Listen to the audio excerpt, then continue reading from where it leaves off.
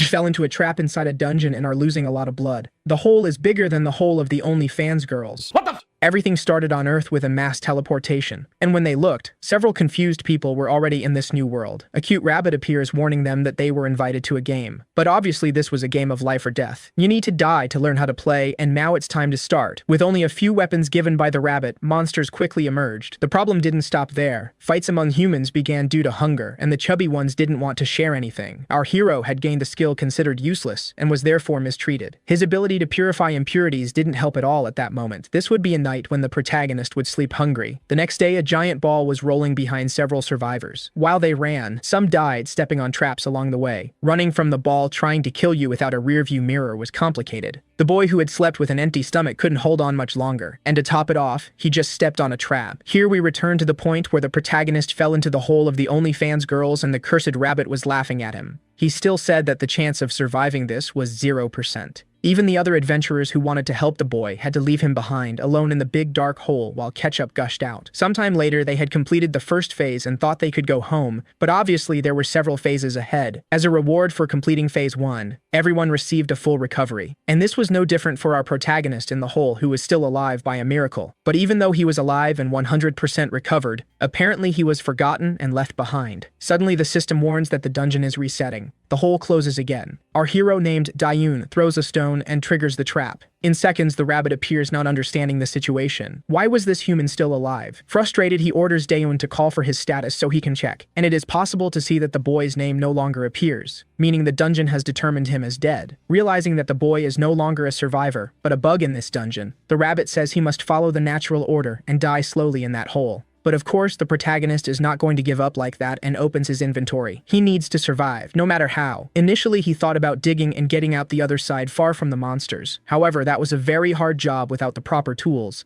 His hands were already full of calluses. Exhausted from the situation and with plenty of time, he wonders if it's possible to store dirt in the inventory. And to everyone's surprise, it is indeed possible. Now with renewed enthusiasm, he digs even more intensely, looking like an excavator. Thanks to the system, he can even see how much he has already dug, until a message appears saying that his first achievement was obtained and he gained a skill. His second skill was digging, and he could dig even faster if its level increased. The boy gets frustrated since he wanted a combat skill. How is he going to tell the others that he has a digging skill? Much later, the curious rabbit, wanting to know if the boy had already become worm food, decides to go down and look for him. Entering the boy's hole, he thinks the body must be nearby, but is surprised as the hole gets wider the further he goes in. And when he sees torches on the cave walls, he starts to panic. Suddenly, he finds the boy calmly whistling with a piece of meat in hand. The boy was not only alive and well fed, he had also made an underground house complete with a bed and dining table. By taking dirt from the inventory and mixing it with a bit of water, he turned it into clay and could mold it into whatever he wanted. The rabbit, still not understanding, questions what the guy is doing. Dayun says he will serve the guests, obviously, but the rabbit doesn't care about that, and says that soon the boy will die alone. Suddenly, everything starts to shake, and it seems that the new participants have just completed phase 1. That is, everything the protagonist just created will disappear because the dungeon is resetting. He starts to run intensely to avoid being buried while the rabbit mocks him, but suddenly the shaking stops. Apparently, the rules of the dungeon no longer apply to the digging boy. The rabbit, still very furious, tells him not to get relaxed because he will probably be buried in the next reset, or even encounter a scary monster underground. Noticing how furious the rabbit is, he questions if the creature can't kill him with its own hands. The rabbit is tied up, he can only eliminate players, and the boy is no longer a player according to the dungeon. Suddenly the wall breaks and a lot of water starts to flood the tunnels. The rabbit gets excited again. The boy is swept away by the current, but returning to the spot, he realizes he will only survive if he plugs the hole. So he starts pulling a lot of dirt from his inventory and covers the hole, but this doesn't last long and starts to leak again. Now forcing his ability, he takes a piece of dirt and shapes it into a brick. Even submerged, he is happy with the result. Shortly after, the rabbit can't stop being impressed. He made a dam using bricks and almost completely sealed off the water passage. Besides solving the initial problem, he also mocked the rabbit, saying he killed 2 birds with 1 stone and solved his water shortage issue. Now excited with his ability to shape dirt, he begins to modify the new well he just created. Soon, a small wall and a lion's head were in the well as decoration, which even helped reduce the water pressure. The system starts to shine, and he completed a new achievement. His reward was fish placed in the well, and now he has infinite food. Everything the boy does makes makes the rabbit more and more irritated. When night fell, he was even roasting the fish he caught in the well. The rabbit is already losing hope while thinking that his magnificent dungeon is being used to roast food. Daeun, having a good heart, again offers food to the rabbit, and he even drools at the delicious smell of the food. But again, furious, he refuses and starts a new argument. Minutes later, the boy had already eaten and was sleeping peacefully in his room that he created himself. The problem was that the smell of the barbecue rose to the surface, and the monsters sensed it. Tremors were felt throughout the cave. Suddenly, a giant boar was in front of the boy who was dreaming of eating pork. In the middle of his dream, he suddenly wakes up and punches the boar in the face because he was still dreaming. But upon truly waking up and looking to the side, he realizes there is a very furious boar staring at him. With nowhere to run, he will have to face the beast. Quickly using his ability to shape dirt, he creates a barrier in front of him to defend against the boar's first strike. Then he takes the opportunity to gain distance and creates a new barrier. This time, it is more resistant. Even so, the creature breaks it with little effort. Furious that the boar just destroyed his room, he decides to use a new technique. A giant stone ball starts to come out of his inventory. The boy holds it with his hands, but obviously can't throw it very far, so he has to run away from the beast again. As he runs, he starts to salivate thinking about the barbecue he could make with that boar. Then he raises another giant wall, and at the same time makes a hole for the boar to get trapped. At that moment, the poor little creature already knew it was going to become barbecue. Our excavator boy would have a nice feast. Then he starts throwing various stones from his inventory to eliminate the pig. The rabbit is once again incredulous. How can the boy use such a useless ability this way? Only now does he realize how dangerous this boy is. The more time passes, the more furious he becomes with this bug in the dungeon. But now it's time to prepare the feast. In just a few minutes, he had completely deboned the boar. Even the animal's skull would be put to use, turning into a high-quality frying pan. This was much lighter, and even had a handle to hold. The rabbit, seeing him store fat, warns that soon more monsters will come down due to all this smoke and smell. But this time Daeun will be prepared. He will use the same method they used at the beginning against him. As soon as the creatures fall, it's certain death. And it didn't take long for the first prey to appear. The rabbit even starts shouting for the creature not to jump, but it was already too late. A new delicious food just fell right in front of him. Could this be an infinite farm of meat? And it didn't stop there. Little by little more of them were attracted. Sensing the smell of the meat, they jumped thinking it would be easy food, but it would be easy food for the protagonist who watched everything excitedly. Now that the meat and water were infinite, our once malnourished boy was starting to gain weight from eating so much. This is because every time the dungeon resets, new pigs fall from the sky. On the surface, one of the guys who left the protagonist behind but had also tried to help him earlier had piled up dozens of pigs after slaughtering them. He even earned an achievement after killing 100 of them, and with it a skill that gave him the strength of a boar. The only problem was leaving all that meat behind. This is because there are toxins in these monsters which makes the meat inedible.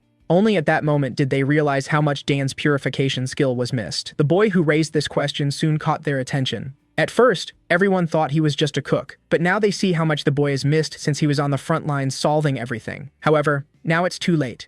Daeun had all the comfort in the world. It was even raining food in his room. The meat was literally infinite, and that made no sense. Do the pig's brains reset along with the dungeon, and do they always fall into the same trap? Suddenly the rabbit gets startled. Daeun was lifting the boar with his own arms. Obviously this must be due to the boar's strength skill since he is killing a boar every 5 minutes infinitely. However, when the dungeon resets for count 2, so he is simply stronger now, but he knows he can earn this skill and get even stronger.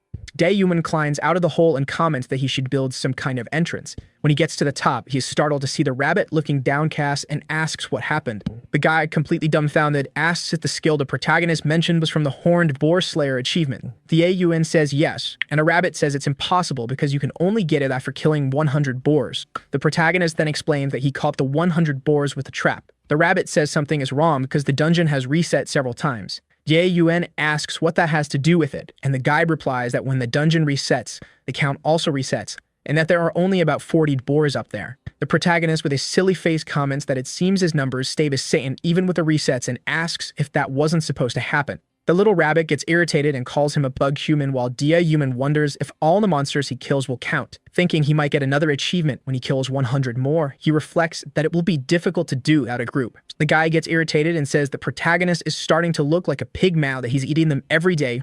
Daeun asks if there's a weight change to how the rabbit doesn't know. Meanwhile, outside it's a beautiful day. On a tree branch, a squirrel walks near a nest. He is gnawing on a bone until he accidentally drops it. Then he quickly descends from the tree. But when he gets down, he sees a hole in the ground near the tree, and he tenses up when he realizes his bone fell straight into that hole. He stares a bit before entering. After a while, he comes out of the small hole. That leads directly into the protagonist's cave. He starts to explore, looking around, and when he gets to the kitchen, He is surprised to see all that. A little further ahead, he finds his bone, and he runs to grab it. But he is surprised to see the carcass of a horned boar. It was love at first sight. Sometime later, he returned to the tree all excited, with a twinkle in his eyes. More time passed, and he returned to the hole. And this repeated day and night, without the other squirrels knowing. And it became routine. He entered the cave all calm, and there were always more bones there. So he ate them all, until he saw something, a bowl full of bones. And he went straight to eat what was in it too. He picked up a bone from the bowl without hesitation. He was a little intrigued by it, but it only took one bite to feel a flavor explosion,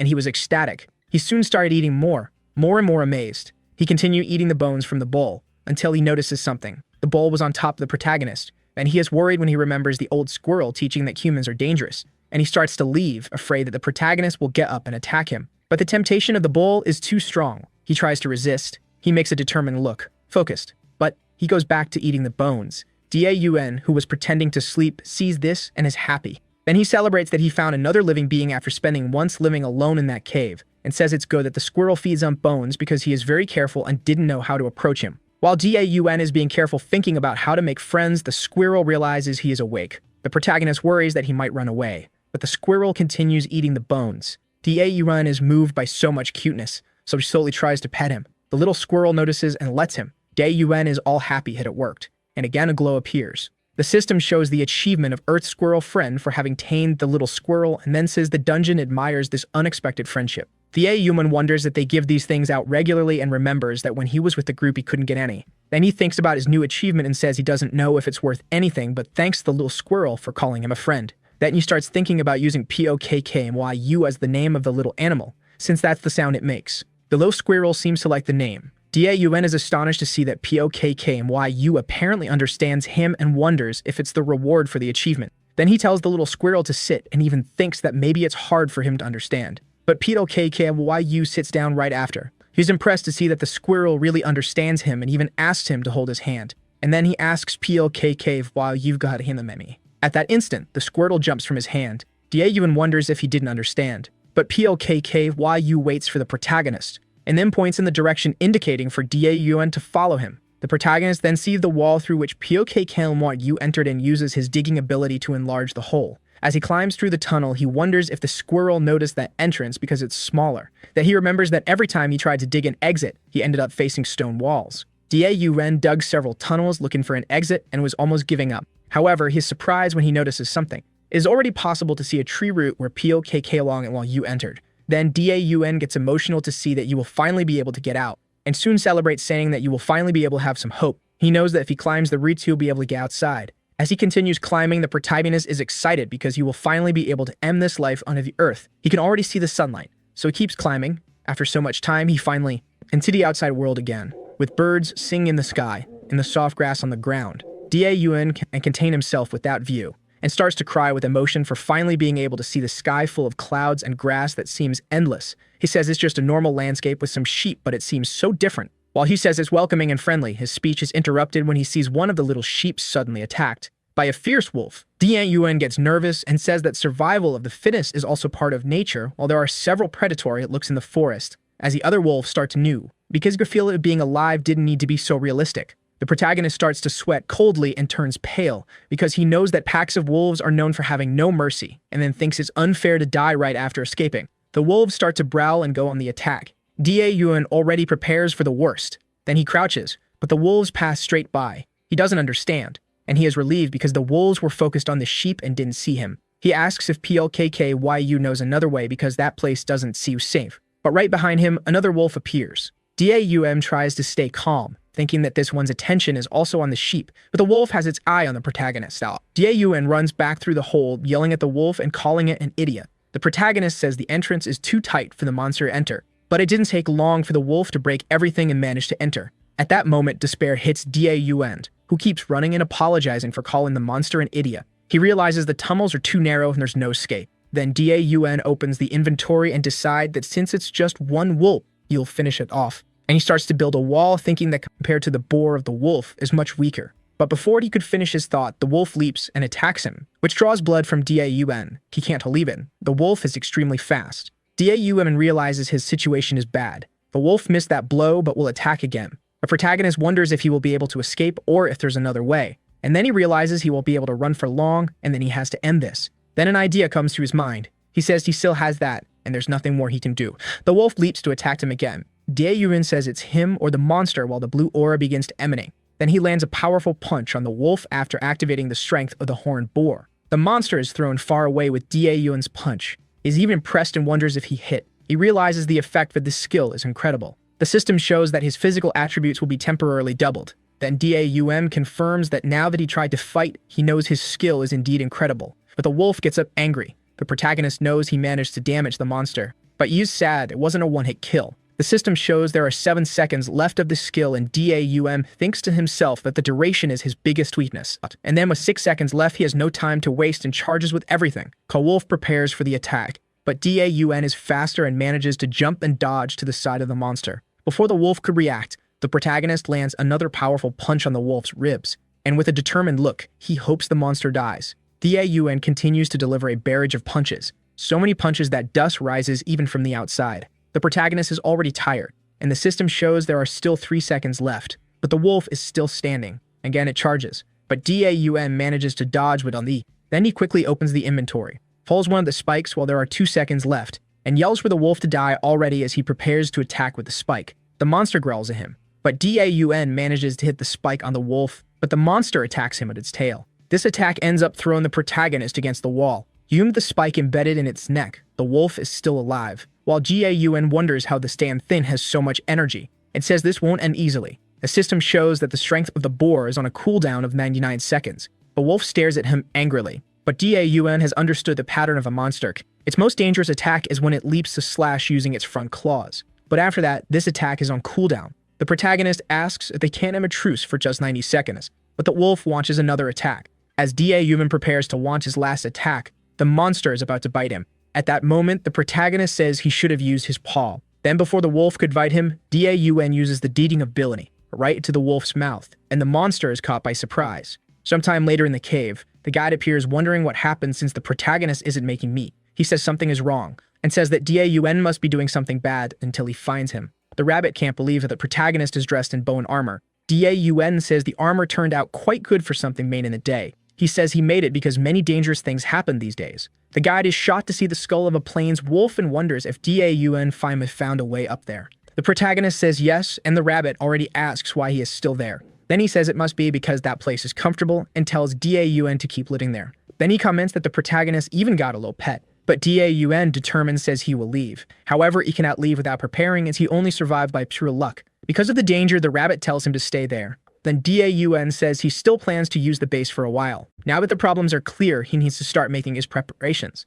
The rabbit asks Dae-Yuin to just give up and die, but ends up leaving the protagonist in a good mood, and the rabbit calls him a curse bug. Sometime later, Dae-Yuin is training with the strength of the boar, lifting weights, and running while thinking to himself that the more he increases his physical stats, the stronger the skill's increase will be. Since he is using the skill a lot, the system shows that its level has increased and even the duration and cooldown have improved. Dae-Yuin reflects that he was lucky last time, wolves move in packs, and even if he tries to face them one by one, there are no guarantees that it will work. He uses a slaughtered boar as a punching bag, while thinking that he has to get stronger. The system shows that the strength of the boar has risen to level 3, making the physical stats stronger, the duration longer, and the cooldown shorter again. Then he activates the skill and delivers a series of punches to the boar. Dae-Yuin lands a powerful punch. With a determined look, he says he will no longer run away. In the forests, some wolves are quite carefree until they notice something coming their way. Suddenly, Dae-Yuin jumps out of the bushes. He is happy to find only 2 wolves. Then the protagonist activates the strength of the boar and throws a thorn at one of them.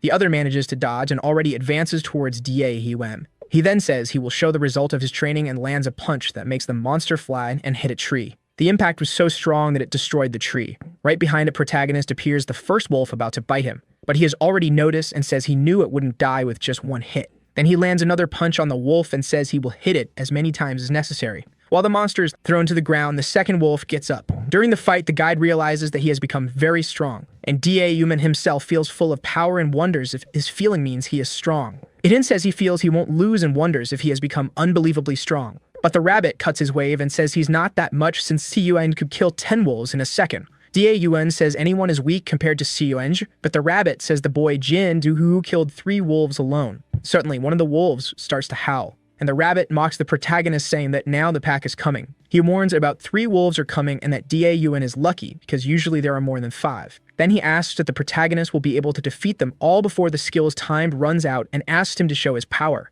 Daun then asks if the guy knows what the best part of his skill is. Then he says it's the increase in physical staff that is now at 2.4x, which means he can run away 2.4x faster than normal. The guide is incredulous and asks if he's really going to run away. Then he asks if the protagonist doesn't have the honor to face them, but Daun says he only cares about something called life. Right after that, he jumps back into the cave hole. The rabbit says that usually players get obsessed and fight so much that they end up dying. Then he gets angry and tells the wolves to attack that hole, but Daun makes an earth wall and prevents them from entering. The monsters even try to dig, but it doesn't work, leaving the guide trembling with rage. He yells calling the protagonist a damned bug player and swears that one day he will kill him. Inside the cave, Daun says he managed to find some isolated wolves thanks to POK and you, but now that they are in a pack, it's not easy to deal with and then wonders what to do. He made 7 escape routes in the area where there are no stone walls and now knows he can withstand fighting more than 2 wolves. But he is worried that something unexpected will happen like last time and he won't be able to close the entrance in time.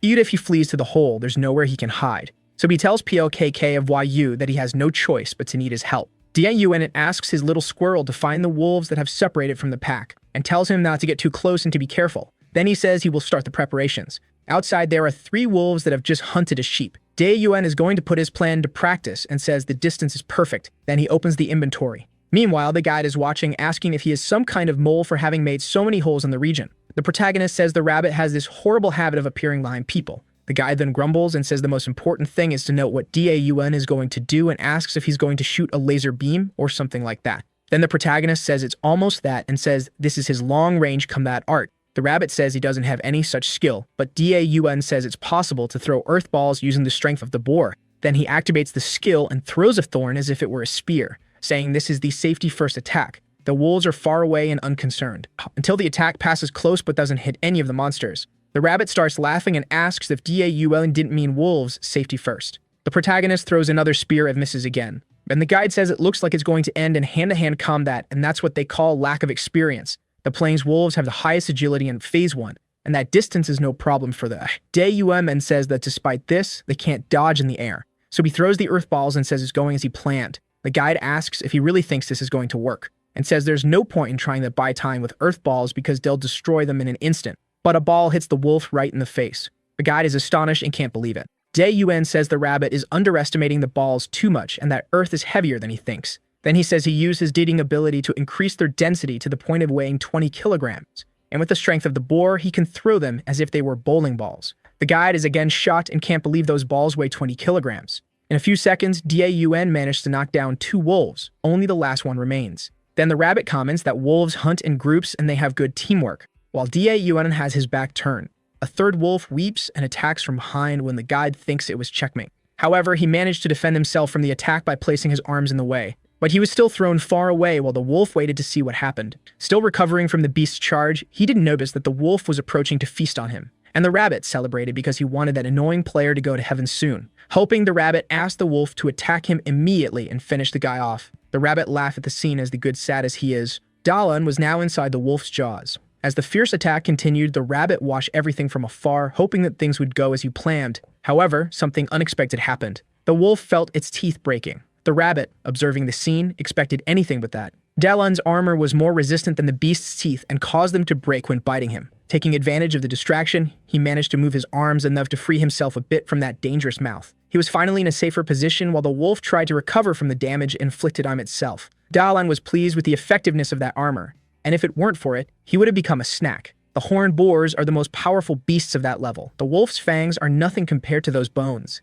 Even so, the force was felt by the guy's body and he suffered moderate damage. The status window signaled that he still had 8 seconds to use the boar's ability. At that moment, he tried to regain his calm to plan an attack. The time was more than enough, and he started manipulating something in his hands. Daun, with the earth sphere, assumed the posture to throw it at the wolf. Finally, he was prepared to do it. With the wolf in his sights, Daun threw the projectile towards the injured wolf. A great explosion occurred in the forest. The rabbit, still watching, didn't like the way things had turned out. He then asked if the guy had finished off a wolf that lay in front of him. Definitely, this was not the result desired by the rabbit, who wanted the player in the wolf's place. Daun's strategy was to use a chain of tunnels, attack stray wolves, and then flee. That strategy is definitely efficient. But at a certain point, they began to be vigilant with the tunnels. They just didn't expect to be watched by the squirrel, who promptly relayed the information to his friend. Using it, he took the opportunity to train when an attack became too risky. The training caused his skill to level up more and more until the wolves were no longer able to resist. The forest apparently was at peace, but within it, Dalan was controlling the wolf population.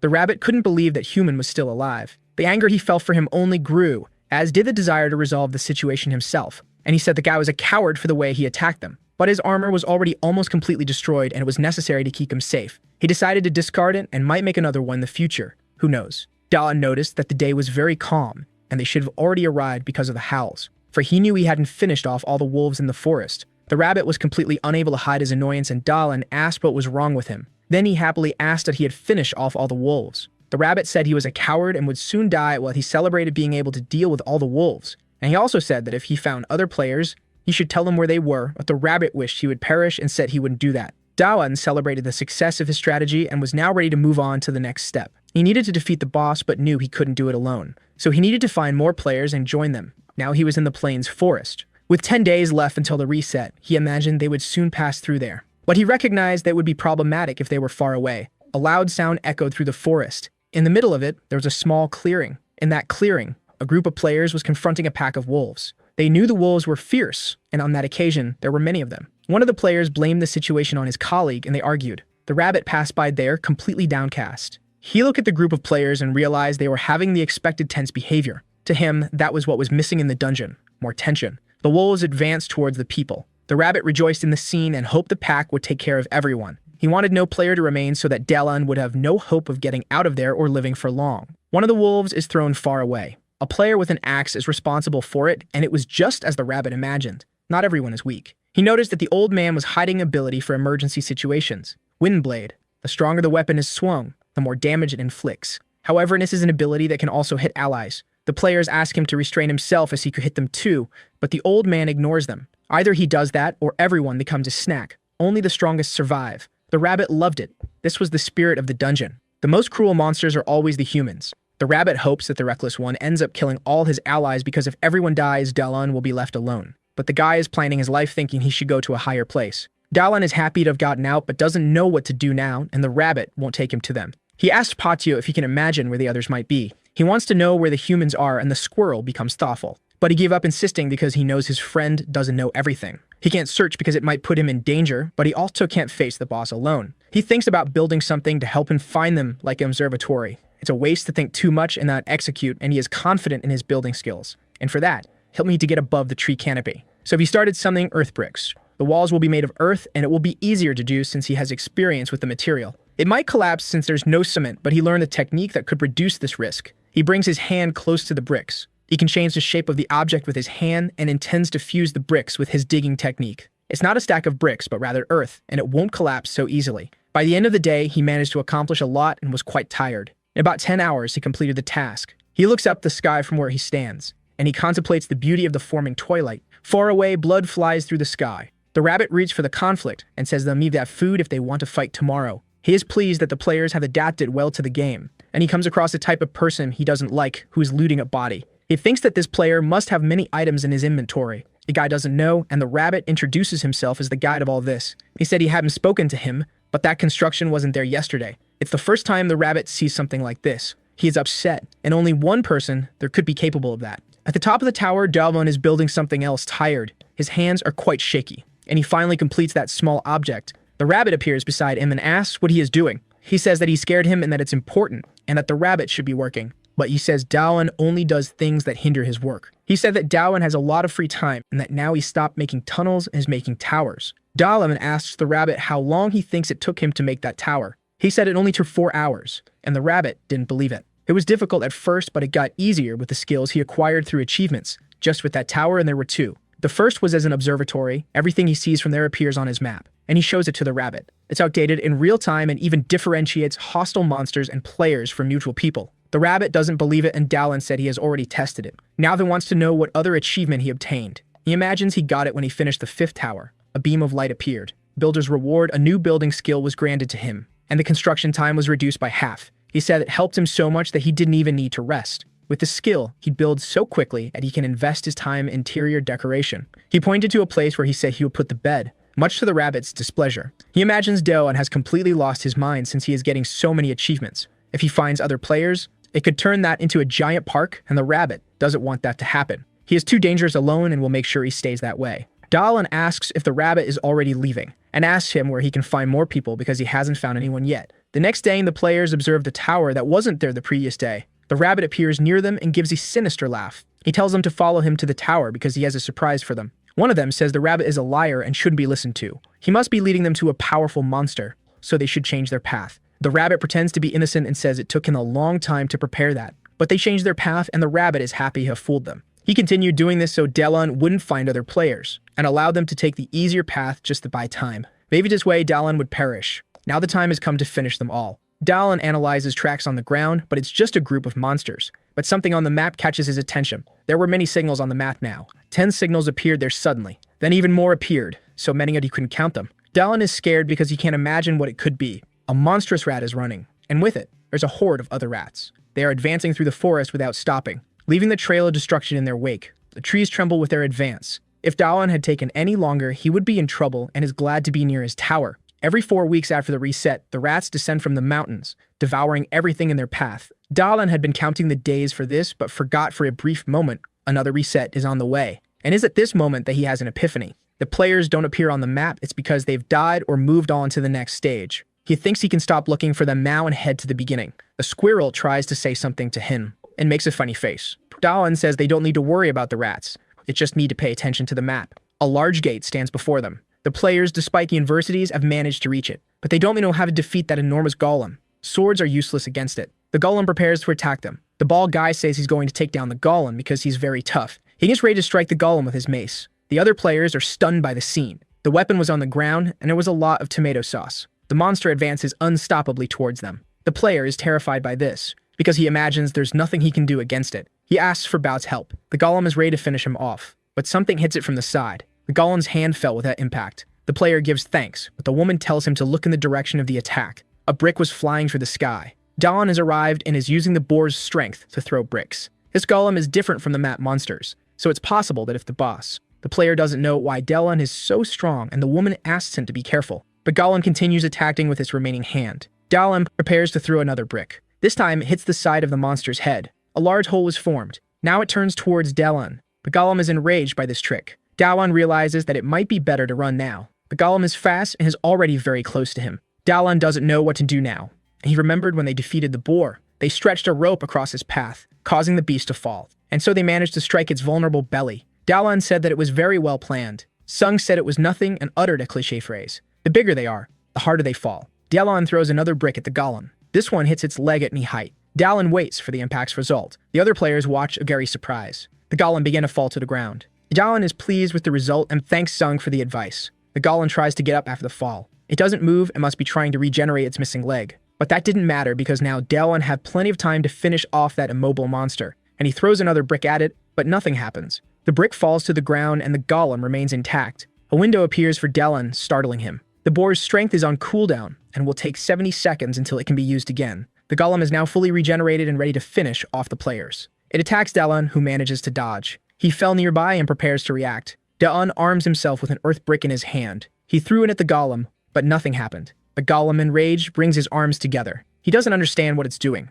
The monster begins to concentrate its strength and prepares to strike the ground with all his might. He slams the ground, causing the earth to tremble. The other players are terrified and wonder what happened to the guy. But Wonin still holds out hope that nothing has happened and thinks they shouldn't just stand there watching. Her companion is too scared to think of anything. There's not much that can be done against that thing. The woman runs toward the golem. The guy yells, asking what she's going to do. Daba knows he just needs a little more time, and something hits the golem's face from a distance. The woman is there now, protecting him. She wants to know what she can do to help him defeat that thing. Davin says he just needs 1 more minute, nothing more. That's too much time and she wants to know if 10 seconds will do. But Dalan can't do anything about the time and warns her of the imminent danger. The golem is about to strike her now. He executes his strike without mercy. The woman closes her eyes, fearing the worst.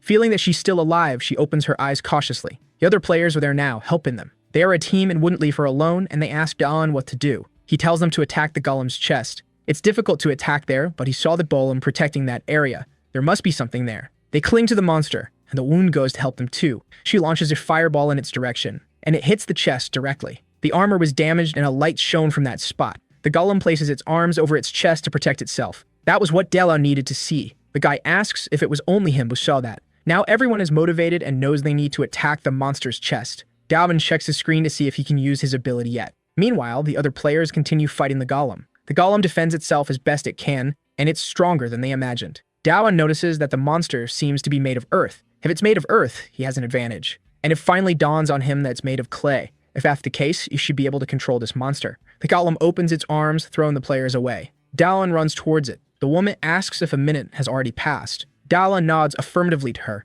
It's been a long time, he just didn't have enough information to attack. The golem regenerates, so it needed to be studied. And those people risk themselves, so he could react. The time he gained allowed him to plan his attack. He's grateful to them for their effort. He crouches down, is already using the boar's strength. He jumped towards the golem with it. The players watch Dalvin in amazement. The woman also can't believe what she's seen. Dalvin is high up, heading towards the golem. He prepares one of his hands to attack, and manages to pierce his chest, going right through it. He alerts back as the beast loses its balance. The golem now collapses into a great pile of earth. Dalvin is pleased that his strategy worked. The other players also celebrate. The woman is happy that everything worked out. Now his digging ability has reached level 9. The experience was so much that he also reached level 10. The boar's strength is now at level 5. The players go to him, cheering him on as they manage to defeat that beast. The rabbit is furious with their success. He burns with hatred for Dylan. The players begin to complain to the rabbit, who promised to send him home as soon as they defeated the boss. He's upset that Dylan's ability worked on the golem. He's deeply irritated by this. He says the game isn't over and that they have to go to the next stage soon.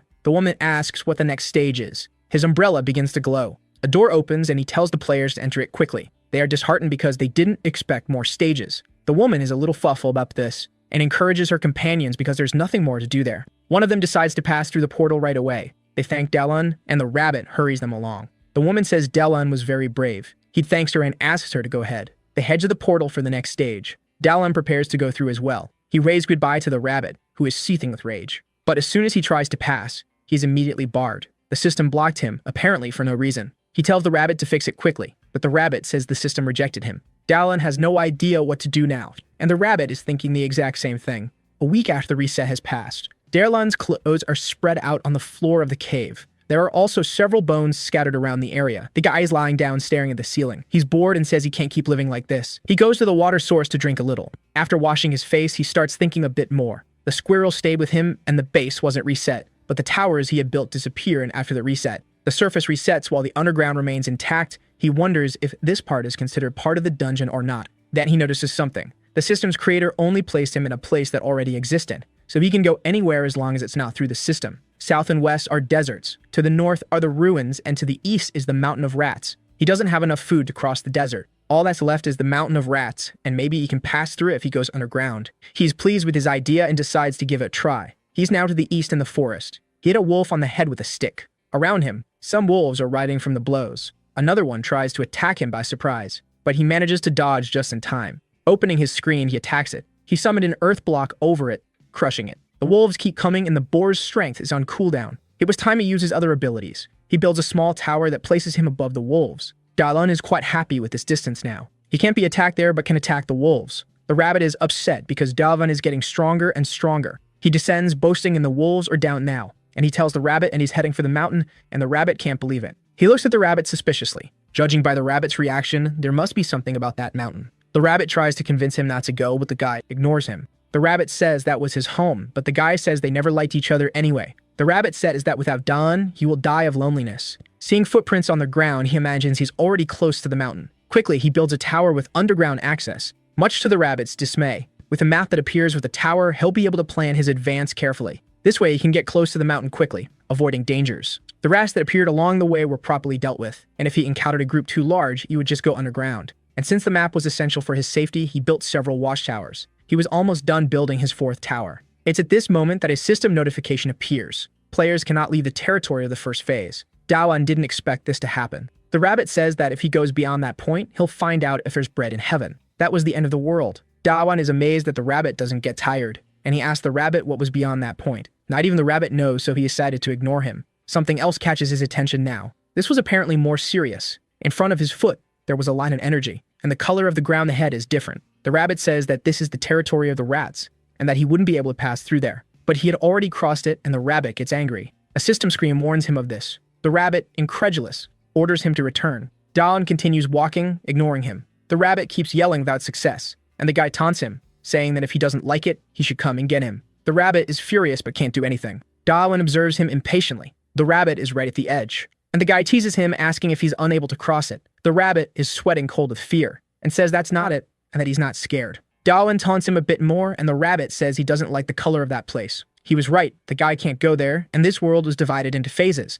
It's possible that the reset doesn't work in that area. He wanted to confirm this, and the rabbit decides to run away. The guy would like to ask a few questions, but prefers the rabbit far away anyway. He has 2 weeks until the reset, and will build some towers until then. If nothing resets, his life will become much easier, and he'll be able to reach the other side quickly. If everything goes as he suspects, he'll be able to leave that dungeon forever. He built a tower, and is working on the second one. He worked for 3 hours, and is now hungry. He's checking what items he has in his inventory. Something on the list caught his attention. There it was, the golem core that he hadn't even noticed he had received. He imagines that with that core, he can make his own golem. He's at the base of the mountain now because he's worried it might attract puny monsters on the surface. The tunnel isn't very tall, so he thinks about making the golem differently. It doesn't need to have a human appearance, and if it's quadrupedal, it will move more easily. He's thinking of making an elephant now. He draws the design on the ground and prepares to create it. He summons some blocks of earth, and with his hands, he begins to shape the golem. The squirrel gives his hard work and fret in the discreet pat, and Dawn pats him back. With the final touch, the golem is finished. Dawn is pleased with what he's made, but as soon as he's done, the sand elephant collapses. He thought the belly gave way due to a lack of structure. He decides to make it slimmer even if it looks strange. An hour later, it's completed and he's very tired. It now has 2 extra legs and an empty space that can be used to carry things. A spider elephant golem is ready. He climbs onto the golem's back and prepares to implant the core into it. He places it inside its forehead. He gets down from the golem afterward and positions himself in front of it, waiting for any reaction. After some time, nothing happens. Dawn wonders what could have gone wrong. Then the golem's eyes begin to glow intensely. The elephant rises and makes a loud noise. He earned another achievement, Golem Builder. It will follow and obey him. The guy is quite pleased with his golem now, and he thinks about giving it his first order. He commands it to sit like a dog. The golem lowers itself as best it can to obey the command, much to Dawn's delight. Then he climbs up his trunk, and on top of his head. He exclaims how incredible this is. He commands the creature to stand up again, obeying every command that's going to be very useful. Now Dylan becomes a little pensive. The squirrel wants to know what that was all about, and the guy says they need to go somewhere. The golem is ready to obey, and Dylan says his golem means a brother now. The rabbit is in front of the players, wishing them luck in the fight against the boss. They still have doubts about whether they'll be able to return home after this. The strong light blinds them momentarily. They open their eyes to see what's there, and there's nothing, just a mass of destroyed earth. The rabbit can't believe what he's seeing. Then he remembers Dylan. He's furious, and the players ask if they can go home now. The guy flees with his golem. The tunnel he made with his ability leads him from the mountain to the ruins. It took a week of work, but it was worth every drop of sweat. He can't wait to get back to his base. He finally arrives at the Mountain of Death. It took him 2 hours to return, a very reasonable time. He opens his system screen to view the item. He's thinking about what kind of golem to make this time. He's considering making one for combat, a bite with sturdy arms. He already knows what he's going to do. Time passes and the day is breaking. He should have made the elephant this way. It wouldn't have collapsed after being completed. He extends the cords of his construction, and he names it the Fierce Gorilla. The gorilla's eyes begin to glow intensely. He shouts with excitement. It worked. He gives it a few commands, and tells it to be cautious with the ceiling. Afterward, he introduces one golem to the other. The squirrel is very happy, and Dylan says he's the oldest one here, and he wants to see how strong they both are. Outside the tower, many rats are moving around. Some of them start to notice something happening. A noise is coming from the entrance of the tower. Soon the golems emerge with Dylan. The rats immediately become enraged. They charge at the golems, and Dylan gives a simple order: attack. The gorilla leaps towards the rats. It raises its powerful arms, striking the ground with great force. The rats are stunned, and the rest try to attack, but the gorilla sweeps them away as if they were nothing. And it continues like this, practically unstoppable. The guy watches the strength of the level 1 boss and all. The gorilla continues pounding the rats with its fists. Instead of decreasing, the rats keep coming in greater numbers, and some of them are already climbing onto the elephant. He orders the elephant to react and prevent the rats from climbing. It begins to stomp the ground violently, but the rats are too many and are starting to surround them. The guy realizes he needs to attack in a different way, and he thinks about attacking on a larger scale. Then he has another epiphany about how to defend himself. He tosses an item to the gorilla. The gorilla grabs a large block of sand in one of its hands. Dylan orders it to throw it. The gorilla prepares to launch the object. It flies far and high into the sky. The block crashes violently on the rats. Dylan is pleased with the result and asks the elephant to move closer to the gorilla. Then the guy climbs onto the other golem. Now he asks the gorilla to extend its hand. This way he can place the cues quickly, and orders the golem to continue attacking the rats. And so it does, using the cues. Each throw crushes several rats. Dylan keeps supplying cues to his golem, which hurls them at the rats. Though it's an interesting solution, he had an even better idea. With the elephant close to them, he took advantage of its empty space to fill it with blocks. Now the gorilla's attack was even faster. Quickly, most of the rats had been dealt with. A message appears on his screen, warning that the dungeon is about to reset. Da'an wasn't expecting the dungeon to reset. The ground starts to tremble as soon as the message appears. The rats begin to screech as if something is happening to them. They flee as if they've gone mad, sparking the guy's curiosity because they seem afraid of something. The little squirrel also seems scared of something, and Da'an tries to console his friend. A squirrel tries to tell him something about the approaching danger. He knows that during the last reset, his little friend wasn't scared, but this time it's different. He opens his mini-map to see if he can find anything that might explain this unexpected reaction. At first, there's nothing unusual happening, but the area surrounding the first phase is starting to darken, and the towers that have begun to disappear. You know everything is vanishing, the area still appears to be safe. However, something in particular catches the guide's attention. Several points appeared around the border. They seem to be monsters. Da'an calls his golems. They need to leave that place now. He orders the elephant to go underground and the gorilla to climb the tower. Now he and the gorilla are up high observing the surroundings. The earlier chamber was an earthquake, to his relief. That sound was much easier to explain. It was the sound of all the monsters from the first phase moving underground. Da'an can't let this opportunity slip by. This is the perfect chance for him to refine his abilities, and he starts using the boar's strength. After doing so, he also summons some earth cubes, and ordered the gorilla to throw the cubes at the monsters. It would be his bazooka. All he had to do was create a block that the gorilla could lift with its ability, and the two of them start hurling the blocks from the top of the tower. The low rat looks up suspiciously. A massive block of earth is descending from the sky toward the monsters. They fall like meteors, and there's nothing the rodents can do to avoid them. The goal wasn't to eliminate the monsters, but to refine Da'an's ability. Because of the ability's cooldown, it wasn't easy to level it up like the digging ability. This time it was different because he could use it for an extended period in a safe place. A golden opportunity. The rats writhe in agony as the boulders rain down on their heads. They gather in one spot, trying to form a living tower. It grows rapidly, reaching towards the tower of the void belt. And you realize what they were doing and that it would be very difficult to hit them now, as it might damage the structure. However, there's no other option but to bring them down. Turning to the little squirrel, he says he's going to nip that problem in the bud, striking a living tower at a critical point. The rats begin to lose their balance and their tower becomes unstable. The rats fall to the ground, defeated by Da'an's stones. Focused on finishing what he started, he concentrates even more, preparing to use his digging ability. He uses it to create a large object in front of him. He'll continue repeating this pattern as long as he can. He prepares his hand to use more of his ability. In front of him now is a block decorated with numerous spikes. He says the gorilla can do its job with that. The beast lifts the spike block with its immense strength, and using its power, it hurls it toward the monsters below. The spiked hume spins rapidly in the air. Its fall was intense, leaving a trail of destruction in its wake. A large trench was created by the impact, clearing the rats that were in the block's path. Da'an is amazed that this idea was so effective. The light discreetly appears in front of him. The system informs him that he has finally mastered the digging ability. He never imagined there would be a level beyond 10, and the boar's strength is now a level 7. From the top of his tower, he concludes that all of this has been very productive. He wants to leave the tower and tells his little squirrel that they're heading back to the base. Mag is approaching in this barren land.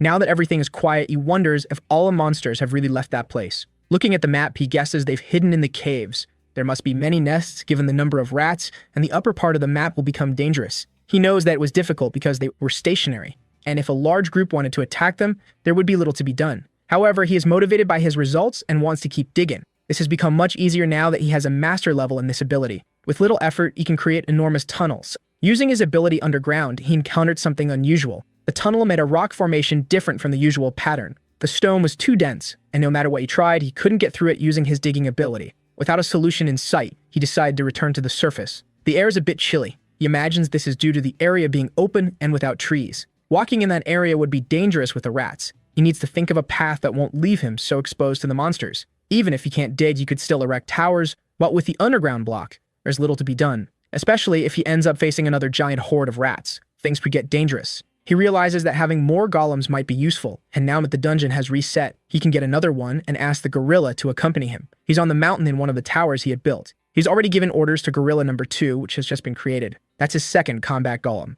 While the gorilla fought against the boss, it was easy to get the unprotected core, and once he has more golems, he won't even need to interfere in combat. And with his digging ability at the master level, things have become more practical. This way, he can train his bore strength ability, because he's able to produce larger and consequently heavier blocks. With their weight, most monsters won't be a problem at all. However, it's possible that a more dangerous monster exists, so caution is still necessary. Being careful, all he needs to do is plan, especially now that he has 3 golems with him. After a lot of digging, he decided to return to the surface. Once there, he began shivering from the cold almost instantly. The cold was so intense that he even sneezed as if he was already catching the cold. And since he's on the mountain, the altitude makes the place colder than the surroundings. Opening his inventory to search for items, he pulled out the horned boar's hide and used it as a blanket to shield himself from the cold wind. The low squirrel was there with him, bumbling up. The coziness was so much that it put his little friend to sleep. The scene was cute enough to bring him joy. After a while, he asked the golems to stop marching, and once they stopped moving, there wasn't as much wind to make him feel cold. Dallin imagines that if he made a roof on the elephant, it could solve his problem with the excessive cold wind, and decided to put his idea into practice. Climbing down, he ordered the gorillas to secure the perimeter. He started handling the clay to shape what he wanted to create. Then he used his digging ability, but something unexpected began to happen in front of him. Making something thin like that was impossible before, but now that he's at a master level in this ability, he managed it. It was not only thin, but also extremely smooth, not even resembling ceramic. Pressing it with his fingertip, the piece broke because it had become too thin, compromising its hardness. Analyzing the piece, he realizes the edges need to be thicker to prevent it from breaking. Even so, he couldn't make a piece that was strong enough. After many attempts, he finally managed to create a result that wasn't excessively thin. Now with the piece thicker, he wonders if it would be a problem if it fell. He spends a few moments deep in thought, imagining what might happen. It was then that his thoughts led him to a conclusion. He should shake the piece as an arched dome. This way it would resist its own weight and provide better protection. Now he was hunched over it, thinking about where he could improve it. With the piece ready, he asked one of the gorillas to carefully place the object on the elephant. Now the elephant had a well-crafted roof capable of protecting its occupants from the elements.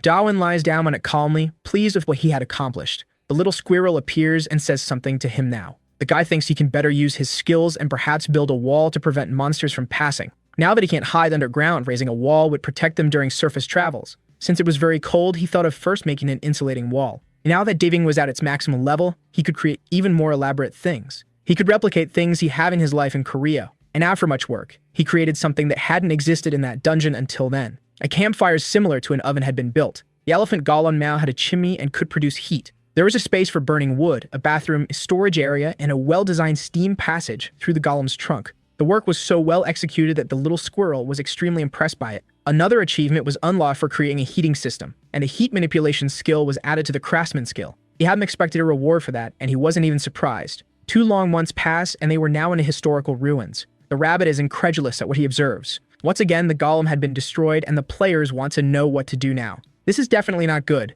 Dallin continues to collect the item from the level 1 boss. If things keep going this way, his superiors will start to complain. At his base, the guy just laments a little that he can't show what he's made to anyone else. If the rabbit were there, he would show him his entire army of golems, which now numbers 5. The group of golems advances up the mountain. The guy is inside the mobile home and his elephant has become. Through the window, he doesn't see any rats and assumes it's because they're now high on the mountain. If they continue at this pace and without any unforeseen events, they'll soon reach the top. He finally dismounted from his elephant, and contemplating the horizon line, he was quite impressed with what he could see from there. The mountain range formed a beautiful landscape as seen from that spot. Perhaps that's why people enjoy hiking. The scenery is not only beautiful, but also takes you to places with refreshing air. He looks back for a moment, and something immediately catches his attention. In the distance, it's possible to see a fort, and he doesn't know why that structure is there. Now he's wondering what that could be. As he gets closer, his doubts only grow about why the historical ruins are in that place. He was far from the location of the first phase, and now he wants to know why it's called a historical ruin. Since it's the rabbit and calls it that, he doesn't know the reason but assumes it must have been built a long time ago.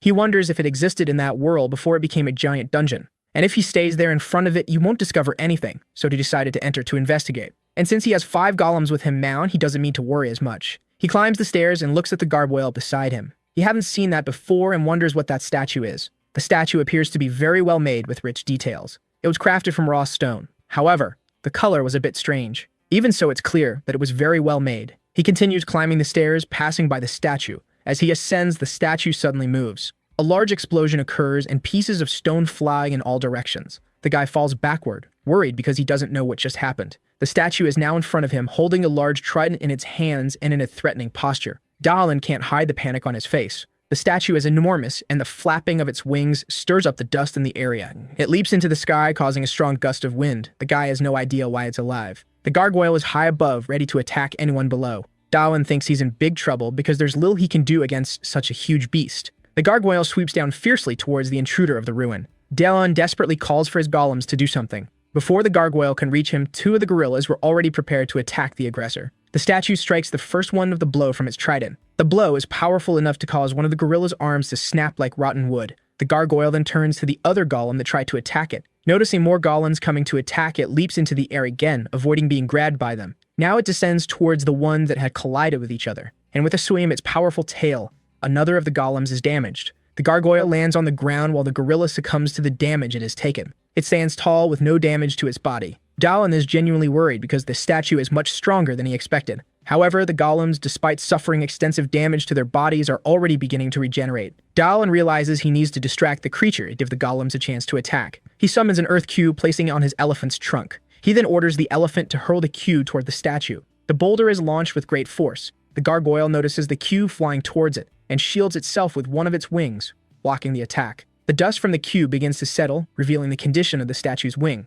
Despite the impact, it hadn't suffered any damage. Dallin realizes that the strength of the earth he's throwing is nothing compared to the resistance of the stones the gargoyle is made of. And that's all he can do right now, nothing more. Thinking quickly, he uses his abilities once again. The elephant shoots another massive earth cube at the statue. Once again, the statue defends itself with one of its wings. He then orders his gorillas to attack the creature. The statue is grabbed by them, becoming immobilized. The stone dragon begins to writhe, and by spinning rapidly, it manages to break free from the gorilla's grasp, sending them flying. Dallin had hoped the gorillas would be able to hold it off for a bit, but at this rate, they'll turn to dust and he doesn't know what to do. The guy hears a faint voice. One of the gorillas stands up resolutely. He doesn't understand at first what is happening. The gorilla roars fiercely at the statue. It manages to grab it from behind, successfully immobilizing it. Dallin observes the cleverness of the fourth gorilla. Seeing what was happening in front of him, he orders the remaining golems to flee the area. They manage to escape while the last gorilla holds the gargoyle in place. This was far from ideal. The situation was merely catastrophic. They're now close to the summit of the northern mountain, and the gargoyle hasn't followed them there. It's a miracle.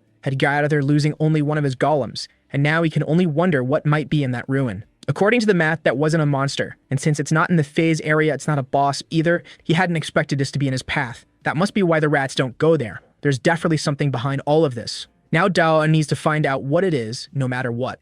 Another month has passed in that place, and he remains on the Mountain of Death. Amidst the land of rocks and various boulders, the guy works tirelessly. But no matter how hard he tries, it seems impossible to make any progress. He's already frustrated because that stone is impossible to mine. The guy tries to calm down because he knows he can't lose his sanity in this place. A bit calmer, he looks at the ground. He observes the tool he was using to try to mine the stone as he's planning his revenge against the gargoyle. And to understand the preparations he's been making, it's necessary to go back to the beginning, about a month ago. He was in the forest and found what seemed to be a large hammer. Someone might have abandoned that item there, a metal hammer, and he had only returned to that place to make more golems. What he learned from the battle was that earth golems are ineffective against beasts made of stone. He needed something that was tougher than stone since his golems couldn't do it. And after thinking a lot about the subject, he decided to create weapons that the golems could use. Finding the hammer ended up being a fortunate discovery in that land. The mountain peaks decorate the horizon line. The hammer was too small for the golems to use as a weapon, but he had found a material that could be shaped into one. He opened his inventory to use some of the items he had.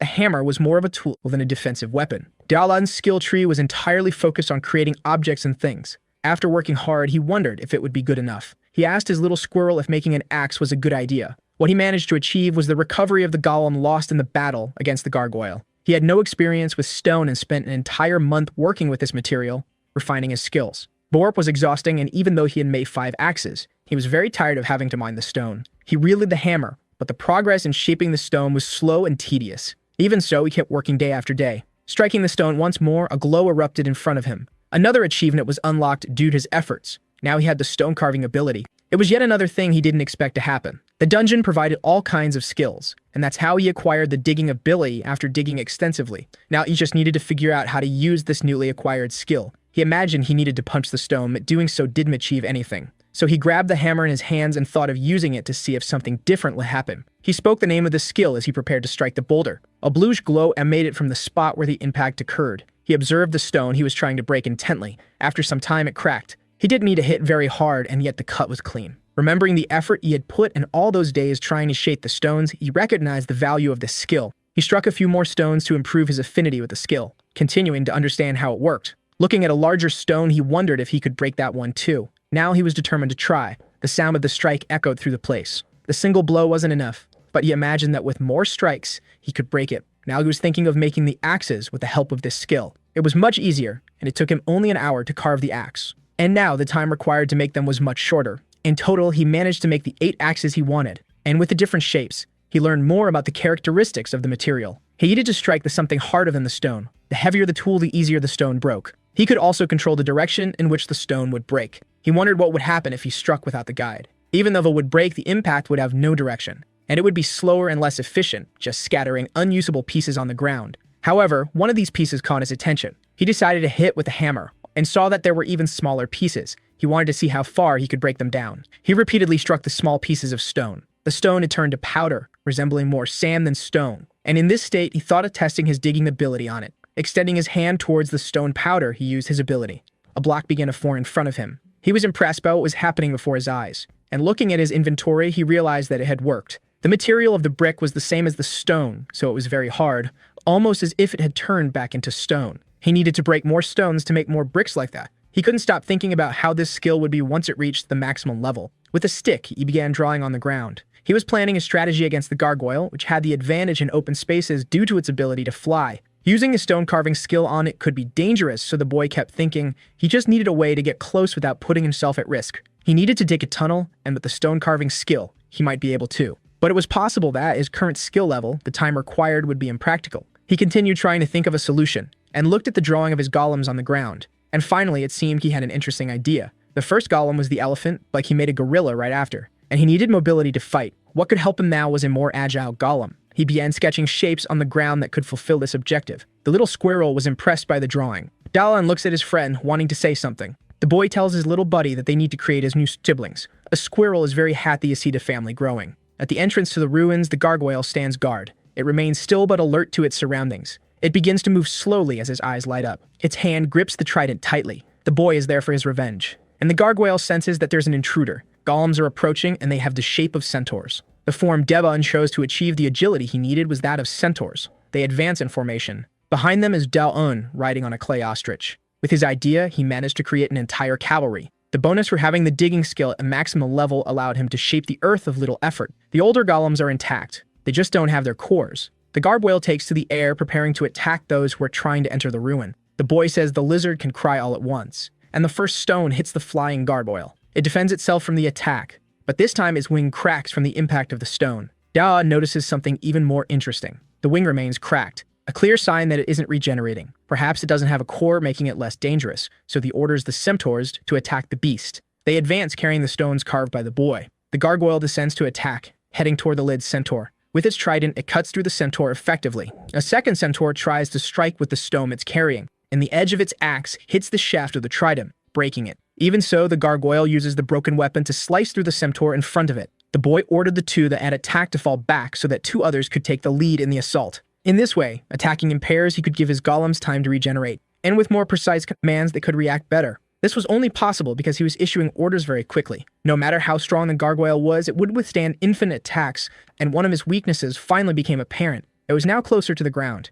Its feet were almost touching the soil, and Dalan ordered his golems to grab the gargoyle's legs. It tried to take off again, but the golems were pulling it down. The boy advances toward the battle, mounted on his ostrich, and he remembers his friend's advice about the size of monsters. Because the bigger they are, the harder they fall. He remembers this saying and is focused on the statue's defeat. Closer to the battle, he creates a staircase that blocks of earth. Getting closer, he reinforced the command to pull it down with more force. After some struggle, the gargoyle was thrown to the ground. While it's held down by the centaurs, Dawan leaps toward the gargoyle. He opens his inventory while still in the air, and attacks it by releasing several blocks he was carrying. The gargoyle is being buried by the stone blocks. The impact is violent, and the golems ensure it doesn't escape during the process. The gargoyle tries to move, but the successive impacts make it difficult. It attempts to flee once the stone blocks have fallen. But the boy now summons his earthen bricks, and more blocks fall on the gargoyle's head. Dawan notices that the gargoyle is breaking the blocks with its mouth before they can hit it. There are many auctions left, so he opens his inventory once more,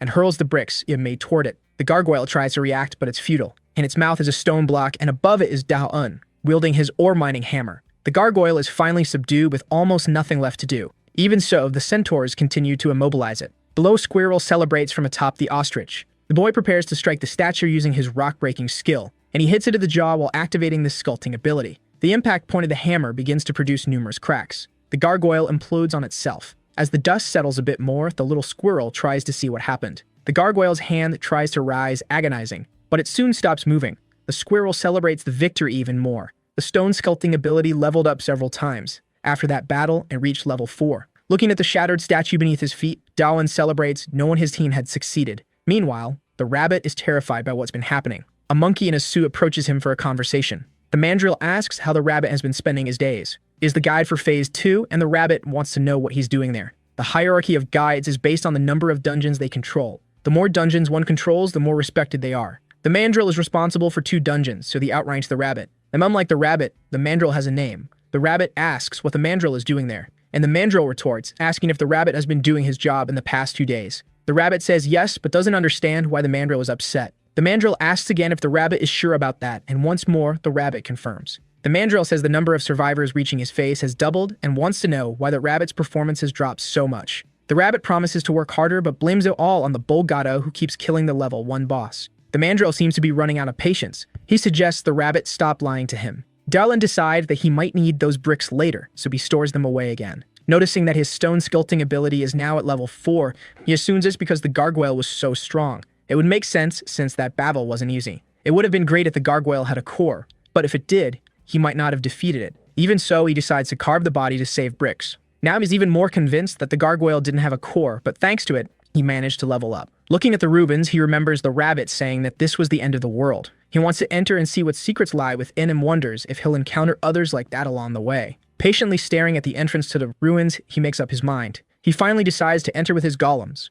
He called out to golem number 3, who was lagging behind. After his short march, he was impressed by something he saw. The rabbit tries to evade, saying he's an honest rabbit and wouldn't lie. The mandrill keeps laughing but says he's already figured everything out. He's talking about the exile who defied fate, Dallin. The rabbit is in trouble and the worst possible person has discovered it. Dallin is trying to purify the place with his ability. He noticed that the place doesn't reset at all, and he can explain why there are so many bones in that corridor. There are many carcasses, and he's starting to get a bit worried. One of the centaurs steps on a plate in the floor that sinks. This triggers a barrage of arrows that hit it in the head. He didn't expect to find traps there, but he's glad he sent one of the golems ahead. The golem looks at him, riddled with arrows, which is a bit bizarre. Even so, the golems aren't hurt because they regenerate. Seeing this, Dallin praises their work. Then he orders them to break the walls so he doesn't have to worry about hitting the arrows. The arrow falls to the ground nearly broken. The boy praises his golems and suggests they take a break now. With them stopped, he begins to remove the arrows one by one. He finally removed the last arrow. The golems start celebrating while he examines the arrows he removed. They are so old that they're falling apart. In the other traps, instead of liquid oil, solid oil fell, and some magic circles couldn't activate due to excessive mold. The boy wonders how many years that place has been abandoned. The squirrel is pacing in circles, passing the time. It suddenly stops, and Dallin asks his little friend if something happened. The squirrel runs off, and the boy follows. Seeing enter a small hole, he says that's a dead end. He then orders the golems to tear down the wall in front of him. They strike it together with devastating force. The power is so great that the boy thinks the heavens are on his side. And soon, his eyes widen. The squirrel points to something. There's an enormous gate, and he wonders if it's a hall where the boss is hiding. Running his hands over the gate, he senses that the boss there has already been defeated. Even so, he decides to use the boar's strength at that moment. He looks through a crack calmly, but soon his whole face is illuminated by what he sees. In front of him is a massive dragon skeleton. The little squirrel is in love with all those bones, but the boy holds it back, realizing the squirrel has a strong interest in bones. Not knowing what could happen, he orders his golems to enter as well and stay with him. Dallin told the little squirrel to be quieter because, in the worst-case scenario, they might have to flee. As he approached the dragon bones, he remarked that they were much more interesting when seen up close. He continued to hold back the excited squirrel. There was an interesting box nearby, but it seemed like a complicated night. Something was written in Hebrew on its lid which caught the boy's attention. He lived once more at the table, and a strong light overwhelmed his vision. The brightness caused him to fall to the ground, and he wondered if it was a trap. The light became increasingly complex, and the symbols began organizing themselves in the air. The boy watched it all unfold before him, unable to understand. The letters were now in a language he could comprehend, and they were calling him the Chosen One. Assuming it was addressing him, the screen confirmed it was indeed speaking to him. The boy stood up, startled, and asked who was speaking. The screen responded that it was the ruler of that place and that the hall he was in belonged to it. The boy asked if this being was the dragon whose bones were there. A screen confirmed, stating that the dragon was merely hibernating. The boy joked, saying it looked more like the dragon was in eternal sleep. A screen explained that this didn't apply to dragons and that after its battle, its life force was depleted. To the boy, that just sounded like a fancy way of saying the dragon was dead.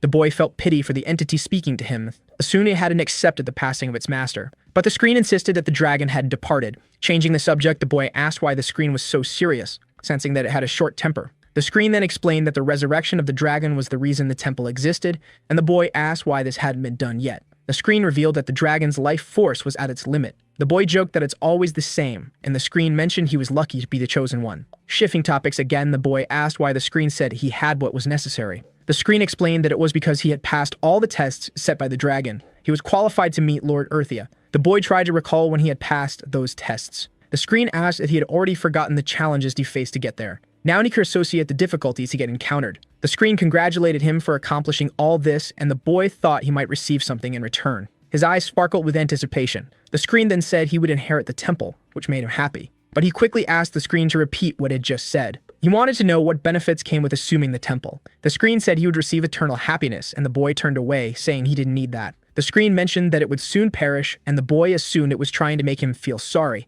The screen explained that only its soul remained, and it was ignoring his own departure. The boy scratched his head, deep in thought. He said he was sorry about that, but didn't want to stay there, as he had other things to do, even if it didn't seem like it. The screen asked what was wrong with him, insisting that he was refusing an honor position. And he replied that he wanted to find his comrades in that place. He was surprised by his own words, not realizing that this was his true goal. Then he said he wanted to go home. The screen asked if that was really what he wanted. Despite everything he had been through, he had been ignoring in his heart that what he truly desired was to return to his world. The screen said that if he wished for that, he should assume the temple, as he would be able to use the dragon's authority. The boy, now interested, asked what that was. The screen explained that this ability granted the power to open portals. He lay on the ground, saying that all of this was very amusing. He looked at the screen and contemplated his title as Master of Historical Ruins. He was now organizing his thoughts, realizing the unexpected title he had gained. He wondered if he could open a portal to his world. The screen informed him that there were no limits to the portals. But opening portals consumed life energy, and the farther the destination, the more energy was required. And the way this happened was through an offering. Both living creatures and inanimate objects possessed life energy, and the boy realized that the object before him was an altar. Picking up a piece of food, he asked if it would work. The screen instructed him to place it on the altar. As soon as the food is placed on the altar, it is immediately consumed. The screen remarks that the offering was exceptional, but the boy wants to know if he can open a portal now. The screen explains that while the offering was good, one piece of meat is insufficient to open a portal. So he places much more meat on the altar. The screen, surprised by his ability to use spatial magic, asks for permission to analyze the boy. He agrees, and after a quick analysis, a screen states that it understands now. The screen, now displaying some information, reveals that he is a being who has already been offered as a sacrifice. The status window is a mark left by the death dragon on its offerings. The boy is shocked by this information. His status window has changed, and he hopes he is no longer an offering. He begins to think that his friends might also be offerings, like him. He became the master of the ruin because the screen said it would erase the mark of the offering, but he still wants to know if he can use the portals. Noticing his new abilities, he realizes they are quite powerful. He calls out to the screen, now known as Alpha. He asks if he can enhance his new abilities using vital energy, to which Alpha replies that he can. He is determined to use everything at his disposal to achieve his goals. He plans to offer more sacrifices than the system can handle. Alpha asks if he can make a request, and the boy wants to know what it is. Alpha asks him to restrain the little squirrel that is gnawing on the dragon's bones, and the boy is surprised, not even realizing when the squirrel got there. Meanwhile, the mandrill is still intimidating the rabbit. The rabbit can't believe he's being demoted. The mandrill says the rabbit allowed an offering to the death dragon to escape, which made him fail as a guide. The mandrill came there specifically to strip the rabbit of his powers, but the rabbit knows that the mandrill wanted to get rid of him for a long time and finally found a pretext. The mandrill repeats that he is now in charge of that area. The rabbit asks where he should go now. The mandrill says that's not his problem and that the rabbit isn't square, so I'll manage. He orders the rabbit to hunt down the survivor and bring him to the mandrill. The rabbit wants to know what will be done with the boy. The mandrill says he needs to be taken down, and that this is the rabbit's final mission. Now the rabbit realizes the truth. The mandrill wants to eliminate him. The boy tells Alpha he has one last question before he leaves. He asks if Alpha knows that he wants to go home, and Alpha confirms this. The boy wants to know if he'll be able to leave peacefully once he's prepared everything, and Alpha says yes, as long as he finds a replacement. He asks if he can go out to find a successor since there's no one there. It's just an excuse. He wants to go back, but he doesn't want to abandon his friends. The next day, in the Mountains of Death, someone is wandering aimlessly. It's the rabbit, searching for a human. He's frustrated, unable to believe the boy has gone so far. Seeing several towers, he assumes this is the path the boy took. Meanwhile, more meat is placed on the altar. Alpha consumes the offering to produce vital energy. The boy asks if it's possible to use the vital energy from all the offerings, and Alpha confirms that it is. He wants to use the first ability he gained in the temple, opening portals. Placing his hands on the ground, he manages to create a portal in front of him. Now he observes it, curious to know where it will lead. Alpha explains that in its current state, the portal leads nowhere, as 2 portals need to be created. The boy finds this illogical since he can't create a portal in Korea. Alpha explains that his ability is still restricted by its level, and that when he perfects it, he'll be able to go wherever he desires. Alpha adds that if he continues progressing at this rate, he'll master the ability in 20 years. Eager to test the ability, the boy summons another portal next to the first. Now they're connected, Alpha says. Alpha explains that if he enters one, he'll come out the other, and the boy is excited to test this. And that's exactly what happens, but his little squirrel didn't go with him. Even though the squirrel tries to force his way in, cannot enter the portal. Alpha explains that only with the master's permission can other beings pass through the portals, so Delon gives permission for the little squirrel. As soon as he says this, the squirrel is able to pass through and begins to playfully jump in and out of the portals. Dawan then asks if his golems can do the same, and Alpha confirms that they can, but it will consume a bit of mana. Dawan finds this very cool and already imagines summoning his golems anywhere. Alpha agrees that it's a good idea, but suggests that if Dawan is ever in danger, it would be better for him to use the portal himself. Dawn stretches and says he's dulling outside because it's too stuffy inside. Outside the ruin, he celebrates. Looking at one of the peaks, he imagines there must be something behind it. He moves closer for a better look. Hearing down, he is soon impressed by what he sees. It's a vast sea of clouds, and Alpha asks if he finds it beautiful. The boy replies that he does. He asks Alpha if it knows what's beneath the clouds, but Alpha says it doesn't care about anything outside the temple. The boy comments that normal people might have a problem with loneliness, but he's used to it. Curiosity is natural, and he decides to create an observatory there. Soon, his tower is built. With it, you can get a sense of the surroundings using his May map. The map reveals that they are surrounded by trees. He thought that this was the end of the world, but it seems they are surrounded by plains, and Alpha asks if he plans to descend the mountain. Alpha is concerned about losing the temple's ruler, but the boy says he's come this far and wants to explore. Alpha asks why he wants to descend the mountain, but the boy is distracted, deep in thought. He pulls out his hammer from his inventory. He asks if it's sufficient, and Alpha, curious, asks what he's doing. The boy replies that he's going to make stairs. He begins to carve the ground, and Alpha asks how he plans to create the stairs. Dallin explains that his stone sculpting ability helps him control the direction in which the rock breaks. Alpha comments that it still doesn't look like a staircase, but Dallin asks Alpha to just watch. He extends his hand over the markings he made. Then he uses a command to carve, and the ground begins to change.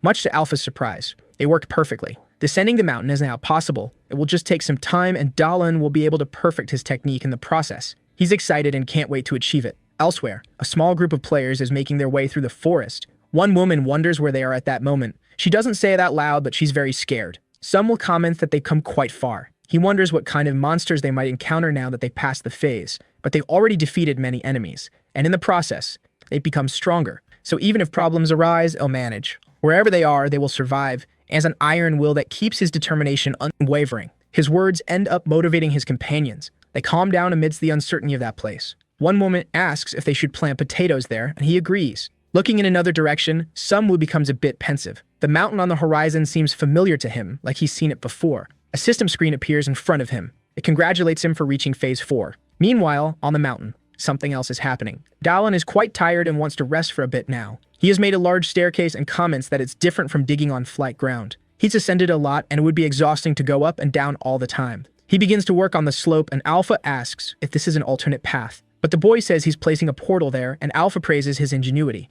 However, the boy forgets that he needs vital energy and is out of offerings. Alpha explains that he's connected to the altar, can make an offering from wherever he is. Alpha tells him that all he needs to do is eat, and once he's satisfied, whatever exceeds, that will go to the altar. Jarlan is pleased to learn this and starts eating. Since he just needs to eat a lot, he won't complain. After eating a bit, he tries to create the portal. Meanwhile, the rabbit is trudging along the mountain slope. He's completely hopeless, not expecting anything to happen. He's also feeling very hungry. The rabbit had climbed too far up the mountain. He was frustrated because he hated climbing. He was hungry, cold, and tired and couldn't remember the last time he had paid. His payment was to take down a player, which transferred their vital energy to him. He was upset, blaming everything on human. He spotted a rat in front of him. The rat squeaked threateningly. The rabbit was startled, not realizing a rat could see him. But the rat walked on normally, unable to see the rabbit after all. He could resist for now, but if he continued to weaken, the rats could become a real threat. The more he walked, the more his life force dwindled. The rabbit collapsed on the ground, exhausted. He was so tired that he lost his ability to fly. He tried to pull himself together as best he could, but a few rats began to gather around him. At that moment, it dawned on the rabbit. If he slipped up, he would lose much more than just a few abilities. He fled from the swarm of rats that inhabited the mountain. Terrified, he shouted for them not to follow him. He knew he needed to find shelter or risk dying. Ahead of him stood a tower and thought of hiding inside it. The rabbit quickly entered the shelter. Once inside, he tried to catch his breath. He looked up and saw a point of light. He began to climb the stairs to escape the rats that were still pursuing him. The rabbit was frustrated that the human built such tall towers. He was now very close to the top of the stairs. Finally, he reached the top of the tower. He looked back frightened because the entrance had no door. The rat leaped to him aggressively. He said that even though he seemed weak, he could still defend himself. And he started punching the monsters. After all, he was the guy of the first phase. His plan was to lure the rats into the narrow passage and knock them out with his punches. The strategy worked, giving him the advantage. And even without his guide powers, he managed to handle the situation with just his fists. What he didn't expect was that the effort would be too much. His health was at its limit, and he was worried that he might end up being taken down. The rats kept coming, and just like him, they were starving. The rats charged at him, desperate and furious. The rabbit realized this was a battle to famished, so he decided to make a final leap with the strength he had left. The rabbit threw himself out of the tower, with the rats following him. In a final gesture, he told the rats to try eating him. As he fell, he thought it was better to do this than to experience being eaten alive. Accumulating hatred for the mandrill, the rabbit cursed him in his final moments. Like the mandrill, he also cursed the bug human who was directly responsible for everything that had happened to him. But instead of crashing to the ground, the rabbit landed in Dalen's arms as he was passing by. Dalen had come to see why there were so many rats moving around. Now he wanted to know what the rabbit was doing there. The rabbit was terrified because he hadn't expected to run into the human at that moment. Rut being so weak he began to lose consciousness. Sometime later, he started to smell something very pleasant. He woke up startled and jumped to his feet. The rabbit was inside the dragon's temple. In front of him was a plate of potatoes. The smell was too inviting and he rushed toward the potatoes, intending to eat them. But someone stopped him and said he couldn't eat yet. The human told him that he had worked very hard to make those potatoes. Now the rabbit realized he wasn't dreaming. However, he didn't care about anything anymore and begged the human for some of the potatoes. He pleaded desperately, saying he was starving. Dalan asked if he really wanted some of the potatoes.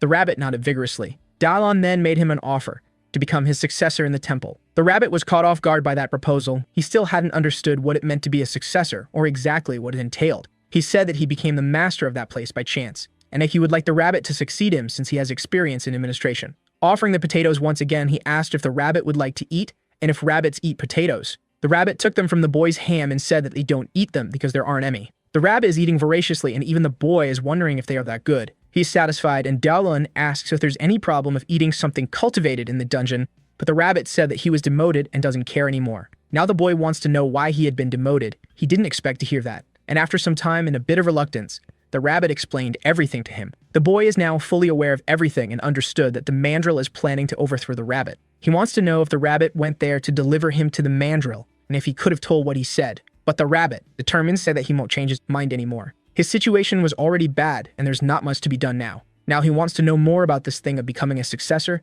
One door closed, but another is opening now. And resolutely, he says that his dedication is now entirely to Dalan. Alpha is listening to everything and asked if he could interfere now. The rabbit started sweating cold as soon as he heard the voice because he knew it was Urvi the dragon, and he had no idea that he was in his temple. Alpha asked them to go to the altar, and the rabbit was hesitant, fearing he might become a sacrifice, but the boy assured him that it wasn't about that. The rabbit asked if he had managed to open that door, and Dalan said that he would be surprised much more. And opening the door, he said the rabbit would probably go crazy. The sight was really too much for the rabbit, who couldn't hide his emotions. On the ground, there was a small sprout developing, and Dalan introduced him to his potato plantation that covered the entire floor of the hall. The rabbit couldn't believe that Dalan had turned the secret room into a plantation where Urvia's skeleton was. And the boy said that to survive, food was necessary, so he couldn't waste such a useful space. And he said that the dragon must have liked the plantation, and both the rabbit and Alpha said in unison that no, he probably didn't like it. Alpha said he was almost crying for having someone else would come and sent there, and Dalan couldn't see anything wrong with his conduct.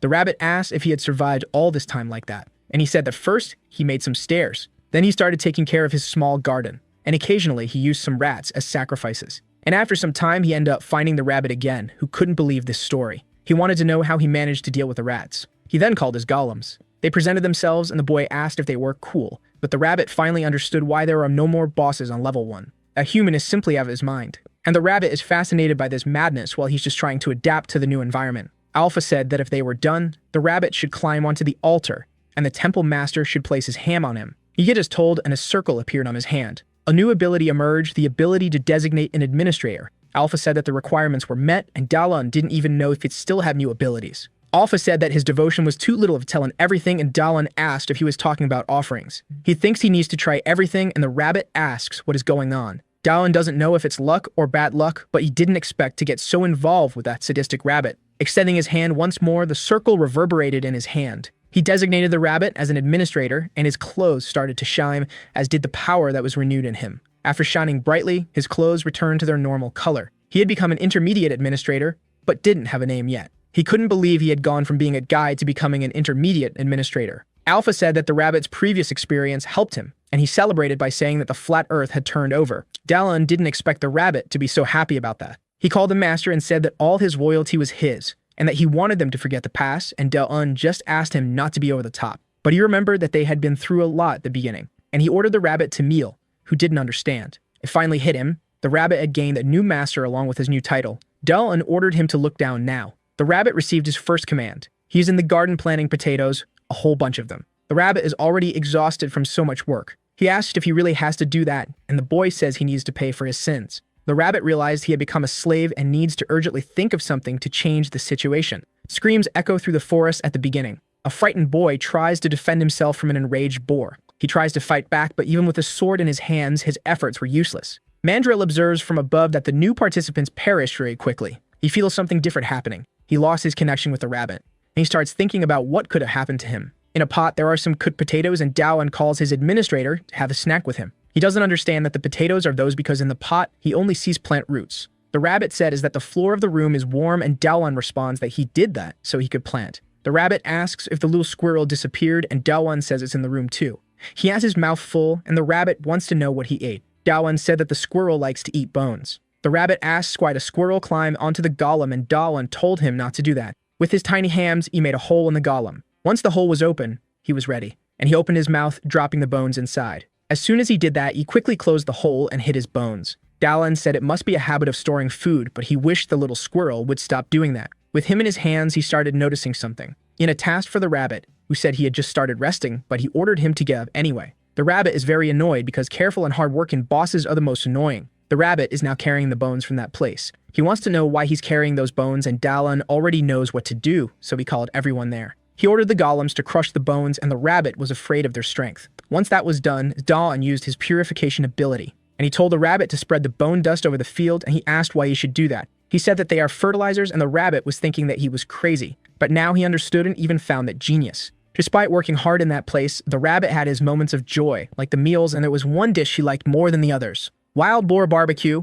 It was simply fabulous, and with excitement, he takes each piece of meat through his mouth. He feels like he is being transported to paradise with every bite of meat he consumes. Outside the ancient ruins, something is happening. The mandrill is perplexed by what he has seen. The boss was no longer there, only his remains. The core was already in Dalan's hands, and farming golems is another thing the rabbit loved. He asked why the rabbit was smiling, and he said he's sure the mandrill must be going crazy right now, and he knows exactly how he must be feeling. He didn't expect there to be a tunnel there. That is why he couldn't find Dalan, who asked why he seemed offended, and the rabbit changed the subject. He suggested placing a portal there so they wouldn't always have to walk, and Dalan praised the idea. The portal was immediately created, and soon they were home. Alpha warned that he was wasting vital energy, but Dalan said that it was an investment, and now that he was there, he had something else to think about and do. The potatoes had grown too much, and the rabbit says they eat people now.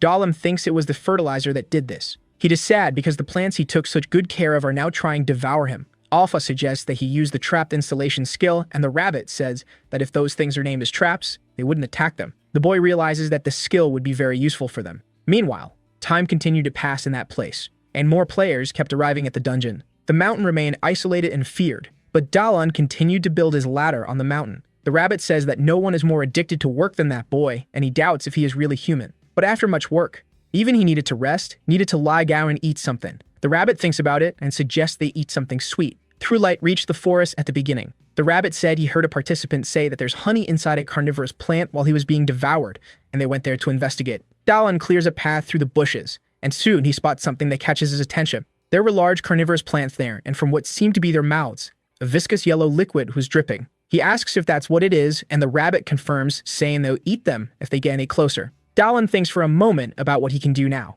One of the golems starts lifting a block of earth. Through a portal, the golems come out and collect the plants. The liquid is corn syrup, not honey, but it's still sweet. The rabbit thought it would be difficult, but there's nothing Dalan can't do. He goes back and gets startled because he saw more players. The rabbit immediately hides, disappearing from sight. Dalan already knew that the rabbit would hide if he saw players, but he didn't expect him to do it so quickly. Some of the players are harassing a small person. They are threatening a boy, demanding that he hand over his belongings. Dalan notices that adults are threatening someone who still looks like a child. The rabbit says telepathically that this is human nature, and Dalan gets startled and almost screams, but the rabbit says it's his ability. Dalan wants to know if he can do that too, but the rabbit says he probably can't because he's human. However, he ends up managing to do it. Alpha explains that since they're from the same sanctuary, they can communicate like that as long as they concentrate. He asks the rabbit what they can do without risking being caught by the mandrill. The little boy clings tightly to the bag he's carrying. As Dalan watches him, he remembers some things he went through. These are definitely not good memories he has. Dalan thinks it's almost time for them to be there.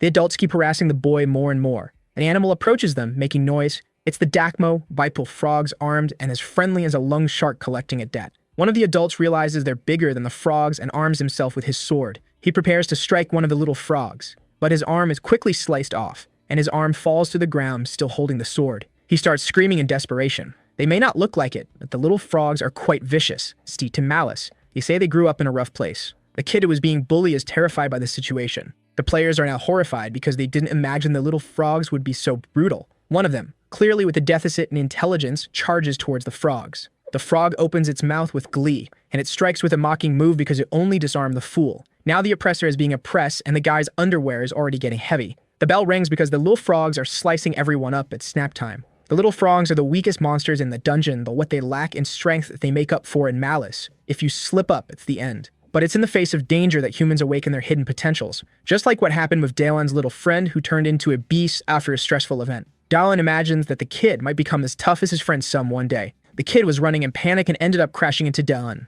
They fall to the ground, completely knocked down. He asks what that was and thinks he almost cried from the pain, but Alpha insists that he did cry from the pain. That was the kid, who is now terrified and begging for help. He tells the boy to get up, but before he can finish the thought, they hear the sound of a little frog. Two of them were already coming at them with the speed of tourists in a dangerous neighborhood with iPhones in hand. But Daelan already knew the procedure and called upon the strength of the wild boar for wreak some havoc. The first little frog was quickly taken out, and the second got a free orthodontic treatment. The kid looks at Daelan completely impressed. That guy is way too strong and doesn't have any side effects from substances because he's very hairy. One of the little frogs makes a face as if it knows things have gone wrong for them. They advance cowardly, ready to slaughter the humans. Daelan narrowly dodges the amphibian's big mouth, but coming at him in a cowardly way is just wrong, and now he's furious. And he quickly delivered a knee to the frog's belly to make sure it understands the situation. The second little frog charges in, thinking it's the main character on the story. Daelan held its head with great love and care, and prepared to throw it, and he hit the first frog with the body of the second to show that the situation here is serious, and if it weren't, it would be for the frogs.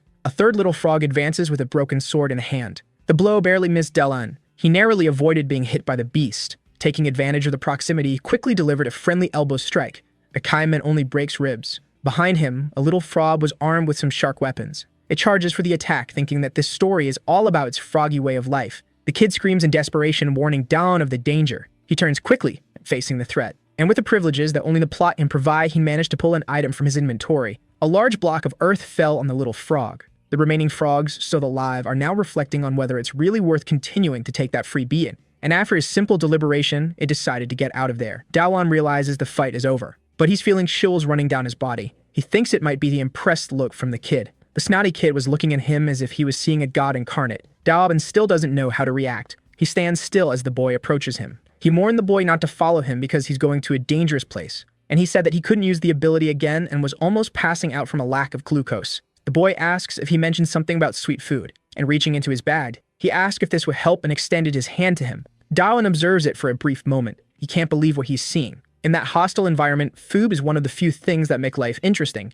but he hadn't been able to fully enjoy the taste of things for a while. That's why he took a risk to get something sweet from Kerniger's plants. He was already missing eating something sweet because sweetness is happiness, and the snotty kid's offer is too good to refuse. The boy has a bottle of Dolly with him, and it wasn't just any bottle. It was 1.5 liters of the purest sugar syrup, and he innocently says that he has 2 more bottles. Daelan says that 1 bottle per day will last for 3 days. The kid didn't understand anything, and he says that's the cost of special training. Twilight falls over the dungeon. He's on top of one of its towers, looking at the map, and the kid asks who that really tough guy is. He said that he's human too, and that they should go underground now. He drinks his Dolly around and thinking that the kid must be exhausted and that going underground is the safest thing to do. Once there, the snotty kid can't stop being amazed by what he sees. He asks the boy to choose a pillow, but can only think that all of this was done by Dawn. Night finally falls upon them. The boy said that he was summoned while he was leaving the market because he was shopping for his mother. He's an enthusiastic kid, 14 years old, and his name is Dom. Daelan thinks he acts too nice on purpose out of fear of being judged for hated, and he's the first adult to help him in that place and tells the boy that you should see him as a savior. But the boy thinks he's talking to himself and is already thinking about being cautious around him. The kid asked for some kind of ability was used to build that tower. Daelan said yes, and the boy wants to know what it is. He gave a small demonstration and said it's some earth control ability, and now he wants to know what ability the boy received when he was summoned, and he said it's the god of food's ability. He gains strength when he's full, and his physical abilities are doubled when he's hungry. Daelan didn't know something like that existed and realizes it's similar to the boar's strength that he has and asks if he gets weak when he's hungry. The boy doesn't know because he gets hungry easily and hasn't been full since he arrived there. Daelan thinks that's tragic and decides to take care of him from now on. He puts plenty of food on the table and asks the boy to satisfy his hunger. The moon lights up the night sky of the dungeon. The rabbit is in the forest because his boss sends him to get salt stones. He complains that Dylan is too arrogant. He's moving stealthily so as not to be noticed and hopes not to encounter the mandrill around here. He doesn't even know what a salt stone looks like and is very upset with his boss because of that. Telepathically, the boss asks if the rabbit is doing his job, and he ended up getting a big scare. The rabbit says he doesn't know what it looks like, and neither does Dallin, like he suspects it looks like a regular stone. However, he asks the rabbit to come back because it's already late, and he wants to know if the boy is still there and that he's very hungry. Dallin tells the rabbit that he finished making the barbecue sauce. The rabbit was so happy about that he shouted in the middle of the night that his boss was the best there is. He returned to the cave, and his boss thanked him for his hard work. He laughed at the rabbit's camouflage, which looked funny, and the rabbit said it was his fault for making him go out at night. He removed the camouflage, and Dallin asked him to keep quiet because the boy was already asleep, and the rabbit asked for soda, but there was only a little left. The rabbit complained about the taste of the drink, saying it tasted like meat, and Dallin said he knew he would react that way. He told the rabbit that he should eat the leaves he was wearing, but the rabbit said it was awful to have to eat leaves. Dallin told him he shouldn't say things like that. And with the rabbit squirming on the floor, he noticed something. He reached out his hand toward him, and the rabbit began to apologize, worried. He begged to be spared because he thought he was about to be punished. But Dallin simply removed a leaf that was still on his face. He tasted the leaf, and the rabbit asked if he hadn't also said that he didn't like leafy greens. The boy took out a piece of meat, much to the rabbit's surprise. The rabbit wanted to know if he was going to eat the meat with that leaf, and Dallin said he would show him the taste of paradise. And showing him, he said that he had finished wrapping the meat, and he made sure to put it in the rabbit's mouth. The rabbit fell in love with that combination of interesting texture and wonderful flavor. Dallin explained that the leaf on his clothing was edible, and that it's even better with me. That leaf is perilla leaf, and he had the rabbit collect more of them. And after using the leaves, he also used the remaining seeds, and in a large pot, he fried them over the fire. And after pressing them, he managed to extract oil from them. He finally produced perilla oil. Now he only needed salt to complete the sauce. The rabbit didn't know what that was, but Dallin said he would know as soon as he brought back a salt stone. The day dawns in the dungeon. The boy has a piece of meat in his mouth and a stick in his hands. Dallin asks him to stay focused because the little frog is coming. The little frog is heading towards the boy. He told the boy not to be scared and to remember that when he's full, he gets stronger. But it seems the lesson didn't go too well. The boy apologizes, but Dallin says that no one is that good right from the start. Even so, the boy was very surprised that the young man had managed to capture one of his little frogs. And he said that where they're going is dangerous if he should train the boy here because his ability is very good for fighting. He said he were given food to store in his inventory, but the boy didn't know what that was. It's his personal storage, and he asked if the guy didn't tell him anything about it, and the boy said no. It seems the man-girl didn't tell him out of pure sadism, which explains why the boy has been carrying items in his hands. The rabbit said that it must be the boss's fault because without the first little boss, many players are moving on to the next level. The boy is worried because to him, Dallin seems to be talking to himself again. Then he says they should continue the training. Time passed, and the rabbit is now a leaf collector. Dallin gives instructions to the boy as if he were his coach, and this time, he manages to hit the little frog. The boy's ability is leveled up to 2 now. He signals his thanks to Dallin, who is watching him with gratitude for the progress made. The last day of training arrived, and the sun heated up the dungeon. The two of them are now in what is called the burning desert. 2 humans were there now, and with them, a rabbit. After hearing that he had seen a salt desert, he made him lead them to it. The heat was so intense that it irritated Dallin, who said that if he didn't find anything, he would be upset with the boy. And the boy said it was someone from his group who said that near the desert, there was a place with white sand that appears when the tide goes out. Dallin hopes to find it because they have a bottle full of oil. And he says that he has now made up his mind. That night, they left braised pork belly for dinner. 15 long minutes of walking through the desert passed. Dallin is exhausted and starts to imagine that they won't find anything there. Even the boy is losing hope and says it's hard to walk in the sand because his feet keep sinking. He says that the salt desert might not exist, but that's not what Dallin is talking about. Their method might be wrong. And in front of the boy, he installs a portal. He told the boy not to be surprised and asked him to stay behind him. And from the portal, the golems begin to emerge. The boy is amazed because they look like tanks, and Dallin says they are made of earth. That's just the beginning, and the boy will learn to handle himself well. And he says, grateful, that he will do his best. Dallin is pleased because the boy is smart and regrets not being able to go with him. The rabbit telepathically asks, and his master hasn't forgotten anything. He's very hot, and Dallin says he couldn't build a tower because it would attract too much attention, but he could come inside the Dallin if it's too bad out there. He continues outside, exhausted from this heat and fatigue. He doesn't even know what salt is and doesn't understand why they work so hard to find it. Soon, something appears on the horizon. The rabbit wipes his eyes to see better. He focuses a bit more on what's ahead. There were many giant scorpions, and many camels too at herd. He wonders where those creatures are headed. He calls his boss to come outside and see it too. Jabba and the boy are surprised by what they see. It seems the salt desert really does exist. An achievement was unlocked for discovering the salt desert. The reward is to enhance the taste of the salt. Daban doesn't even understand the reason for that achievement, and the boy is very impressed because he had never seen anything like it. He boasts to the rabbit, who says he's not like a mandrill. The little boy takes a bit of salt on the tip of his finger, and tasting it, he confirms that it's really salt. A whole ground is made of salt. He suggests they compete to see who can collect more salt. He asks the boy what he said, and the boy realizes that Dalan had already collected quite a lot of salt. The boss says that amount should be enough. They have the perfect combination to make that day's dinner, and the rabbit doesn't understand why they went through all that trouble just for that. Dalan gives the boys some blocks of salt and says they should last him a lifetime, to which the boy thanks him and says he will remember him. And the young man returns the thanks because they only found it thanks to the boy. Has his hand touched the boy's head, a yellow light appeared. Alpha says that the requirements of helping the master and having a sincere opinion from him had been met. Now the boy can become a dragon apostle. The rabbit suddenly appears and the boy is startled because he can now see him. He tells the boy be quiet because it's not the time to be promoted. Dalan pushes the rabbit aside and asks Alpha if the achievement was to be impressed, and he confirms that it was like a kind of test. Now he realizes that as an apostle, the mark of the death dragon can be erased. But Alpha says that the boy won't have as many privileges. Dalan wants to know what the good part of that is then.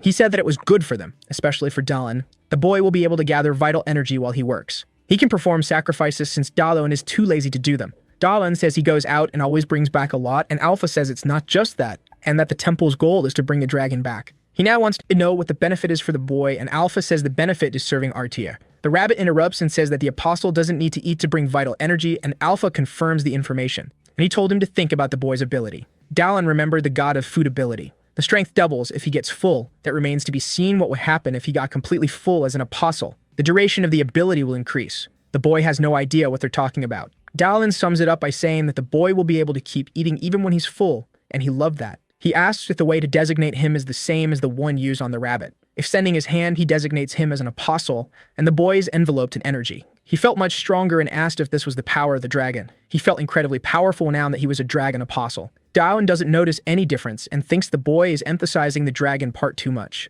The snotty boy shouts out loud that he's now a dragon apostle. Dalan thinks he's thirsty for attention. The rabbit doesn't know what that's about, and the young man says it's something you gain with age. The kid is very happy, but he quickly looks scared in a certain direction. They were surrounded by giant scorpions. He asks his boss what they will do now that they are surrounded. Dalan says they'll think of something. He's not even worried. He mentions that this is the boy's graduation test. The boy can't believe he has to do this, and Dalan says he just needs to avoid the venom and thinks that even if the boy gets hurt, he'll heal him. The young man calls for the elephant Balan and probably climbs on it because it's fun to watch a fight from up high. The rabbit says they're weak monsters, and Dalan encourages the boy, reminding him that he's now a dragon apostle. He throws it back to the boy. He tells him that even though he's scared, he should remember what he trained for. And the boy remembers why he needs to become stronger. The boy was almost ready to give up on his training. He doesn't even know why Dalan trains so hard. And the young man says it's tough to be young and have to work so hard already. However, the boy should continue because he's capable of doing it. And the reason for this is just one thing. The boy needs to fight to survive, and to make it back to his world. Dalan praises the snotty boy's determination. The kid runs towards the scorpions. The first one tries to strike him with its stinger, but the boy managed to dodge the attack. He continues advancing much to Dalan's surprise. He jumps, ready to hit the monster, and he brings the baton down with a precise blow to what would be its head. The boy realizes that his attack was super effective. Dalan reminds the boy to always check his fullness level, and then another scorpion is approaching from behind. He eats a bit more and lands another blow on the scorpion. The rabbit notices that the boy isn't having any trouble but wonders what Dalan is up to now. The young man is holding a large pot in his hands. He looks at the boy, who's fighting well, and finds it hard to just stand there watching. The rabbit is wondering what he's going to do. Dalan says he's going to eat those scorpions. The rabbit now thinks this human must have come from China. One of the scorpions tries to grab the boy with its pincer, but he uses the baton to defend himself. He puts in some effort to avoid being overpowered, and lifting the baton, he manages to free himself from the scorpion's grip. With another strike, he manages to tear off one of the pincers. It falls to the ground, lifeless. Dalan calls for his successor, who responds timidly, and he orders him to collect the scorpions. Given the possibility of venom, he purifies them with his ability. One of the pincers is now in the basin. Everything is properly prepared. Meanwhile, the boy is surrounded by scorpions that join the wrong team. Soon, he smells something in the air. He quickly asks what it is because the smell is really good, and the rabbit is fanning the fire as best he can. He asks the boss if putting salt in the oil is a good idea. He says he can taste it if he wants to. The boy is upset, imagining that they're eating something delicious without him. He's distracted, and one of the scorpions sneaks up on him. The boy asks to eat too, and while he does so, he strikes the scorpion that was behind him. The appearance was very appealing. The pincer looked like that of a giant lobster. Dawan says that if the boy doesn't hurry, he'll eat everything without him. The boy is now determined. He heads towards the remaining scorpions with a clear bowl. There was nothing the scorpions could do against the boy. Soon, they were all eating peacefully. That same night, they were in the forest at the beginning. Dawan gifts the boy with a hide and says he might encounter other players there. He's very grateful for the gaze that only cost a few sodas. He told the boy not to cry because he'd soon realize that soda has a different value there. The boy smiles at that remark. He says goodbye and continues on his way alone. But Dawan hopes they'll meet again in the future. Not just the boy, but all his friends. Dawan is at the dragon's temple and asks if the little squirrel was okay in his absence. He's sad about parting ways with the boy, but happy to have made it back home. Now he sees that the little squirrel probably didn't stop eating because it's quite chubby. Alpha asks if he could take care of the temple like it's his home, but the young man thinks he's being annoying. But after thinking a bit more, he decides he'll work more on the temple. Alpha has been observing him and thinks that human is impressive, and only time will tell if he found that temple by luck. Investigating the temple, Dawan was thoughtful about some things. He wants to know if resetting a trap will bring the oil back to it, and Alpha says yes, and he asked the rabbit to bring it, much to Alpha's surprise. Appreciating the rabbit's work, he said he'd let him eat some meat. Alpha wants to know what he's going to do, and Dawan tells him to watch. He cleaned the pot and filled it with the oil he had made. Now he used his trap insulation ability. Then he removed the oil and used the trap reset ability. The idea worked. He had made more oil now. Alpha asks what kind of trap that was, and Dawan says it's an infinite oil source. Much to the system's annoyance, Alpha's patience had reached its limit. The day dawns in the first phase region. Mandrill notices that the boss has disappeared, and the boars are becoming increasingly scarce. Quality is better than quantity for vital energy, and the first phase isn't filtering them well. Only the little frogs are in sufficient numbers, so he needs to do something about it. A stone falls to the ground, bouncing. If the rabbit who kicked him, annoying to having to collect more leaves. Dawan told him to do that while he built the staircase. He could refuse, but then he wouldn't be eating meat anytime soon, which made the rabbit extremely frustrated. Nearby, some movement catches his attention. There was a small group of little frogs walking by. He hated thinking it was the baboon, but it was just frogs. And he saw they were armed with enchanted weapons. Those items shouldn't be in the first phase. Mandrill appears behind the rabbit without recognizing him, almost scaring him to death. The rabbit is now sweating cold, completely terrified. Mandrill looks at the bush below him. He saw familiar white fur and ears. Now the rabbit was even more terrified. Mandrill reaches out his hand to grab the rabbit, and pulling him by the ears, he realizes it's just an ordinary rabbit. He observes it for a moment. The rabbit is munching on some leaves, and he confirms that this isn't the rabbit he was looking for because he's using an ability that deceived him.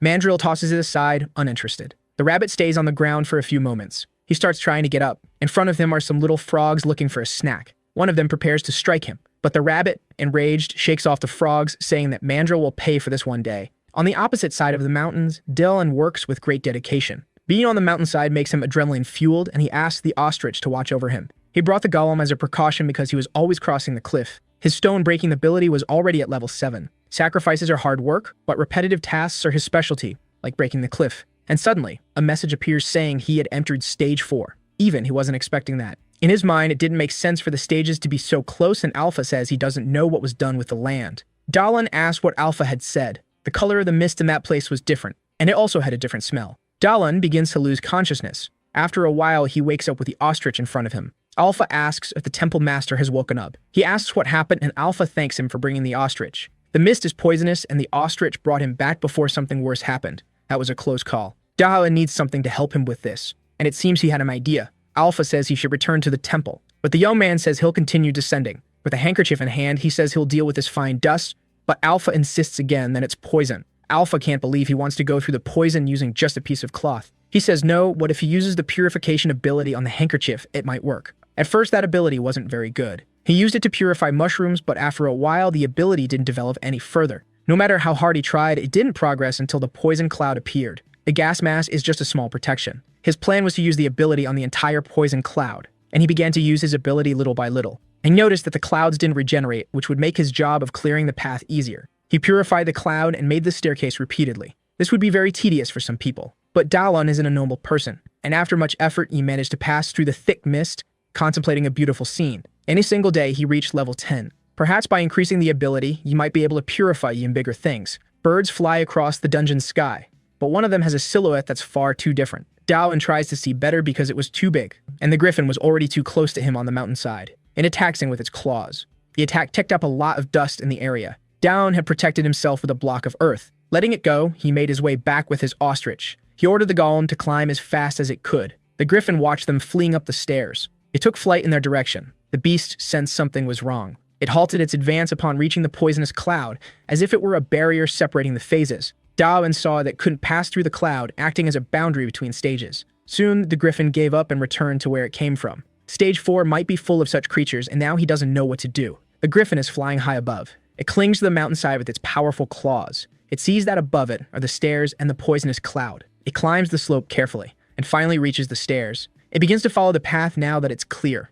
Unaware of what was approaching, Dawen continues to excavate the mountain. His carving ability is now level 8. He was pleased with this because if he continues like this, he'll be able to descend much faster. The rabbit is returning to the temple, tired and thinking about talking to his boss. Finding leaves is becoming increasingly difficult, and his boss never seems to get tired. Yun wonders what the human is doing now. High in the sky, a griffin is flying. The rabbit can hardly believe what he's seen. Dawen is exhausted and thinks about stopping to rest for a while. Telepathically, the rabbit says they're in big trouble. He's panicking, saying that things have gone crazy. Dawen wants to know what it is, and the rabbit says there's an eagle there, and Alpha corrects him, saying it's a griffin. Alpha says it must be stopped because if the temple is destroyed, the contract will have problems. Dawen has no idea what contract he's talking about, and Alpha says you could lose the temple's abilities to Dawen's despair. The griffin soars into the sky with its wings. It dives down, destroying part of the ruins. The debris begins to fall to the ground. The rabbit is thrown aside. He wonders if he should flee now. He only receives useless orders and wishes he could find a safe shelter, but he pauses to think about it. He shouldn't think about it because that place is now his home.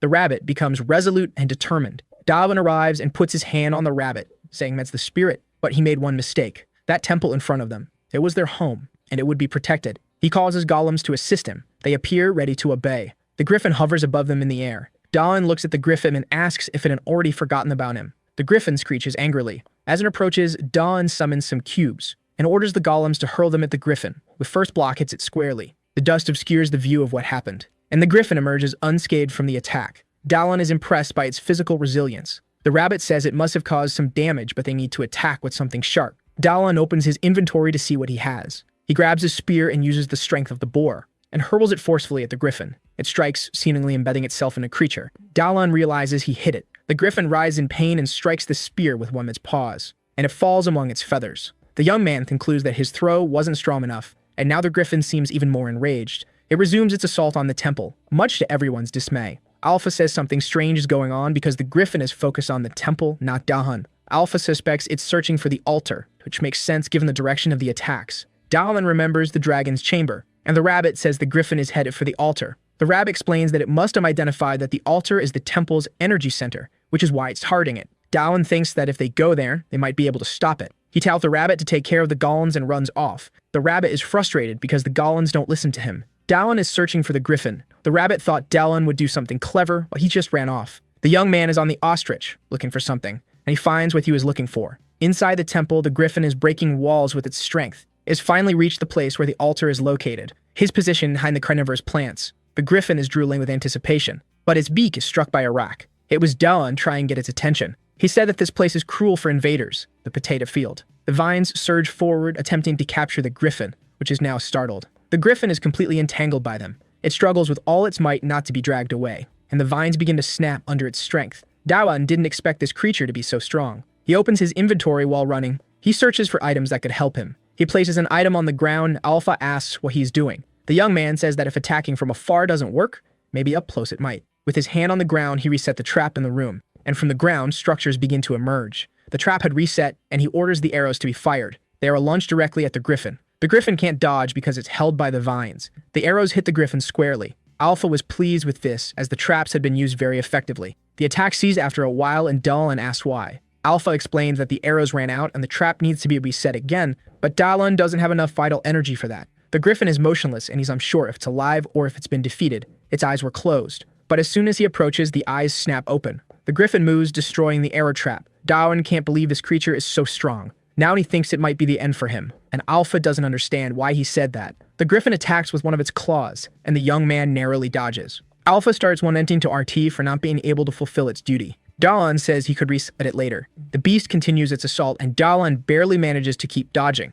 Now in the air, he feels he won't be able to avoid the next strike, while one of his golems catches him with its hand. The rabbit said that the golems didn't want to listen to him, but he arrived just in time to save the day. Dawen is safe in the hands of the gorilla golem. The rabbit gives orders to the golems to finish the griffin off. The rabbit asks his boss if he's okay, and Dawen says that his successor arrived just in time. The golems are holding the griffin, which is struggling as much as it can. He instructs 2 gorillas to hold its wings and the others to secure its legs and tells the rabbit to move away from there. The griffin is now completely immobilized.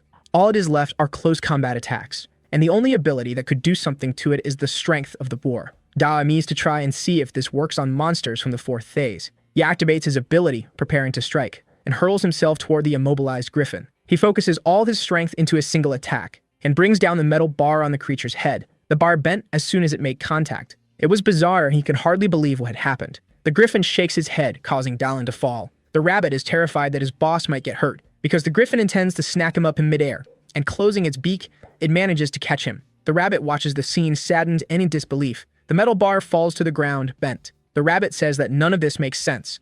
The griffin stands with its beak closed, victorious, but soon it begins to sweat profusely and look unwell. The desperation is so intense that it manages to break free from the golems. It flees, smashing through walls. The rabbit is happy it's gone, but still worried. Dawn appears behind him, saying that he thought he was going to die, and the rabbit says he understands. He takes a brief pause to process what he just heard and from whom. He's crying because he thought his boss was done for. He tries to hug Delon, who pushes him away because he's dirtying his clothes. Outside the ruin, there's a lot of debris.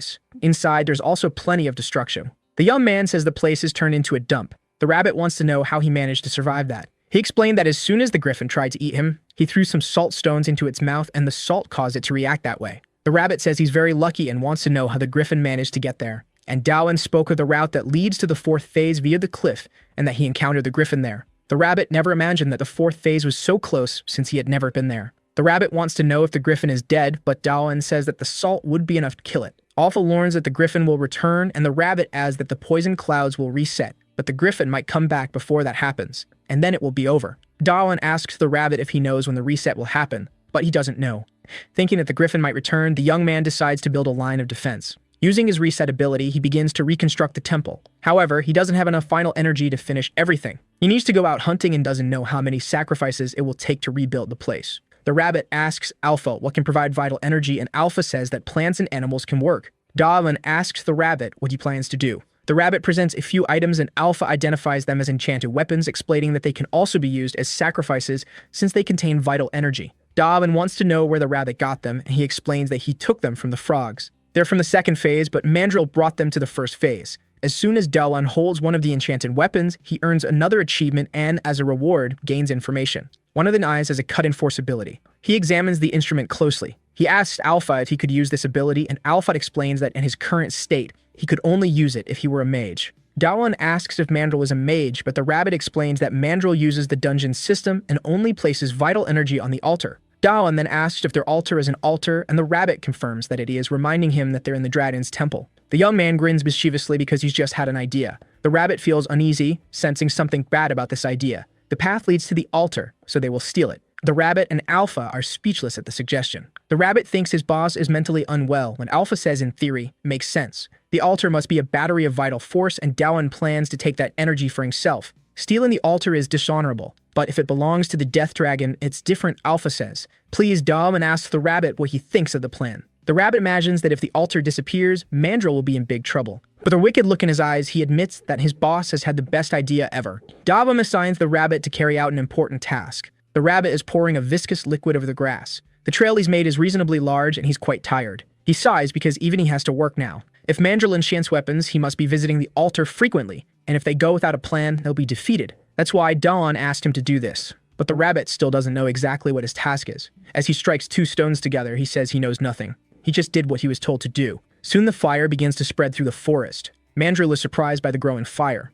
He has no idea how it happened. The rabbit telepathically says that it was fun, and Dawn thinks the rabbit might have some issues. He sits patiently waiting. In front of him is a hole, and out of it emerges the little squirrel, very cheerful. That was the signal. Mandrill had left the temple. Now was Doan's turn to enter the ruins. Eames died, he encounters something different. The altar was in plain sight, to his surprise. But something seemed different about it. Alphud explains that the altar's vital force has changed, making it usable by non-mages. Although he's reluctant to admit it, the Death Dragon used the separator. Even Dalun with enough authority could use the altar. He notices that Alpha seems a bit unsettled by this. The young man starts digging around the hole to seal the altar. He hears a sound and wonders if Mandrill has already returned. The rabbit tells him not to worry about that. It's just Mandrill shouting angrily about the rabbit's work, who has never been happier in his life for causing arson. In the temple, this should be enough, and Dalun wonders if he should call the golems to help. Setting up a portal, the golems appear, and they carry the altar through the newly opened portal. Alpha suggests they should use magic to erase their tracks and throw Mandrill off their trail. It's just about creating new tracks to cover the old ones.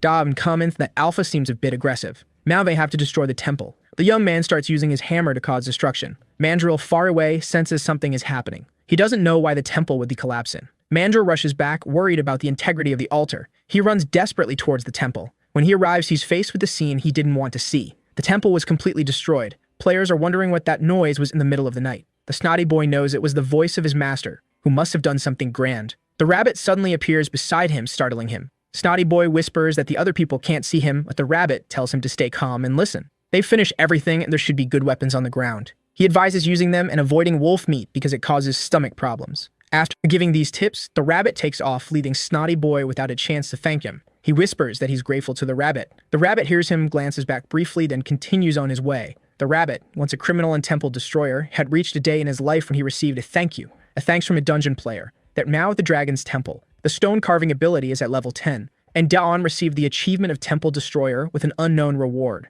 Dawn obtained a new job by stealing an entire altar. Now he has 2 altars, and even Alpha is impressed by this feat. He asks where to start, and Alpha suggests sacrificing the marble. Dawan asks if he can use the enchantment system, and Alpha says he'll only get a portion. It was very heavy, and Dawan asks if it's enough to revive Artia. Alpha says no, and the rabbit mentions that not all the vital force is there, just a small amount. But Alpha notes that it's enough to restore the temple, which is already a big deal. He positioned the sphere on top of the altar. He was ready to perform the sacrifice. A strong light illuminated the room. The sphere, once blue, turned golden yellow. The altar began to glow intensely, startling Dawn. The achievement popped up again, but there was no reward, and the rabbit was surprised to see that his status window was glitching. The rabbit grumbled after taking a few hits and walked away complaining. Strange letters began to appear on the screen. Hearing you achieve in a temple restorer, and as a reward, he now owns an altar. Both the rabbit and Alpha were shocked. The altar of death had now become an altar of life. Alpha told Dalan he should be happy about this. The rabbit said that with 2 altars, they could create a second temple.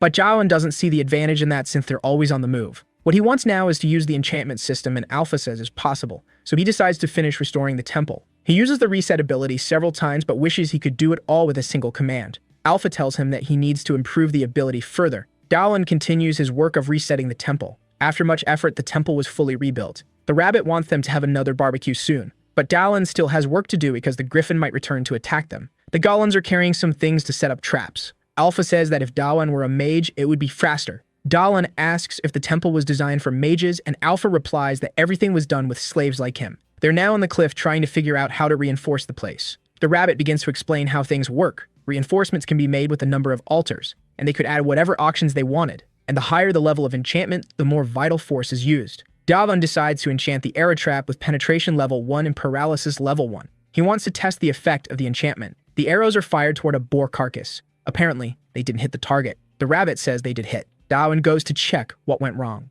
The arrows were so strong that they weren't visible. That was incredibly powerful. This gave them a deep sense of relief, because in that place there's a monster yearning for revenge. A minor detail delayed its hump with a bitter taste in its mouth. The griffin is climbing the cliff full of hatred, and it's furious with Dalan. It climbs with the determination of someone bent on causing chaos. It continues climbing until it reaches the top of the cliff. At the top, the rabbit was already waiting for it, and he fires the enchanted arrows of the griffin. A powerful barrage hits it squarely. The force of the arrows was enough to make it lose altitude. They pierced its hide this time, but it's still alive. The rabbit is pleased because the enchanted trap was effective. The griffin continues to fall toward the ground. The griffin, using the last of its strength, clings to the cliff wall once again. It continues its ascent. This was the first time it had been wounded, and the poison from the arrows was slowly taking effect. Yet even all that wasn't enough to make it give up on its revenge. The beast had taken the situation personally and was already considering drastic measures to settle the score. The rabbit, observing the griffin's determination, realized that he once felt the same way and apologized for what he was about to do, but a sadistic and discreet smile formed on his face. He poured boiling oil over the beast.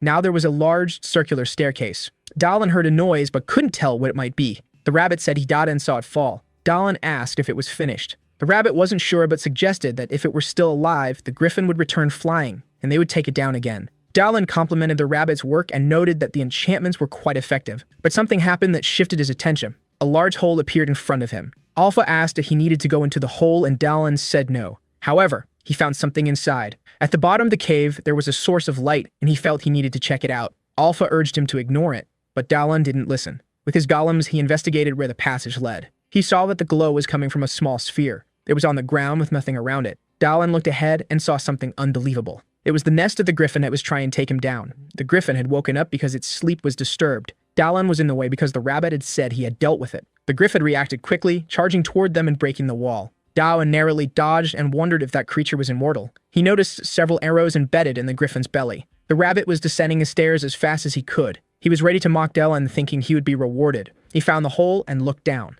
Dalan was down there in trouble. He dodged the griffin's attack again and ordered his golems to attack as well. The golems advanced toward the griffin to engage in combat. The griffin stood tall, but the golems managed to hold its legs. The rabbit couldn't believe what he was seeing and didn't understand why the griffin was still there. Dalan gave him a few slaps, knowing that the rabbit hadn't done the job it was assigned. The rabbit said he saw the griffin fall and didn't think it had a nest in the mountain. One of the golems was split into 2 pieces, and the other was sliced from top to bottom. A third golem advanced to strike the beast, but the griffin, now furious, destroyed it with a single blow. The golems were destroyed, and the griffin was enraged. Dalan had only 1 auction left. The rabbit said that this was a creature from the 4th phase and that they couldn't do anything there. Dalan looked at the rabbit seriously. The rabbit began cheering for golems like a cheerleader. Dalan asked Alpha if he could bring the traps through the portals, and Alpha said yes, asking if he wanted to bring the arrow trap there. Dalan said there wasn't time to create a portal anyway. He entered the portal, and the rabbit thought he was being abandoned. The rabbit tried to herd the golems so they could escape as well. The griffin turned its attention to the rabbit, who was terrified.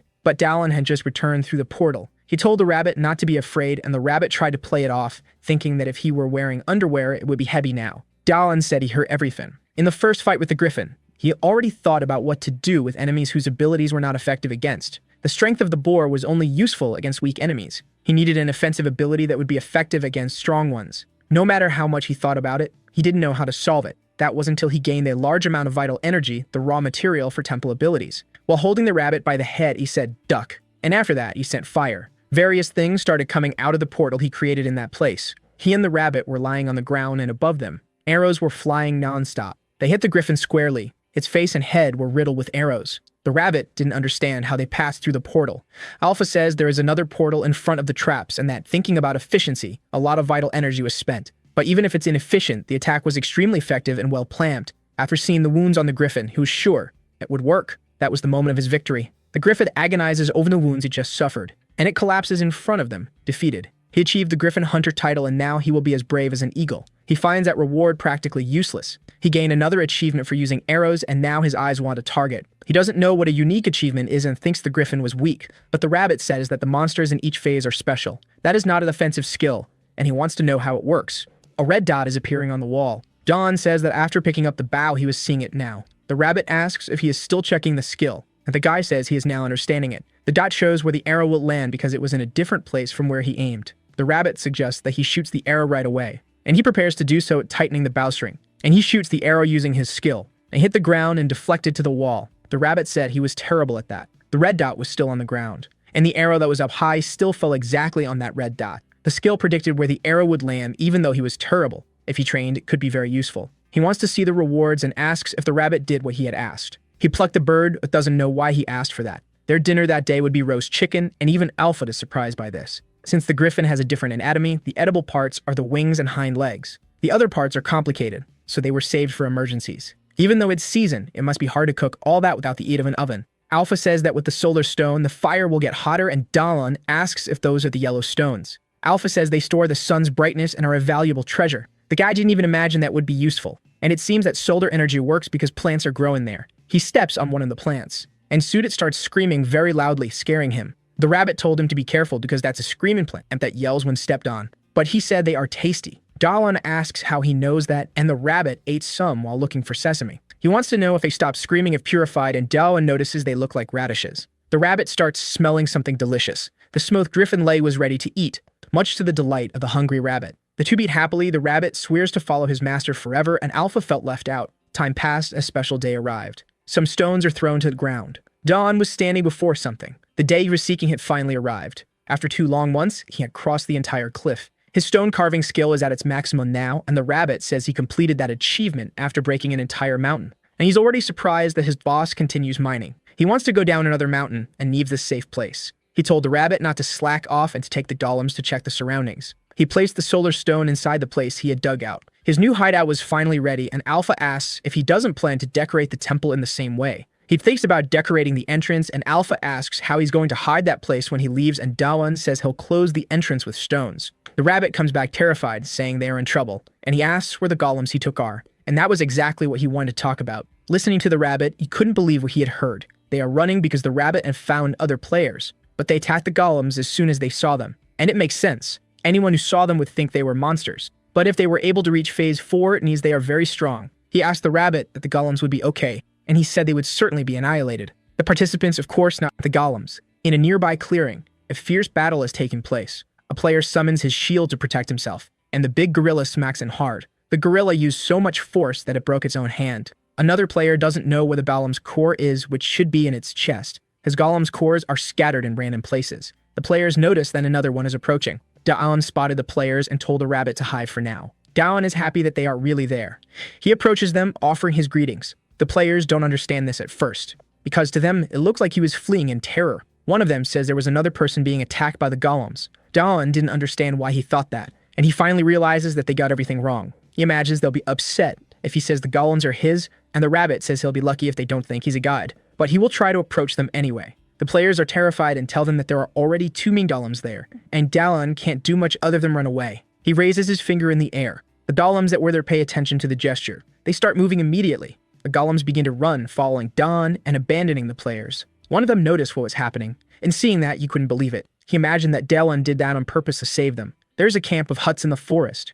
A player reports to another that they found other ruins, and he wants details about that. He followed the mysterious player to the mountains, and it's on the stone mountain, but he preferred not to enter there. The old man reflects because the hunting squad didn't find food and still found new ruins. They are hard to take down even with his skills, and he said he should send the rookies there. The player said that was very dangerous, and the old man said that's why they will send the rookies, and he would take the opportunity to show the rookies who is in charge of that place. The player listens to those words with some apprehension. On the mountainside, something happens. Dawan told his golems to stay there, and he closed the access to his hideout. The rabbit asks if they will be safe, and Dawan says he doesn't want to be misunderstood. The rabbit asks if he is going there because he heard the squirrel, and if he can really understand it. And he said yes, and asked the little squirrel again if it'd see people there. Worry is the mother of all virtues, he said, and he built a tower there to use his mini-map, and the rabbit noticed that he builds much faster now. Looking closely at the map, he followed the direction pointed by the little squirrel, and they continued their journey there. A message says he left the dungeon and arrived in the Valley of Death, and that he had entered the rift. Dawn doesn't know what that means. He didn't understand the concept of a rift in that place. The rabbit teases him, saying he doesn't know what that is. After giving the rabbit a few slaps, he asked the know-it-all to explain it to him. The more you advance through the stages, the more dungeons there are. In stage 4, there are 4 dungeons. Since they are not together, there are neutral zones between each one, and these spaces are called rifts. In other words, the space between dungeons is a rift. It's where players set up camps so they can do the dungeons more than once. Dawan has difficulty understanding because he never left the first stage. The rabbit says that thanks to this, there is a place they're called a village. Maybe this is the place Squirrel mentioned, and by the explanation, it seems to be a safe zone. The rabbit was immediately surprised by something, and he jumped on Dawan to save him from something. The boss doesn't know what happened, and the rabbit says that humans are too stupid. The villages or safe zones. In the dungeon they are in, there is no such place. A strong stench rises. A bunny head appeared in front of him. Then undead begins to rise from the ground, and the name Valley of Death starts to make more sense. The little squirrel charges forward, starving, and Dawan warns that it will have a terrible stomachache if it eats that. He uses the boar's strength to defend himself, and hits the skull with force. He didn't expect it to be so easy, but there were already other reanimated bodies there. But Dawan is not intimidated because he found one weak. That something makes him change his mind, and he begins to observe things more closely. In front of him now are many skeletons. A group charges toward the young man. The skeletons are determined to make him one of them. Dawan defends himself against one of them with his staff, and prepares to strike it, saying that those numbers are nothing. The Rauda is already going all out as well, and he sliced through a group with his rabbit strikes. Dawan had imagined that the rabbit was capable of doing it, and the rabbit asks his boss to watch what he can do. He destroys the skulls happily, expecting to receive more praise. And Dawan praises him earnestly because he realizes that the more he praises, the less he needs to fight. The rabbit is already very tired, and falling to the ground, he says he's at his limit, and Dawan complains about his performance. He grabbed him by the ears and started running away from there. One of the skeletons prepares to throw a spear. It heads towards Dawan, and almost hits his foot but lands on the ground. Another one also reached him and landed in front of his foot. The young man tripped over the spear, and fell clumsily to the ground. He starts to get up from the ground. Not long after, the skeletons had already surrounded him. Meanwhile, something was happening in the Rift village. The old man asks if the reconnaissance team had left, and noticed that the rookies are in high spirits. A young man is using his lightning skill. and with it, he takes down several skeletons at once, saving Dawn. He asked if the young man was okay since he was on a reconnaissance mission, and said there's a nearby village they could go to. Dalan immediately recognized his friend. He starts crying emotional. Sin also recognized him right away. In the Rift village, a player asks if that's for real. The boy was crying but said that he had returned, and the young man asks if the one who had returned was Sum, and as he arrives at the village, he informs the others that Dalan is now with them. Another player gets emotional at what he's seeing, and starts shouting Dalan's name. The boy said the adult was crying more than he was. He asks if that was really his friend and is happy that he is there. Other players observe the commotion and say that their friend had returned to them. He didn't expect to cry so much and asks why Dalan didn't cry, but he said he had already cried plenty with Sung. The old man approaches because he heard they have a new guest, and the other players point to where Dalan is. Sun greets the elderly man who arrived there,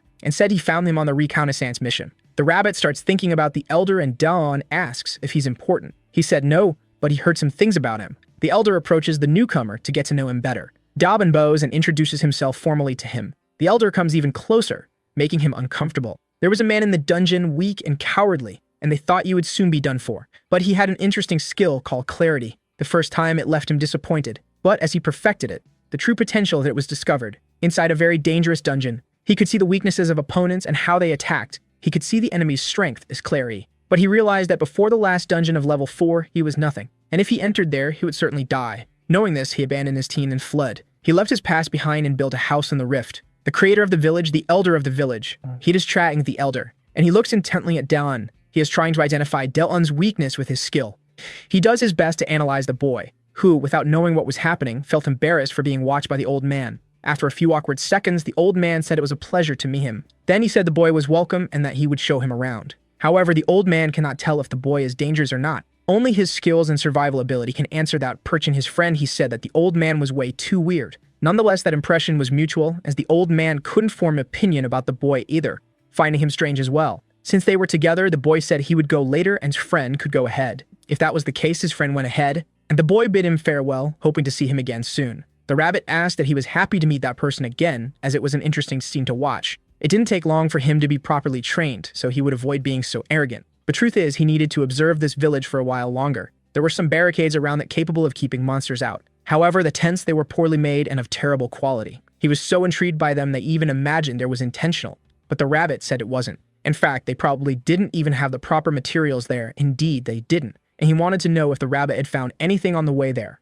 The rabbit didn't see much but emphasized that there were penalties for those who didn't reach the next stage in time. In the first phase was rats. In the fourth phase, it's the lack of food. If there's no food, how could there be materials? It makes perfect sense. Thinking about it, he concluded that these people were possibly starving. Someone said that the old man had asked for everyone to gather. Thus, the villagers gathered. Among them, he introduced John to everyone, which was embarrassing for the young man. He hopes this will make him reveal himself or give hints of his personality. Looking closely at him, he assumed that, judging by the quality of his skin and the fullness of his cheeks, he wasn't only well-fed, but must have food. Then the old man placed his hand on the boy's shoulder, who reacted shyly. Since he had joined the community, he had something to ask him. If he intended to stay, he would need to share the food he had. It wasn't necessary to get everything he had. But in the community, people share what they have, and John didn't think that was a bad idea. So he opened his inventory. Soon, the remaining meat from the griffin appeared, and he wanted to know if it was enough, which stirred up the others. They didn't know what was more surprising, the amount of meat or the fact that it was from a griffin. Seeing that the old man's underwear instantly felt as heavy as an anvil, he couldn't believe that John had hunted the griffin. There was food right in front of them. Griffin neither not, they celebrated because, indeed, food was scarce there. The old man wanted to know how he caught the griffin, and John said it was there, so he had to catch it.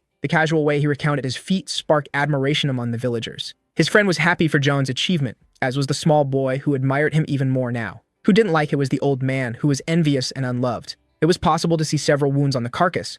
There was no way he could have done it all alone. He then asked if John had used a trap, and John confirmed it. After all, they saw the griffin fall from the sky. He'd assumed that John must have been lucky to find the carcass, and now felt more at ease thinking that way. Soon, other people were thinking the same, and the envious old man felt happier because they stopped praising John. It would be terrible if someone capable of hunting a griffin were among them, as it could threaten his leadership. John's friend called for the old man. He said they were going to finish their reconnaissance shift now. That was what he wanted to hear, but he pretended to be surprised. The task was indeed important, but now, he can't do things alone, and his companion had only come to find him. He didn't want to appear as a bad person, and today he had only one task for him. To take a break with his friend, he did this just to boost his reputation as a good-natured old man. He accepted the villagers' cheer, and John found it strange, that's all. That old man's behavior was already bothering him. He realized he only did it to get attention, but his friend asked him not to get irritated. At least now they will all be able to talk a little in that huge place. John didn't see anything huge there and asked if his friend's talent is that small. It's not about talent, they help a lot there. In fact, he reminded them that his friend doesn't have a blanket, so he should sleep in their tent tonight. John was already completely fed up with the whole situation. He tried to take it easy, because they're living there. They don't have basic things, and they lack sheets and furniture. The place is small and dirty. He can't stand another minute. His aura became threatening, and he asked if the nights are cold there. If that's the case, he understood it's cold and activated his crafting mode. His friends are speechless now, but he says that from now on they can say goodbye to cold nights. Now the place warmed up, they want to know how he did that, but that's his ability. In fact, if he tried a little more, now they not only have beds, but sofas and even a coffee table. That's not all, it's still too early to be surprised. John can do much more. It's good for your health to drink mandrake tea before eating. The man cried, moved as he never imagined he'd drink such a tea. Meanwhile, the boy looked at his cup, intrigued. Then he told Jin Su that if the tea was too bitter, he should just add 2 more spoonfuls of that and it would taste better. Now the drink was sweetened, and the others wanted to taste it too. The sound of their joy filled the inside of the tent, and John watched them closely, happily. Memories are triggered by sensory experiences, and tasting something sweet after so much time in that hell. For his friends who were there, revisiting those memories is something good. They helped them forget the hardships of the dungeon. He remembered when he received a little gift from his student, because she was grateful to her teacher, who taught so well. He finally saw what he had received. The little girl had given him a lollipop. They were all completely moved. John knew what was happening because he felt it too. That's why he watched without saying a word. The one who couldn't take it anymore was the rabbit. He had no more patience for that nonsense because one of Mandrake's effects is to make the body excrete toxins in the form of tears. Now John was scared as the rabbit had revealed himself. It didn't take long for a sword to be drawn, as well as a great battle axe, and a small and deadly dagger. They told the guy not to try anything worried. They asked John to move away from him. The rabbit says it's a misunderstanding and desperately asks John to do something, but he blames the rabbit for undoing his invisibility. Now there's no way to fix the situation. The rabbit is on the ground in an extremely uncomfortable position,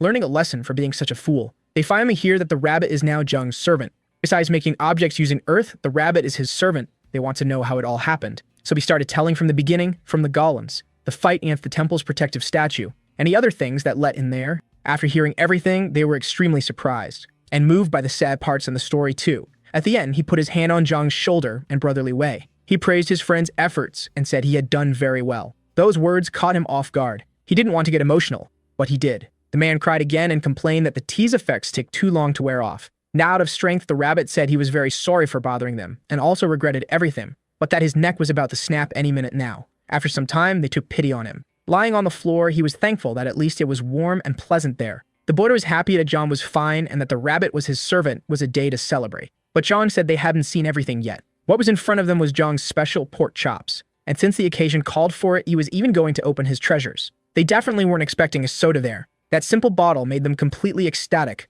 The boy ate the pork like it was a delicacy, while the man ate the veracity of the fentanyl addict, and John's friends savored the drink. Even the rabbit was immersed in the flavor of the chops. It had been a long time since they had celebrated this much. The night passed happily for them. Stuffed, they thanked for the delicious food they had eaten. Praising John's food, the boy wants to know if this is also a skill granted by the temple. But he says that cooking is practice, and if the food was good, it's because he's good at it. Seeing that his friend had gotten nut, he asked if he was going to the bathroom. But he was thinking about something and asked if they can also have that. Jung thought he was talking about skills, but that's not it. What he wants to know is if they can have the title of Dragon Disciples. Jung is surprised and asks if his friend really wants that title. Dongmin speaks to him telepathically, saying he found something interesting. He asked if it was an item or a monster, and the others want to know who he's talking to. The rabbit said it's called whispering. The one wants to know if John knows how to cook. What was in front of them was definitely surprising. From the portal, Jung pulls out some things. But he said he likes trying new foods and apologized for getting distracted, then went back to talking about becoming Dragon Disciples. Alpha asks if they also want that title. He wants to know if it's really possible because it would be very useful there in the dungeon. Alpha asks if it's because of the skills, and indeed, he won't lie about that. With the Whisper, it can avoid dangers, and with the portals, rescue those who need help. And he definitely doesn't want to be separated from his friends again. Jump, who is emotional, cried once again. That said, this is why he desires those skills. It makes all his friends emotional as well. Jung asked Alpha if it would be possible, but he said it wouldn't. But he is deeply moved by the moment, and Alpha said that when it was with Dom Min, that was the condition. That condition is indeed important, but there's a limit to how many people can accept it right now. At the current juncture, he can't increase the number of his disciples too much. This left him extremely disappointed. However, Alpha said there's still a possibility. The next morning, the day begins in the village. The villagers gather and are much happier. The old man looks at them, imagining that everyone must be there. In front of the meat, he prepares himself, In his hand is a knife ready to be used. He performs some radical maneuvers with it to show off. Then he wields it firmly as if it were a weapon. He made the first cut into the griffin's carcass, and several more as if he were already used to it. Indeed, he had skill for this kind of thing. Now there are several portions of meat properly cut. The smug old man had finished his work. Looking at the others, he said they should do this in order, besides showing gratitude to the one who contributed with this food. The villagers shouting joy, congratulating Jong. Even though he's old, that kind of performance is always effective. Jong saw his skill with a knife and wondered if he would be able to handle the griffin alone. But the rabbit said that skill was limited to carving carcasses and nothing more. Not to mention the knife is an enchanted item with at least 3 enchantments. The skill must be in the knife and not in the old man. Jong remembered that when he tried to cut the meat, he had to use a lot of energy. Now he hopes to find a knife like that in the future. Even so, that food isn't enough for everyone in the village. It's time for them to prepare for business. Smoke rises from the lit fires. The rabbit doesn't like that. It's as if they were celebrating, and besides, he hates to calm that place. It brings some very large cues. The boy, for his part, handles a brush. They want to know if it's enough because it was so much that they wouldn't be able to consume it all in a lifetime. John wants to know from the rabbit how the others are doing, and he says there's not a single tent that isn't cooking. The boy finished and asked him to see his work, and John said it was very good. Looking at Hoyle, he wants to know he's ready, and jokingly says he is. Then they wished him good luck, but he warned them to keep their expectations in check. With that, it was time for Jong to be in. A large banner was set up announcing the sale of salt stones, which are on sale. The boy wants to know what Hoyle went to do. Well, it was obvious. He went to throw bait to those people. Excellent bait. The long-haired one wants to know if everything will be okay, as Hoyle had never done business this way before. Jong is adamant that no sales skills are necessary because he asked him for only one thing. They say the meat is good, but the taste is bland. Still, it's good to eat meat after such a long time. Hoyle suddenly appears, agreeing that the meat is tasteless. Just a single pinch of salt, nothing too intense. The boy wants to know when it was that Hoyle put on his piece of meat, but the appearance is familiar. He didn't imagine it would be that. Before the boy could ask if it would be enough, people were already asking Hoyle to sell the salt. The crowd runs towards him, and Jong is happy that they took the bait. With everyone gathered there, they want to know how he has so much salt available. Besides that, they don't know what to use as currency, since money has no value there. Maybe they should use food. The price is simple. 1 bowl of salt costs a second-hand enchanted item. Any enchanted item will do as payment.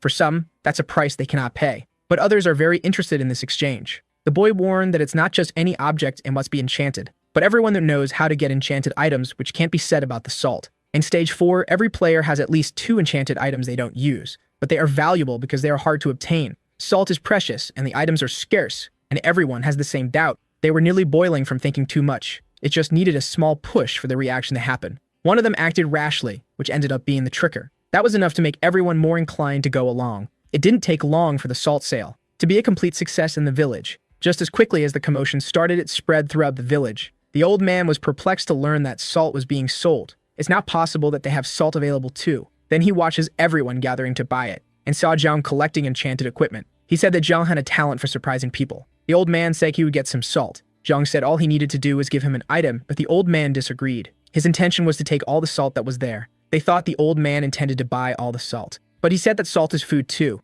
and that he would manage this resource better, and that the weapons he was receiving were too valuable. Zhang says he can't do that, even though the old man is the leader. So he decided he would buy it all at market price, as he has many pieces of equipment but are completely useless. The important thing wasn't the salt, but the reputation he could gain from it. Zhang says buying all the salt will be laborious, but he accepts anyway. That made him question the old man's seriousness. In any case, that clown must be loaded with money. Zhang makes a scene and isn't sure if the old man can pay for all the salt he has, but the old man tells him not to worry. He says he's concerned that it might be a burden for his old back. The old man says he's a man of his word and won't go back on his offer, and he was adamant saying that he would buy everything. It wasn't a bluff. He used his ability to calculate the amount of salt and compared it to the number of items. But there was something his ability couldn't foresee, and Zhao said he would get the rest. The old man had to hide a heart attack when he asked what the rest was. Zhao apologizes for taking too long. Then he showed them a statue made entirely of salt. Now the old man can't believe that all of that is salt. Zhang says that's pure salt, and if he wants, he can taste it. The question remains if the old man will be able to keep his promise with all that salt there.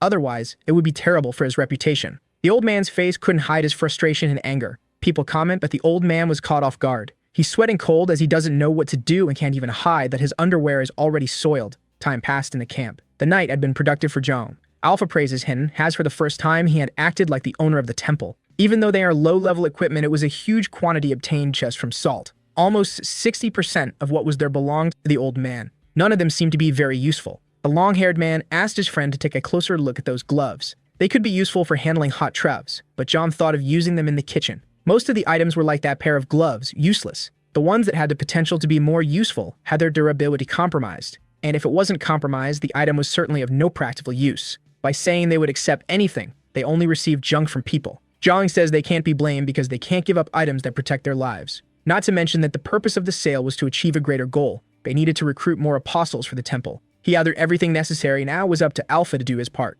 Before moving on, Alpha has something to say to him, and Zhang asks if he needs more equipment. Actually, he needs to explain how to use that equipment. Zhang was curious and wants to know if Alpha can restore their durability. But that's not what he wants to talk about. When an object becomes a sacrifice, enchantment is imprinted, and he can enchant another object with the same ability. The long-haired one realized they could make more enchanted objects, and Alpha praised his cleverness. However, these are all secondary options. He says this doesn't make much sense. He can't believe Zhang is going to build a temple there. The conditions are the objects, the altar, and the people. The rabbit doesn't even know when the altar appeared there. These are the criteria for having another temple, and they need more to be able to have more apostles. The problem is that soon the others would find out and the old man could become a nuisance. But Zhang isn't going to build a temple there, so they want to know where he's going to do it. The night continues in their village. Looking at the stairs to the underground, he can no longer see end of the tunnel. Even in that void area, he could never predict the dangers that exist underground. The boy told him to stop daydreaming and come help them, because he knows he's only pretending to be concerned to avoid the hard work. He said his hands are too big, and the long-haired one asked to take a look at them.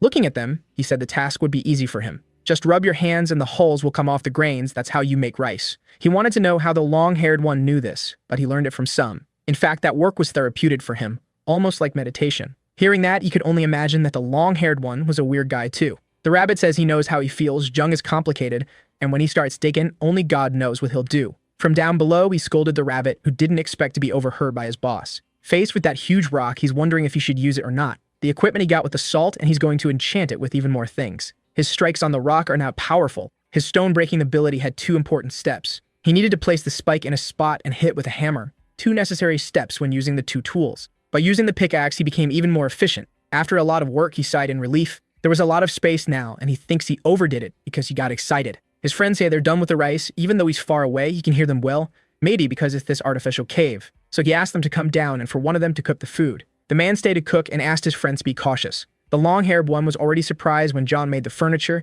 and now he's even more impressed with everything. Arriving at the temple hall, he came across something even more incredible. He couldn't believe what he was seeing. There was a large plantation there, and he thought the wheat Zhang had given them was all he had. The truth is, he has a lot in his inventory, and he couldn't leave the ground uncovered, as it would be a waste of space. Since they're there, they want to know how they can help. He and the long-haired one will harvest the right grains, and the boy will protect them, as there might be skeletons around. The long-haired one didn't expect his friend to be afraid of skeletons. It's not fear, he feels, he just doesn't want them near his precious wheat. So he started harvesting the grains. The long-haired one was also helping with the harvest. As for the boy, he was alert and focused on protecting a perimeter. Jod looked to the side for a moment. His other friend was there, along with the rabbit. In his hands was a large pot, filled with food. There was a lot of cooked rice inside, and it smelled good. That made those working very happy. John blew on the rice to cool it down. The other 2 were also very enthusiastic. Now they had everything, happy people. A large amount of sacrifice material, as well as the area for the temple. All the preparations had been completed. The boy is very happy with everything they did there.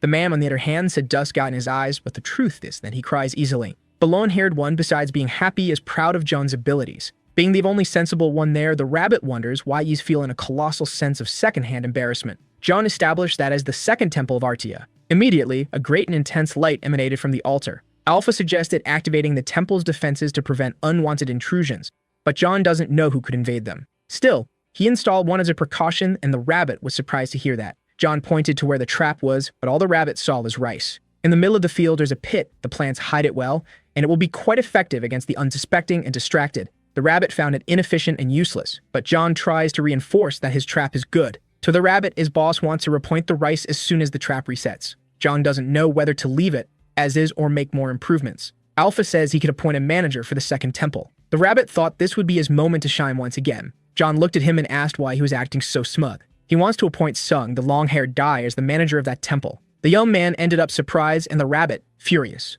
But Alpha said that wouldn't be possible. The rabbit said a manager has had experience, and Jones said that if a rabbit can do it, anyone is qualified. But he's better than the other rabbits, and the long-haired guy is just normal. Alpha says it's almost like that.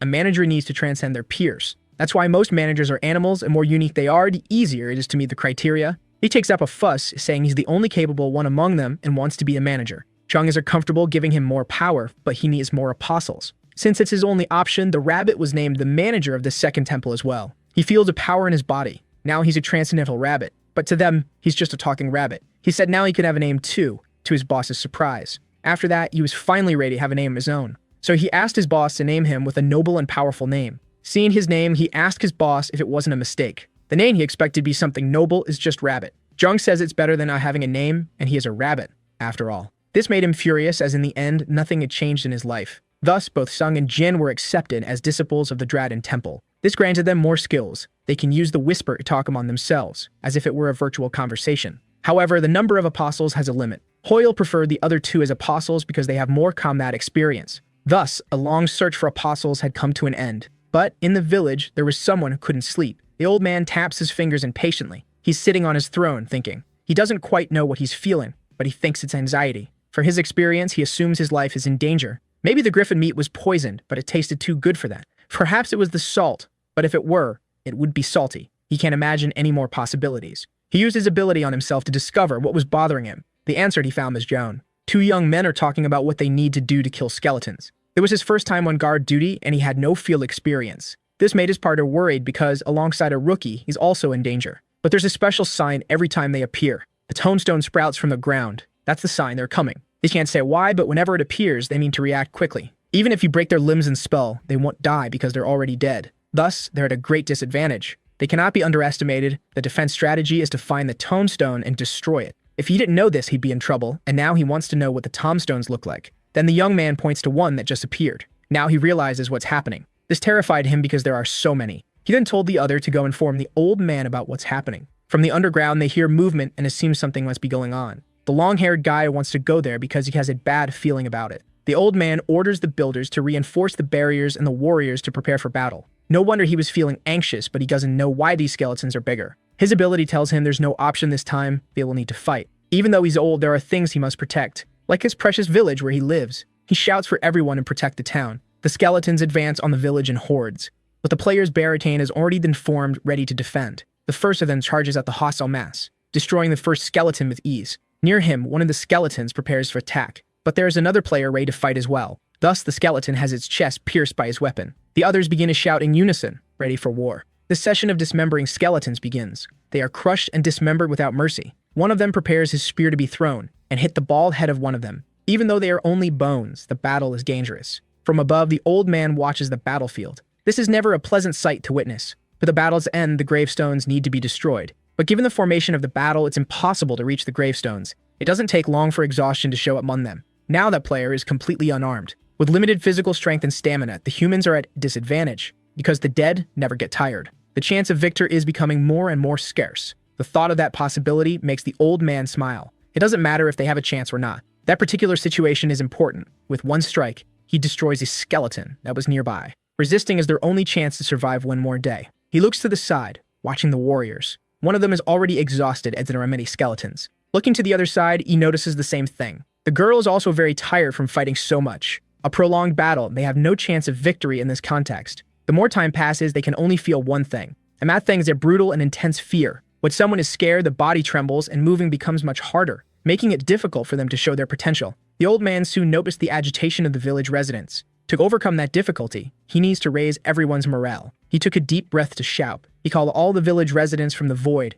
Some heard the old man's voice in the middle of the battle. The battle was fierce, and some were already thinking that victory is impossible. But they should think carefully about this. What all the hardships they faced, the courage and perseverance that brought them here, as well as all the big times they had together. That's the reason they have to keep living. Even those who were scared stopped being afraid, and the tired ones became more motivated. They need to survive so they can return one day to the world they belong to and escape this hell. Surviving the dungeon, that was the routine of many there. Routine can make dreams seem distant, but remembering the goal can give strength to the weary. They need to return home. The old man's speech encouraged them by reminding them they can get out of there. He thought they wouldn't win, but he remembered that losing is not an option. Determined not to die there, the fight intensified. They were clearly more motivated, and the old man believes that a miracle could happen now. Jiang said it was a heartfelt speech. The old man looked back, surprised by the boy, because the true miracle had just arrived. That is definitely a cliché, one of the most mediocre ones. For the rabbit, it would be embarrassing, but there's no better word to describe them now. They are heroes. The tired fighters looked on in admiration.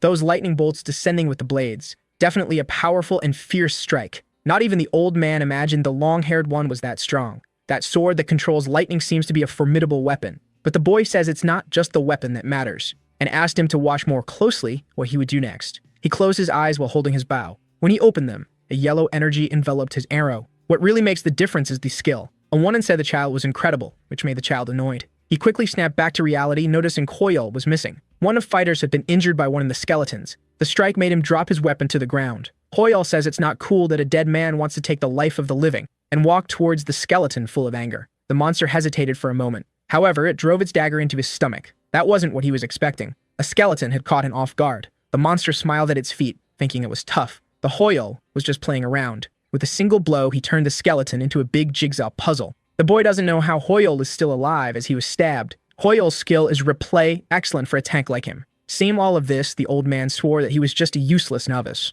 Not to mention Son, who by himself is an enormous destructive force. Meanwhile, Jim can deal damage from a distance with his bow. And there's also the physical resilience of the old man. Now the elder realizes that the three of them together are an unstoppable force. They definitely make a well-prepared and balanced team. John doesn't understand why they're fighting outside when they could use the fence to their advantage. But the old man says that was the best option. It's hard to find good quality wood around here. The barricade may look strong, but it wouldn't hold much. Not to mention there are many who fight in close combat, so they need to be in front of the fence. Zhang said the fence is useless then, but the old man insisted it still has a purpose. With that many enemies, the fence reduces the directions from which attacks can come. It may be hard for a beginner to understand, but Zhang interrupted him, saying it's too complicated. It's not simple enough. Hearing as the old man was outraged. If that's the problem, then they need a better fence. He asked if the skeletons are capable of jumping, and the old man says they only march forward. Curious, he wants to know what Zhang is going to do. But before he could get his answer, he was truly surprised. Zhang was building a wall for the village. The skeletons quickly tried to bring the structure down. They could try as much as they wanted,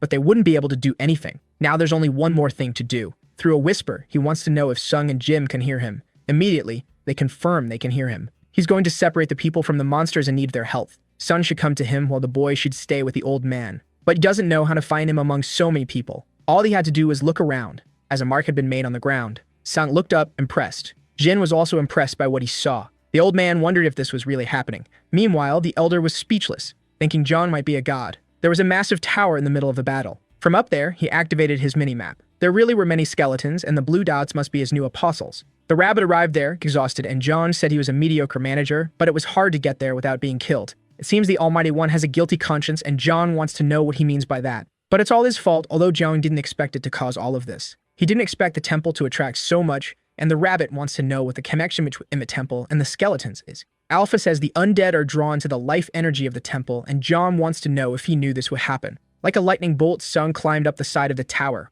When he got there, John praised his agility. Building that tower so fast, he never stopped being impressed. He'd already told the other two while heading there, by separating the people from the monsters, he wanted to know if they would use the wall he had just built. That's the plan, but he needs their help. So they quickly talked things over. After the conversation, Silam understood the plan. Jung spoke to Jin, who still hadn't found the old man. He told him to prepare to close his eyes. Sung stood with arms wide open at the top of the tower. Having fought them, he knows it would be difficult for even him to handle them all. Apprehensive, he wants to know what Jung is sure he can win. Confident, Jung said yes, and that soon he would see his friend. More at ease, Silam may ask him to hurry, because he could be caught by it too. John wants him to make a signal with his lightning, to use all his strength, creating something similar to a beacon. It's possible to do, but Sung asked if it wouldn't be a waste of energy. It wouldn't be, because that way he would be able to get everyone's attention. In the elder's speech, you know he shouted, not everyone heard him. But up there, Sung's light would be seen by everyone without exception. He needs Sung's help to save the people down below. That's the only way to save everyone in the village. This selflessness makes the long-haired one happy. He's been here for a while now and has worked hard to stay with his friends. But in unfavorable and complicated situations, he was confronted with harsh realities. We thought he wasn't capable of doing anything more. Seeing that John wants to save everyone is motivating. And if that's Zhang's intention,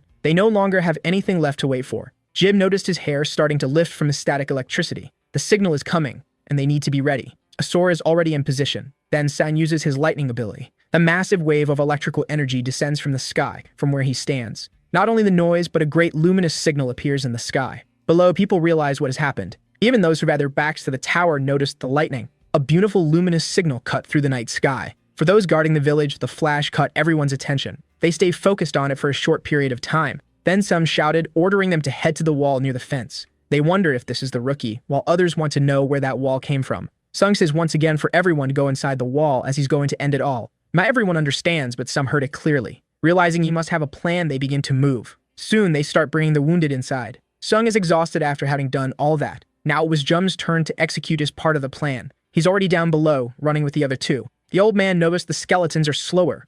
Maybe the lightning scared them. Whether that's the case or not, Jun is grateful for what his friend did. Jim wants to know what they are going to do now. The first thing is to see if everyone is safe inside, but doing that will be very hard. Jim realizes it wasn't a bluff. Jun really cares about other people. But Jun corrects him, saying this isn't a heroic narrative. Now everyone there owes him one. Jid didn't expect to hear that. Johnny's happy that everyone there owes him their precious lives. Once this battle is over, he's going to get some good equipment from them. Doing all that took more effort than he imagined. He's collapsed on the ground, drained of energy. Sung isn't sure if he passed out, but he knows for sure he overdid it. Jian is running in a panic, calling for Sung. He reaches the top of the tower, terrified. Since Sung didn't come down, he was worried about him. He got carried away and used too much force, which made him black out for a few seconds. Finally, he remembers the whole situation. He wants to know what happened to Joan and if the village is safe. Jian asked him to calm down a bit. Now he needed to listen carefully. At first, he didn't understand, but it was possible to hear a sound. Jung's name is being shouted in unison. Sonny asks if that's really what he's hearing, and Jin says he should go see it too. Looking down, he lets out an honest laugh. John really hasn't stopped surprising him.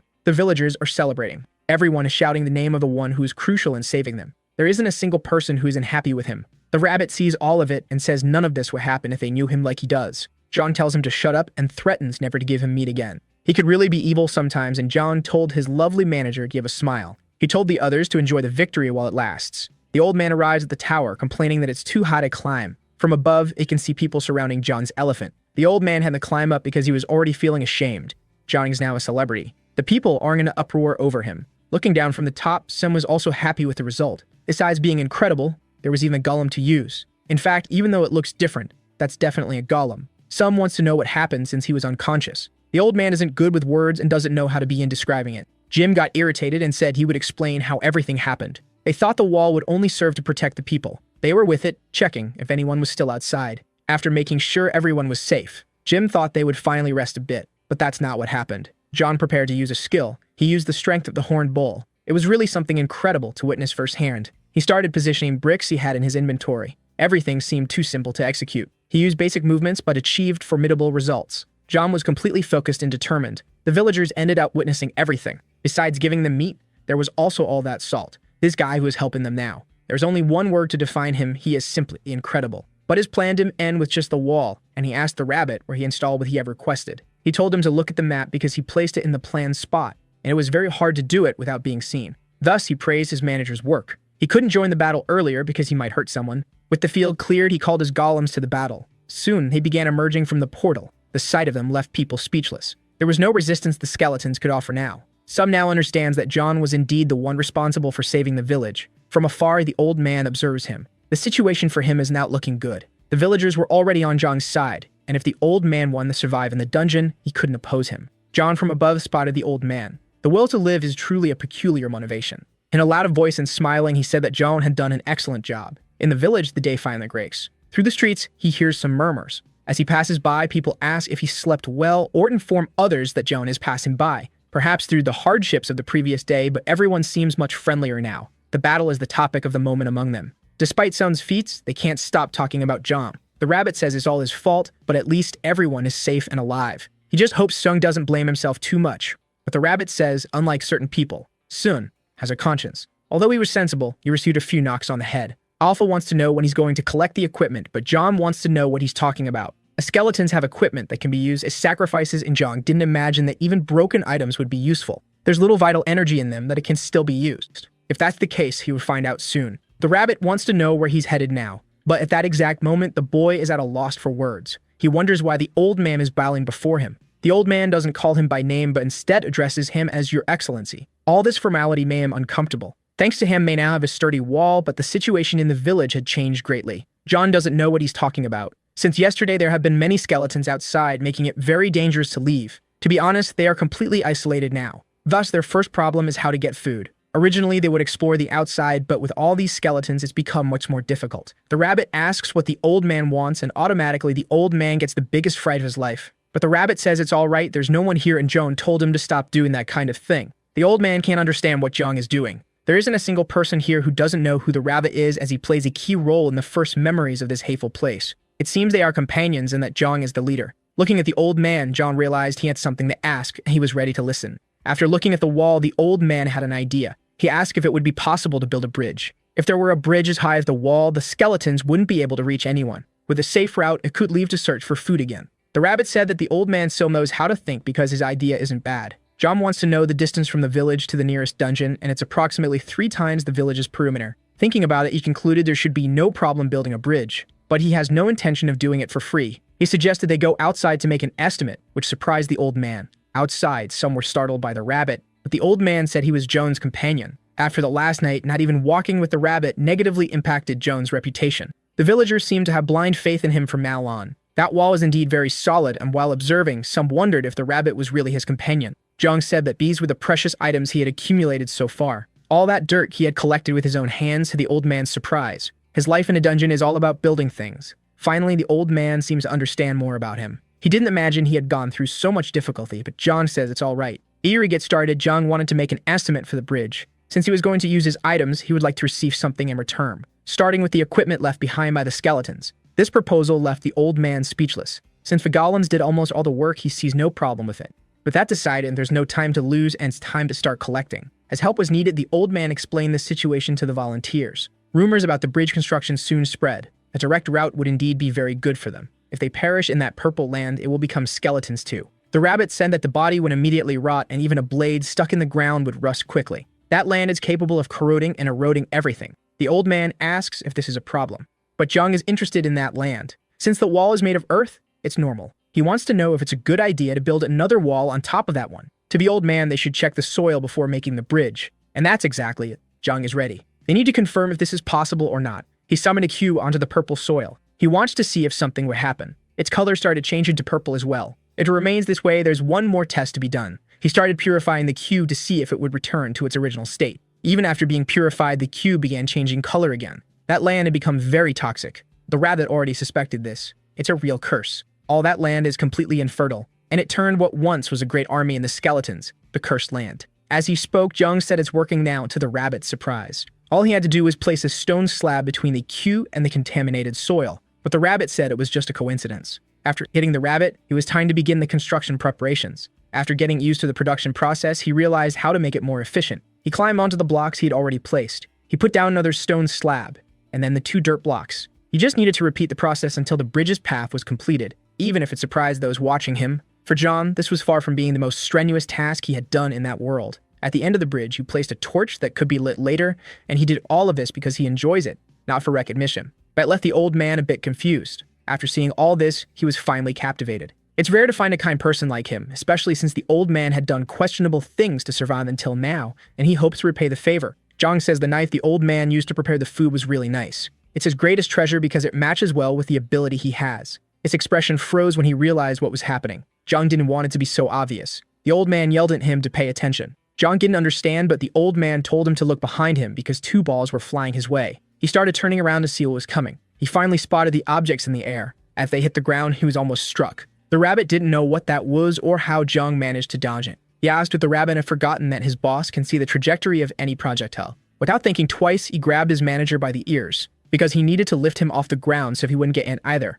Now he should always remember that his lifesaver is Zhang. That yellow ball, it seemed familiar. The old man shouted once again, saying more balls were coming. Prepared, Zhang opened his inventory to defend himself. He placed some blocks in front of him to stop the bullets. They performed their protective function flawlessly. He told the old man to stay behind him, but the poor guy was already crouched there. Now that he was sheltered, he explained more about those balls. Even the rabbit wanted to know what they resembled. Although they were larger in size, they resembled a grain. The old man said Zhang had sharp eyes because that was from a trap the dungeon's entrance. If one of them hit you, it's at least a fracture. If this is happening now, only one thing could have happened. They could eat those grains. But the old man said they're poisonous and could cause a stomachache or worse. If the poison isn't too strong, it's worth finding out. Zhang extended his hand and used the purification ability. The old man asked if his ability besides curses can also nullify poisons. Taking a bite, Zhang said that despite being tough, they resembled the grains he had eaten before. And the old man said the shots had stopped, and indeed they had. Zhang wanted to know why they had stopped. The plants take time to replenish their grain stock.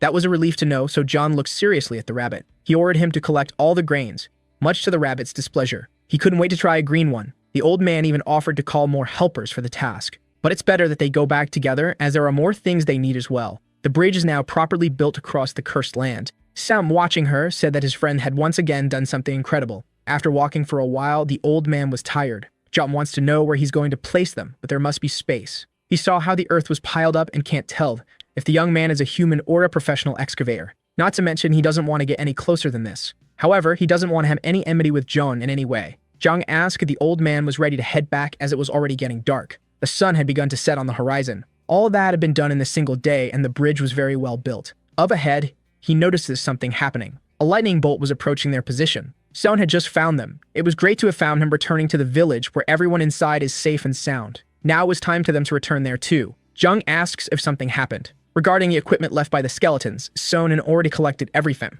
They are now in the underground temple. The smell of that equipment was far from pleasant. It stank so much they weren't sure if it could be used as a sacrifice. Alpha's happy because it will provide a lot of vital energy, and with that, Jung says they can head back up. Sona asks if there is still more to be done, and Jung says there always is. It was time to collect the payment. In the center of the village, everyone gathers because Joan has something to say to them all. First, he thanked everyone for being there. They must have seen the new bridge which allows them to pass by the skeletons safely. It was designed to last and will be of great value to everyone there. To build a wall and the bridge, he used many of his resources. He will skip the details, but he needs a lot of enchanted equipment, and he was standing before them to ask for help with that. He needs level 2 or higher equipment, which left everyone very surprised. Although they are grateful for everything, it won't be easy for them to accept this kind of payment. He faced the best situation would be if they handed it over voluntarily, but if that doesn't happen, he'll be a bit more forceful. Now there's only silence among them. Soon a sword appears in front of him. Jung didn't expect it to be so quick. The one who offered it said she had better equipment and had only kept the sword out of emotional attachment.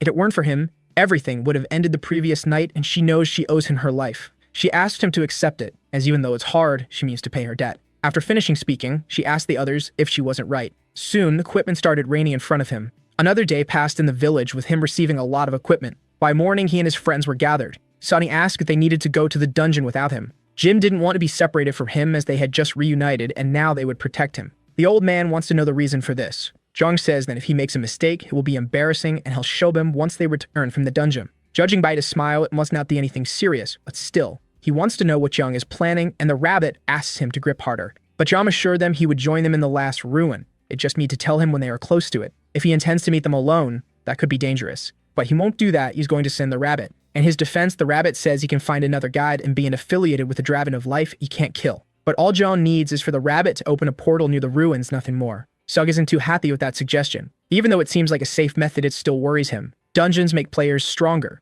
and he's concerned about Jung's progress. But Jung asks them to trust him once again, as he has his methods to make things work. Sung listened carefully, and decided to trust him, not trying to persuade his friend otherwise. Thus, they left the village with 10 more people, heading towards the dungeon. The rabbit wants to know if his boss is okay, as he spent only a few days with his friends and is already alone again, but Joan knows he'll see them soon. He wants to know why he decided to stay behind, and Joan says that rice alone has no value. It had been a while since he had a meal, but he realized something was missing. He opened his inventory once again. It was the cursed soil, and Alpha didn't like that inside the temple. But John had already said something important was missing, and the rabbit says it's the curse of decay. But for Koreans, juga soup is something wonderful. Neither Alpha nor the rabbit have any idea what this is.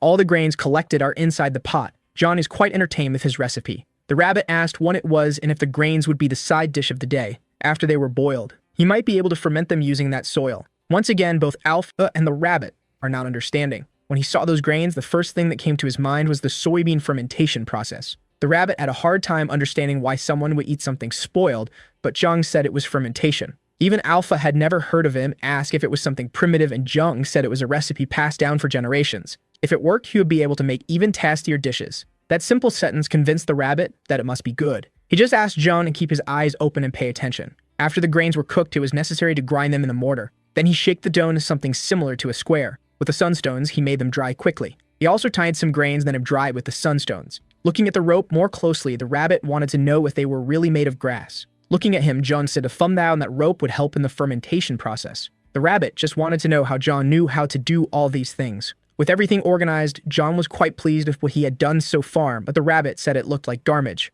While being scolded, the rabbit said he couldn't be the only one who thought so, and Alpha agreed with him. John could only lament that they didn't know anything about the flavor he was remembering. The block with the cursed Sam was still there. He just needed to figure out how to make use of it because it could significantly reduce the fermentation time. To the rabbit, he didn't need to rush anything, but John didn't want to wait several days. Using an iron bar, he saw that the curse in the block was still very strong. Looking at the result, the rabbit asked if he couldn't combine that sand with the stones. At first, he questioned it, but then he ended up having an excellent idea. Feeling happy, he hugged the rabbit tightly. Even the rabbit couldn't believe the advice he had given and said he just spoke off the top of his head. But John already had a block made with stone powder. By reducing the concentration of the cursed sand, the rabbit's suggestion worked. Placing the blocks with a lower concentration of sand, the fermentation process began. Thus, a few days passed. Inside the village, someone said there were skeletons outside and this should prepare. On a rainy day with few people around, the corruption of the sand became even stronger, and this could be dangerous. The old man wanted to know if the wall was showing signs of weakening due to the rain. It was still holding up, but it had become much softer because of the rain. He ordered them to find John, as in the worst-case scenario, they would have to defend without him. It had been a while since the last rain. John appeared among them, saying that the old man seemed quite busy. His presence brought a bit more hope. So they began to talk about the situation. He learned that on rainy days, the skeletons become more oppressive. That was really dangerous because the water weakens their structures. Besides the skeletons becoming more energetic, the wall could give way. In light of this, the old man wanted to know if they had any solution. Zhang thought about the problem at hand. Looking at the people, he asked for everyone's attention. He asked Alpha if it was possible to set a trap there, and he was told it was possible, but would have to be done manually. Seeing this, the old man didn't understand, and Zhang said he would give him a little help. The only thing they needed to do was soften the soil after he planted. Those plants on the wall were the ones from before. With all the plants in place, he started the trap. Alpha said this was the best trap John had ever made, as she and there were so few plants. The most interesting thing was that with the rain, something else would grow quickly. Happy, the rabbit said they were potatoes, and the answer was right, though the old man didn't understand what they were talking about. Outside, the skeletons were watching. Immediately, some were caught by the vines. That wall defense is really quite efficient. The potatoes attack those nearby, and the grain throwers attack those in a distance. It's really impressive, but the old man wanted to know what the young man was doing. He just wanted to take the opportunity to make a stew. There are some situations in life where ambient sounds can serve as a way to find calm. The sound coming from outside now was starting to have that effect on him. That definitely made him feel good, and the rabbit said the tet was already ready. The old man asked if he could sit as well, and Zhang said there was no problem. With the bad open, the old man said Zhang would make a big fuss if he left that behind. Zhang asked the rabbit that the discomfort of being in the rain feels a little bucolic. The sound of the rain, the grains being fired, the bones breaking, the harmony of it all was poetic. But he didn't care about that. He just wanted to know if he needed to cut those vegetables. Zhang told him he should put more heart into it. And that the most important thing when making jiga is the flavor of the paste they made, which needs to be good. Incredulous, the rabbit wanted to know if the rotten grains had an interesting flavor. The old man wanted to know if he really said that, but Zhang asked him to wait a little longer. There was one more surprise for him. That could be possible. He never imagined he would see tofu inside the dungeon. Seeing all that, he realized that being in that place wasn't a big problem for Zhang. He does many things. All of this is simply too fantastic. Zhang ready wanted to show him his skills. Coming down from the wall, someone asked if all the preparations Zhang requested had been completed. But from the outside, it no longer looked like a village, it looked like a castle. It's a bit of an extravagant description, but that's how it seemed. Like a castle of skeletons. While they were talking, he noticed a different smell. Then he said that John had called them to eat together. His stew was almost ready.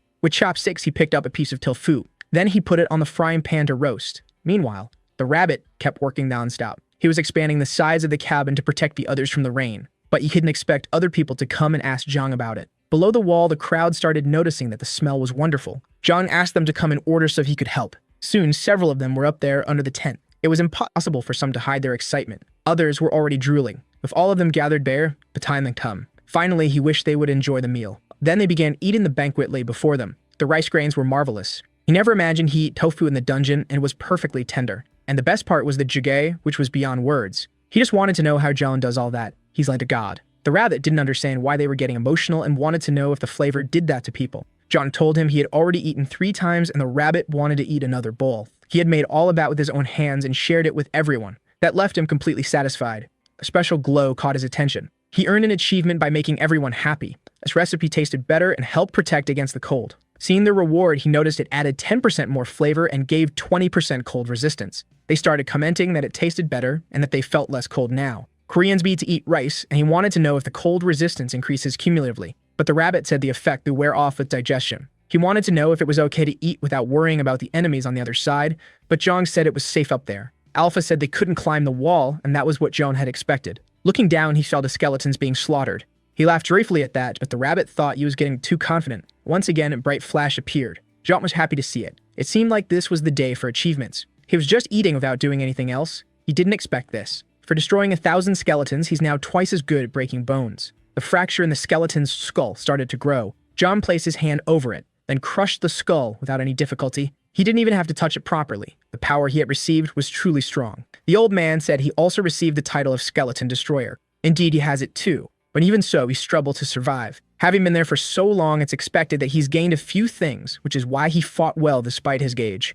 John wanted to know if this ability stacks with weapon use, and the old man thought it did. Nan wants to know if it applies to that as well. From his inventory, he took out the boar bones. It actually worked. Now he can eat the bones, and the rabbits say he looks just like Pokyu. He asked the old man if he received that after defeating 1,000 skeletons, and what would happen if he destroyed more of them. But he couldn't say because after destroying almost 2,000, there was no change at all. Since he achieved that through the traps, maybe he'll discover the result if he waits long enough. Alpha said they could improve the trap with the vital energy they accumulated. Zhang thinks it's a waste, but Alpha says improving the temple's management benefits the temple, though there's not enough energy yet to enhance the portal. The old man asked the rabbit if he was talking to someone, and he said yes, but it would be too much trouble to explain. So he improved the trap's quality as directed by Alpha. The cooldown time is now shorter, and the traps can be controlled with more precision. Before, they attacked randomly, but now Jum assumes they can target a specific enemy. This way, he can control it to 20 plants. The result of this trap upgrade was simply devastating and overwhelmingly powerful. The focused shots caused massive destruction. Even the rabbit couldn't believe what he was seeing. In the second dungeon of the 4th phase, it's snowing. They're moving forward with difficulty due to the cold. Jin asked her son used just brute force to defeat them all. He said he was training his new skill, and Jim thinks he acquired it while fighting his skeletons. It's not a skill, it's an achievement reward. With it, he can break bones more easily. The skills each of them possesses, as well as the way they are used in practice, breaking bones with twice the efficiency. Some thought of it in a different way, assuming that every living being has bones, or almost all of them. By hitting specific areas, he can greatly increase his damage. Only someone with combat experience would think this way, and Sun is that person. On the other side of the dungeon, however, Zhang thinks the trap also uses his achievement, and hunting that way without doing anything is excellent. Inside the cabin, he's doing something else. He was handling 2 thin bones, but they ended up breaking in his hands. He was trying to control his strength, but still needs a lot of practice. Now it's time to chap on the other traps. Looking at him, the squirrel wants to say something. It seems like it wants to dig a tunnel with him, and now Zhang eats bones just like the squirrel. So the squirrel is only possible that Zhang is some kind of god. He didn't understand why the squirrel was looking at him with such radiant eyes. Opening the system, he looks at all the traps he currently has. The arrow shooter is very good, but it's a shame he only has one. Since it's a magic item, he can't produce another, but he can restore it if it's damaged. The container can also be used to boil water, not just oil. The first thing that comes to his mind is that if he puts stew in it, he'll have infinite food. But Alpha says that effect only applies to pure liquids. If that's the case, he has an idea. Then he asks if it would work. A few days passed in the village. John wakes up. Someone's talking to him through the whisper. Getting up, he asked if they were already at the ruins. They're not there yet, but his friend needs his help. Inside the cabin, he gets ready. The old man is running hurriedly through the village. Fighting John, he said he heard that he was looking for him. There was something he wanted to ask the old man. Then he realized it was about the location of the second ruins dungeon. Unfortunately, he might not be able to help with that. They'd exist, but they can't be found in the traditional way. Zhang didn't understand those words. The entrance to it changes with each reset. The place is underground. Its access point always changes location. Since the old man has experience, it would be good if he went with Zhang. He could help, but since he's already been there, he wouldn't see the details again. Now there's nothing Zhang can do. Then the old man says he can still help him. Since he can go there, he can still teach him how to beat the dungeon. This piqued Zhang's curiosity. From the forest, the rabbit is communicating through the whisper as well. He's heading towards the others and wants to know which path to take. He's upset because he thinks out of all of them, he's the one who suffers the most. He didn't want to go alone by any means, but John asked him to go ahead and open a portal as soon as he found them. But if he wasn't going to do that, then John gestured with one of his hands. The plant that was idle on the wall was now focused on the disobedient rabbit. Faced with that, there wasn't much that could be done.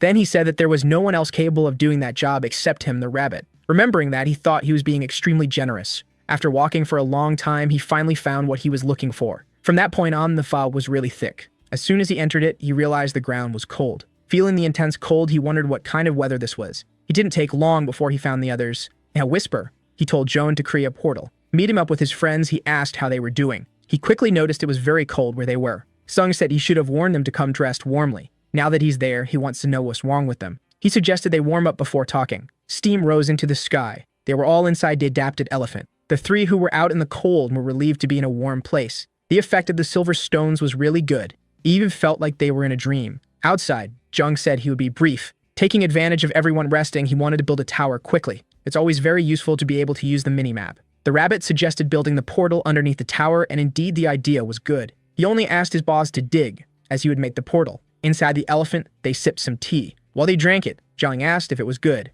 It was wonderful. It even reminded them of Korea. but there was something someone that talked to him about. He asked for another cup of tea, and the rabbit thought they had only been called there because of the cold. Outside, the snow continued to fall intensely. Jung received a vague explanation from the old man, saying they needed to find access to the ruins. Sung said his friend might find it, and Jung asked if they hadn't found some mysterious lithograph. It was the old man who had mentioned it to him, and he wanted to take a look. It was indeed mysterious. He wanted to know if it was related to the ruins in some way. The rabbit said there was a keystone, and the closer they were to the entrance, the more intense the blue color would become. At the moment, it wasn't glowing blue. Sung said it only glows at night, even thought it was a navigation tool. If it only glows at night, it could be a bit more difficult. But there was nothing they could do as it was made of moonstone. They are similar to sunstones, and the closer they get to the sunstones, the more the moonstone glows. Hearing this, we assume that there must be sunstones at the entrance to the ruins, but the rabbit didn't confirm that information. Even so, that moonstone wasn't reacting to the sunstone they had. The rabbit said that's not how it works. But now that he knew the situation, he wondered why they hadn't called him earlier. Some had imagined it would get so cold so quickly, which didn't surprise the rabbit. The climate there is extreme. No matter how well prepared someone is, it's tough. Besides having to adapt to the environment, they need to fight monsters in the dungeons. Meanwhile, they are enjoying a meal inside the elephant, warm and happy. The cold resistance effect is very effective now. Even a little squirrel is knocked out for eating too much. They're going to wait inside until nightfall to use the keystone. Sub hopes everything goes well. Outside, there are small footsteps moving. Several little monsters are gathered there. The little monsters gathered are ready to cause some dangerous mischief. One of them starts to shout menacingly. Inside the elephant, Jung asks what that sound is. Sung stands up, asking everyone to prepare for battle. So they exit the elephant, bundled up and ready. Jung asks his friends to take what he's about to give them. He threw something similar to a fur coat to them. Sung wraps himself in it and thanks him. The little monsters stare at them without doing anything. Meanwhile, the four of them are prepared for whatever might happen. Looking at them more closely, Jung doesn't think they seem dangerous. In fact, they're actually kind of cute. But the rabbit says those are snow gremlins, mischievous and fond of snowball fights.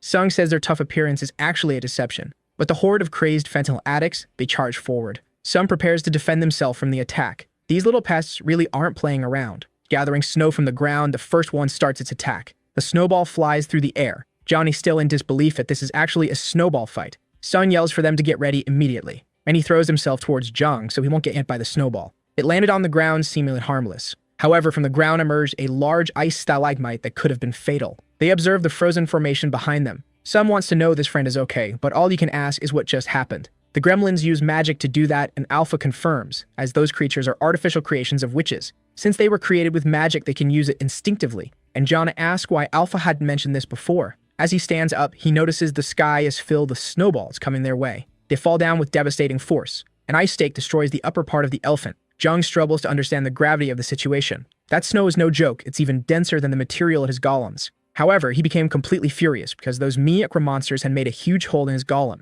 Some asked him to stay calm as these aren't easy enemies to deal with. John wants to know what they should do. A gremlin prepares to throw another snowball at them. Before the snowball hits the ground, this is their chance to strike and prevent the magic from being completed. He ordered them to stay close to him while Jim provided cover for them. The old man is ready to act as well, while the boy is prepared to handle his bow. Enraged, the old man charges towards the gremlins with his axe. His blade starts to move. He swings it furiously over his head, delivering a devastating blow to the ground. The shockwave moves towards the small creatures, but soon he realizes something. There wasn't a single creature within the range of his attack. As he's looking around, the pair of ears pops up from the snow behind him. Jim warns him that the danger is behind him. Reacting quickly, he managed to avoid being hit by the ice stake. The little monster smiles, finding the situation funny, but a boot hits its head, breaking the bones that form it. Sung says they are hiding under the snow and should be cautious now. Besides using magic, they can hide in the snow, and in it, they have no movement restrictions. With dangerous attacks and hiding, they are indeed challenging enemies. However, they were lucky that none of them had been hurt so far. What helped them this time was the cold resistance provided by the food. Sum looks around and wonders where John is gone. He apologizes, saying he took too long. A powerful golem had joined the battle, as well as seed-shooting plants. John got a bit busy because he needed to make some adjustments to golems. In the worst-case scenario, it would have been dark, but he apologized anyway. The gremlins observe these new enemies as if trying to understand them. Now is the moment when the battle ends. The rabbit can't believe he has heated 4 in the golem. All it's missing is putting solar stone in there too. When a solar stone comes into contact with the heated floor, the golem gets pumped up as if its own juice. It increases its offensive capacity, if the birth of the ultra heat golems. Using snow, those low monsters are really powerful. But if there's no snow for them to use, they're just a bunch of weaklings. Jam orders his golems to start melting everything in their path. His army of ultra golems advances with determination. The centaur's hooves stomp the snow forcefully, leaving a trail of melting snow wherever they pass. Some watches their advance toward the gremlins. There is nothing that this useless little monster can do now. There is no snow around it that can be used as a weapon. A single blow and it will be blown away. By melting the snow, they will render harmless. His plan is really good. The more snow is melted, the less they can resist. Now the gremlins are not smiling about the situation. However, it has only made them even angrier. But the anger is not unanimous among them. Some of them, they were wearing underwear, would be struggling to walk right now. Then they start jumping in droves, diving onto the snow nearby. Jom observes this movement and assumes they must be fleeing. But a great tremor in the ground begins to occur. That unexpected result made him apprehensive. Sam also doesn't know what it is and is nervous. A large leg steps on the snow. In front of them is a creature similar to an ice golem. That is a giant melting gremlin, much more deadly and dangerous. Seeing that he called his gorillas to him, it can't be possible that they made an ice golem. One of the gorillas is close to the enemy and tries to counter its attack using its strength. But it seems the giant gremlin is not even trying. Meanwhile, the gorilla, even with its upgrade, is struggling. From a contact between them, water vapor rises non-stop. John realized that even though it's huge, it's still weak against heat, so he encouraged his gorilla to keep fighting the enemy. However, it had already lost the battle. An ice golem is also capable of using magic. This time, the spikes came out of its own arm. Its body is made of snow, and there are gremlins spread all over it. Jin noticed this while watching the fight. Now he prepares to attack once again. The gorilla is injured and won't be able to defend itself. It was struck again, going straight to the ground. The barrage of attacks doesn't stop. The gremlins are furious. It seems the tide of the battle had turned. Sung suggests they start attacking together, but he noticed his friend is distracted. He didn't like seeing his golem suffer like that. He didn't like losing another golem either. Near Sun, Jim says something close to his ear. Thus, he also learned that the ice golem is made of gremlins. Knowing this, he rushed to share the information with Jom. That enemy is clearly denser than his golems. That's what's reducing his chances of victory. But this only applied when they were in the same weight class. He's eager to see what will happen when he has an absurd strength and weight advantage. The new construction left his friends speechless. That is a golem capable of crushing everything in its path. Value in the rabbit had seen one as big as this before. The ice giant knows its situation just got much worse. Was a ruthless steamroller. To the old man, it looked more like a generic boulder. His friends are still stunned by what they're seeing. To the rabbit, the name wasn't very cool either. The gorillas push that new destructive golem. Gaining inertia, it destroys everything in its path. The resulting force is directly proportional to the mass of the object. It's a simple physics formula. Enraged ice golem prepares to stop the attack. It tries to hold back the steamroller, but it's simply too massive to be stopped.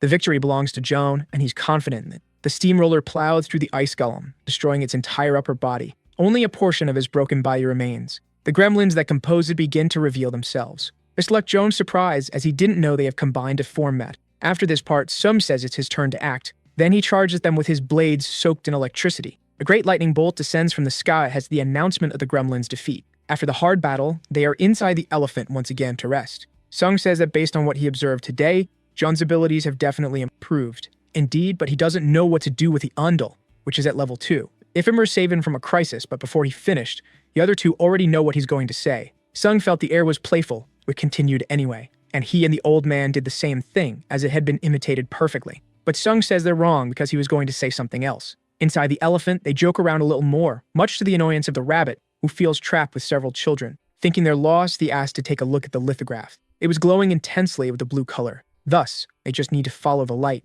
They change the elephant's course according to the intensity of the light's brightness. Finally, the light shines so brightly that it almost blinds them. Maybe they've reached the right place. Outside, they take a few steps in the snow. That tree in front of them seemed a bit suspicious, but the closer they get to it, the brighter the light shines. Jim realizes there's something at the tree's root and the object is glowing too. The rabbit told them to get closer because there would be a reaction when both pieces touched. Sum carefully approaches the other piece. The light is so intense that they can barely keep their eyes open. A system warning says they are heading to the second ruin. A magic circle appeared beneath them, but since it was sudden, they can't tell what it is. The light shines even brighter. Jung notices it looks like one of his portals and is sure they're heading to the ruins. Soon, the light starts to dim. Jung doesn't know what just happened. The system warns that an error occurred and they couldn't pass through the portal. Even the rabbit is surprised that an error occurred. Still, it asked his boss to cheer up. The low squirrel walks beneath the snow and emerges from it, glowing, as if it's playing. Now it's lying down entertained with the snow. The rabbit had already suspected they wouldn't pass through the gate because Jung is in error. Now that there's nothing to do, he thought about staying there, doing nothing and staring at the starry sky. The rabbit says he can either go back to the village or stay there and die. Those are his options. All he wants now is to be alone for a while, and he asks the rabbit to leave. What's already outside. He then asks where his boss was going, but even he doesn't know, he just wants to walk for a bit. The snow starts to fall slowly. Looking at him, the rabbit can only imagine that his boss is crazy. In this short time, he built several observation towers. Despite everything, he is still a master at building. At the top of one of them, a small flash appears. Now Jom is level 2 in his observation skill, but he doesn't know what to do because he's alone and has no one to observe. The rabbit says it's a waste because everything would disappear after the reset and suggested he wash his face. Thinking about the hot water, he wonders if it's possible to dive from the cold here. Having a hot spring would be nice. The idea of having a hot spring stuck in his mind. A beautiful starry sky in the middle of nowhere, and a gentle cold at the tip of his nose. He began to imagine what it would be like to create a hot spring there. Now he had already decided what he was going to do. The only thing that could cheer him up now is a hot spring, nothing else. That size should be enough. The height of the hot spring pot is also very adequate. Now all that's missing is the boiling water. For that, he'll check his traps. Putting his hands on the pot, you realize that the temperature is perfect. Whenever the water reached this temperature, it should be poured into the tank, and the process restarted. Finally, he started removing his clothes to bathe. He is now in the hot tub, relaxing in the middle of the cold. Is definitely invigorating, and even the squirrel is enjoying it. All of this is paradise on Earth, even though it's mal on Earth. Outside, the rabbit tries to understand how the water is hot. It must have been a spell. He said the water was hot, and Joan asked what he was doing. After the bath, the rabbit said he almost burned himself, but Joan felt refreshed. Since they're walking, he wants to know if John plans to return to the village. But that's not in his plans because it would be unfair, so he used the whisper to talk to his friends. Somewhere else, they're beating up ice gremlins. They're all fine, but John wants to know where they are. The place has walls that seem to fit into each other. They start moving, opening spaces and closing others. This isn't the first time this has happened while they've been in this place. But John didn't understand what Sim meant. Then he says clearly that the ruins are changing. After hearing that, he tried talking to them a few more times. He's worried that something might have happened because they're quiet and saying nothing. Jong is anxious, but the rabbit reassures him because it knows where they are. Finally, he hears Jim calling him through the whisper. Apprehensive, he asked if everyone was okay and why they took so long to respond. He apologized and said there are monsters there too, and only now he managed to relax. He heard Sung speak and thought John would be very worried. And of course he is, but Jim says it's not as serious as he thinks. They were all teleported to different points within the ruins. Additionally, it's like a huge maze. At regular intervals, its structure changes. Jim didn't know yet that Jong wasn't in the labyrinth, and he said it wasn't possible due to adverse circumstances. Even so, he thinks he's lost but not in danger. That's what he meant from the beginning. Talking with Sung was like he was in a major emergency. Jim smiles and says that this emergency is Sung's weak point. All of this because he gets lost easily, and he can't deny this fact. Anyway, after talking, he felt relieved. Sung is responsible and Joan knows nothing serious happened to his friends. While walking through the snow, the squirrel came across something. There was a small bump on the ground, and he thought it was a gremlin. A creature popped out of the snow, scaring the squirrel. For a few moments, he was quite terrified. However, he soon returned to his normal mood. In front of him are more squirrels, but unlike him, they have white fur. John approaches the squirrel's new friends and assumes the color difference is due to the different environments. Now the little squirrel tries to communicate with them, and they mimic his body gestures. John watches the lively conversation, unable to understand a thing. All that noise was tormenting the rabbit, and he wished he could dig a hole in the ground so he wouldn't have to hear it. John could dig underground. Something is on his mind now. Maybe those little creatures had information about the region, so he thought about asking them when the monsters live underground. For that, he needed to charm those new little creatures. He offered them a large portion of bones. With that, the little squirrel was in charge of the negotiation. Jong asked the rabbit to stay there with them. So the little creatures began to negotiate. The agreement between the parties had been a success. One of them calls Jong, who seems he's going to show him the way. With that guy, their path would be much simpler, since the route shown by him was below the surface. However, things didn't go as expected. It seems a squirrel was showing him some useless things. There was more jump there than he expected, and he thought the task would be easier.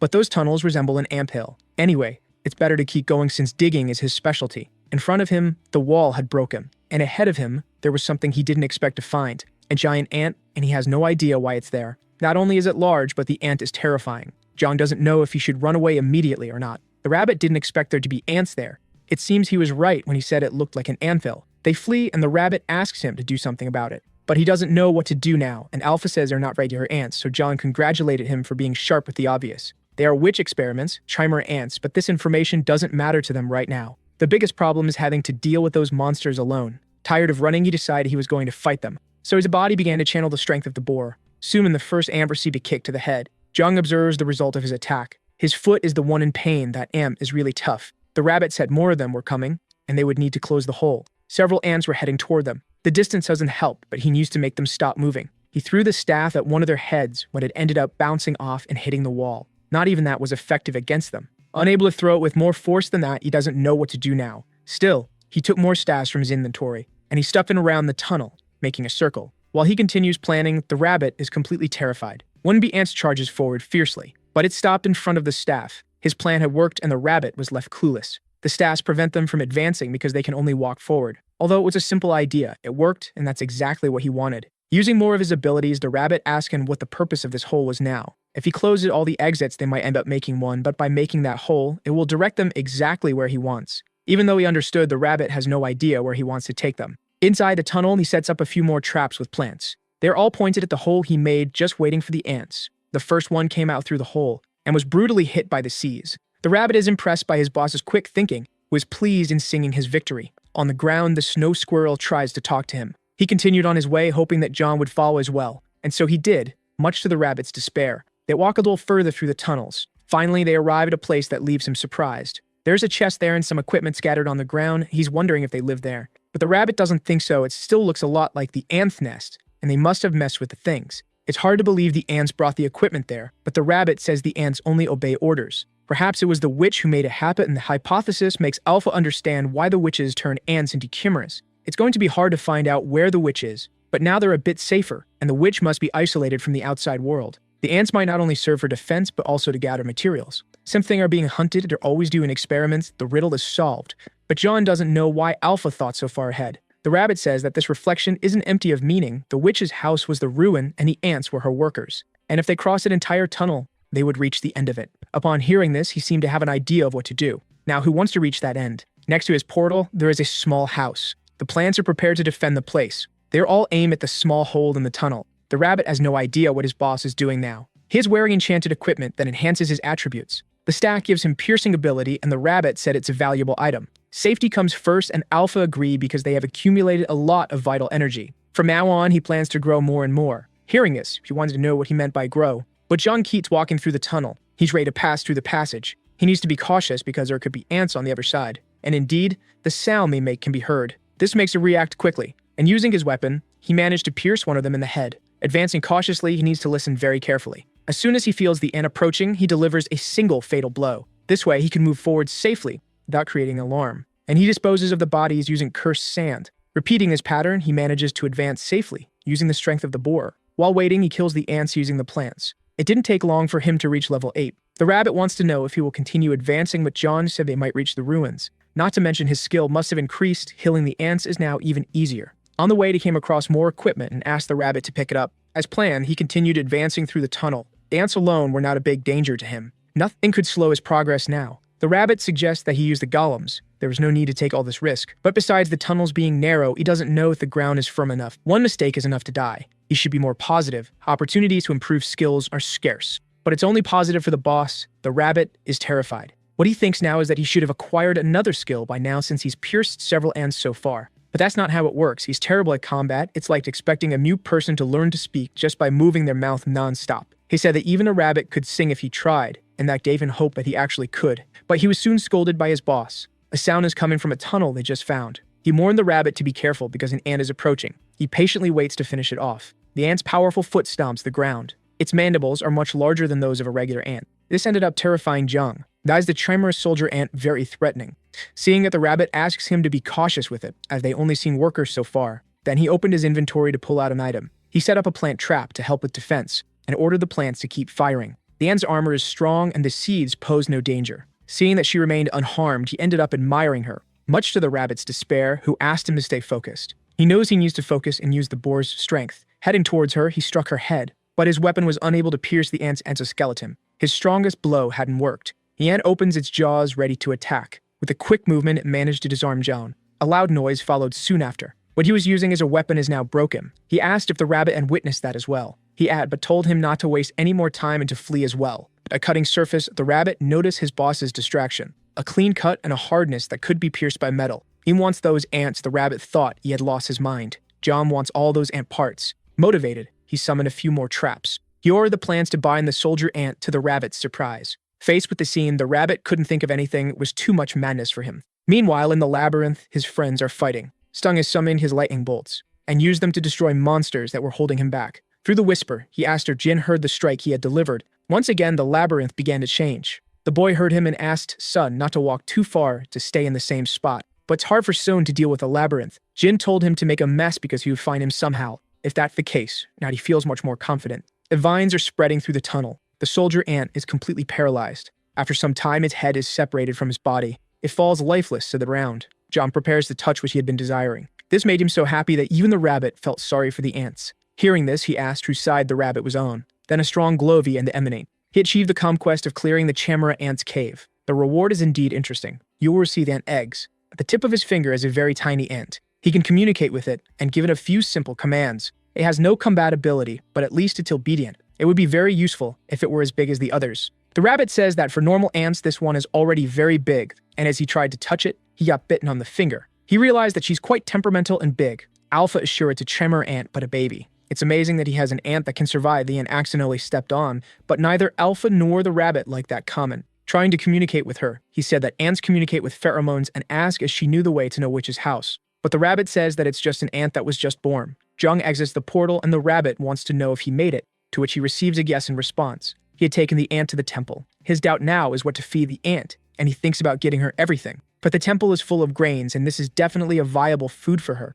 The little ant is amazed by the amount of food. Another group of players is also exploring the second dungeon, and they're complaining about the extreme cold. There's not much to do except keep walking. The girl says that this is the witch's house, but the guy still hasn't spied it. Then he comes across what's in front of him. What they saw are Jung's towers, and they mistook them for the witch's house. Maybe it's not, since there's no reaction from the keystone. In his opinion, that place looks much better than the witch's house. The girl wants to know how he can say that, but the old man had seen it before. A sign informs them that there are bathrooms there, and they can use the place to rest. This is an unexpected notice to see in the middle of a dungeon. John's reputation was becoming increasingly admirable without him knowing it. Some wants to know where the others are because he's already on the second floor. Jim said you shouldn't have gone as he was going to find him first. Even in the labyrinth, he's worried about Zhang and wants to know what he's doing and thinks he should return to the village, but he has a little problem. He's probably in front of the boss's room now. Inside the room is a hooded figure waiting for him. In one of his hands is a huge scythe. In the other, dark energy that seems to have come from hell itself. The one in the room is the King of Death, the guardian, the place where the witch disappeared, and he is also immortal.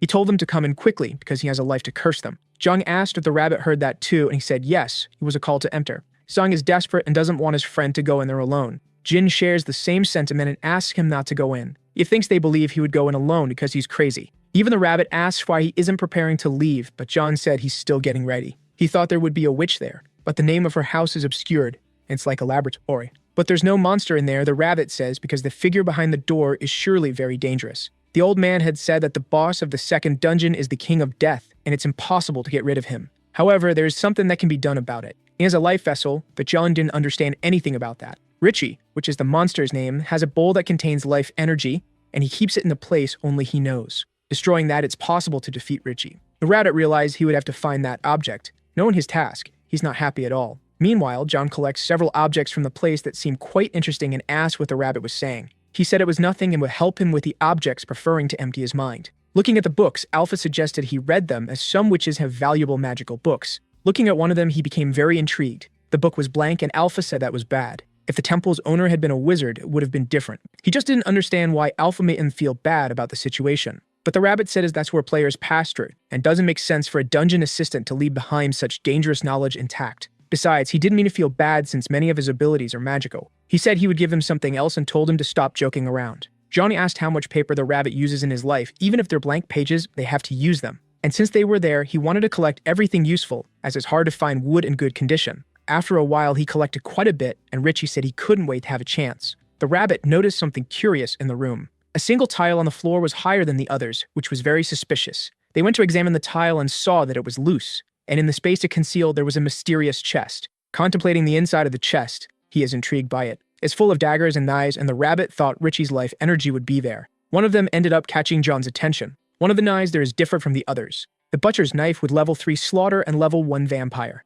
It's identical to the one the old man used to cut the griffin's carcass. That's why he wouldn't give it away easily, and the rabbit asks if he would have given it to him. From inside the room, Richie asks who is violating his treasure. Some realize that the walls weren't moving anymore, but everything started to tremble. Jin also noticed this and assumes that the labyrinth must be coming to an end. Additionally, it's getting colder and colder. Sun has an idea of what that could mean. The battle with the boss may have already begun. Around him, there is a cold mist. John wants to know if he was there the whole time, and if that kitchen knife is really up precious. A dreadful aura is released from him. The rabbit screams in desperation, telling him to be careful. An attack had already been launched in their direction. John needs to dodge, or he will be hit. He quickly opens his inventory. Thus, he managed to place a cube of earth between him and the attack. Although he protected himself, the cube was pierced by the blow. It was as if it were magic. The cube was cut and frozen at the same time. Richie demands that his treasure be returned and that Joan throw it back into the room. The rabbit begs his boss to obey the monster, but he really wants that knife. Behind him, a frozen stain appears with some sort of tentacles.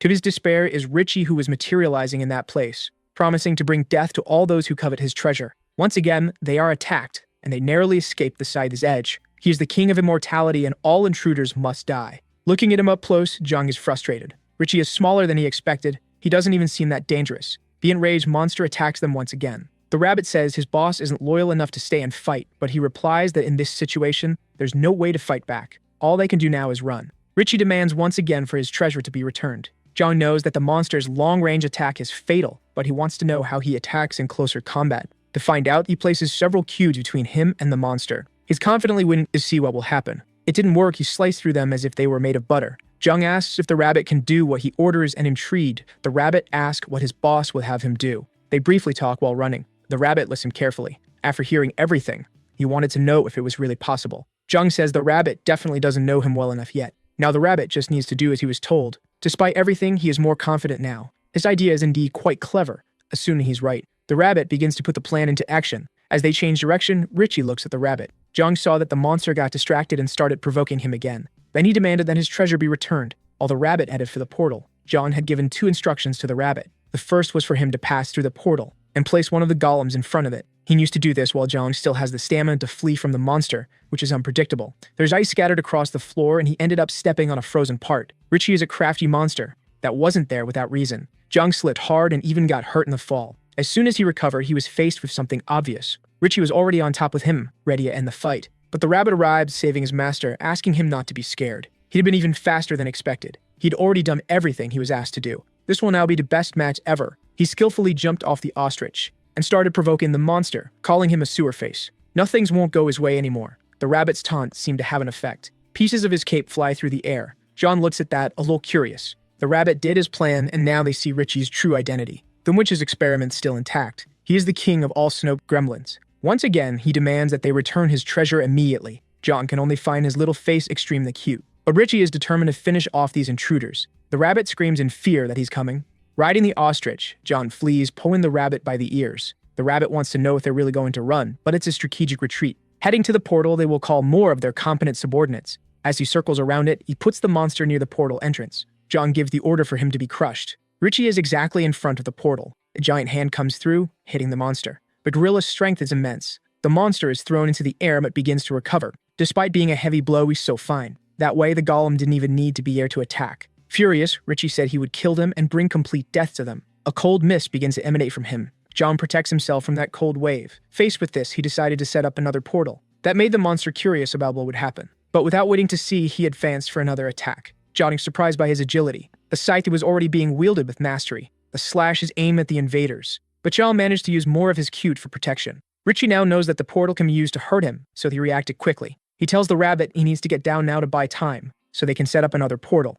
The rabbit wants to know where to place the next one, but John asked him to trust his intuition and be as clever as possible with his task. He's confident the rabbit can do it, which left the rabbit flattered by his boss. It was time to act, and to be quick. Richie says he's going to finish him off now. If he's the king of the dead, it's possible, and he's also undead. Recalling his experience so far, he can coat his weapon with purification because if it's like that. Richie advances to strike with his strifing. For John, what mattered was the attempt. For the first time, he counterattacked, forcing Richie to dodge. He remains confident in his strategy, and attacked him once again, landing the hit perfectly. The monster didn't like that at all, and there's now a mark on its head from the blow it received. Using purification, he prepares a brick in his hand. Throwing like a projectile, he hit Richie once again. This way, he continued his attack. His confidence working, but didn't notice the ice on his back. It's the little squirrel who warns him about it. He barely manages to dodge and recognize Richie's attack pattern. Now he's moving through the ice. But he manages to use his staff as a defensive tool. With his hand extended, he tried to touch the monster. That way, he could use his purification ability. Once activated, a large vortex formed between them. Because of Richie's robes, John couldn't precisely tell where his body ended. He observed him closely, intrigued. John asked what he was looking at and provoked him to attack again. Richie showed no reaction to this, but then attacked again, almost deliberately missing. John saw that his staff was now destroyed. Faced with this, Richie smiled because his strategy had worked. Johnny said he should be smiling because after all of this, all he wanted was to buy a little more time. The rabbit had already made the preparations. Richie is now surrounded by portals on all sides. They had been carefully positioned there. John gives the order for the beatdown to begin. Hands come from all directions. Richie realized he was in trouble now. He's almost being crushed by all those hands. It doesn't take long for the first one to give them a soft pat on the cheek. The same is repeated by the others. The barrage of punches was brutal, and Richie is staggering. They repeat the beating session. Meanwhile, Jung observes the effectiveness of the plan. The rabbit says that even though it's a powerful attack, Richie will only die if they destroy the vessel and holds his life. Even though that's true, they need to distract him to find that object. So he chose a specific item from his inventory. Tearing the leaves, he asks the rabbit's help. In the middle of the portals, Richie is being beaten. This time, he tries to do something to defend himself, but he ended up getting distracted by something. The pages from the books in the room are scattered on the floor. Jung was setting some of them on fire, with time to burn it all down. This is a nostalgic feeling for the rabbit. He really likes setting things on fire. That will note the ice on the floor and reduce the monster's mobility. The dry paper scattered on the floor is very efficient for spreading the fire. Seeing the rabbit's joy in doing this is embarrassing. With the fire spreading, Jung is sure this is what he wanted to do. He just didn't expect that a bit of paper would cause all that. The rabbit used the auto trap to increase the flames, a complete pyromaniac. Richie is furious with what they'd just done, so he summoned his cursed spirits. From his cloak, several of them began to appear. The ethereal creatures are now there. Jung was frightened when he saw what he believes are ghosts. Alpha says that physical attacks won't work on them, and he should be cautious. It's not magic, it won't work, but when he threw a book at one of them, he managed to hit it, much to Alpha's surprise. Jung uses aiming ability for that. Hitting the coast was too easy. The rabbit just watched how lucky his boss was. The flames continue to burn in the room. Richie orders his ghosts to do something about the fire. Seeing that the rabbit finds it amusing that he's giving orders in a panic, because it's ridiculous. While they're in a panic, John wants to take the opportunity to flee. But Richie doesn't want to make things easy for them. The rabbit says that if he gets caught, there will be a slow death, and John reminds him that it was the rabbit who brought the oil. But proudly, the rabbit says he just did what his boss ordered. He's sure Sung is capable of defeating this monster, and asks him if he would be able to beat it. However, he has no idea how they could defeat an immortal. Jung says he's being chased by the boss and is on the 3rd floor of the labyrinth. Richie is chasing them, completely furious. The participants that Sung had saved are complaining about the extreme cold. He tells them they need to go to the boss's room now. They say it's all a labyrinth, that Sung is going to make a hole through the floor. So he begins channeling his energy. Jung is terrified because he thinks he might get caught before finding his friend. He used to think quickly to survive and find an opening, an ant tunnel connected to the witch's laboratory. The boss room is the last of all of them. They had set that room on fire. In this way, the fire started to spread through the labyrinth. Then he realized he had a brilliant idea. If he visualizes the labyrinth as a trench, the ceiling seemed to be in good condition, but the fire started, it's burning like a furnace. Now he imagines he can use the tunnel as if it were a chimney. So get off his ostrich. Sung says he's going to break through the ground, so he asked his friend to wait a little longer. But Jung asked him to hold off and not do that just yet, because he had an interesting idea. The structure there is quite similar.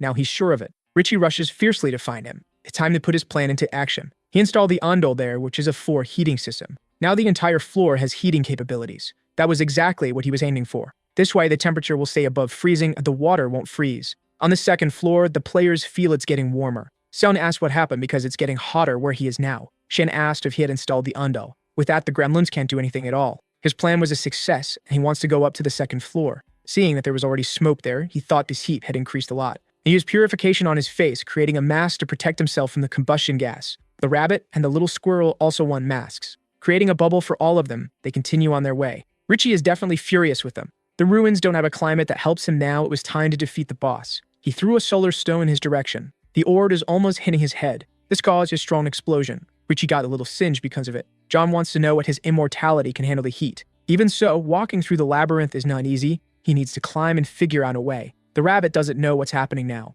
John is trying to break the tunnel ceiling, so he started using his ability to break through the stone. It didn't take long for him to make a hole in the ceiling. Through it, everyone managed to pass safely. Richie doesn't want to let them keep running, so he follows them to fulfill his threats. Above, John was already waiting for the monster. He was going to give them some dirt cubes. A pile of them fell, burying Richie. There's no way he could have avoided that. Upstairs, the old man has just met John. They don't know why they're there, but they ended up meeting on this floor. However, things are still not resolved, and there's something peculiar there. The old man is holding hands with a woman. Jung asks who she was and called him a traitor. While he's fighting for his life, the old man is flirting, but he ended up saving her, and that's how it happened. The rabbit says it's a trap, much to the old man's surprise. She's not human, and if he doesn't want to die, he'd better get away from her quickly. Jung doesn't know how to break the news name. That woman doesn't even have feet. She must be Ghost. Realizing this, they are left speechless. A woman reveals her true appearance as she tries to attack. The old man became enraged by this. Devastated, he prepares to strike the deceiver. His strike is completely devastating. The monster says she could have killed him,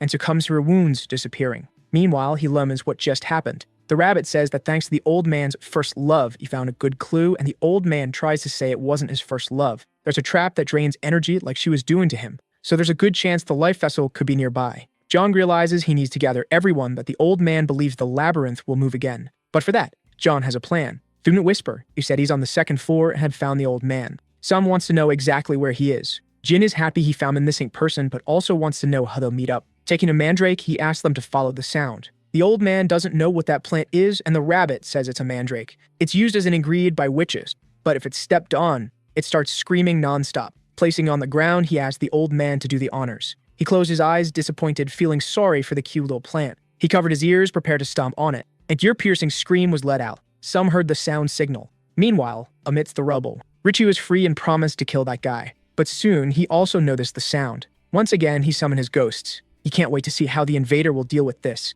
because he's definitely going to kill him. He's going to destroy anyone who stands in his way. So you began producing a blizzard. One of the players heard that sound. Talking among themselves, they wonder what it could have been, saying they've never heard anything like it. It might be the boss screaming, and if that's the case, they decide to head toward the source of the noise. When the strong take the lead, there are always those who follow. Because of the noise, all the players headed toward it. The mandrake keeps screaming nonstop. The old man wants to know how long he has to keep stepping on it. John jokes that he should keep doing it until he gets over the trauma of his first love. However, it's been too calm there since they arrived. While thinking, he felt the ground begin to tremble. In front of him, a large callus appeared. It was Richie, who had just arrived. Just by standing in front of him, the old man began to feel the cold that emanated from Richie. So John used his ability to preserve the ambient temperature. Thus, the heat started to return to the corridor. It's like a battle between a heater and air conditioner. Richie and his ghost prepared for the attack. Defending himself against the plants, he said John was quite talented, but they were no match for what he could do. The old man stood before him, asking if Richie couldn't see him. Then he hit Richie with a devastating blow. This caused Richie's head to split, but immediately returned to its correct place. The old man was terrified at what he had just seen. John warned his friend that this monster was immortal. Number 2 was ready to return the blow he had absorbed with his face. Avoiding the worst, the old man defended himself from the scythe, but the handle of his axe couldn't withstand the impact and broke. That was definitely a threatening destructive power. He didn't expect John to be dealing with such a powerful monster. Since the axe was no longer useful, he dropped it on the ground. Wielding 2 knuckle dusters, he asked John to stay behind him, because he was going to handle this, activating his regeneration and physical strength boost ability. Stronger now, he was ready to hit the monster, and so he did with one of his punches. Unsatisfied, he kept moving forward, getting closer, delivering more and more blows. Richie is now slightly injured and dazed. Even so, the old man remained alert, knowing it wasn't enough. Reacting quickly, he avoided being cut. Even so, he received a cut that wasn't fatal. Regenerate, and he took the offensive again. Once again, the one-sided beatdown session had begun. Richie took the blows without defending himself. Then he moved forward with his scythe to do something about it. Unexpectedly, the old man grabbed the scythe with one of his hands. With his free hand, he began relentlessly striking the monster, and he did so for a few moments, until he decided to let go of the scythe handle, backing away from the monster, which was dazed once again. And before it could recover, the beatdown session had started again. One of the punches sank into Richie's face. He was thrown through the air like a bag. His face is completely cracked after all that pummeling. Jung is impressed with the old man's skill, now that's close combat. For his part, the old man hadn't stopped hitting yet. His blows kept landing on the monster's face, which was writhing in pain due to the length of the session. The old man said he'd make Richie regret being immortal because he'd keep making him feel pain. If that's the case, Richie says he'll activate his trap. A magic circle appears beneath the old man. He hears a familiar voice in front of him. The woman he supposedly saved earlier had appeared there. She said she was worried about him because he had disappeared, and now she wouldn't let go of his hands, which were wrapped in chains. Her beauty made him dumbfounded, and he agreed without objections. John had expected this, and the rabbit yelled in frustration that the old man was a complete idiot. Now it's up to John to fix the situation. Accidentally, the old man stepped on the mandrake again, making it scream wildly once more. This made him realize that the woman was actually a monster, so he did his best to get rid of the ghost, to the surprise of the onlookers. But the rabbit noticed a clue.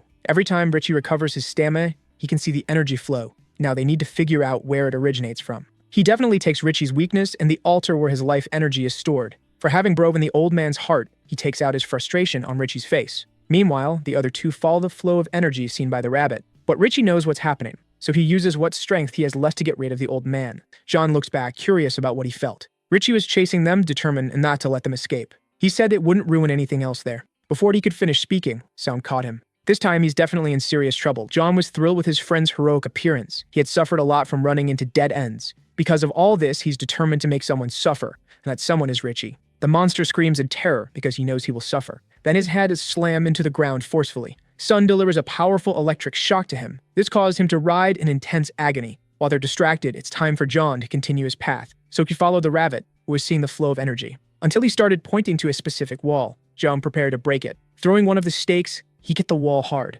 On his side, there was a black sphere. This is definitely what Richie was hiding from them. Alpha says this is the vessel that holds his life energy. Further back in the hallway, Sum continues electrocuting the monster. But even while being attacked, Richie starts to react. Sum feels that his movements are changing. Richie is furious about what these humans have done so far. Emanating more of his power, he managed to repel Sum. Looking at the monster, Sung is incredulous and he's really immortal. The other players arrived at the scene, concerned for Sum, but he asked them to stay behind him. There are many drawn swords now, and Richie is about to reveal his true name before claiming their lives. He is the immortal Lich and king of the Ice Gremlins, who has already transcended death itself. He is Bahamut. The players are a bit frightened to learn that this is a named boss. Before them, the Lich smiles menacingly. He said he would make them all live there as his ghostly minions. There will be nothing but death for them for having damaged his body. Zhang arrives behind him, asking if he's still alive. The Lich turns, saying yes, but soon notices something peculiar. This made him immediately terrified, that he began thrashing and writhing in agony. The ghosts that were trapped in his body were released. The old man looked at that, very impressed.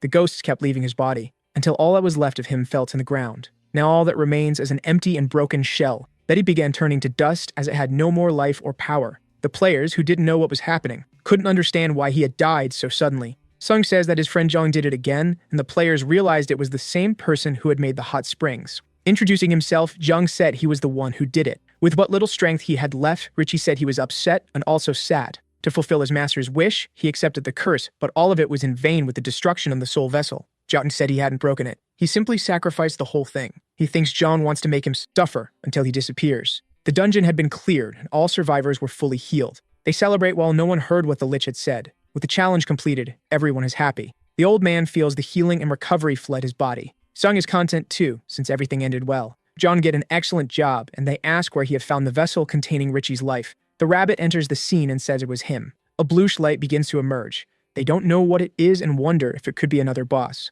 The light blinds Zhang's eyes. Finally, he realizes what happened. With magic could enter there, and with magic had left. The rabbit said that at least they had their own way out of that place. If not for the fire, they would have had to climb through the small and winding paths of the ant tunnels. Alpha says the apocalypse dragon will be wicked and cheap, which doesn't cheer Zhang up. Before the dungeon resets, they need to get out, so the rabbit asks what he's doing. Looking at the Lich, Zhang says he's still alive. The Lich responded that he would die soon. He had a low mana before, but now he has none left. If that's the case, Zhang is going to take that weapon. The scythe has level 1 fencing skill, and the edge of its blade is sharpened to level 3. It will be an excellent tool for harvesting rice. The rabbit says it can even cut the soul of the rice. It's just a shame that it's small. When the Lich holds it, it looks big, but in Zhang's hands, it's tiny. Even so, its blade is very good and sharp, and you will find a purpose for it. The Lich says he's bold to steal all his treasures. He said he would curse him, so Zhang uses his purification skill. He apologized to him for that. Many asked the rabbit if it was possible to control him like he does with the golems. But he just said Zhang is too greedy, though Alpha knows what he wants.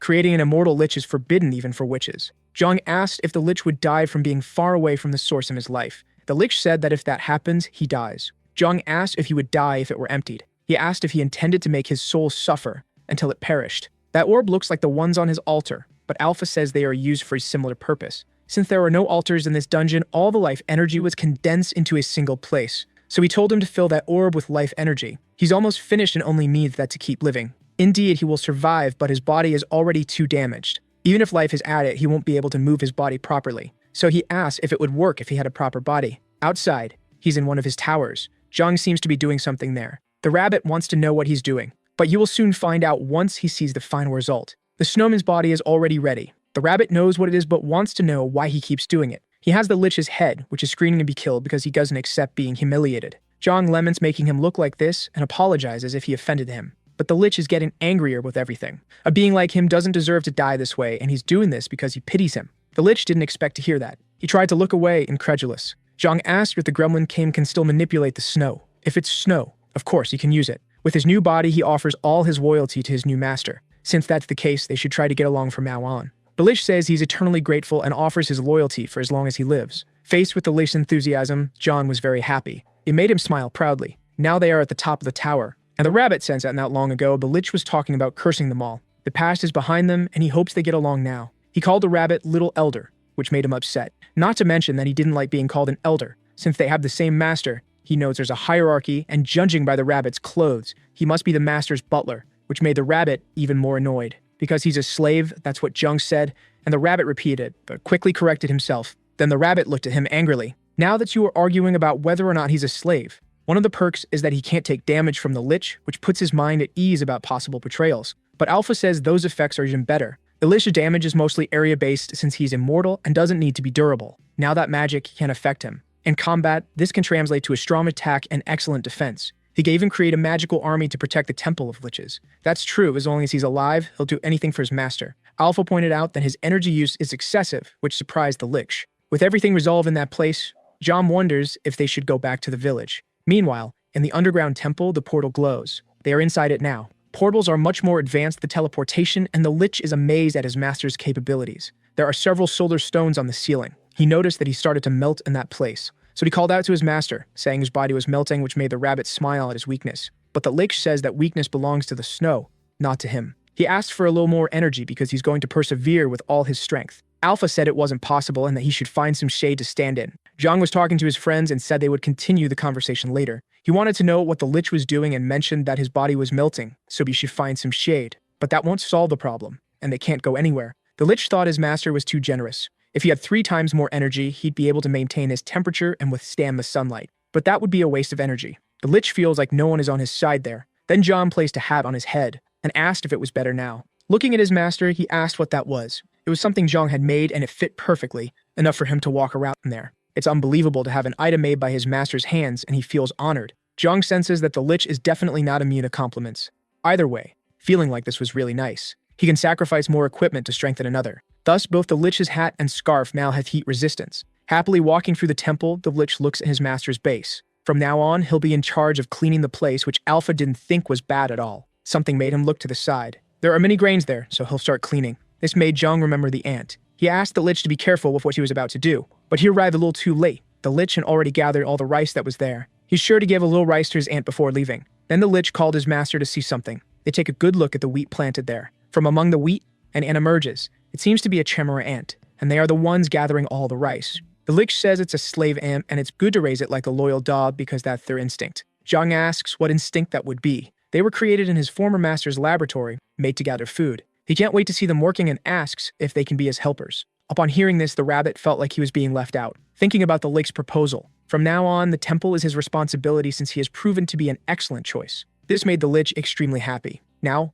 all he needs is a weapon. John handed in his new companions. He received a broom and a wheelbarrow, and once again said he would always follow him. Alpha says he adjusted faster than he imagined. Zhang knows he will work hard there. Since it's his first day, Zhang asked him not to overdo it. Faced with this, the rabbit's jealousy only grows. While working, the Lich looks at the rabbit. The rabbit says there's water on the floor and that you shouldn't drop snow while walking. In response to his complaints, the Lich said he would dry the water. Even so, he shouldn't complain because he could just fly. The rabbit says he doesn't like his tone or his excessive formality. If that's the case, the Lich will try to fix it. But he said it's hard to change the way he speaks all of a sudden. To which the rabbit complains because it's even ruder now. Leaving a conversation, the Lich said he'd get better and not to worry about it. He didn't expect him to have this personality, and for his sermon, he's getting too annoying. Not to mention there's something even more irritating now. Zhang asked Bahamut to come to him. Bahamut arrived in the blink of an eye, asking what his master wished. Zhang extended a cup to him. Then the Lich made some ice for him. Zhang drank his now cold drink. Indeed, cold cider hits the spot perfectly.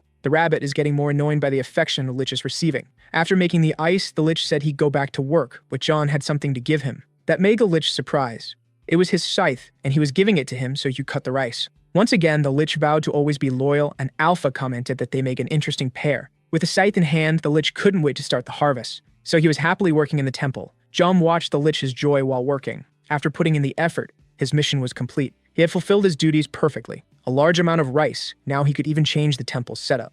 He needed to do something to store the food and create paths for the ants to walk on. Since there's only one ant, the harvest speed won't be very high. He asked if she wanted me to queen ant and can't wait for that to happen. The rabbit asks if he wants the ant to lay eggs, but Zhang thinks she's female, even though he doesn't know much about ants. With one of his hands, he creates a block, and does the same with his other hand. Finally, what he wanted was done. He had made a mill that the golem could use. The rabbit didn't expect there would be a grain mill at the temple. This way, they will have rice to cook and make cakes. But soon, he notices something unexpected. He suddenly feels a craving for a traditional Korean rice cake, but he can't make any because he doesn't have chili peppers there. He needs to find out if there's something similar in the dungeon, and the Lich wants to know what the master is doing, and the rabbit says he'll get used to it soon. 2 days have passed since the Sug and his team managed to return to the village. Upon leaving the labyrinth, they found the entrance to the 3rd dungeon. Debating whether they should attack or go back, they decided to return to the village. John welcomes them and notices they must have faced some difficulties. Jin immediately runs to hug him. They all seem to be quite dirty. He asks them to take a bath and then follow him afterward. At the temple, the rice is growing again. They want to know where they're going, and Jong says they'll soon find out. In front of a door, he said they had arrived. He asked if everyone was ready to enjoy themselves. There was running water in that place. Sam wonders what all of this is. Jong said he was a bit bored, so he made all of this. He literally made a sauna because he was bored. The Lich notices that there are visitors in the place. Sailing immediately recognizes the boss of the witch's dungeon. Seeing that it's his master's brute, the Lich apologized for what had happened, and they didn't understand why he called him master. Since they were hungry, he said he'd prepare rice for them, and it would have shaved ice. While they were so confused that the Lich hurried off to say he was on his way. With his hands, he makes some shaved ice. A sweet syrup is poured over it. Sung still watches in disbelief at everything the snowman is doing. This is the treat the master has been enjoying lately. He recommends they eat it in the sauna. That made Jin's mouth water. Soon, they all entered the heated water. It was really hot but relaxing. Jung is happy that everyone is well and said he needed a favor from them. They look at Jom, who just spoke. So he asks him to say what it is, and he'll do it personally. The old man agrees as well. Approaching the Lich, the little squirrel sniffs around a bit. He doesn't know why he's being followed, but the squirrel smells bones. Then it climbed onto his head. That made him ask the rabbit for help to get the squirrel off his head. The rabbit told him to say please, and so he did. With a single gesture, the squirrel left him and went to the rabbit's hand. The Lich was impressed by the rabbit's authority. Thinking about it, he realized his position in the hierarchy was really the lowest. It may take some time, but he needs to raise his purification skill to the intermediate level. They want to know more about it. His main skilled purification is still at the beginner level.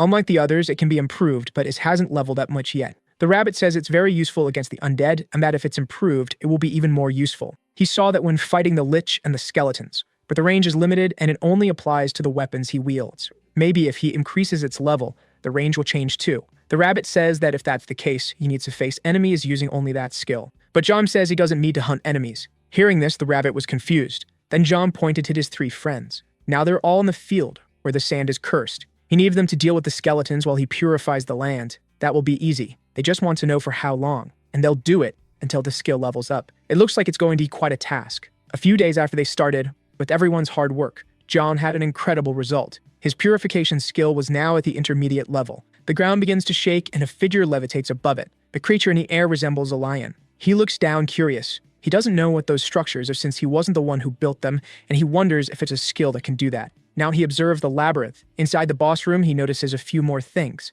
There's only the body of the Lich that was there, leaving him furious. It wasn't moving, so he needed to check the orb that held its life. The true soul is no longer there. He lost his appointed boss. Without the soul inside, the Lich is just a broken puppet. He's intrigued if someone made the Lich use all of his power, or if it was a soul destruction skill. Either way, he just needs to replace the dungeon boss. This time, it will be a completely different dungeon, and that might end up being fun too. The next day, John looks up. He wants to know where the Lich is and why there are so many ghosts there. He intended to go to the dungeon one more time before the reset, but now he wants to know what's going on. The rabbit says the dungeon had been altered. He had the boss replaced, and John wants to know if that's possible, since the rabbit never did that. All senior managers have the autonomy to change traps, monsters, and the entire dungeon. Even so, Jung is only focused on beating it now. Either way, the strategy to beat that dungeon is completely different now. John wants to know how it can change so much like that. The rabbit says it's pure chaos and nothing more than that. They need to capture all the ghosts in the domain while they are on the offensive. Catching them all is going to be very tedious. And it will be even more tedious because the labyrinth changes its layout and the ghosts can pass through walls, so they are at a huge disadvantage. Even so, John thinks it will be easier than dealing with the Lich. In fact, things might be even better this way. The rabbit wants to know what could be better in this situation. Bayudi should use this opportunity to try something. His new purification skill, which is at an intermediate level. Now he can use his purification ability from a distance, without needing contact. Surprised, the rabbit asks if he's going to hit the ghosts. Confident, Jung says that's exactly how he'll do it. Together with his aiming skill, there's no way to miss. The purification projectile is ready. He channels his fear at the tip of his fingers. He's prepared to shoot like it's a pistol. This way, he can hit several of them quickly. Faced with this, the rabbit is incredulous, not just by the speed, but also by his master's precision. John continues without any difficulty. The rabbit tries to talk to him, but Jong says he's busy right now. Surprisingly, the rabbit is cheering for him, motivating him, which is so unexpected that Jong even finds it strange. Moving on, he wants to see how many ghosts his boss can take down like that. Ghosts are a peculiar type of monster, difficult to deal with. Their attack is simple, but each contact they drain 1% of the target's strength and temperature. If several of them attack at the same time is practically fatal. Being able to pass through objects, fly, and being immune to physical attacks makes them formidable. Even so, for John, dealing with them wasn't challenging at all. Looking at the rabbit, he asked if he was counting how many he had destroyed. Despite everything, he was 57 so far and everything's going smoothly. Placing a mandrake on the ground, he asked the rabbit to step on it in case the ghosts got too close. He was finishing off the ghosts there. But as soon as the mandrake started to scream, they backed away. Now it's just a matter of waiting for them to come back so he can finish them off at a safe distance. The rabbit wasn't supposed to be incredulous. The strategy is good. He asked again how many it was, and the rabbit said it was 83. Since he was getting hungry, he'd stop at 100 and head home. But he wants to know if the rabbit knows of any achievement for defeating ghosts. Meanwhile, his purification ability leveled up to intermediate level 2. The ghosts were the perfect victims to evolve his ability. After hitting the 100 mark, there was no achievement. Maybe Silin got earlier. Now he wants to eat right there and continue.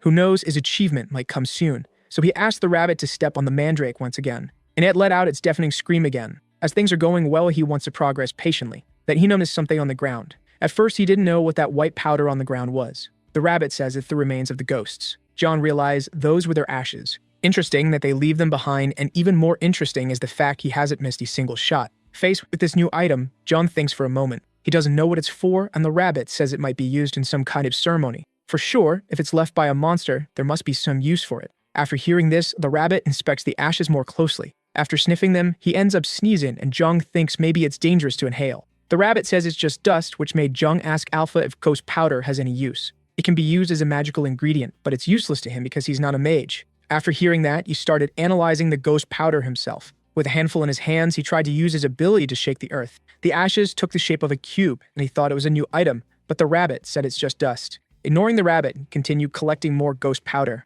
Maybe someday it will be useful to him. After eating, he went back to destroying more ghosts. With that, he ended up using all the mandrakes he had. The rabbit apologizes for having used them all, and Jung says he almost stepped on all of them too. He knows he did that because he was enjoying it. He had collected them from the griffin's nest, and now he thinks about going back there to get more and plant some at the temple. In fact, it's possible the griffin has reset by now. The rabbit asks if he's thinking about capturing the griffin and becoming a tamer. The traps might help with that, and he hopes it's easier to deal with the griffin than the ghosts, but the rabbit says he's thinking wrong. So they head to the Mountains of Death. Jung defeated the griffin once again and still didn't get any achievement. The rabbit says achievements don't repeat, otherwise they lose their meaning as a reward. Jung says the dungeon is stingy, but the rabbit insists he's being greedy. That's why he's getting fat now. After hitting the rabbit, he asked Alpha if he could offer his excess fat as a sacrifice, and Alpha said he could. The rabbit said that if he wanted to lose it, he could let the ghosts attack him. So John decided to go back there to do it, but the rabbit told him to reflect because that's not how it works, and if he wants to lose weight, he asked to move his body.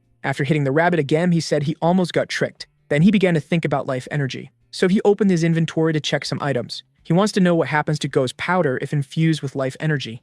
Alpha tells him not to try because they still need many sacrifices to revive Artia. Even so, he wants to see what will happen. After putting life energy into Bahamut, it became an ally, and he wants to see what could happen with this. Alpha says it's an extravagant waste, and the rabbit calls him an idiot. John believes you can make the ghosts his allies. The Lich is no longer the boss, and it would be great to have an army of ghosts. But the rabbit asked him to stop deluding himself, and Alpha said that this was only possible with the Lich because he had a life vessel. John is outraged, and as the temple master, he ordered it to be done as he wishes. Alpha says they can try, but it's better to do it in a safe place. So they went back to the village where they can do it. If anything goes wrong, they can ask the villagers for help. Alpha began infusing the life energy. All John wants is to get Ghost. The cube starts levitating in his hands. Both he and Alpha are surprised.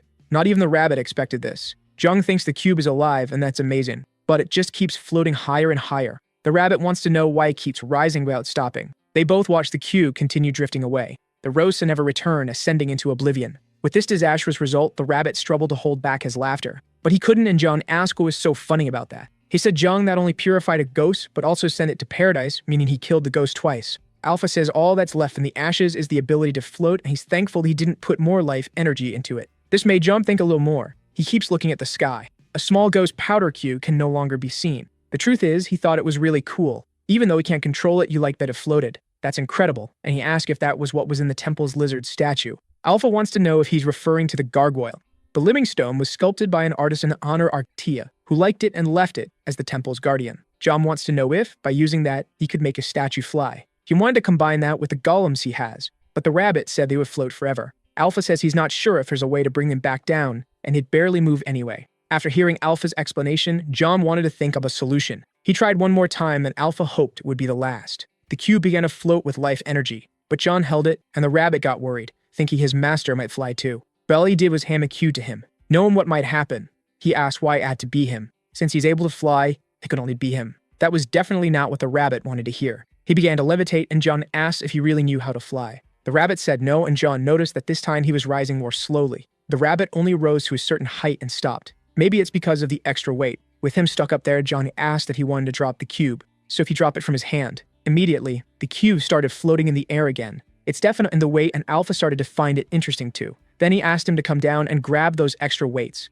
The rabbit said it was too heavy, but that's exactly why he asked. Carrying the weight, he struggled to get back to the cube. His little paw is almost reaching it. When he grabbed it, the extra weight made him descend even more. The first idea he had was to make a balloon, so you could control a height by using weight. Alpha says the sky is a dangerous place, and the rabbit agreed, saying that encountering a griffin could be fatal. Everything John thinks so he can't do, even though he thought his idea was brilliant. Now all that's left is to go back to the theoretical part again. With a larger cube, he imagines that if he puts the ghost inside, he would be able to move it easily. The rabbit wants to know if he intends to make more bellums, but doesn't have to be for the invention, rather for the fun. To the rabbit, he was just pretending to be wise while talking nonsense. So he placed the smaller cube inside the larger one, and the rest was up to Alpha. That way, he started to rise from the ground. He floated, but just a little. John asked Alpha to put in a bit more energy. This made the cube float even higher. A milestone was reached, the floating stone, as he caught a glimpse of one of the world's secrets. The secret of the world is something really interesting. This is the first time he has achieved something without a reward, and it's also the first time the rabbit has seen something similar.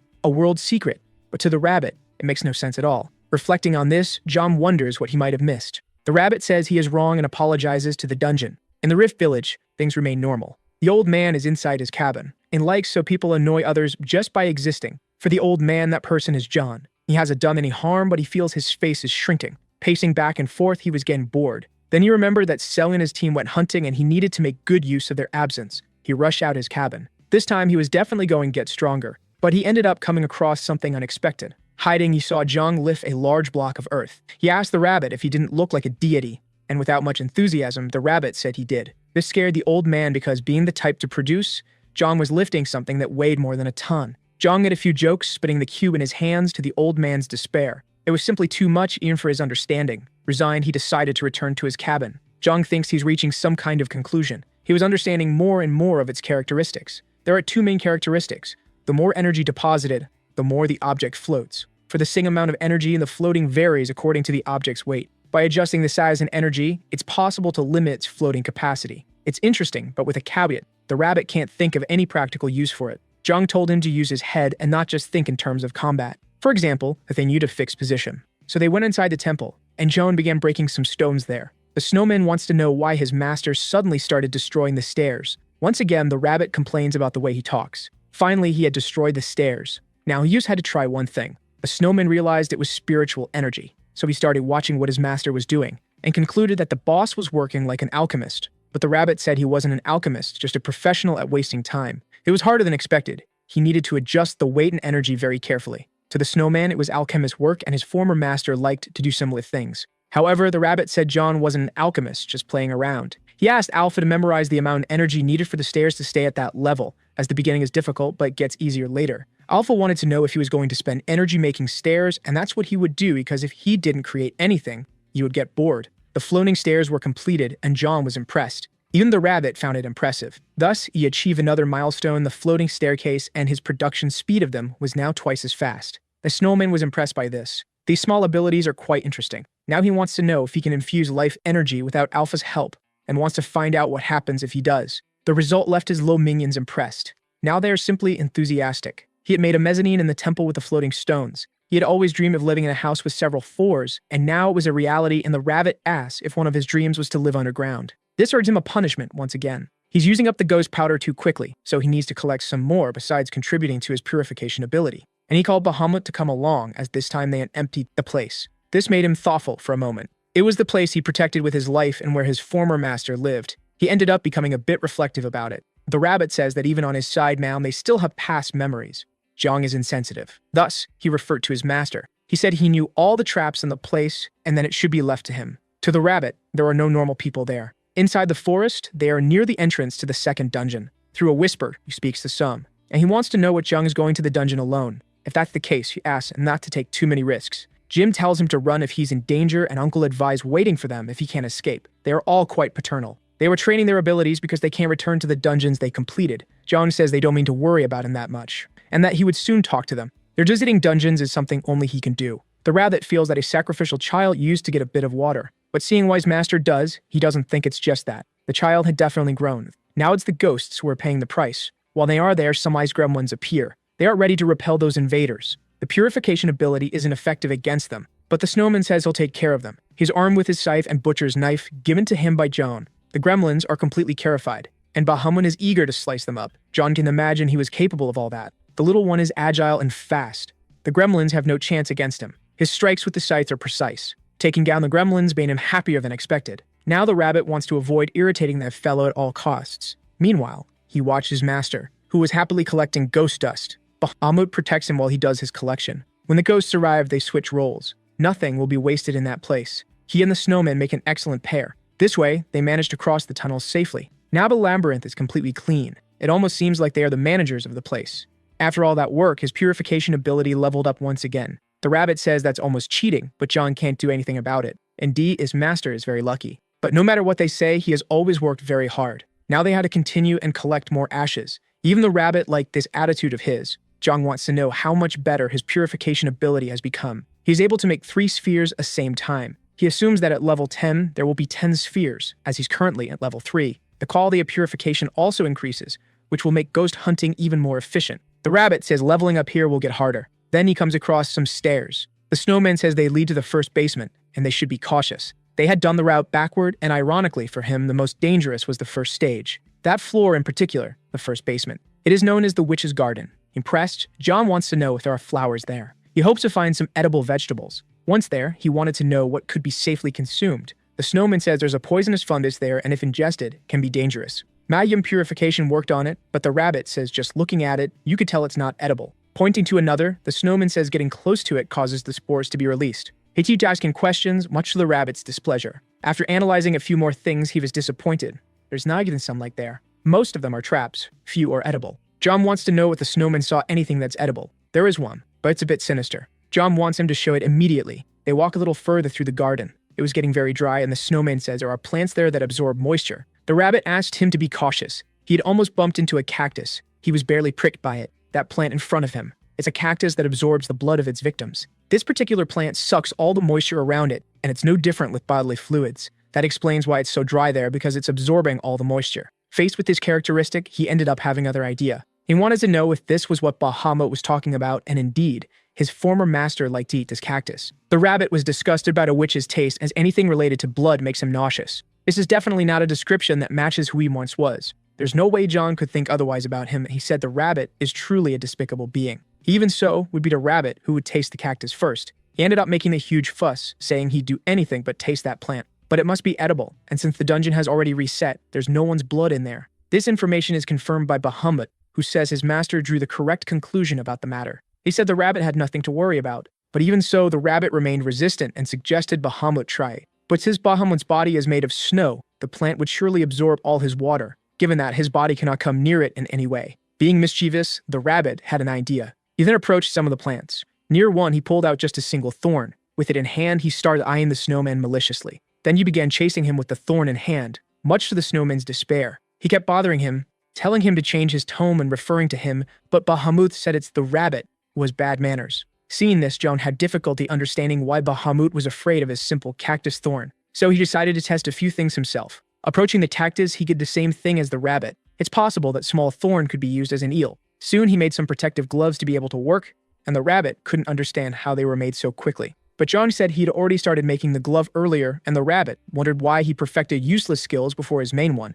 which is purification. He would have the task of removing the thorns and the rabbit of eating the cactus. The first stage of the work had already been completed. Now he needed to cut the cactus and asked for the knife to be handed over. Carefully, the snowman handed in the butcher's knife. John began making very precise cuts, but his blade came across something inside the cactus. As soon as he removed it, he was intrigued by its resemblance to something else. It definitely looked like a watermelon, even the smell was identical. Worried, the rabbit asked if he really had to taste that atrocity, but John said he would do it in his servant's place. The rabbit still thought it might be a trick, but John insisted that he couldn't make his subordinates face such great risks. With his mouth watering, he took the first bite of that piece of cactus, which was followed by his second bite. By the third bite, his face could no longer hide the satisfaction he felt. Seeing this, the rabbit washed in disgust as the blood dripped from the plant's flesh. His former master ate the plant and said it was delicious and refreshing. Maybe John had the taste of a witch. Now the rabbit couldn't look in the same way as his master savored that wicked plant as if it were nothing. After eating that piece, Zhang said he had an even better idea now. He made a precise cut with a knife. As a result of his action, he had cut off the top of the cactus. With a sort of bowl in hand, he poured some cider into it. His servants watched that action, unsure of what it was, wondering what that liquid could be. Watermelon is the best fruit for making punch, and from now on, this is the watermelon cactus. In the middle of the flesh, there were even seeds. He then took one in his hand and examined it closely. It was definitely much larger than a watermelon seed. The snowman asked him to be cautious with the seed as it can absorb a lot of water quickly. It would be easy to plant them at the temple, and Alpha couldn't believe he intended to take that sinister plant there. But the more traps, the better. Not to mention that the sauna already has a lot of moss growing, and Alpha agrees that's a problem. Planting them near the sauna would be a way to reduce the humidity, and Alpha liked the suggestion. With the idea in mind, Jung opened a portal to return to the temple. He ordered his gorillas to pick the cacti and take them to the temple. He asked Bahamut to cool his punch, but Bahamut said he didn't have the energy to freeze everything, though Jung only wanted it colder. So Bahamut did as his master commanded, who said it's very useful to have him around. Now his watermelon punch was slightly frozen.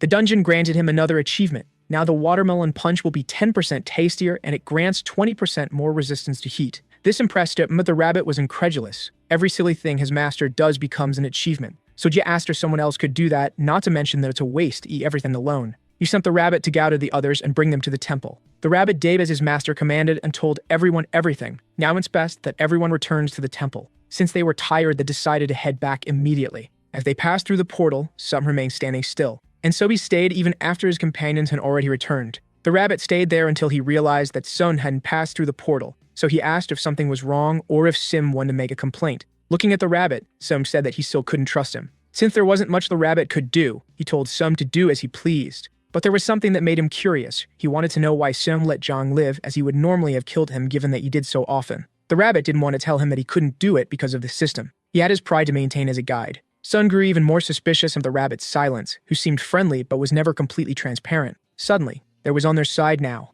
It's hard to trust him in these circumstances. Sun asked the rabbit what his true motivation was. The rabbit said it was simple: to eat and live well, nothing more than that. Sun wanted to know what he meant by that, and the rabbit said that Sun was a complicated guy. His goal was the same as always, to live a life of splendor and luxury, living well and eating well. And with the way things were now, he had achieved much of that, as Zhang's food was very good. In any case, he said he knew Sun was a serious and boring person, but they were wasting time there and she returned soon. Threateningly, Sung said that if the rabbit ever did anything against his friend, it would be his last act. But this didn't affect the rabbit, who urged them to return. At the temple, Zhang had already planted the cacti. Having done so, they asked Alpha to set a trap with the cacti, and so it was done. Now they were all lined up in the corridor. Immediately, the sauna's steam was absorbed and Zhang wondered if he had gone overboard, but Alpha believed it should be enough. With his work finished, his friends approached him. They asked if this was the same as what was in the witch's house, and Jim warned him to be cautious as he had heard that these plants sucked blood. But now they were temple traps. They still waited, but should be dangerous to them anymore. Jin wanted to know if this applied to the Dragon Apostles, and Alpha confirmed that it did. But they still didn't know how Uncle would be affected by it, since he's the only one among them who isn't a Dragon Apostle. Jokingly, the rabbit said that in his case, all he needed to do was flex his muscles and nothing should happen. But Uncle replied that the cactus wasn't a mosquito, which made the rabbit wonder if that's how he avoided insect bites. John told him not to worry, and then he summoned the floating stairs. Now each of the cacti was levitating in the corridor, much to their surprise. Offering the cold punch, he said it was too early for them to be surprised. Pieces of ground floated in the air, and watermelon punch. The day passed without them being able to say what was more surprising. Zhang's daily life is quite interesting. Early in the morning, he wakes up in his bed. Then he goes to the sauna for some time to himself. At lunch, he has stew, rice, pork, and watermelon for dessert. The rabbit wants to know if the pork is salted now. With so much comfort, he wonders if he should start working now. Back at the dungeon, he destroys more ghosts, and his purification ability is already at level 4. Once again, he collects the ghost dust from the ground. The rabbit, who watches him constantly, is puzzled. There's something wrong with his master. He's too calm for the dangers. If he stays this way, he might end up in danger, as they are still in stage 4. John says they have Bahamut, so he's relaxed, and the snowman is happy to be in charge of his master's safety. But if that's the case, he's heading home now. That's the summary of his days. The villagers gather in the Rift Village. Arriving there, Zhang wonders if something has happened. It seems they just saw something very frightening. Approaching Sun, he asked what happened. But as soon as he saw him, he was surprised by something. There was a number on his head, and he didn't know what it meant. That day, a guide visited the Rift Village. The guide wanted to know why the village was thriving. Humans have difficulty cooperating. They weren't supposed to be surviving in such a high quality of life. Perhaps it was time for him to descend after so long without doing so. Thus, purple flames descended from the sky into the middle of the village. That apparition left the old man terrified. He asked the elder if they were comfortable because it seemed their luck had changed, but the elder denied it. Serpa is the name of the guide, and he noticed that the elder had gained weight. Surprised that he had made the village prosper so much, however, he asked the elder if he had forgotten the one reason that still kept him alive there. Immediately, the number 0 appeared on his forehead. Serpa told him not to forget his number because he could sentence him to death at any moment. He's aware of that and knows that his calling is to be Serpa's replacement. His job should have been to explain to humans how the dungeon works in place of Serpa. Instead, he started living here normally. The other players were terrified to realize that he was a guide. Serpa is lazy but clever, which is why he placed a human to do his work with other humans. But after Joan appeared, the number of people trying to clear the dungeon decreased. The village was too safe. Of course that would happen. People don't want to take unnecessary risks. It seemed they like desperation, and Serpa intends to add something fun among them.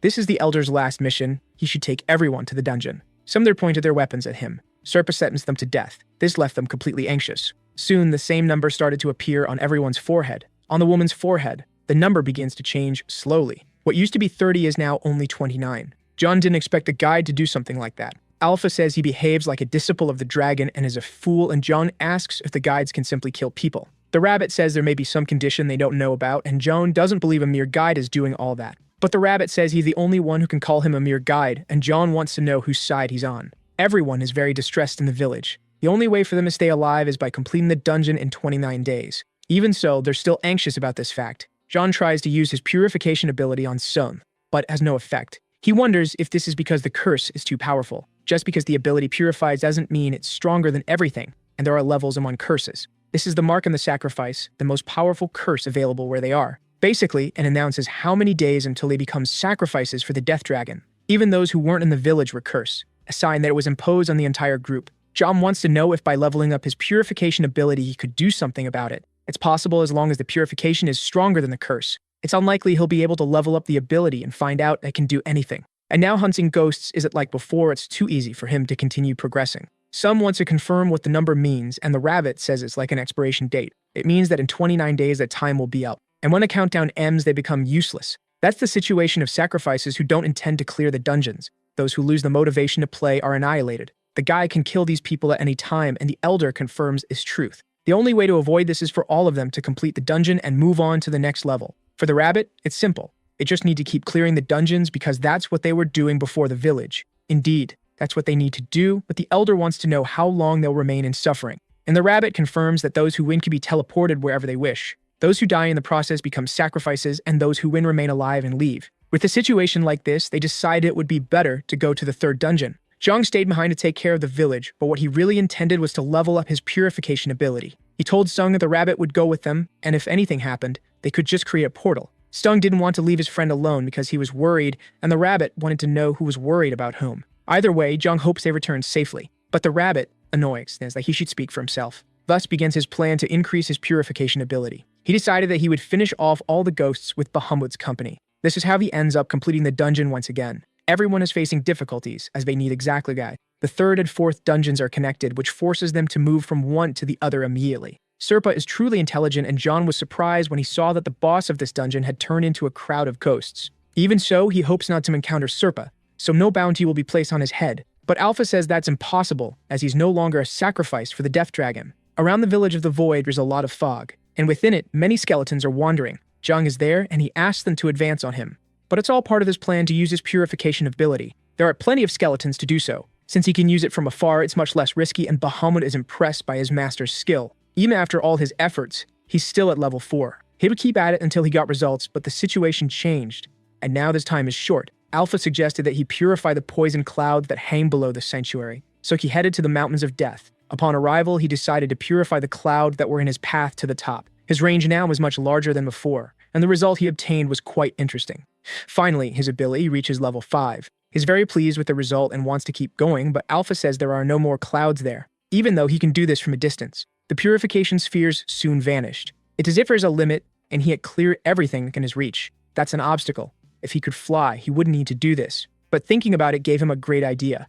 Elsewhere, the guide wonders what's happening there. The witch's lair has been cleaned again, and he wonders why the players cleared the dungeon again. Besides leaving no traces, the floor is spotless, as if it had been swept. This made him question their strength and whether they're humans or monsters. Zhang is quite happy and feels like that this is going to be a lot of fun. So he placed several blocks in front of him. In his inventory, he pulled out a golem core. His question now is what the appearance of this new golem will be. On the ground, he makes some markings with a twig. If he only uses the levitating stones, the golem will just float and nothing more. They need to think about how to handle movement and balance so it doesn't become unstable in the air. Alpha says it's possible to infuse life energy into ghost powder, but you can't collect that energy again. He would only get back if you sacrificed the material. So Jung starts thinking of ways to control the golem's weight. Thus, he arrived at the first possible design. Seeing what his master had drawn, Bahamut is surprised. His master is very talented at drawing too, and that cockroach looks amazing. Jung tells him that it's actually an octopus. He didn't like the snowman's comment, which made him fear being punished. He says his master is a genius but was born in the wrong era, so he ends up being misunderstood.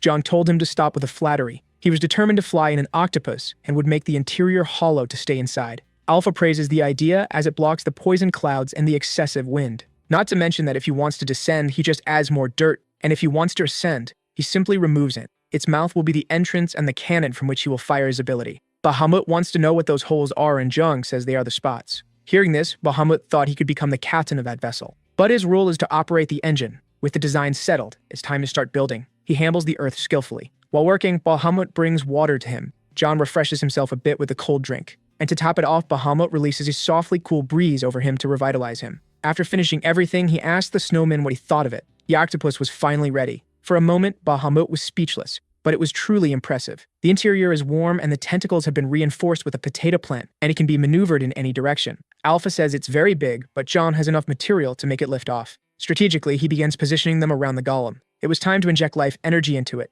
The tentacles began to vibrate for a moment. Soon, he began to completely lift off the ground. The octopus was in the air.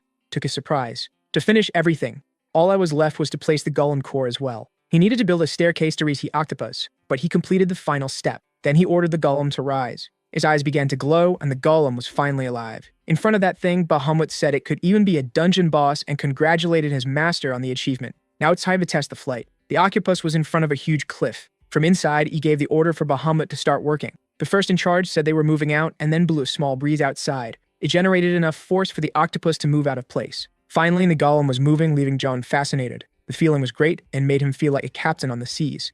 Since they were so high up, he placed some blocks inside to reach a height of the clouds. Soon, the octopus was already very close to them. This way, John could use his purification ability with greater reach. He kept doing this from inside, but traces of the clouds entered his nostrils. Feeling lethargic, he made a mask for himself using his purification ability. This made him realize he needed to be cautious. The octopus flew through the air, eliminating the poisonous clouds. Alpha said that John could carve stones, earth, and now even clouds. After working, he thought about taking a break and sealing the airways with some earth. After a few moments, he started feeling unwell. The feeling he had now was definitely uncomfortable. He asked Alpha if they could open a portal there, which was possible if the coordinates were fixed, so he ordered Bahamut to stop. Soon, he was back inside the octopus. He went to strengthen the leather, which now better absorbed impacts. Now traveling with the octopus was much more comfortable as he felt fewer vibrations. Lying on the ground, he ended up falling asleep. A crack opened in the hull and the poison began to enter. Bahamut closed that crack with some of his ice so he wouldn't have to wake his master. Since he had worked a lot that day, he thought about anchoring the vessel himself, and he would do it as smoothly as possible. He managed to get the octopus stuck to the cliff and wish his master a good night's sleep. Finally, the morning of the next day arrived. John got up from the ground, surprised. He tried to understand for a few moments what happened. It had been a long time since he had slept so well, and he wondered if it was the effect of the poison, because if it was, he would get addicted to it. Since he had rested well, he thought about starting work right away, but there was something to do first. So he asked where they were. Apprehensive, Bahamut said he had docked on the cliff because he was worried they might lose their position in the middle of the night. And indeed, they were already lost and far from where they had been before. The purification ability was still at level 5 of the intermediate stage, and what he wanted today was to make his work productive. Thus, he began the process of purifying the clouds. After some time working, he began to think. Bahamut wanted to know what was worrying his master. He thought his spheres only flew in a straight line, but he was wrong. He pressed it a bit with his hand. As soon as he let go, it curved, as if atom effect. Was just a small thing, he was happy to discover that. This made the snowman happy as his master was mastering magic. John was surprised by this comment,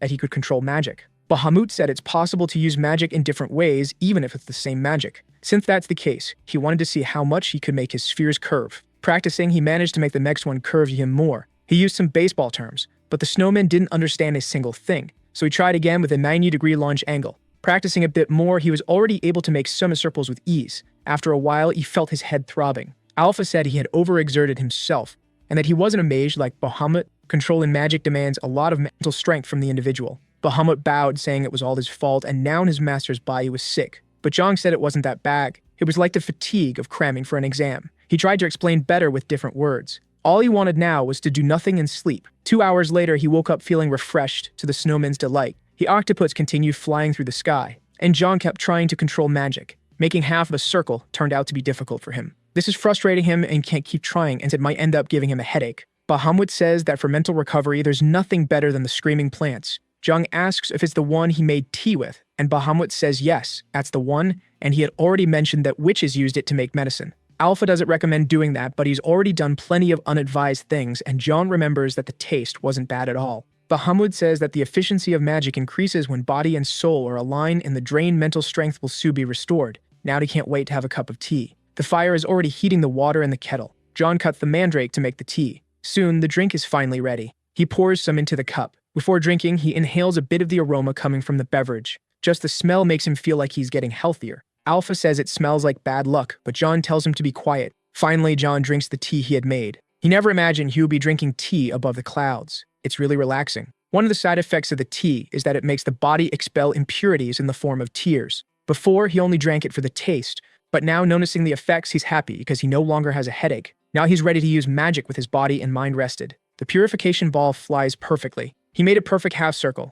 which even made Bahamut celebrate. Now they wants to keep drinking the tea and practicing, which made Alpha curious about why the angle interests him so much. Zhang simply tells him it's fun. The goal now is to make a full circle, and Alpha misses the rabbit, who always has a comment ready in these situations. Meanwhile, the rabbit is with the others. He's feeling extremely hungry. The players are fighting the dungeon monsters, but for him, it's just too boring. Meanwhile, a man screamed for help. Everyone needed to be very cautious there. They couldn't afford to lose their torches under any circumstances. The third dungeon, the Abyssal Ocean. That place is filled with the densest darkness. It wasn't an ocean as the name suggests, but full of mud and covered in a thick black mist that shrouded everything, with ferocious monsters dwelling there. The darkness of that place hated the light and at the same time feared it, so the torches protected them from the monsters. A small ember fell on one of their hands. Since he was a complete coward, he let the torch fall from his hands. It went out as soon as it hit the ground. Without the light, the rabbit imagined what would happen. It's certainly the end for that guy. Without the torch, he could no longer see anything around him. He asked if anyone had any spare torches,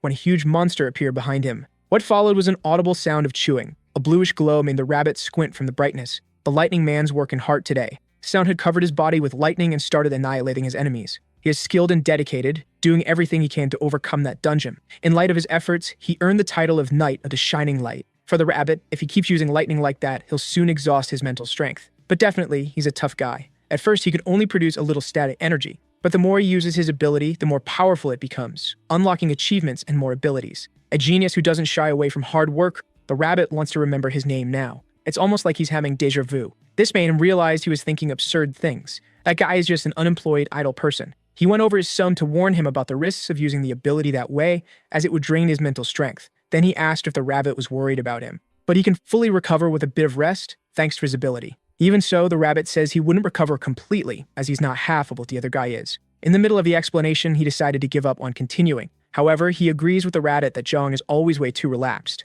But that's something he respects about his friend, and he knows he can't be as laid back as his friend. Not until he gets rid of that mark on his head. The rabbit understands the concern and both come across something. A golden light had passed through the sky, and Sung even thinks his eyes might have deceived him. Zhang's efforts were a success. His purification ability is now at level 6. Bahamut congratulates him. But there's something more. Zhang fires an energy shot. He focuses, using the tip of his finger. Now he can control the energy sphere, and it made a complete circle. He's thinking about applying this to the balance. The energy sphere is orbiting the octopus, but it only lasts one round. Alpha wants to know the purpose of that, and Joan says it's cool, and he leveled up as soon as he made a circle. Skill control has a positive effect on its progress. It should be an achievement in itself, and looking back, he realized the rabbit wasn't with him. Right when he needed to ask him some questions, he wonders what the rabbit is doing now. He thought about going to them to test if his purification is effective in some way. At one of the windows, Bahamut sees something that makes him call for his master. The situation outside is a bit strange. Besides there being no clouds, it's very dark out there. He wants to know if it's already night for it to be so dark, but Bahamut says he just had lunch recently. Maybe it was a new type of poison, so he fires his purification spheres. They fly forward for some time, until they disappear as if they were swallowed. Looking at that, it's as if the darkness had devoured them. Bahamut says that's a trace of the abyss. He didn't expect them to encounter the abyss that devours light. Alpha asks if he really said abyss. This is a forbidden area that the witches were researching, a dangerous and sinister place filled with chaos. Jong says Alpha's description is bad because he had said mandrakes were dangerous too. Bahamut says, as he had seen before, the abyss devours light. To be more specific, light that has power, like the magic Jong used. The black fog of the abyss that devours the power of abilities, at the identity of that darkness. If that's the case, Jong thinks the fog can nullify abilities. Alpha says if that's true, they need to leave because they're in trouble. The portals would be destroyed if they touched the fog. Since that would be disastrous, he asked Bahamut to turn around so they could leave that place. Suddenly, several teeth had sunk into the flying golem. That scene left Jong terrified. He doesn't know what that is, whether teeth or claws. Outside, a huge beast tries to swallow the golem. Now it's being attacked by several of them. After much persistence, one of the beasts managed to get inside the golem. Jong draws his staff ready to defend himself. With it, he strikes the monster. With a single hit, the monster fell from the ground. Vapor began to rise from it as it writhed in agony. Then it turned into a fish, to Jong's surprise. That's unusual, and he doesn't know why there would be a fish in the sky, and Bahamut says they are abyss fish. If that's the case, they need to get out of there immediately. Bahamut does his best to get the golem out of that place. Meanwhile, Jong climbs up to the hole in the hull. He sticks part of his head outside to get a sense of the situation. Due to the extra weight, they are losing a lot of altitude. If this continues, a crash could be fatal, and he thought about abandoning the golem. He returns inside the vessel. He ordered Alpha to place a portal there. But since the coordinates aren't fixed, that's impossible. The only way out is to make the octopus golem fulfill its purpose. Once again, he sticks his head outside. Now these armed with staffs, ready to scare off the beasts. There he uses his floating stairs. Stepping on one of them, he moves toward the monsters. He struck the first of them with both staffs. While there, he opened his inventory. He was grabbing more of the levitating stones. The monster opened its mouth in fury. To his surprise, he threw the stone into the monster's mouth. It started to float uncontrollably. It had been very effective. He's at a height and speed that would make a normal person lose consciousness. But Jong kept his composure and managed to react to the immediacy of the situation. A feat he achieved after defeating the griffin. His courage. The courage of the Prince of the Skies was passed on to him, and he didn't lose his dignity. Jong isn't going to let the monsters stay there. He drove off another one of the blow from his staff. Most of them had already been chased away. Now, there was only one left. Soon, all of them had been eradicated. After the worst had passed, the octopus flew alone in the sky. Jong is relieved and hopes they can keep flying now. Bahamut praises his master's work, who, with a bit of earth, repaired the golem. Staying there is very dangerous, and Jong wants to open a portal as soon as he can. Bahamut says he will get them back on course as soon as he can see the sky, and Jong praises his work. The snowman was trying to understand. He imagines it's using ordinary fire, not magic. Through observation, he saw that the mist moved away from the torchlight. After positioning the torches, he saw that more abyssal monsters were approaching. The bees got close enough to be illuminated by the light. Jong observed as it had stopped moving. For no apparent reason, it backed away, completely ignoring the golem. The darkness must be like water to these creatures, and they needed to move. With something in mind, he told Bahamut to go inside the vessel. Showing him a sunstone, he said the place would soon become uncomfortable for him. The stone's brightness was so intense that it blinded the snowman. Jong placed the sunstone in a cube of earth. Now he had a floating cube capable of lighting up thanks to several sunstones. With 4 of these floating stones, similar to lighthouses, the octopus had become the perfect tool for exploring the abyss. Even though now it looks more like a glowing jellyfish than an actual octopus, Alpha says that despite the appearance, the functionality is exceptional, as the sunstone's light is not tied to magic. Not even the abyss can absorb this light, and Jong wishes he had been informed of this earlier. But Alpha says he is ignorant about the abyss, and it's no sin to know the limits of one's knowledge. Bahamut thanks his master because now he can see through the windows and asks what his master will do about the slacker. Jong was surprised since he didn't have any slacker. A fishtail was moving. How was the fish that had been purified? Without the darkness around it, it was just a fish, nothing more. Bahamut asked if he had ever seen an abyssal fish before, but until now, he'd only seen something similar, not an actual abyssal fish. Finally, he remembers what that fish resembles. It looks like a giant anchovy. This gave him a few ideas, and Bahamut asked what was distracting him. The only thing he's thinking about now is how intense the flavor of an abyssal fish might be. Jong has the butcher's knife in hand. He intends to eat the sashimi while it's still fresh, and Alpha suggests taking the meat to a safer location. But he says he's doing this to survive and he can't delay a meal. He was resolute in eating the fish. With a hammer, he wondered if he should knock it unconscious first. Then a loud crack echoed through the vessel. With a knife, he began the process of removing the scales. Then he started the process of evisceration. After that, with precise cuts, he removed the excess skin and fat. Finally, the most interesting part remained. Bahamut wanted to know what that liquid was, and Jong said it was fermented soy sauce. After plating the dish, he admired the composition of his meal, as it was very well presented. So Bahamut, his master, is an efficient torturer because he did all this to a live animal. Jong asked if he had never eaten sashimi before, but Bahamut, being a snowman, couldn't eat anything. Jong lamented Bahamut's limitation and asked him to blow a slightly cold wind on him. The Abyss Ocean is humid and very hot, so Bahamut's abilities in this context are extremely useful, because he's basically a walking air conditioner. The first piece he plans to savor without any seasoning. He found it very good, as it was the texture and flavor he imagined the fish would have. Now he plans to try the piece with the fermented soy paste. Combining the seasonings he has available, he really liked the results. This made him realize that he could make some vinegar and have on hand. He created a jar with cursed dust to have a fermentation pot. He would place various dungeon fruits and a lot of sugar, as the fruits there have very strong flavors. Infusing the pot with power, he managed to speed up the process, having fruit vinegar ready in just a few moments. Mixing it with the soy sauce, he liked the result, but wished he had some wasabi, and thought about what could be similar. In his hands, there was some watermelon cactus rind. With a knife, he began scraping the outer layer. Bahamut wanted to know what that was, but John was just trying to enjoy the moment. At the tip of his chopsticks was a green paste. He finally tasted what he had made.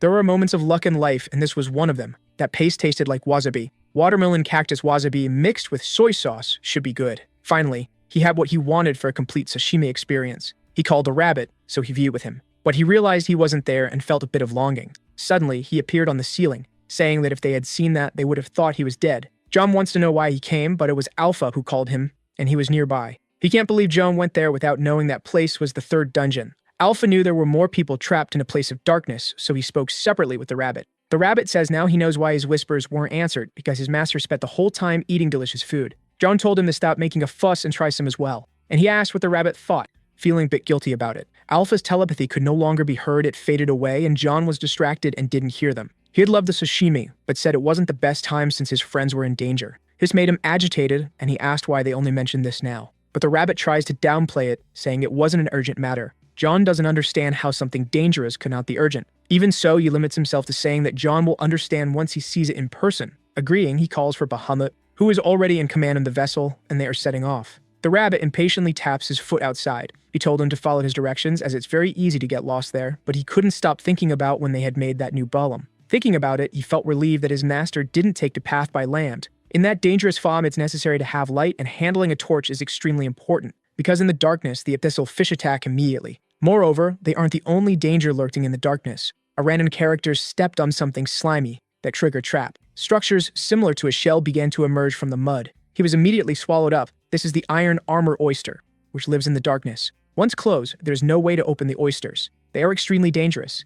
And inside one of them, Sung and the old man are trapped. Inside, he strikes it relentlessly, but to no avail. A woman watches from outside, helpless because she can't help her friends. Anxious, she hopes Jung arrives soon to help them. In the middle of the darkness, someone screamed for help, calling out for Jim. With his enhanced vision ability, he warned that the monsters were coming from above, on the left, and below on the right. This allowed his companions to defend themselves against the monsters. Hidden in the water, a cat is approaching them. Jim recognizes the sound of that animal. If the shadow cat, you warn everyone to watch their feet. With a precise jump that managed to extinguish the woman's torch. Of all the things it could have done, this was definitely one of the worst. Jim realized that the cat was only attacking the torches. Inside the oyster, the old man is already exhausted from hitting it so much. Of everything that tried, the only thing left is for Sun to use his lightning to try to break out of the shell. But he can't do that inside. Concentrating his power, he believes he can destroy it, but it could be risky for his friend. He knows the risks, but if they do nothing, they will die, and with every passing minute, there's less oxygen for them to breathe. Confident in his healing ability, he asks Sun to try to break the shell.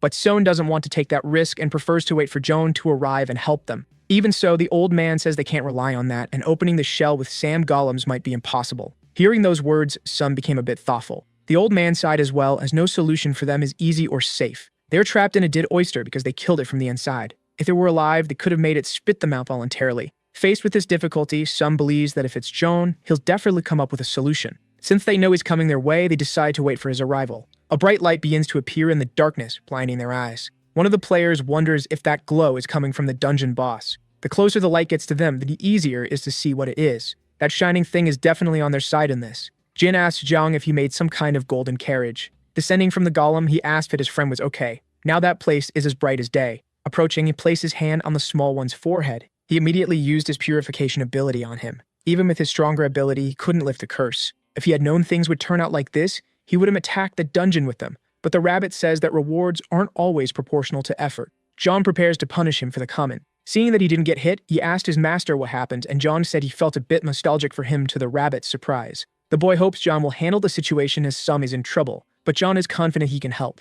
After everything is over, he wants to hear from him about everything that happened there before he arrived. Placing his hand on the ground, he created another portal. It appeared in the middle of the darkness, and the golems started coming out of it with a simple order to protect the people. A player wonders who that is, and a girl affirms that he's definitely not from the Rith village. so you should take a closer look, because that is an incredible person. Finally, he approaches the oyster where his friends are trapped. Finally, he began his work cutting the shell. The material was really tough, and he had to use the strength at the bore. This made the force applied to the scissors enormous. Even so, he accomplished nothing but destroying the item he had crafted. However, the hole had gotten bigger, and Taozao asked where he got those scissors. He said he made them himself, and now that the space is larger, he suggested passing the item to them to cut from the inside. Finally, Taozao had the scissors in his hands. Unfortunately, on first attempt, the scissors broke with the boy's monstrous strength. Perseveringly managed to get out of there after breaking 4 pairs of chimera ant mandible scissors. Outside, Taozao is deeply grateful for being saved. Some whispers that not long ago, Taozao was incredulous. This made him try to make amends, saying that he had faith in his companion.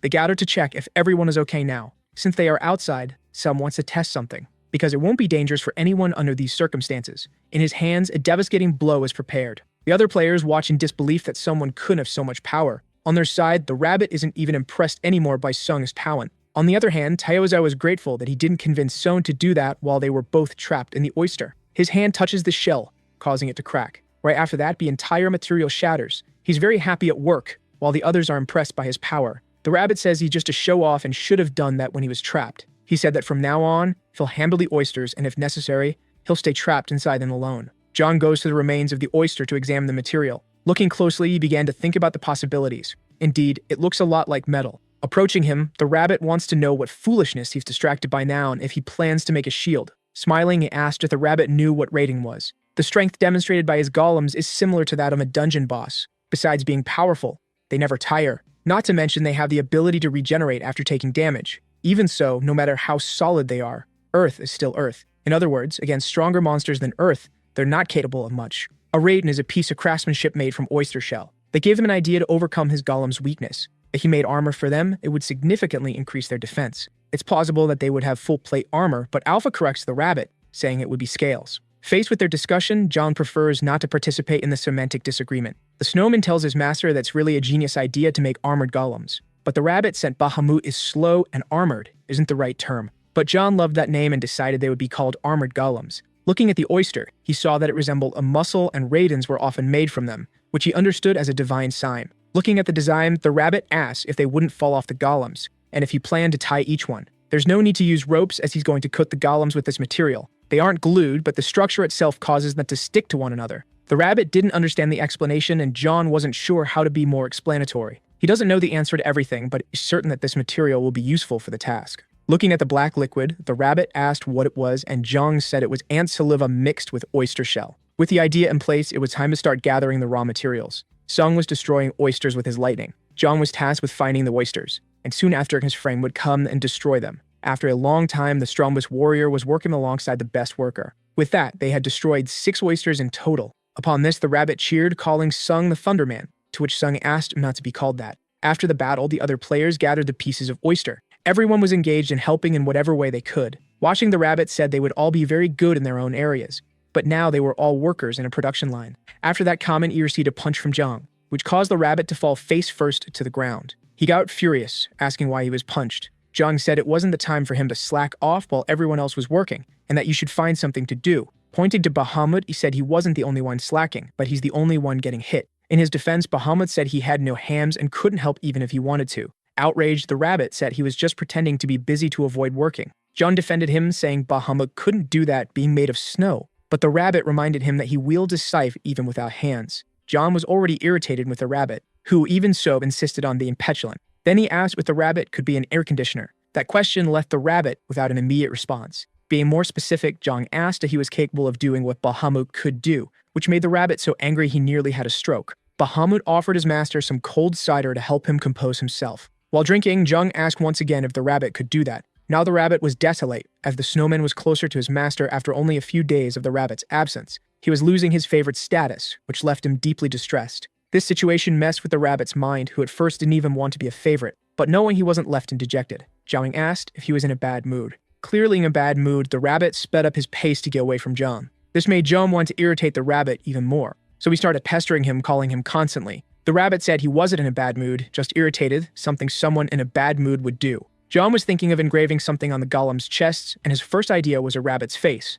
And it would resemble a certain someone, that emblem that only heroes carry and the symbol that also serves as a mascot. Turning away, he said he wouldn't do it anymore, but the rabbit had already taken the bait and asked his master to do it that way. Finally, they started the process of armoring the golems. The oyster shell pieces were nailed one by one with a hammer. They were coated with the solution made of oyster shell and chimer and saliva, ensuring they stayed properly attached. Only one last detail was missing from the armor. Now they had the rabbit emblem on them. John asked the rabbit what he thought of it, and the rabbit was completely enchanted by the tribute. Trying to hide that he was flattered, he said it was good for something made by John. That was the first armored golem made by John. Strategic parts of his body were protected. Moreover, the armor fit perfectly around it. The golem now had a much more threatening aura. They admired the result of John's work. Sung said it looked very intimidating in addition to actually looking strong. He even asked if his friend had experience with manual skills, but it was just his artistic sense. A characteristic golden glow appeared on his face. He earned the achievement of creating armored golems, and with that, the armor was now part of the golem's body, and it would regenerate without the need for more raw material. That is more than expected, as the armor will regenerate on its own.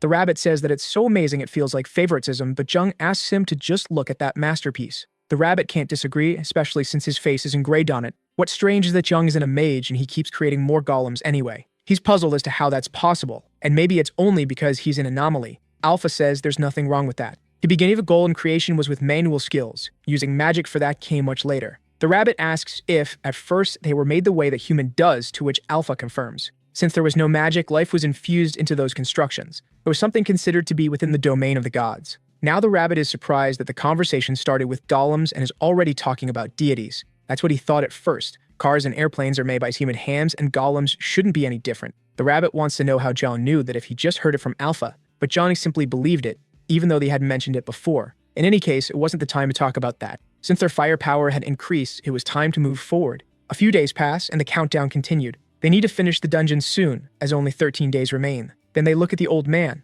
He just apologizes as he doesn't remember the way to the end since it's so dark there. Things are definitely not easy. However, there's one thing he still remembers. They need to go to a high place. As far as he recalls, the place they need to go is at the top of a hill. Thinking about this clue, Johnny's happy that at least they have it as a starting point. Knowing this, there's only one direction they can continue moving, as what they had been trying led nowhere. Jim corrects him, saying that the direction he suggested is the one they are already heading in. The light from the flying octopus illuminates the place. They continue moving forward, protected by the light from the vessel. Sun destroyed all the oysters and appeared along the way. What remained of them was gathered by the players and handed over to John. He was now making a second armored golem, and the work was much faster since he already had experience. The abyssal fish are still a deadly threat, but now there's something much more dangerous than them. It's Joan's armored golems. Their hardness was such that the fish's teeth broke when they tried to bite them. Those fish are no longer a threat to them. From atop the octopus, he observes the power of his creation. The rabbit says they are protected even in the dark, but Joan says it would be useless if there were a fish bigger than the armored gorilla there. The rabbit wishes John would praise him more.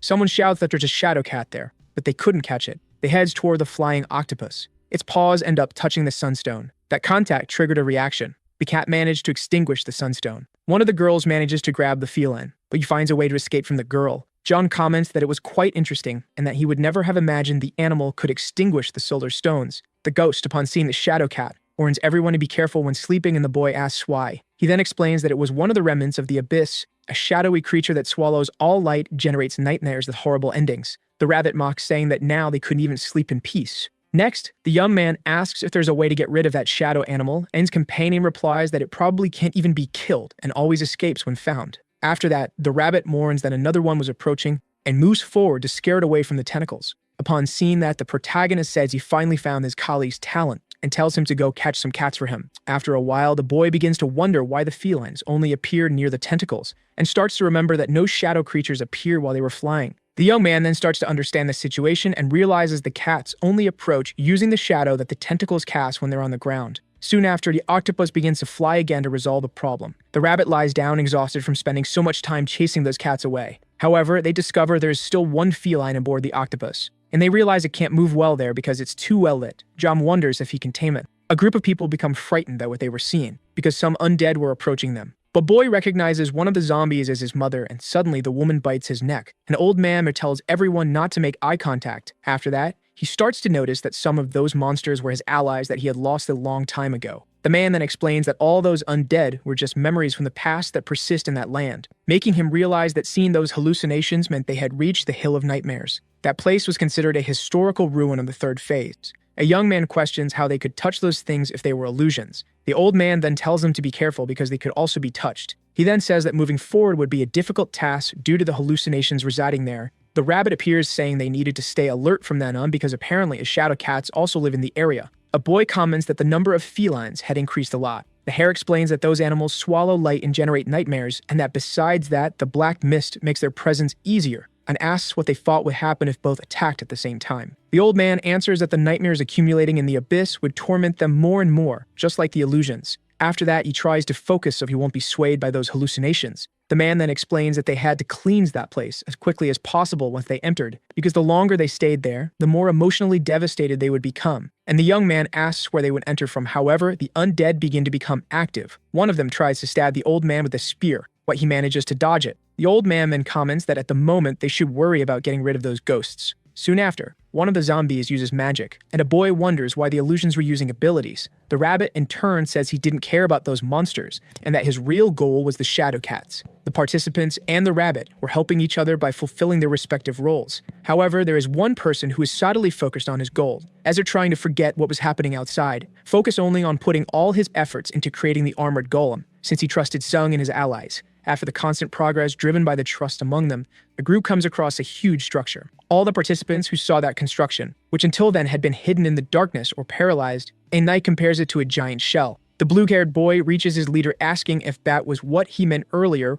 when he said they had to enter there with a terrified look. The old man turns and says he has no doubt they are going to die. Now that they had reached the historical ruins, the leader's memories resurfaced. Next, the old man explains that the place is full of all kinds of hauntings, and that they would need to face all of them to reach the top. And that as soon as they enter, hundreds of cats would charge at them. Right after, the man says they won't leave a single trace of light behind. Someone comments that there's no reason to be afraid since they had Jung on their side, but soon realizes that the golem is too big to enter that shell along with them. The protagonist appears impressed by the size of that shell. However, he notices that the entrance is quite small. After that, he asks the leader if the structure is big on the inside, because then he can bring the golem through a portal. The leader, in turn, says it's almost the same as the witch's home. Upon hearing that, the young man says it's going to be complicated. He even orders them to try breaking the walls of the shell. A group of monsters appears to carry out his order. Someone from the group wonders when the boy created those things. The creatures then begin their attacks on the structure's wall. Surprised by it, the group comments that if they accidentally destroy everything, they won't be able to complete the dungeon.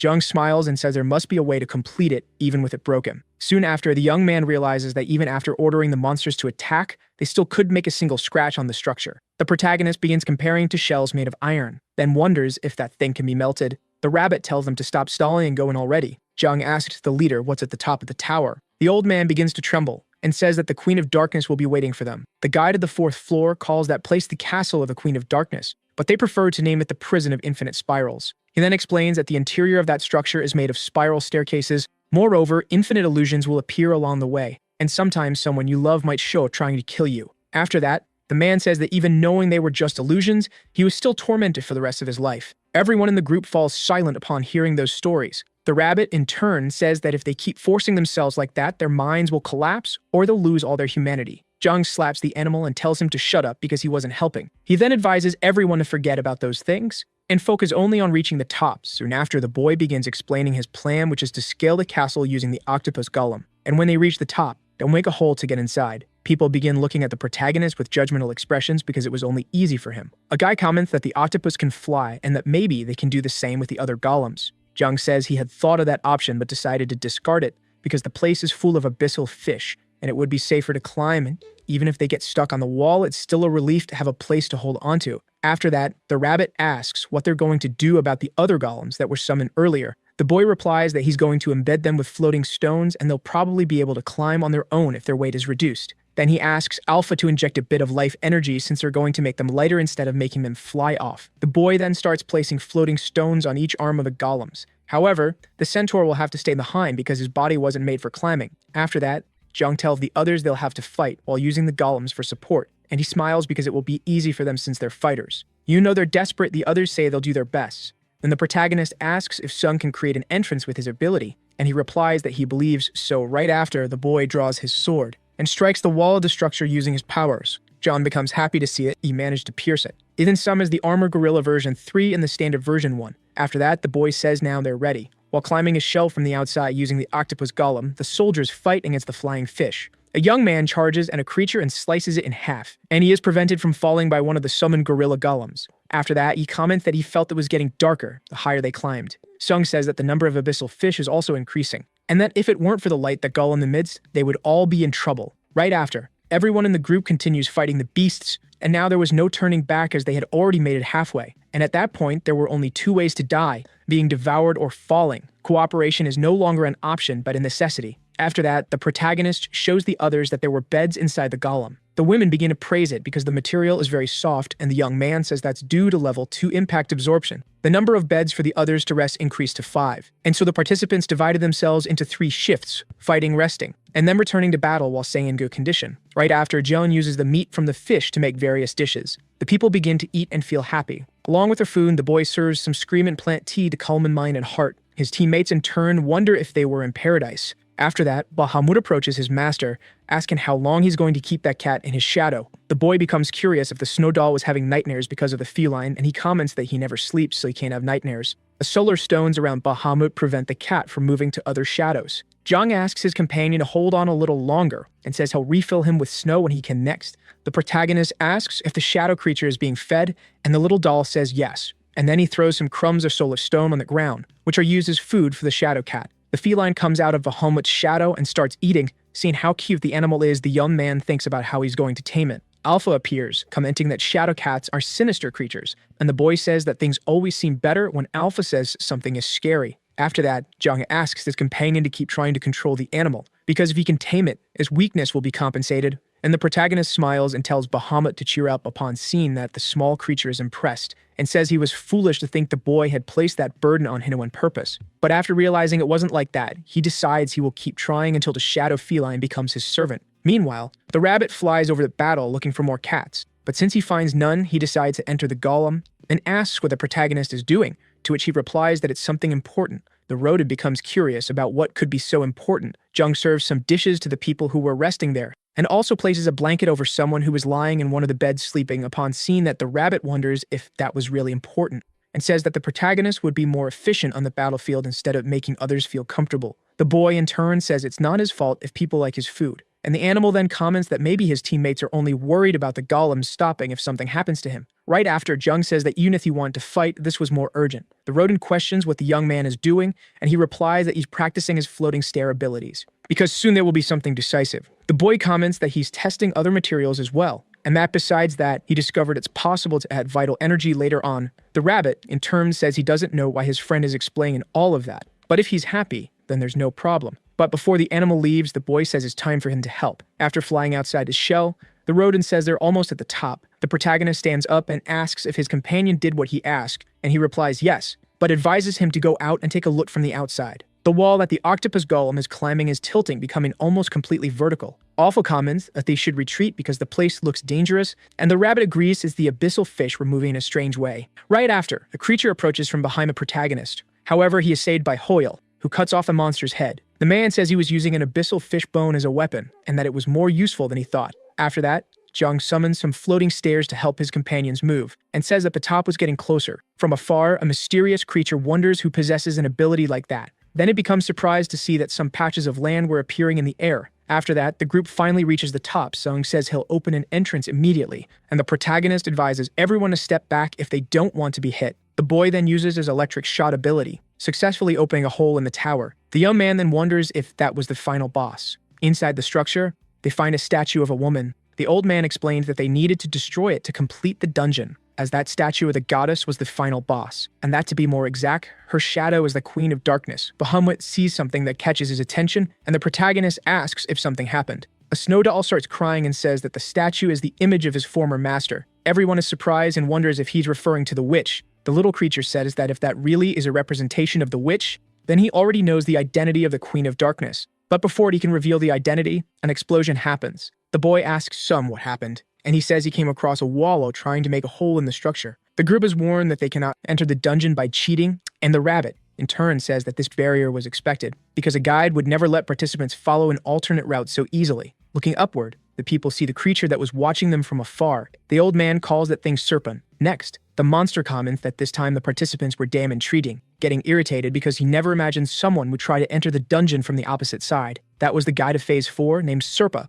who closely resembles a lion. After that, the rabbit says that apparently the monster had just installed the barrier, and they would have managed to enter if it weren't for him. John becomes curious if that meant they couldn't enter through the top, and his companion says that only he could since he's in error. However, the protagonist decides not to go alone because he doesn't want the guide to know who he is. After that, Alpha tells the boy not to be afraid because Serpa cannot harm him, and explains that even though he looks strong on the outside, he's still a mage. The Rhoda remembers that the lion has a limitation that prevents him from killing everyone, and that his is likely something like a numerical mark. And the fact that the curse didn't work on the boy shows that he won't be defeated so easily. The boy asks his friend what he thinks about them continuing with their plan, and the animal, in turn, says that if the boy fails, it'll just be wasting vital energy. However, he reveals that even so, he kind of supports the idea and wonders what the guy's reaction will be when it actually succeeds. Serpa becomes furious and says they must receive a penalty for cheating. Right after, a purple light appears on the forehead of each person, giving each one a number. Everyone falls into a state of despair in the face of that unexpected situation,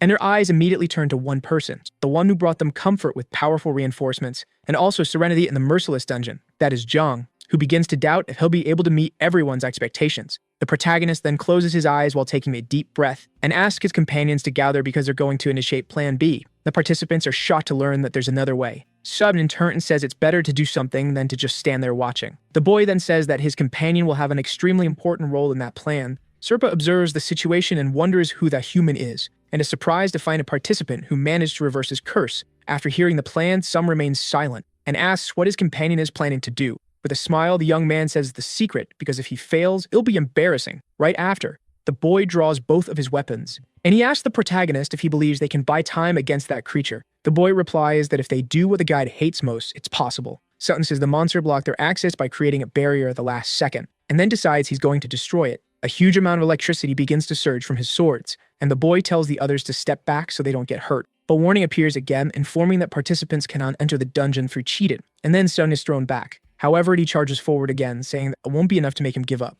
Serpa says that attacking the barrier like that is suicide. Next, the boy uses his ability called Thunder Ray. The creature becomes irritated and orders him to stop attacking the barrier, and asks if he really intends to die. The young man notices that the lion is focused on him and tells him to try stopping him if he wants to. Fujong takes the opportunity and decides to descend the tower. The participants question why they're running away and abandoning Sung, and the protagonist in turn asks them not to worry because they are leading the fight. Meanwhile, the boy keeps striking the barrier with his electric abilities. Serpa advances, ordering him to stop that, but the young man easily dodges the attacks. With a calm look, the boy says his opponent doesn't know the basics of a fight, and that's why he's only using curses. Upon hearing that, the creature becomes enraged. However, before he can do anything, the tower starts to shake. The people inside the octopus golem can't believe what they're seeing, because the entire structure is tilting and Joan starts summoning floating stairs. Moments earlier, the boy had asked the rabbit to help place floating stones on the first floor. After fulfilling the order, the animal wonders if that was real, since the whole tower was floating. However, the protagonist still asks his companion to place more stones on the first floor. The old man questions what the boy is trying to do.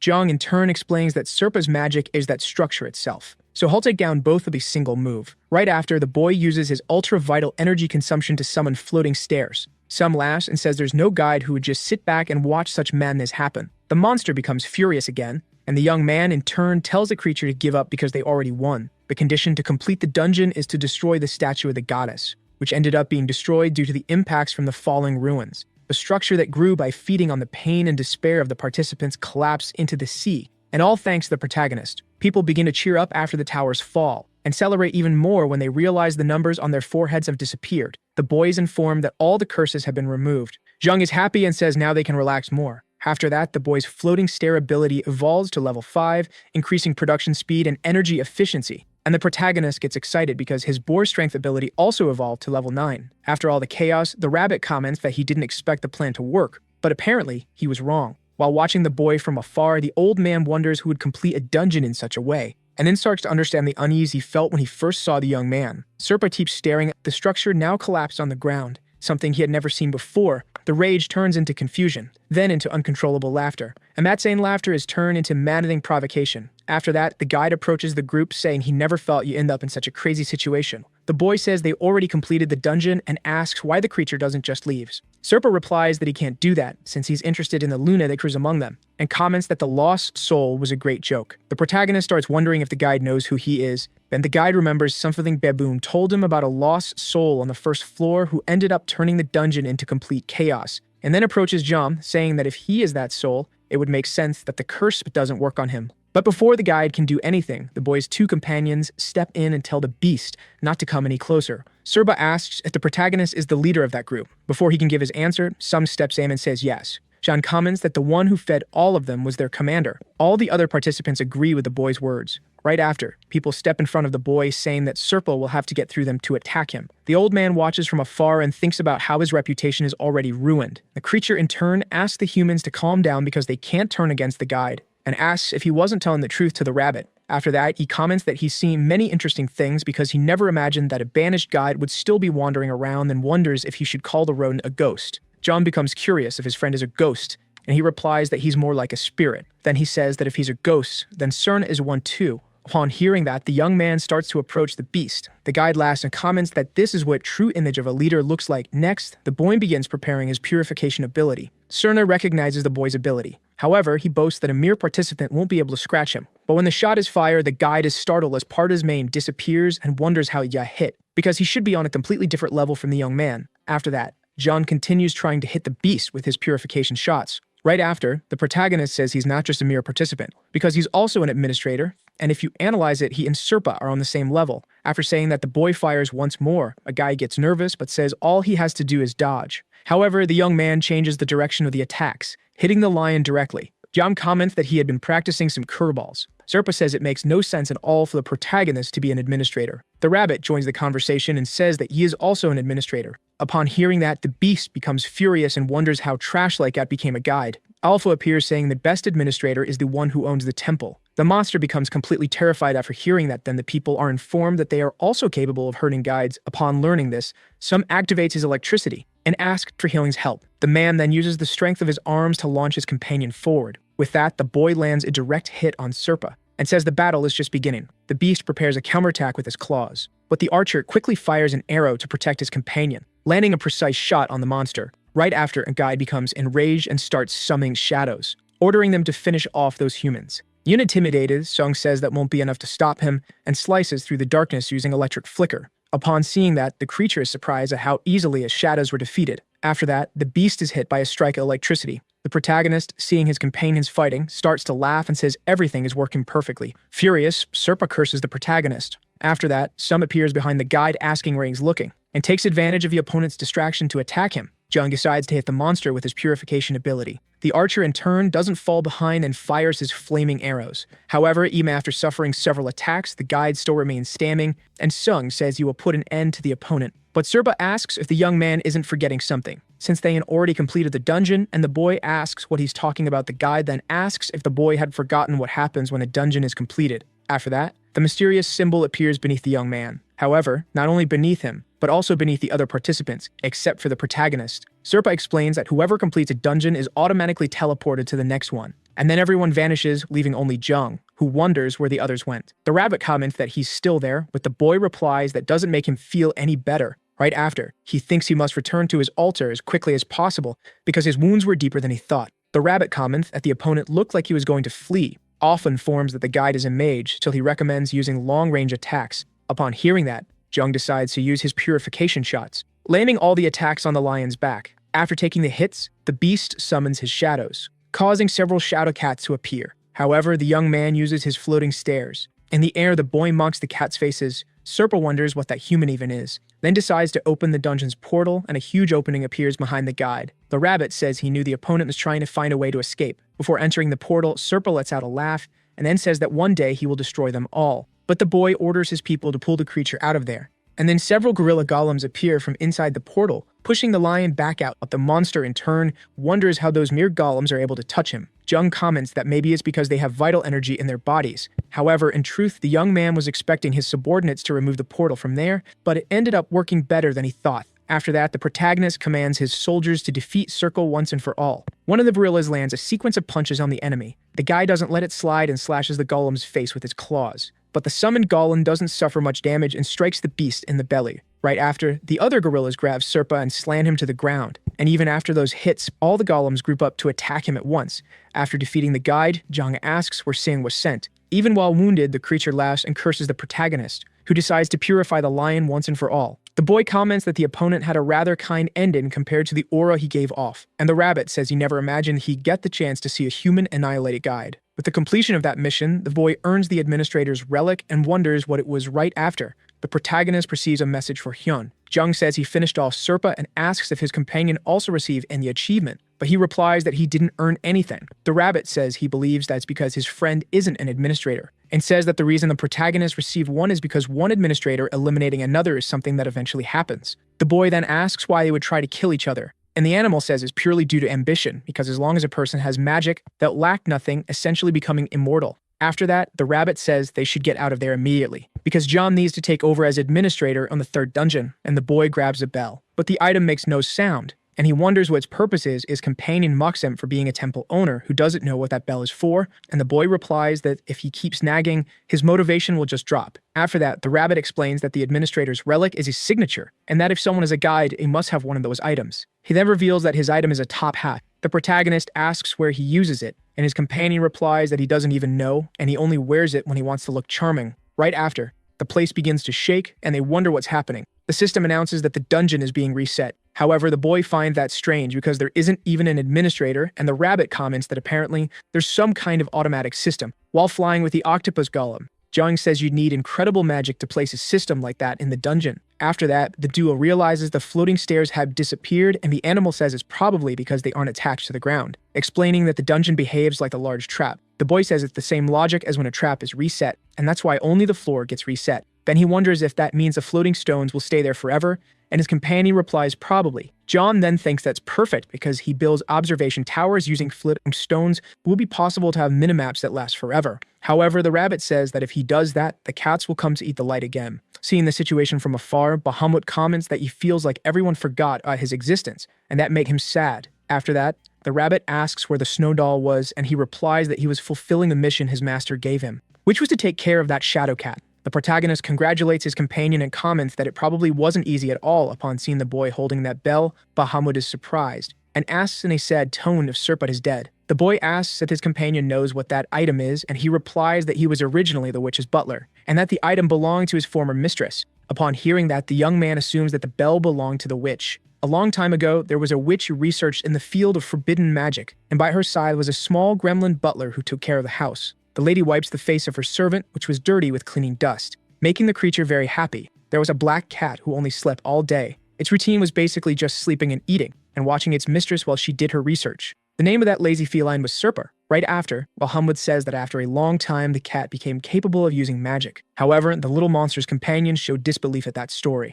The creature then comments that cats closely imitate their owners, and after the witch found out her pet could use her magic, she became very happy and gave him that collar. The woman places the bell on the feline and says that when he becomes stronger, it would be of great help. After that, the protagonist begins to feel bad because he eliminated a cat that could speak. The rabbit, in turn, says the creature was more like a ghost of a lion. Then Bahamut asks if he can continue telling his story, making it clear that he and Serpa had different goals. After that, he says that after his death, he continued protecting his mistress's residence, but the cat lost his memories and became a wandering ghost. But even so, he did not lose his feelings for the witch. And for that reason, the death dragon left that area in Serpa's hands. Zhang asks if it was because the statue of the woman was there, and his companion replies that's exactly it. Upon realizing the cat was used, he says that damn dragon spares no one. Right after, Bahamut explains that from then on, Serpa became a guide acquiring much more magical power, and that's when the collar's usefulness became evident and reveals that the collar allows for control over shadows. Upon learning that, the boy is impressed. Alpha says that among the forbidden magics studied by the witches, he heard rumors that there are secret arts related to shadows. The boy, in turn, asks what that means, and Bahamut explains that it's an art that can imbue memories into a shadow and make it physical. With one or two shadow cats, it's possible to make someone recall bad memories or have nightmares. But if that number increases, those memories become physical and attack people. However, Bahamut says that wasn't his mistress's true intention in her research, but rather to make someone recall a happy or important memory from the past. John comments that the research had such a beautiful purpose. Right after, and the rabbit tells them to stop with that sentimental talk and take a look at the collar. The boy comments that the item must have some special option. Then he tries to stretch the collar to equip it, and his companion says it was made for a cat and that it would never fit him. But the young man remembers that Serpent was a huge lion, so it does make sense for it to be that size, and the animal suggests there must be a conditional seal in the item. Upon hearing that, the protagonist wonders if he can undo it with his purification ability. However, the rabbit says the friend is overestimating that ability too much, and explains that to work on him, he would have to receive that gift from her as well. Jom in turn says that the woman is dead, but the rabbit says it's a case of someone who's dead but still not dead. The young man asks if his friend is talking about the statue and the goddess, and the animal says he's right and is sure that statue will help him with something. After that, the protagonist says that apparently they'll have to climb the tower again, and says that since they're going up, they might as well grab the altar while they're at it to speed up the process. John summons several floating stairs to reach the top. Right after, the boy begins pouring saliva from the chimera ants onto the ground. The rabbit says at that speed, he'll never make it, and he replies that regardless of his pace, the result will be the same. After that, they manage to enter the dungeon. However, they are warned that they entered the dungeon using improper means. Nevertheless, the protagonist decides to ignore that message. While they float, several ghosts watch them. Then, they finally stand in front of the statue. The boy comments that the sculpture was so beautiful that didn't even look like a witch, but rather a goddess. Bahamut says that his master was a wonderful person, and that he is sure Serpa looked at her with the same feeling he was having at that moment. After that, the protagonist takes out the collar he had kept because it was moving. The rabbit questions why that was happening, and then a huge shadow appears before the group, which apparently was attracting the collar as if it were a magnet. Soon after, the shadow starts to enter the small bell, causing the noise he was making to stop. The rabbit says his friend was looking like a monarch of darkness. A window appears informing that the name of that item was the witch's dark bracelet. After that, the protagonist asks why the bell stopped making noise. The rodent says there are several items like that, and it probably only rings when the ability is being used. Then the shadows that were there begin to leave. John is curious why they are no longer interested in him, and his friend explains that it's because they were created by the bracelet, so it doesn't make sense for them to see him as an enemy. After that, the boy suggests they go down the stairs.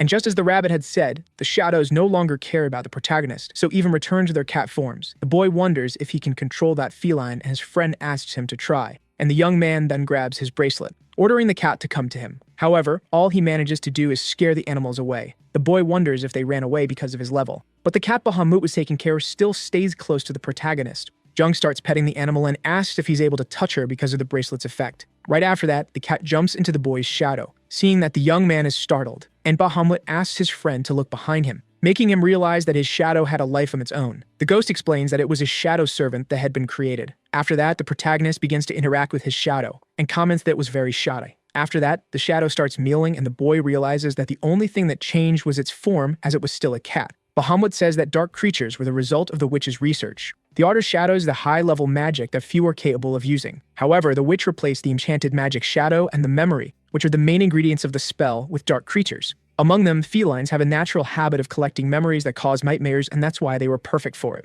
The rabbit asks what they could do with a shadow servant, while Hamut in turn responds that it can do anything, and says it will move exactly like a protagonist. The young man is surprised to learn that the servant can copy his movements. Then the rabbit comments that the shadow is not useful for combat since its master is not a fighter. After that, the servant starts moving the ground, making the rabbit laugh because it was already messing with dirt, and says it looked a lot like its master. Jong asks the shadow to use some ability, and Bahamut explains is incapable of performing any kind of magic, only able to copy movements. Meanwhile, the rabbit keeps laughing as the shadow continues to play. After that, it finishes making a ball out of earth. Upon seeing that, the protagonist remains silent, but realizes that it was actually quite impressive, and asks the others to take a look too. The rabbit, in turn, finally realizes, and thinks that the shadow acts like another lunatic. Young comments that the earth ball had been very well made. On another day, the protagonist falls to the ground after sculpting a gorilla golem and says he urgently needs manpower. However, he knows that if he received help, it would take a long time to teach his techniques, and says that if he could, he would really like a copy of himself. Back to the present, the boy's wish ended up coming true. Right after, John calls his armored golem, which was incomplete, to finish it alongside his servant. The young man begins to do his work using a hammer, while his shadow watches in silence. Noticing that it was watching, the boy asks if it wants to try. Before the servant starts, the protagonist thinks it wouldn't hurt to see how it does. But his impression quickly changes to one of being impressed, because the shadow is doing exactly as its master. Seeing that, the boy says they would find a use for the servant's work. After some time, Jung asks how much energy that thing has, and Bahamut replies that his servant never gets tired and doesn't need to eat. However, if it takes any damage, its power will leave its body and its strength will be undone. The protagonist remembers that Serpent's shadows were very resilient, and the ghost says the guy was an exceptional mage and he's sure Serpent used another spell to reinforce the shadows. The boy wonders if it was intentional that the shadow magic was made not to require defense. Then the rabbit says that means the ability is weak because his friend isn't a mage. The young man gets annoyed and tells them to stop with the mage talk because he can't take it anymore. Right after, Bahamut says that defense isn't a big problem, and then hits the servant with a relatively weak blow, making it completely fall apart.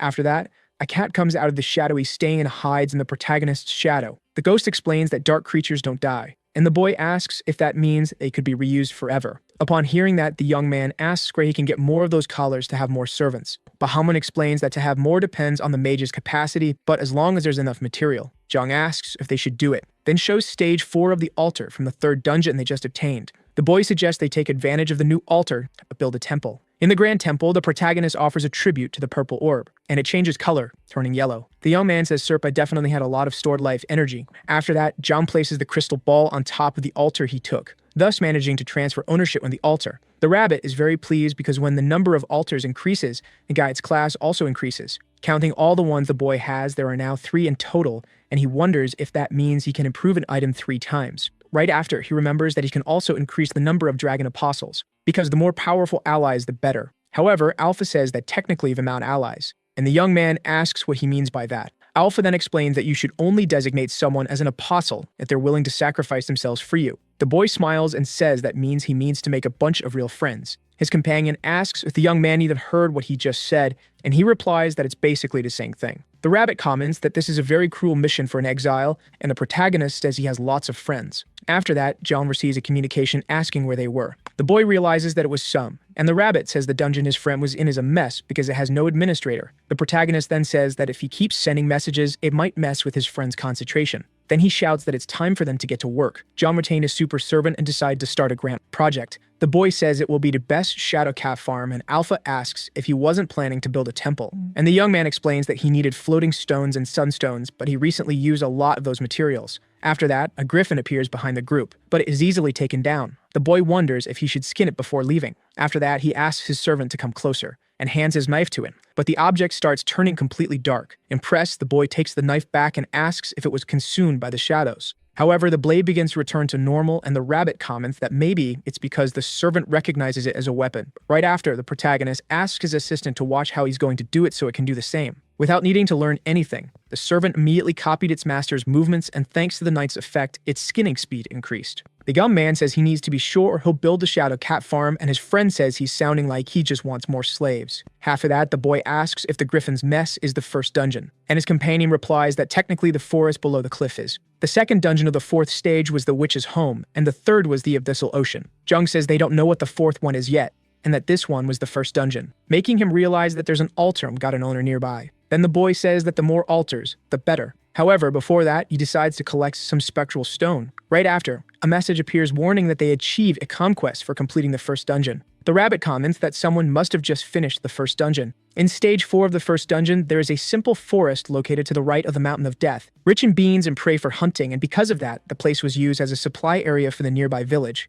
But this place is no longer a simple forest, because it is located beside a mountain full of mysterious caves that house various types of beasts and monsters, where participants are supposed to find the final ruin among them. A person hits a creature with fireballs, defeating the boss of the first dungeon. People are surprised they managed to do it. A person named Seek appears saying that these dungeons always leave the nerves on edge. However, he comments that it would have been much easier if those useless guys hadn't gotten in his way. The participants start getting irritated, but the boy tells them to shut up, because if they want to say something, they should show it with their fists. A voice tells them to stop causing trouble. It was Suayan, who says that all of them are going to get the reward, and that she won't let Siuk go further than that. Conflicts like this are normal among participants, and when the enemy has great value, the disagreement gets worse. Right after, the boy tells his subordinates to skin the monster, then walks toward the girl, and says that if she doesn't want him to take everything again, then they better be faster next time. Suayan in turn makes an offensive gesture at the boy. After that, some markings appear under the participants, and Siep tells them to put as much meat in their inventories as they can because apparently they were being teleported to the next dungeon. And then that dungeon is reset, facing a tunnel, and the protagonist asks if that was the right place. The rabbit says he's sure it was because he felt the flow of mana from a magic portal coming from inside. Job in turn asks if his companion can sense those things, and he says he's a high-class being. As they walk through the corridors, the young man wonders if those torches were installed because it's a ruin. Right after, the pair comes across a collapse in the path. The rabbit analyzes the area and comments that apparently half the people who were there just watched, while the others fought. And the boy is surprised by his companion's investigative skills. The animal brags and says things like this become quite obvious after watching so many battles. After that, the boy walks while thinking that the altar is his priority, but he laments the fact that participants are fighting each other. After watching a bit more, they finally reach the altar. The protagonist then begins to dislodge the stone, and tells his gorilla golems to carry that thing because the reset was almost ready. However, a loud roar is heard by the group. It was the boss of the first dungeon, the two-headed ogre. The participants begin to get scared upon seeing that beast. The rabbit suggests that Zhang stay alert because a griffin is already strong, but an ogre is much more so. The creature almost lands a blow on the protagonist, but he manages to dodge just in time.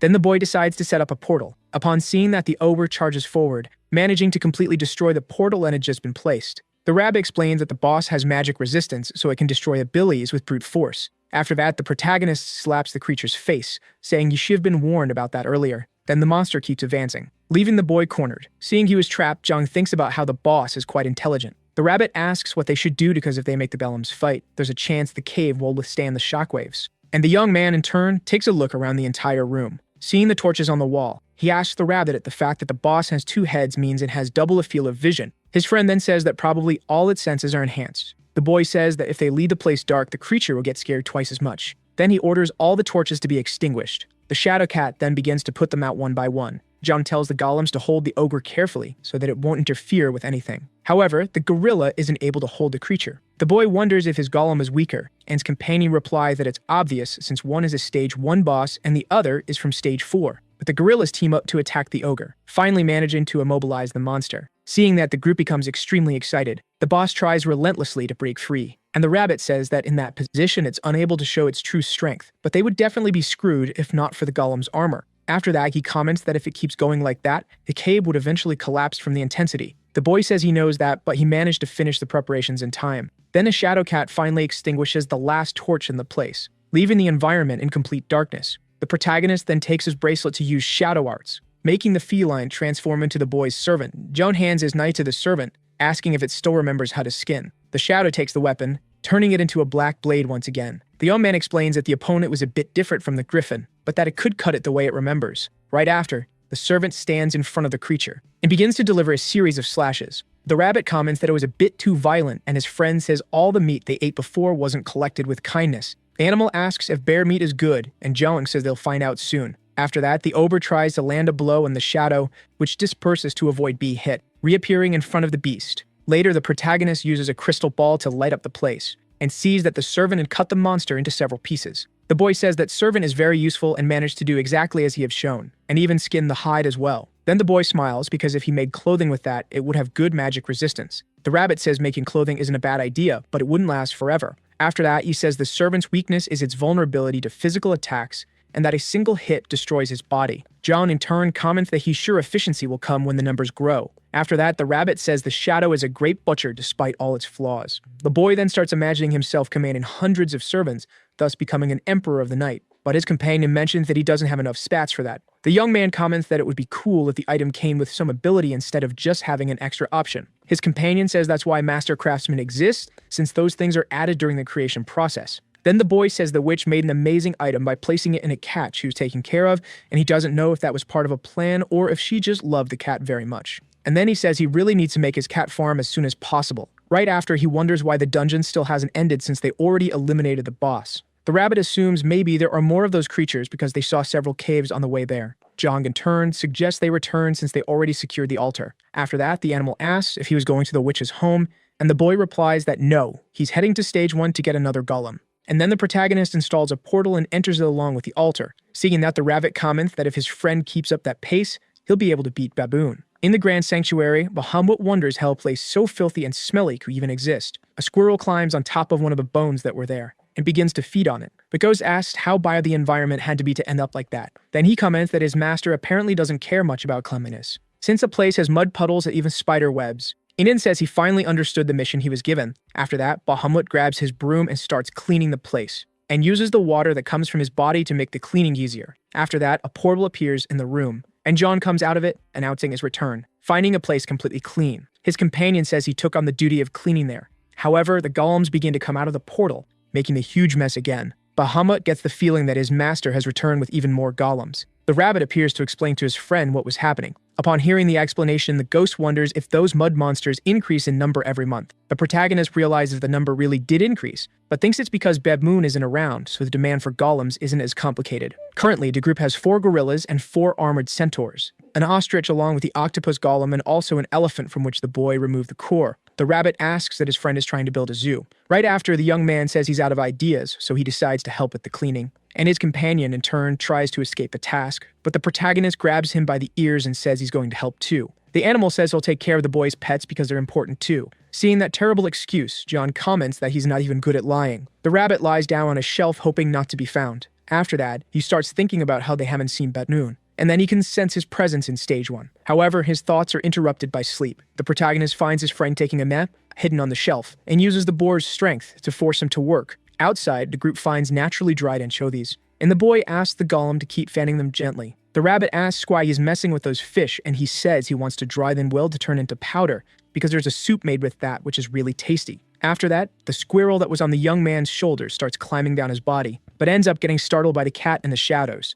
Then John comments that maybe he should make a place to fish while he builds the sky temple, and says he'd better write it down because there's a lot to do. After that, he starts writing on a piece of paper the things he needs to do, and says maybe it's better to assign certain people to specific tasks. He then asks Bahamut if the servants can fight against ghosts, and he replies yes. The protagonist says that might be a great opportunity to teach his shadow how to fight. The rabbit, in turn, starts laughing and says he can't picture his friend teaching anyone, and the boy hits him to make him stop those comments. After that, he asks the animal to complete a task, but he says he's busy at the moment, and the young man asks what it is, since his friend is always just loafing around. The rabbit, in turn, replies that he needs to find out what Batmoon is doing, because he has a feeling Batmoon is planning something. The animal suffered the hands of Batmoon for a long time, which made him understand his temperament, and that's why he decided to go take a look at stage 1. However, he says the protagonist doesn't need to worry because he'll be back soon. Jaume, in turn, asks if the rabbit isn't just lying to get out of working. The animal gets irritated and asks if the boy knows that Batmoon will be his greatest rival in the future, and the young man becomes curious about what he did to be rivals with someone. Realizing he said more than he should, the animal gets nervous. Alpha asks if his friend was implying that Batmoon might interfere with Artia's resurrection, and the rabbit confirms that was it. The boy then allows his friend to go to stage 1 and asks him to keep him informed. With the rabbit's task approved, the protagonist asks Bahamut if he can take on the task of going to the abyssal ocean with the golems, which he agrees to, only asking for a bit more life energy. Alpha allows what the ghost asked since he helped with cleaning the Great Temple. Then John checks his notes to see what's left to do, realizing that only cleaning the Great Temple remains. Bahamut comments that the place was almost clean already, but he couldn't remove the skeletons because they were too bait for him. The protagonist then decides to leave that task to the golems. However, he wonders if they can work with those huge hands. The boy equips the gorillas with fingers made for cleaning. Steam at the rabbit feels disgusted, and his friend explains that it's just temporary. The golems then begin to remove the bones from the place. After that, the young man asks his companions to do what they were assigned and always keep him informed. But Bahamut points out that there's no way to contact his master. The protagonist then decides to appoint the ghost as manager,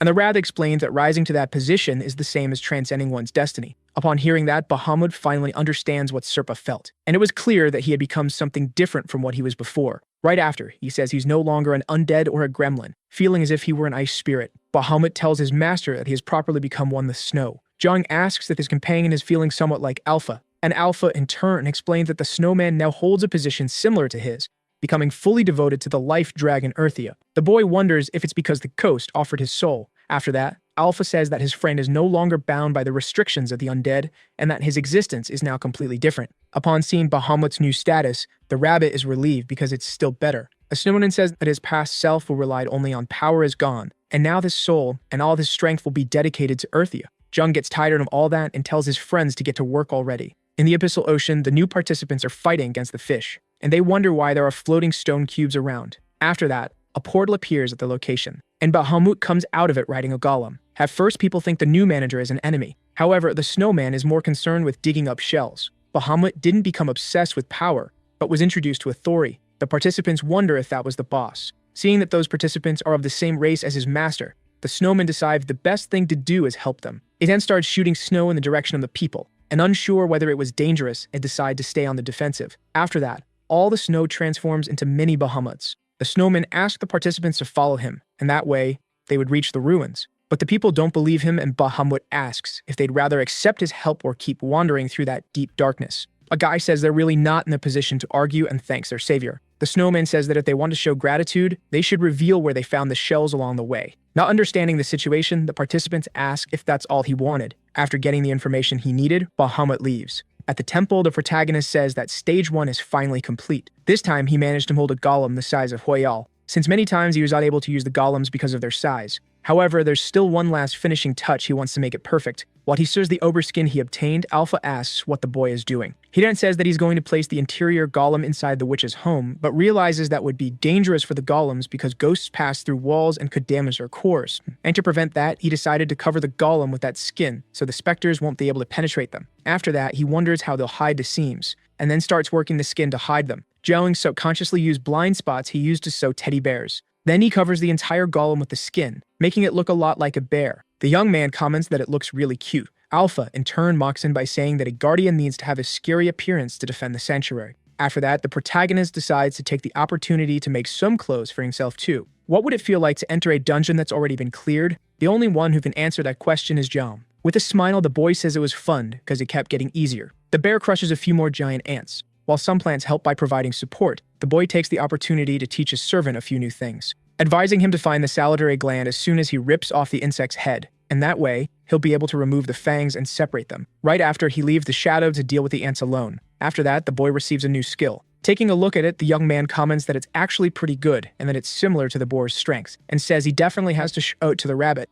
Upon hearing this, the animal is surprised, and the boy says that was exactly the reaction he was expecting. The rabbit says that no one was supposed to be able to complete the ant nest 3 times. Then he comments that the antennas might be useful in battle, but it would be pretty weird to see the boy using them. The protagonist then decides to equip them to see how it would look. After putting on the item, the sonar echoes throughout the area, and the boy thinks about how he can feel that his senses had intensified, being able to sense the presence of his golem behind him. But after 10 seconds, the antennas evaporate, and the young man comments that maybe the duration will increase if the skill evolves. Right after, he decides to go to the witch's home and encounters ghosts flying around the place, and they charge at the boy. However, they end up being repelled by his body. With a smile, Jung says that doesn't work anymore, and praises his ogre skin, saying it's quite useful. The ghosts then decide to leave. After that, the protagonist says that people usually have to risk their lives to complete that place, but for him it's just a farm. After conquering the witch's home, Alpha informs that the materials for the sanctuary's construction are almost complete. In stage 1, the rabbit flies with a sad look. It comes across a group of frogs surrounding a boar. One of them charges forward and lands an attack on the pig. Seeing that, the rabbit says that's why the ecosystem is deteriorating, because they gave enchanted gear to those monsters.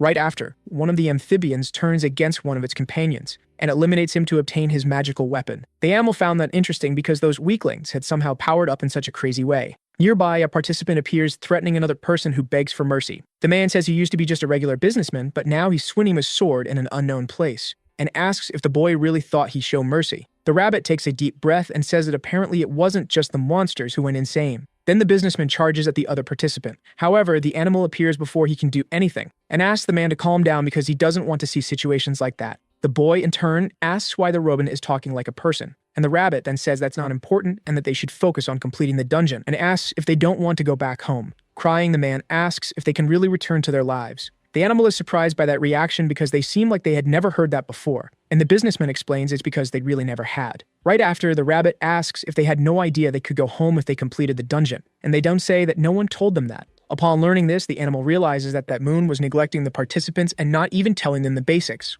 After that, he asks where the other people are. In Rift Village, a protagonist receives information that apparently Baboon is no longer interested in stage 1 since the altar appeared. The boy, in turn, is confused because Baboon would also be losing if all the participants died in the first stage. And the rabbit comments that he was wondering the same thing, so he decided to wait for the dungeon to reset and a new game to begin. Then he discovers that Baboon has been giving enchanted items to people. Jug asks if that was a way to increase the participants' chances of survival. The animal, in turn, says that most of the production class people had their weapons stolen, so apparently the survival rate of that class is dropping. And the young man says that the combatants are going to have problems with food since they don't have production skills. After that, the rabbit says he'll have to manage stage 1 for a while. The boy, in turn, asks what he would do if he encountered Batmoon, and his friend says there's been no sign of him even though a new game has begun. Then the animal comments that his former master was nothing more than an ambitious fool. In a cursed land full of skeleton soldiers, Jung is building a new terrain. The young man comments that he was starting to get tired. When he looks down, he sees his servant working, and he feels happy with his dedication. Soon after, he sees something different along with the shadow, and he asked Bahamut what that shiny thing was.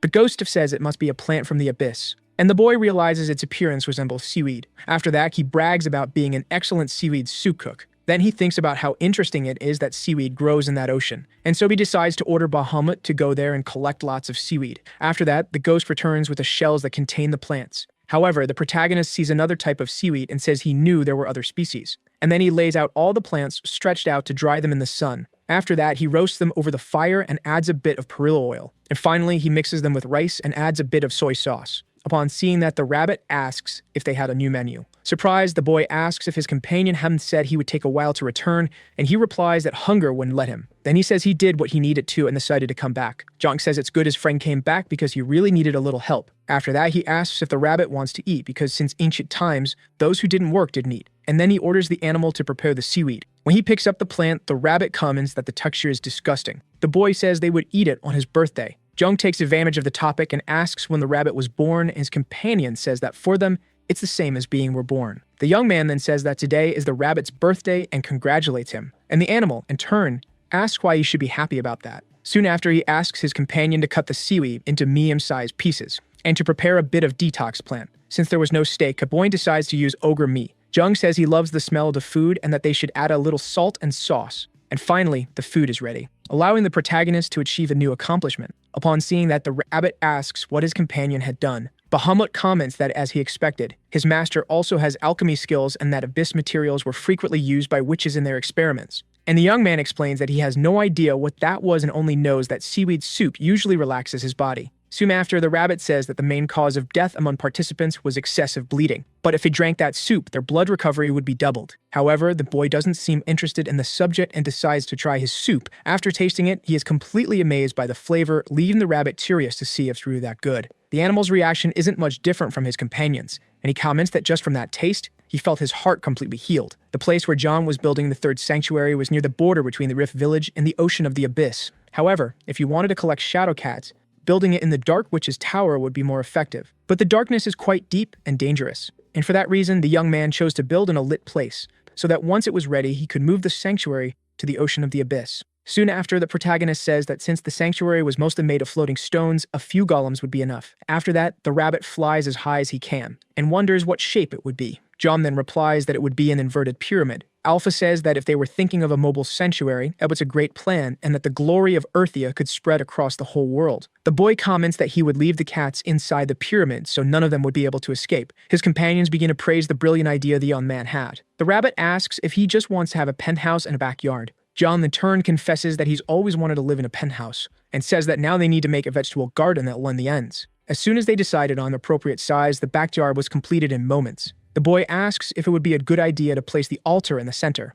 and then he decides to place the altar in the location, declaring that territory as the third sanctuary of the Dragon of Life of Earthia. That new temple received the name Sanctuary of the Skies. The young man is asked that he wants to install traps in the place, and he says maybe they should start with some beans, and the rabbit, in turn, suggests they place them on the sides so they would tap from up close. However, the boy says that won't work because they will wilt quickly since they wouldn't be receiving any sunlight, while Humlet suggests the dungeon potatoes as they would prevent invaders from climbing the sanctuary if placed right on the slope. The young man in turn really likes his companion's idea. The other rabbit asks what's the point of placing so many traps if none of them would work anyway. During the night, the group sleeps peacefully. But peace quickly comes to an end as apparently the invaders have arrived. Startled, the protagonist asks where they were, and Alpha says they were at their base in the Rift Village. Days earlier, the place to which the participants who subdued the beast forest were sent was the entrance to the same village. The girl and group defeats some skeletons, making them wonder what place that was. Then more skeletons approach. Soyeon asks the others to block them for now, but her companion comments that the opponents weren't as tough as he thought. Even so, the skeletons keep coming. The girl suggests they look for a place to take shelter and orders the tankers to draw the monsters' attention while the others should help the production class. And so the participants continue fighting the creatures. After that, they come across a huge wall made of clay and decide to climb it to escape. From up there, the people watch the skeletons. A boy comments that the wall is magnificent and that it even looks like its height was made with that purpose. Sueyeon takes a breath and says they will regroup there and asks if anyone didn't manage to keep up. Luckily, everyone managed to stay safe and without any injuries. Soon after, the girl asks if anyone had seen any sign of Suckscrew, and her companion comments that it seems they were teleported to a different location. The girl in turn thinks that's perfect information because they managed to avoid a useless war. After that, the group becomes curious about where the bridge leads. Sueyeon says the sun was already setting, and that they would stay there that night and keep watch. But suddenly, the lights on the bridge turn on, looking very much like a highway, and the girl asks if they should follow them. So early the next morning, the group begins to follow the bridge, and a village surrounded by a massive wall awaited them. A boy asks if that was some historical ruin, and the girl comments that it looks more like a skeleton castle. At the top of the wall, CF appears mocking that the girl's group was late, and says he already imagined she would show up there. After all, this is the only place in the region that has supplies. Upon seeing those plants on the structure, the girl wonders if they were dungeon potatoes. Then she thinks that the best thing to do at that moment is to take that ruin as well. So she asks her companions to look for an entrance. But Siak says that won't do any good, because if that place had an entrance, it would be filled with skeletons. Sueyan begins to wonder if they will have to climb the wall, and that it shouldn't be a problem for the fighters, but for the production class it would be impossible without help. Besides, that would only be possible if there wasn't any interference. The boy starts trying to hit the group with fire blasts, and the girl decides to use her Imperial Spear art. However, the wall doesn't suffer a scratch. The boy, in turn, comments that it wasn't bad, but she was forgetting something. After that, Siak tries to hit her, but she manages to defend herself. Seeing that, the girl thinks that if she had moved 1 second later, she would be in trouble. Then the boy asks if his opponent wasn't going to play with her fingers this time, and the girl replies that they don't intend to retreat. With a smile on his face, the boy comments that that's perfect, and continues trying to hit his opponent with his attacks. After dodging the blows, the girl says that ability is quite annoying. Siak's ability is called Paramania. Basically, it's a long-range power that also has the characteristic of tracking its target. His fire may not be very powerful, but in an environment like the dungeon where there are no medicines, it poses a threat to all participants. Right after, the boy says he can't stay there because he has more important things to do inside the walls. Upon seeing that, Sueyan asks where he thinks he's going. Her companion gets curious about what's inside that castle. However, the girl isn't interested in that and says her focus is getting inside. But unlike what the girl and her guild thought, Siak wasn't so relaxed after all. The truth is that he and his group had arrived there an hour earlier, and the boy was impatient for a reason, because on the outside that village was all flashy, but inside it was completely empty. The boy thinks about how, no matter how far ahead he is, Sueyan's power is not to be ignored. Then he starts to think there might be something inside that tent. All the tents were dismantled before the dungeon was invaded, except Zhang's. Upon entering the tent, Siak finds a staircase leading to the underground. In the corridors, the boy pushes his production class people to move faster. The boy starts to think that maybe this place has monsters that nullified abilities. After that, one of his subordinates arrives with 20 torches and says he'll distribute 2 to each person there. Siak, in turn, kicks his colleague in the shin and says they'll be only 1 torch each, and the rest will stay with him. A man approaches the masked boy, asking him to calm down and says this isn't the first time, then says it would be better if they equipped something else. After that, the boy announces that going down and orders the tanks to go ahead. While descending the stairs, the boy decides that if anything happens, he will incinerate. The participant at the front of the line warns that there's a light coming from the door ahead. Siak in turn says this is a dungeon, so he orders him to keep moving and not let his guard down. When it comes to dungeon invasions, there's no reason not to follow the boy's orders. After all, his natural dark coldness is a great help for survival in that place. Upon reaching the door, the man is shocked and says his boss needs to take a look at it. What appeared before the boy's eyes was a scene he had never seen before. Even so, Siak decides not to let his guard down, as it might be a trap. Right after, the boy activates his fire magic, but his subordinates suggest he not do that. The boy, in turn, asks what they think they're doing, and the participants explain that this is a pure rice field that could serve as food. After that, they say they need to harvest those rice grains immediately. Siak, in turn, asks if anyone in the guild has a skill for doing that. The people get nervous because their leader has no idea what harvesting is. After that, the boy tells the production class to take care of it while he inspects the area, and tells the exploration group not to let their guard down and to signal if they find anything. Looking at the production people, he thinks they're a nuisance because they just sit around all the time. Siak was foolish to think that way because rice harvesting is hard work that requires a lot of skill, but currently without any tools it becomes something much harder. Right after, Siak orders his people to speed up that process. One person gets frustrated that their boss doesn't know how difficult that job is. After that, a guy comes up to the boy saying he seems to have found the rice storage, and another one says he also found a sauna, making him curious why there's something like that in a place like this. While walking toward the room, his companion comes across some cacti and wonders what kind of ruin this is. Upon arriving at the place, he really finds a sauna. Right after, someone says there's a snowman there, and Siak comments that's impossible. But when he turns around, he comes face to face with Bahamut, who then kicks the pair out of the room using his abilities, and says he will have no mercy on those who dare to invade his master's temple. After that, he notices the boys had dirty boots, and gets irritated, asking how they dare step into the temple with those filthy shoes, and says he'll throw them out immediately, then decides to summon the gorillas. Siak comments that he already expected that to happen because there's no such thing as a dungeon without monsters. His subordinates are out at the seam, and the boy, in turn, orders the tanks to take the front while the others stay behind him. Right after, he fires a flame attack at the golem, hitting it directly, and he takes the opportunity to keep attacking. After that, he orders the tanks to stop the opponent from getting close to them, while Hamut smiles and asks if they were playing with fireworks. However, he thinks that facing that ability head-on would put him at a disadvantage, but that won't work against the golem's armor. Then the gorilla charges toward the group but fails to hit anyone. Siak asks if they really thought they would have the freedom to do as they pleased, and then he fires a fireball at the opponent. However, because of the armor, the creature doesn't suffer a single scratch. The boy is surprised because that golem really did have armor, but he remains convinced of his victory for having completed stage 1.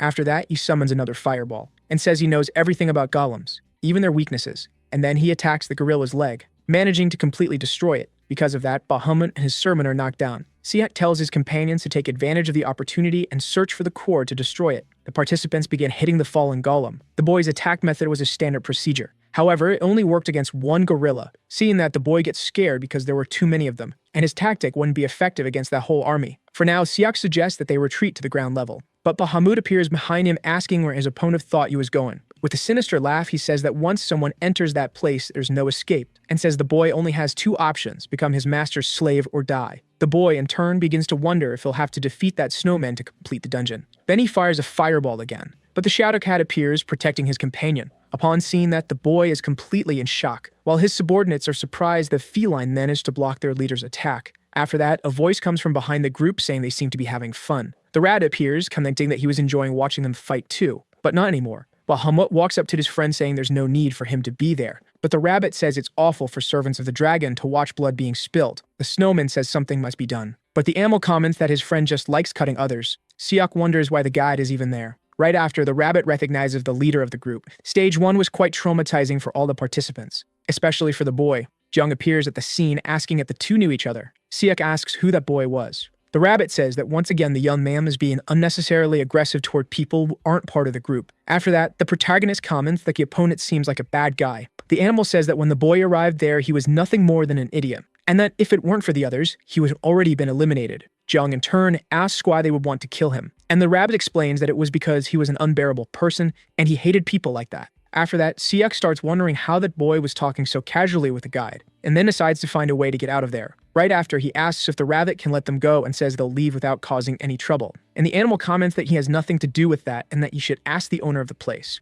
Sieth asks if the owner was the snowman he fought earlier. The protagonist then says that it's him. Upon learning that, the boy is surprised the regular guy is the owner of the temple. The people start commenting about the boy being the owner, making the young man embarrassed by them talking about him. Bahamut walks up to his master saying he's willing to eliminate those vermin and get his hands dirty for him. However, the boy wonders why he would kill such magnificent people, and his companions are confused about what he's saying. After that, the protagonist walks up to the guild leader and asks if he can aim his magic however he wants. The boy replies yes and becomes curious about why he's being asked that. Jung then makes a temporary job offer. The boy had been thinking while the sanctuary of the skies was being built about the other purpose of the place, which is for the shadow cats, wondering who'd put them inside. Because they don't have a defined shape, finding a way to pay them was still a big question. In addition, the felines scare easily. After a long time thinking, the protagonist finally found the solution: to use fire as a trap. However, that was inefficient and exhausting. But Siak and his pyromania showed up at the right time, since his ability doesn't require much effort and can be controlled easily. Next, John introduces himself to the boy, but he remains silent. Siak was sweating from that sudden situation,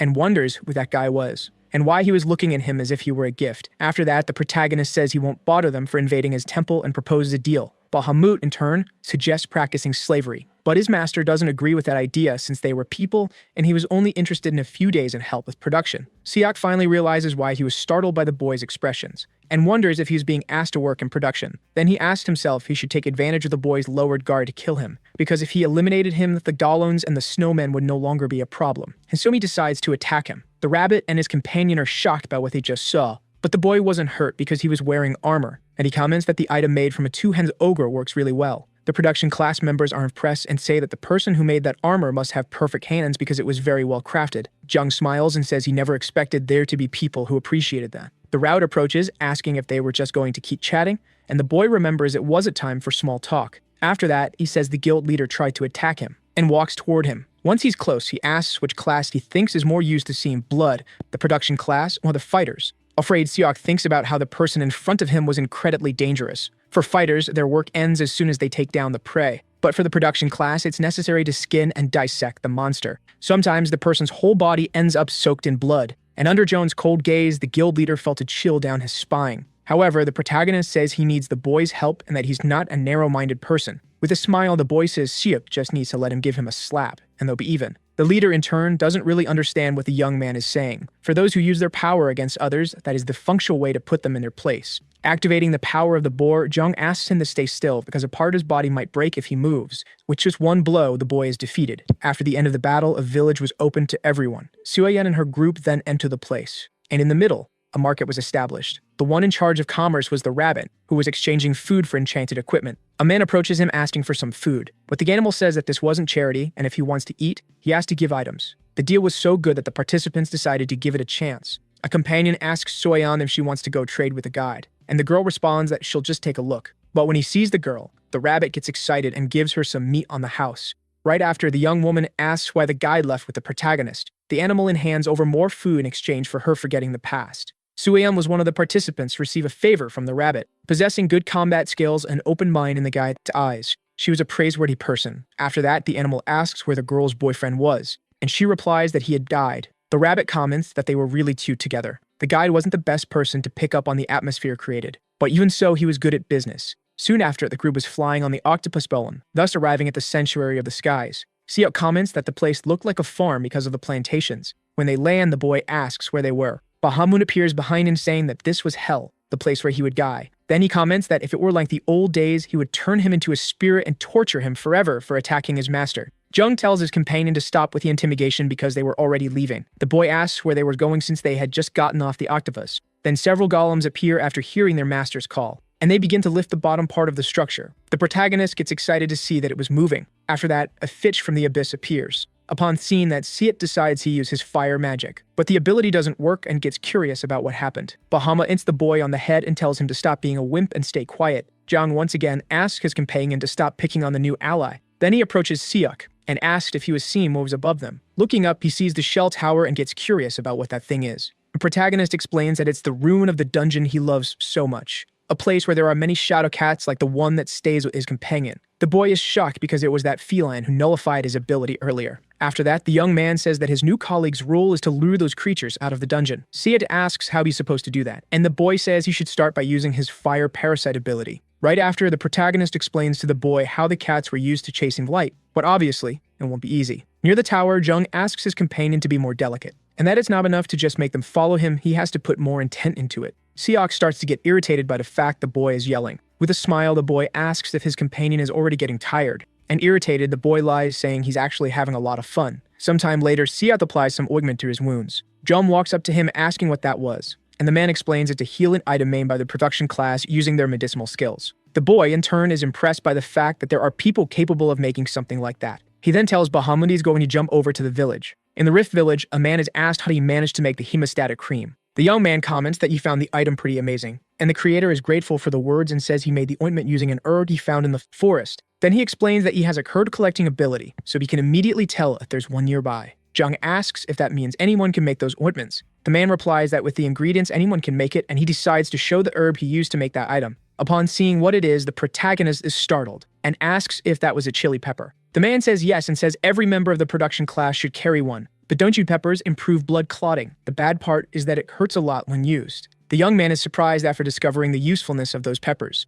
But the man says that if you eat it, you'll get a terrible stomachache because it's identical to a poisonous herb. Jung, in turn, asks if it tastes like a regular pepper. The man explains that the bigger it is, the spicier it'll be, and the toxins also increase. But the boy says toxins aren't a problem for him, and then uses his purification ability. After that, he decides to use the pepper. Being amazed by the flavor, right after, he asks where they found those peppers. The man, in turn, says that in Stage 2, they were everywhere. Upon hearing that, the young man understands why he never found any, because he jumped from Stage 1 to 4. The man says he still has some left and asks if the protagonist wants them. And the boy thanks him for the seeds and says he'll be able to start a plantation with them. After that, the protagonist summons some food and says it's a way to show gratitude. And not just that, but also a whetstone and a torch. The boy also gives the man a better armor, and the man in turn says he can't accept it because he only gave him a pepper. But Jung says that with that, he'll be able to prepare some fried pork. A few days later at the Shell Tower, thanks to Sak's efforts, the shadow cats were gradually captured. However, just because the cats were captured doesn't mean they can already be used as servants of darkness.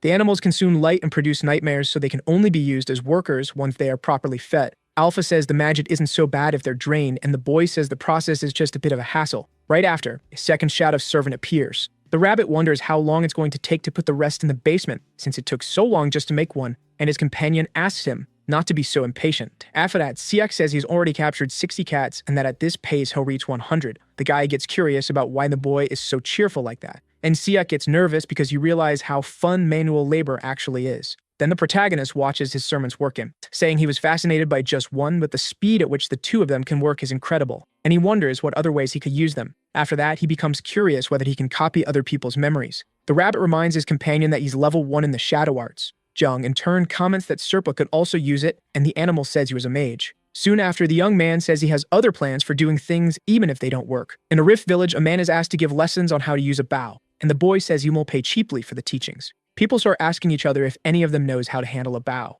John wonders if no one can use that equipment. Suddenly, someone speaks up. It's Sueyan, explaining that it's not her main weapon, but she's the best archer there. Romance in the dungeon is a common thing. The heartbeats, stirred by danger, often become feelings. Sueyan is a beautiful girl with lovely hair, and John is the friendly type with a defined body. Two young people in a prime training alone. People comment, but they make a lovely pair. The rabbit thinks about how, since the beginning of time, life always seems beautiful from afar, but has always been in disaster up close. With an irritated expression, the girl asks if there's something wrong with the protagonist's body, and orders him to put more strength in those arms. The boy says he's trying his hardest. After that, the girl fires an arrow and says it was something simple. The people there enjoy themselves while watching the archery lessons. After a while, the protagonist keeps trying to hit his target. The rabbit asks if using a bow is really that hard, and the girl says they only showed her how to do it once and she learned. Then she comments that she heard rumors that the boy has skills to see targets. The animal asks that his companion can tell whether the arrow will hit or not, and he replies yes. Suehyun then proposes that he try aiming at something completely different.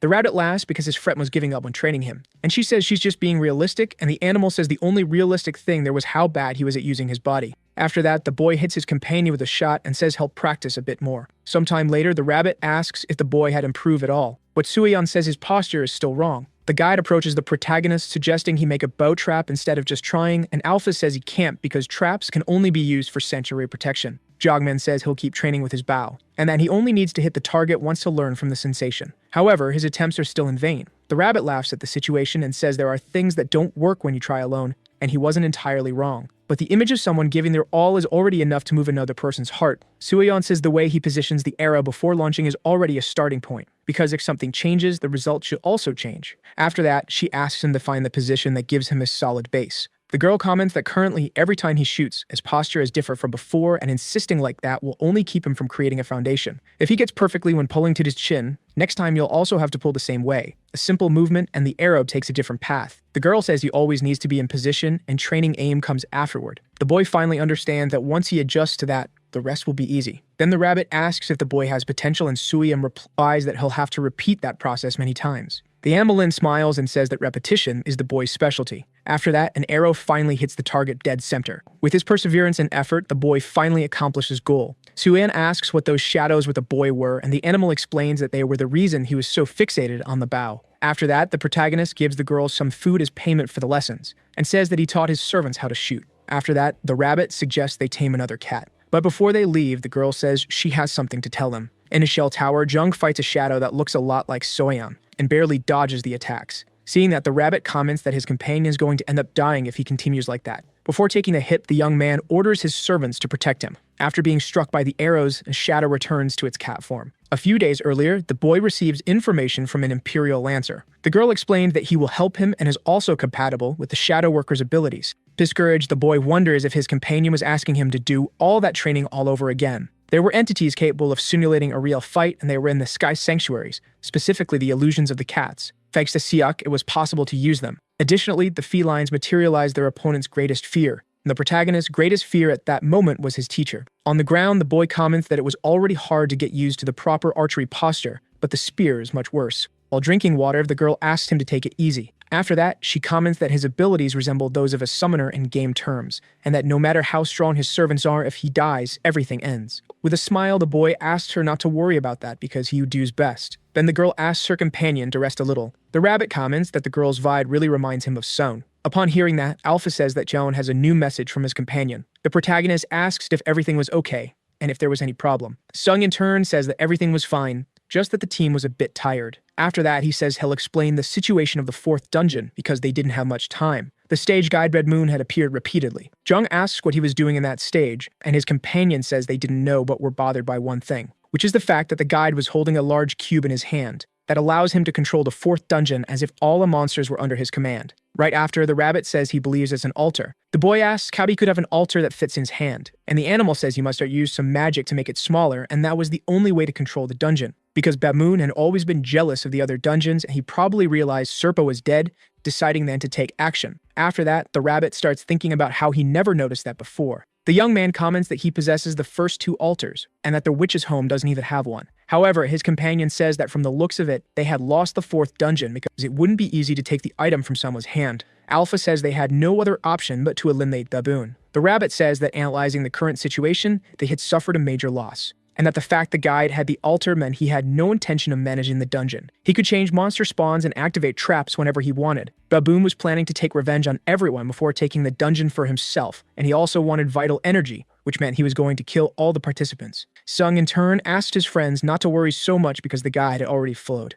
and he says he and his team managed to land a few hits on him. The protagonist isn't too surprised by that information because his friend was basically the one who defeated Serpa. Sung says the battle wasn't easy, and because of that, the 4th dungeon was collapsing. Then his companion suggests they leave. Before they go, the boy says his companion should be careful with that cube because Baboon still has it. After that, Suiyan appears, rushing her student to train. In the Beast Forest, the guide is badly injured, and wonders how a mere human managed to level up, deciding to retreat for the moment but promising to burn each of them. Upon realizing he was in the Beast Forest, he remembers that it was there where everything went wrong. A few days earlier, Baboon visited the first dungeon to take control of the stage because it no longer had a guide. However, he didn't expect it to be without its altar, so he immediately changed his plans, deciding to take control of the altars in reverse order. However, he doesn't find the item from the first one, so he assumes the second one has also disappeared, deciding to go straight to the 4th. With this thought, Baboon managed to attain the altar of a 4th dungeon, but he had the misfortune of encountering Sung and his group. The bear appears staring at the monkey and charges toward him. However, with a single blow, the guide knocks down the beast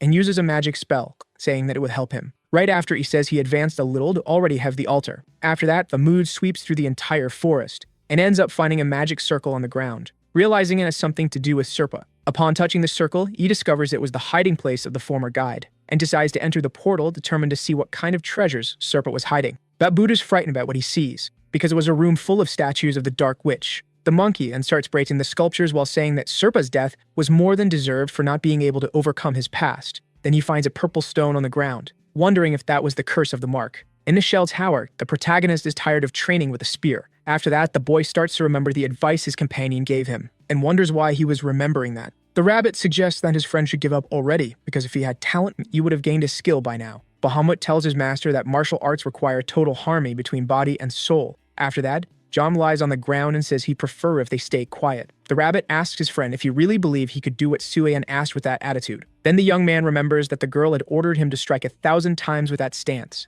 The boy then stands up saying he'll have fun, and starts swinging his spear, saying he's going to play with it. His companion wonders how he does that. The protagonist explains that he was just using a technique he used when he couldn't focus in class. Curious, Animal asks if he practiced martial arts at school, and he replies that he just kept spinning his pencil. Joan then decides he's not going to attack at all, just keep spinning his spear in his hand. Excited, the rabbit asks if he can spin his shield too. The young man then decides to test it to see if he can. Even so, the animal doesn't give up, and asks his friend to use both hands now, and he easily manages to spin the armor. Right after, he tests his skills on the rabbit too. With that, the boy receives the achievement Spin Master. Soyam returns and asks what her student was doing, but quickly realizes that it might end up being more useful in battle than it seems. The girl then gives advice on how to use that skill in combat. The protagonist starts defending using the spin, and attacking with thrusts. With that, the young man managed to master the style of the Imperial Spear in his own way. Soyam praises her friend's good work and comments that he's much better than before. Jung, in turn, thanks her and says it was only possible because you get a great teacher. Then the group members start looking at the woman strangely, because she had a number on her forehead. In the Beast Forest, Baboon discovers that the purple stone was the gem that curses all participants who stepped on the lands of corruption, and wonders if Serpo is trying to revive his master with that. After that, the guide says that over time, all those who are cursed would die and have their vital energy taken. In the Rift Village, the rabbit flies over the place. Upon landing, the protagonist asks what he found out. The animal says that apparently someone made the village turn back into a dungeon, and wonders what that means since the dungeon's automatic system was activated. Alpha explains that someone used the altar to proclaim that area as the territory of the Death Dragon. The boy gets curious if that means Serpa came back to life, and the rabbit replies that even if he were alive, there was still no altar in Stage 4. Zhang then assumes that the one responsible for that was Bethune. The guild members start wondering what the number on their foreheads means. The rabbit said is that they were going to die. The participants couldn't contain their fear after hearing the guide's explanation, but the protagonist just remains thoughtful. A guy asks what they should do, and the animal says that if they manage to complete the dungeon in 29 days, they will be able to stay alive. People start getting worried since they didn't even know what the next dungeon looked like. After that, the rabbit whispers in the boy's ear asking him not to send the others through a portal. And then if he keeps helping men like that, they'll never evolve, just become weaker. However, the boy answers his companion and says he doesn't care about that. Then John approaches the participants and says they had two options, the easy and fast one or the hard and exhausting one, and he asks which they preferred. A man asks if there's any disadvantage to the options. The young man explains that he would suffer less since it would be faster, and someone comments that apparently, if they choose the easier path, they would also be missing out on things. Sueon says that this means even if they manage to face the current problem, they'll lose the opportunity to improve. But the girl reminds them that they were on a tight schedule, so the appropriate choice was the faster path. She then asks what her guild members thought, and they respond that they would follow her decision. After that, she asks what Seok thought, and the boy in turn says he disagreed. Upon hearing that, the girl gets irritated. The protagonist starts thinking about the idea of forcing his companion to go along with them. Seok stands out asking to be heard, and says it's nonsense to worry about urgency and critical timing, right after he asks how they plan to evolve and finish the dungeons if they always come up with excuses.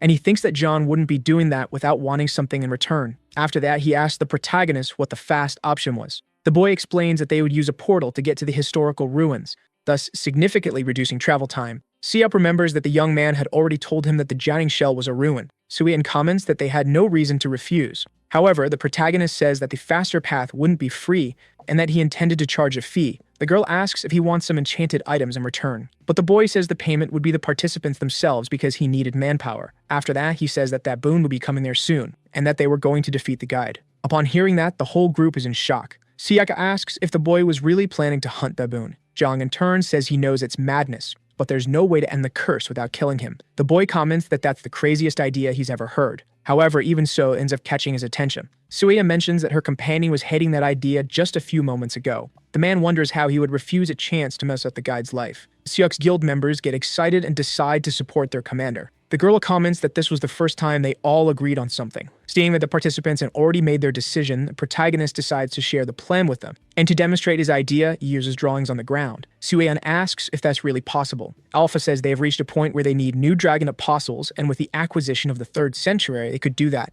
And from what it looks like, they have 3 people who meet the requirements. If the number of apostles and sanctuaries keeps increasing, the chances of battling the death dragon will also increase. The boy thinks about how it's not a bad idea to assign new followers, since it's very useful to communicate easily during a battle. Then the young man asks who are the people who met the requirements. Alpha then says that those chosen were Soyeon and Seok, along with Minjun. The Rada gets curious and asks who that last name was. That man who helped the protagonist with the peppers reveals that it was him. The girl asks her companion if he's sure that will be the name of the plan, and the boy replies that it was perfect. Right after, he asks the 3 who met the requirements to step forward, because he was going to designate them as dragon apostles. Meanwhile, Baboon's level increased due to the rise in the number of dungeons, making the guide extremely hungry, and deciding to hunt humans to feed himself. The monkey says that even though this is his dungeon, he has no connection to it. After that, the guide finds a bridge in the middle of nowhere and wonders where it leads. But Moon then arrives at Rift Village. However, the group is already watching from the top of the towers. Upon crossing the walls, the guide is disappointed because, judging from the outside, he imagined it would be much more impressive. Then he comments that he would devour the humans and turn that place into a historical ruin.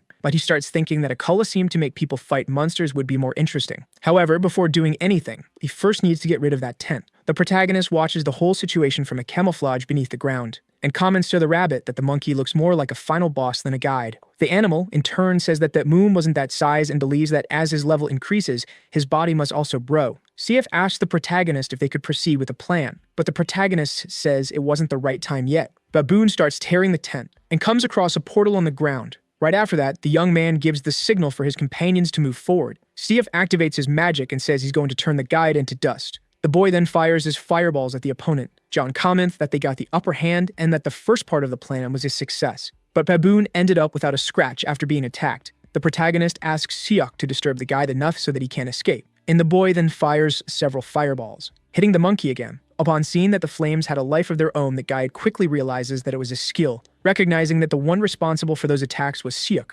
Babu gets angry and slams the ground hard, asking where the participant was. The boy is impressed by that insane power and wonders if that's what guy can do. Even so, he still really wants to hit his opponent. The man decides not to care about the consequences and continues firing at him. Upon discovering Seok's location, the monkey becomes furious and gets ready to go after him. However, Bahamut acts faster, using his ice ability, causing Baboon to slip on the ground. Jung asks Soyeon and her group to do their part. The people then start pulling the ropes that were connected to the center of the village. The girl is surprised by the fact that the protagonist managed to gulp those towers in such a short time, and also by having modified the terrain. Right after, the girl asks the young man when they should act, and he says he'll give a signal, but until then the ropes will stay hidden underground. Siak gets curious about what those ropes were going to do. John comments that the guide is going to be her guest, so he's going to give him a gift. The girl asks if the gift was those dirt balls. The young man says the enemy will pass out from the shock. Stoam grabs one of the spheres and throws it through the ropes. Baboon gets irritated upon realizing the participants were hiding in the towers, and that they thought those cheap tricks would work as traps.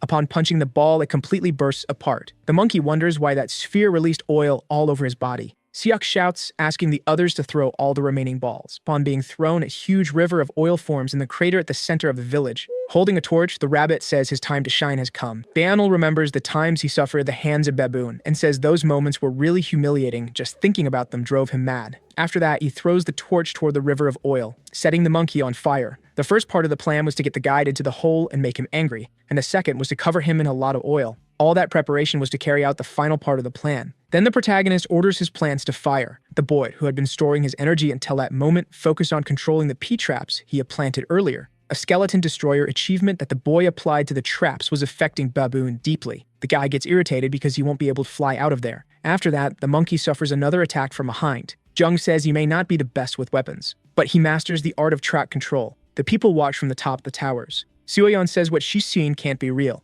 The guide thinks of a way to get rid of those flames, and then decides to grab his cue, to use his rain bath ability. After that, the sky begins to darken, and raindrops begin to fall. The rabbit says that's bad because the water will end up putting out the fire. Jiang in turn asks if his companion knows what happens when water touches hot oil, and says that Boom made a huge mistake. Right after that, as the raindrops touched the oil, several explosions occurred. After the rain stopped, the group found the guide collapse. However, even so, the beast stood up, saying that going through that situation felt like he was being cooked alive. The boy comments that he named that plan Roasted Doubloon with Peas, and says that cooking is what people from the production class do best. The monkey laughs and asks how a near-production class member was thinking of cooking him. John wonders how he still had the energy to laugh. The guide finally realizes that it was the young man who eliminated Serpa, and says the boy isn't someone from the production class, but rather a lost soul. After that, he tells the rabbit that you shouldn't have joined that boy. The animal, in turn, says the guide is talking too much for someone with one foot in the grave. Baboon gets angry because he's going to meet his end, even though he's immortal. Then he curses his own fate, and also the rabbit's future. The animal asks why he's being cursed if he wasn't even the one who set everything up.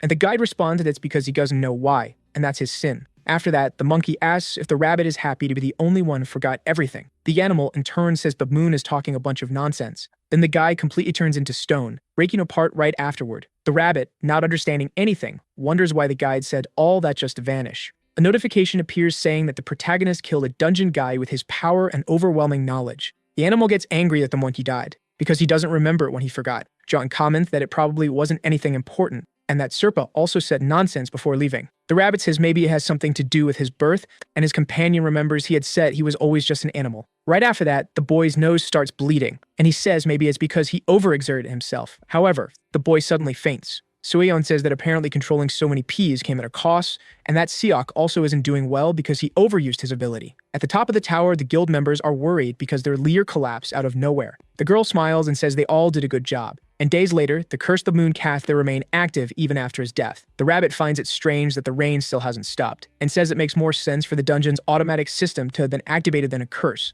The participants who stayed in Rift Village due to the bad weather are staying in the protagonist's underground sanctuary. Then John wakes up asking how long he was out. The rabbit enters the room saying he's been sleeping for 2 days. After that, Suyeon enters the room either to see her companion, and says it's good to see that he's okay because the others were starting to get worried. The boy asks what they would have done if he had slept any longer. Then the rabbit asks the boy to stop being soft-hearted because they can only deal with the curse after being transported. Jung says they can rest for a while since they still have 27 days. Before leaving the room, the girl asks the protagonist to take care of himself. The boy asks his companion what Bamoon's memory was, and he replies that people would give anything for the answer. After that, the rabbit says the fire only went out recently, and that after the chaos, he made a point of retrieving something specific. Jung is surprised to see that it was the altar of 4th dungeon. Alpha says that's something to celebrate, because with that, they now have 3 of the 5 altars. After that, the protagonist becomes curious one of the item would stay that size, and the rabbit says probably yes because they're not capable of undoing Bidnu's magic. Right after, the cube starts to glow. Alpha explains that he tried to interpret the magic on the altar, and that there were still traces of Batmoon in that altar.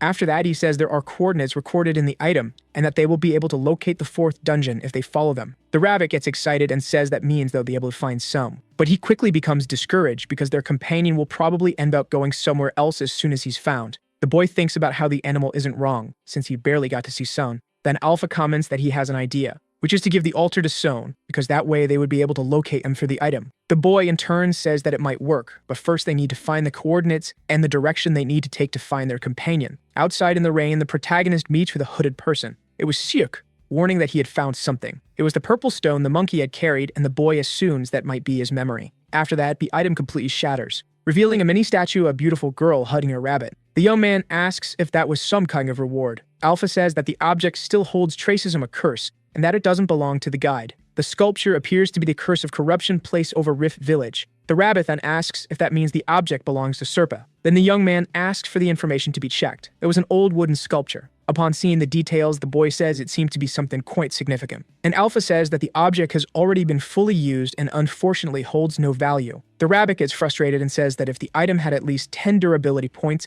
they could have sent it to the upright system. John comments that the totem was intact on the outside and yet it's broken. Alpha believes its magic was forcibly removed, so the chance that the power which was part of the sculpture itself was destroyed is high. Then the rabbit says Baboon probably removed the curse from the sculpture and placed it into the dungeon's automatic system, and then it's obvious it's broken. But even so, he asks the protagonist to give it to him. John gets curious and asks why, and the animal says it's because of the toy the girl was holding. Because the plushie looks just like him, and if you look closely, it's even wearing a tie. The boy comments that the item was well made and that he should start sculpting too. And the rabbit agrees, saying that way his companion could make a sculpture of him. After that, the young man hands the object to his companion. Sief asks if he should continue his search. The boy starts thinking that maybe there's a sculpture of Bamoon too, since the previous one belonged to Serpa, and then says he'd be very grateful if his friend continues searching. Right after that, Siok walks off into the rain. The rabbit, in turn, comments that the boy's change is very suspicious, and that he's nothing but a scoundrel who's strong among the weak. The protagonist says that people like that are easier to understand, but the animal asks him not to let his guard down. In a place where there are no laws, someone will always be stabbed if they're weak among the weak and trampled if they're strong among the strong. That's why Son is a unique person. After thinking deeply to the sound of the falling rain, the boy asks what Siok's profession was. The rabbit comments that he heard rumors he was an office worker. Then Bahamut appears, happy that his master has awakened, asking if his fever had gone down and saying he made sure to put some ice cubes on his forehead. After that, the ghost notices the sculpture the rabbit was holding and the rabbit says it's his. Bahamut gets angry and asks where his companion found that item. Jung says that if his friend keeps acting that way, he's going to put him in timeout. Upon hearing that, the snowman quickly calms down. Right after, Bahamut explains that the sculpture was something the witch made while thinking about her time of happiness. The protagonist comments that the girl had great crafting skills, and that when you live a boring life, you end up leaving your mark. After that, the group assumes that the cat in the sculpture was supposed to be Serpa. Bahamut says he's not in the item because at the time they hadn't that yet, and that the rabbit in her arms was her favorite toy. Then the young man starts staring at the object. His companion asks what he's staring at. Jung then had prophesizes that the animal might be that toy. The rabbit, in turn, says it doesn't make sense for him to have been a toy in the past, and that he might have even been the witch. But Humwork gets mad upon hearing his friend compare himself to his master. While staring at the sculpture, the boy thinks about how it reminds him of his group. After that, he smiles and asks his companions to make peace. Sueden gets worried seeing the protagonist outside and asks if he wants a raincoat. However, the boy comments that he already has several of those. Then the girl ends up getting dirty with mud. Jung says that he's been so busy since waking up that he couldn't take care of that place. The girl asks if the boy was going to make an umbrella, but he replies that it's too complicated, and then decides that they will build a roof. After some time, a huge roof appears over the tent village. Siak, upon seeing it, is left speechless. That structure was made of floating stones. Some solar stones were installed in the construction, which ended up lighting the whole place. The protagonist feels quite happy from the warmth created by the artificial light. The water sliding off the roof created large streams, and because of the impact, they carve into the ground, creating a natural moat and further increasing the village's defense. Alpha comments that they will have leaks because the roof is made of earth, but the boy says he already has a solution for that.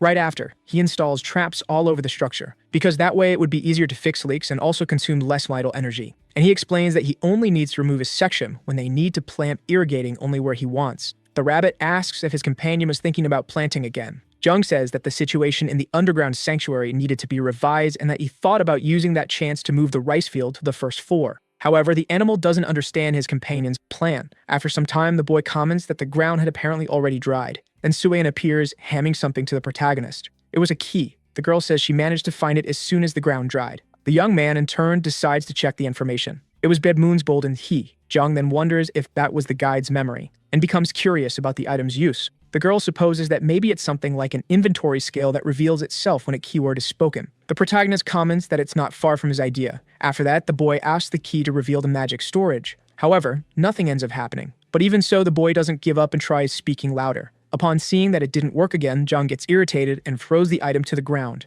Right after, Alpha finishes analyzing the magic and says that the key does an artifact that opens a subspace, and if used to open a door, a hidden environment that only Baboon knew will be revealed. The boy gets excited and says he was right and that it really is a storage, but Alpha says his companion can't use that key because he's not a mage. Upon hearing that, the boy falls to the ground in disbelief. The rabbit, in turn, says that the monkey never changes, and as expected, his signature item was a key to his storage. After that, the protagonist asks if his companion isn't able to use the item, since he's also a guide, and the animal explains that they don't like people invading their secret space. Jung is surprised and asks if everyone has a storage, and his companion reveals that even he has one. Then the boy becomes curious why Moon didn't use that space to hide. The rabbit comments that maybe it's because the guide didn't have enough magic and portals consume a huge amount of energy. After that, the boy remembers that Bahamut is a mage and might know something. But the snowman bows to the ground apologizing because his teleportation uses ice and snow, so unfortunately he has no idea how to use that key. The boy, in turn, comments that apparently the battle didn't yield many profits. But he ends up remembering that he was told he needed to open the door with the key and asks if he just needs to create a new door. The rabbit, in turn, doesn't understand anything his companion is saying. Jung says that if he opens a secret space using magic power, he'll be able to enter it whenever he wants. Then he says that he's going to use that cursed magic he can't use against itself. Alpha supports his companion and says that if he manages to create a structure that matches the key, he might be able to get something. After that, he says that first the protagonist needs to connect the key and the coordinates of the magic circle, and that if he activates the magical sequence with the key, it's likely the subspace will be revealed. The boy is excited to see that his plan worked. Bahamut says he expected no less from his master. Alpha asks if he's sure he can create it. The young man replies that with a few adjustments, it might work, and says he just needs to make a lock for the key. After that, he gets excited and comments that the task will be fun. After some time, the coordinates from the mini-altar analysis were finally established. Alpha explains that the arrow will point toward the 4th dungeon, but Jung decides he won't leave immediately because he has a few things to resolve first. Right after that, the protagonist summons all the participants and installs a portal behind him, saying it was time to depart. At the witch's home, the rabbit escorts the last person through the portal. Soanne comments that she's not sure it's a good idea for them to advance in that way. The guide asks the guild members not to let their guard down, and says that for them to complete that dungeon, they need to annihilate all the monsters. Very smugly, the rabbit asks if everyone understood his orders. People get nervous and reply yes, but the boy explains that only half of the monsters were there as he hadn't exorcised the other specters. The rabbit, in turn, whispers to the boy not to interfere because he was putting on a show, but the boy punches his companion on the head, and the animal returns to the others saying they were lucky because for some reason, the dungeon was easier than usual. Upon hearing that, the people feel relieved. Then Sulliam bows, thanking the protagonist for everything he did for them. The others take the opportunity to thank him for the chance to rest and also for the supplies they received. Jung gets embarrassed and says he didn't do anything special. After that, the girl tells the boy not to stop training just because she's far away, and hands him a spear so he can practice. The girl explains that the item's durability isn't good, so it won't be very useful in battle. The rabbit notices that the spear has a skill and makes the weapon return to the user's hand. John thanks her for the gift, and Suayam reveals she got it from stage 3, so it was kind of weak. Right after that, the protagonist says goodbye to everyone, and Siak is the only one who remains silent. The rabbit, in turn, comments that the boy is difficult even during farewells, and his companion replies that it's fine since he helped a lot. But even so, the boy thanks him for all the help. Upon hearing that, Siak is surprised, but ends up giving a small smile. Jung reveals that his next goal is the 4th dungeon. Then some flames pass by the duo, creating a beautiful path through the portal. The boy immediately understands that it was a sign of gratitude from Siak, and thus ends a journey. But the end of one adventure is the beginning of another, because the dungeons and their resets continue. After that, the protagonist finally decides to follow the arrow. The rabbit says that thing is pointing to an infinite void. Because of that comment, the animal ends up getting smacked, and Bahamut says he needs to watch his words. After that, the boy says that void is what's filling his ambition. The golems begin to carry the sanctuary. Meanwhile, the young man is sitting alone in a corner. The guide asks what he's doing, and he replies that he was going to try forging something, and comments that an anvil and a brazier would be enough. The animal, not understanding anything, just agrees. Then the rabbit says that the problem with that place was the abyssal fish.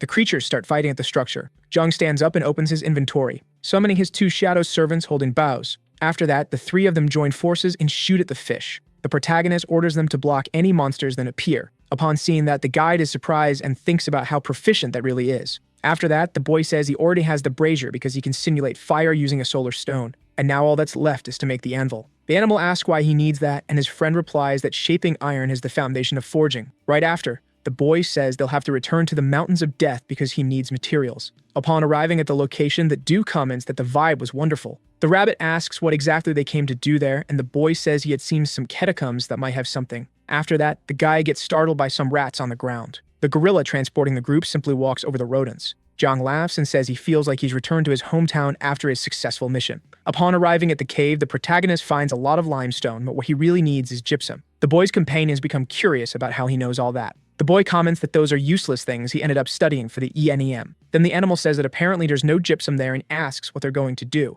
The protagonist in turn replies that they're going to mine limestone because there are some things they can make with it. After that, the group finds cement. That material is used much earlier than people think. An example is the pyramids, which were built 5,000 years ago. After that, the boy hands a pickaxe to the rabbit and says he'll have to help him with the work. The animal and Jom, along with the shadow servants, mined the limestone that was present there. While mining, the protagonist placed signs for the future. The guide asks why they need all of that, and his companion explains that caves are places where it's easy to get lost, so signage is essential. And he comments that it will make his life easier in the future. Soon after, the duo reaches a stinky place, and they end up finding a pile of rat feces. The boy says they're lucky, because all of that can be used as fertilizer.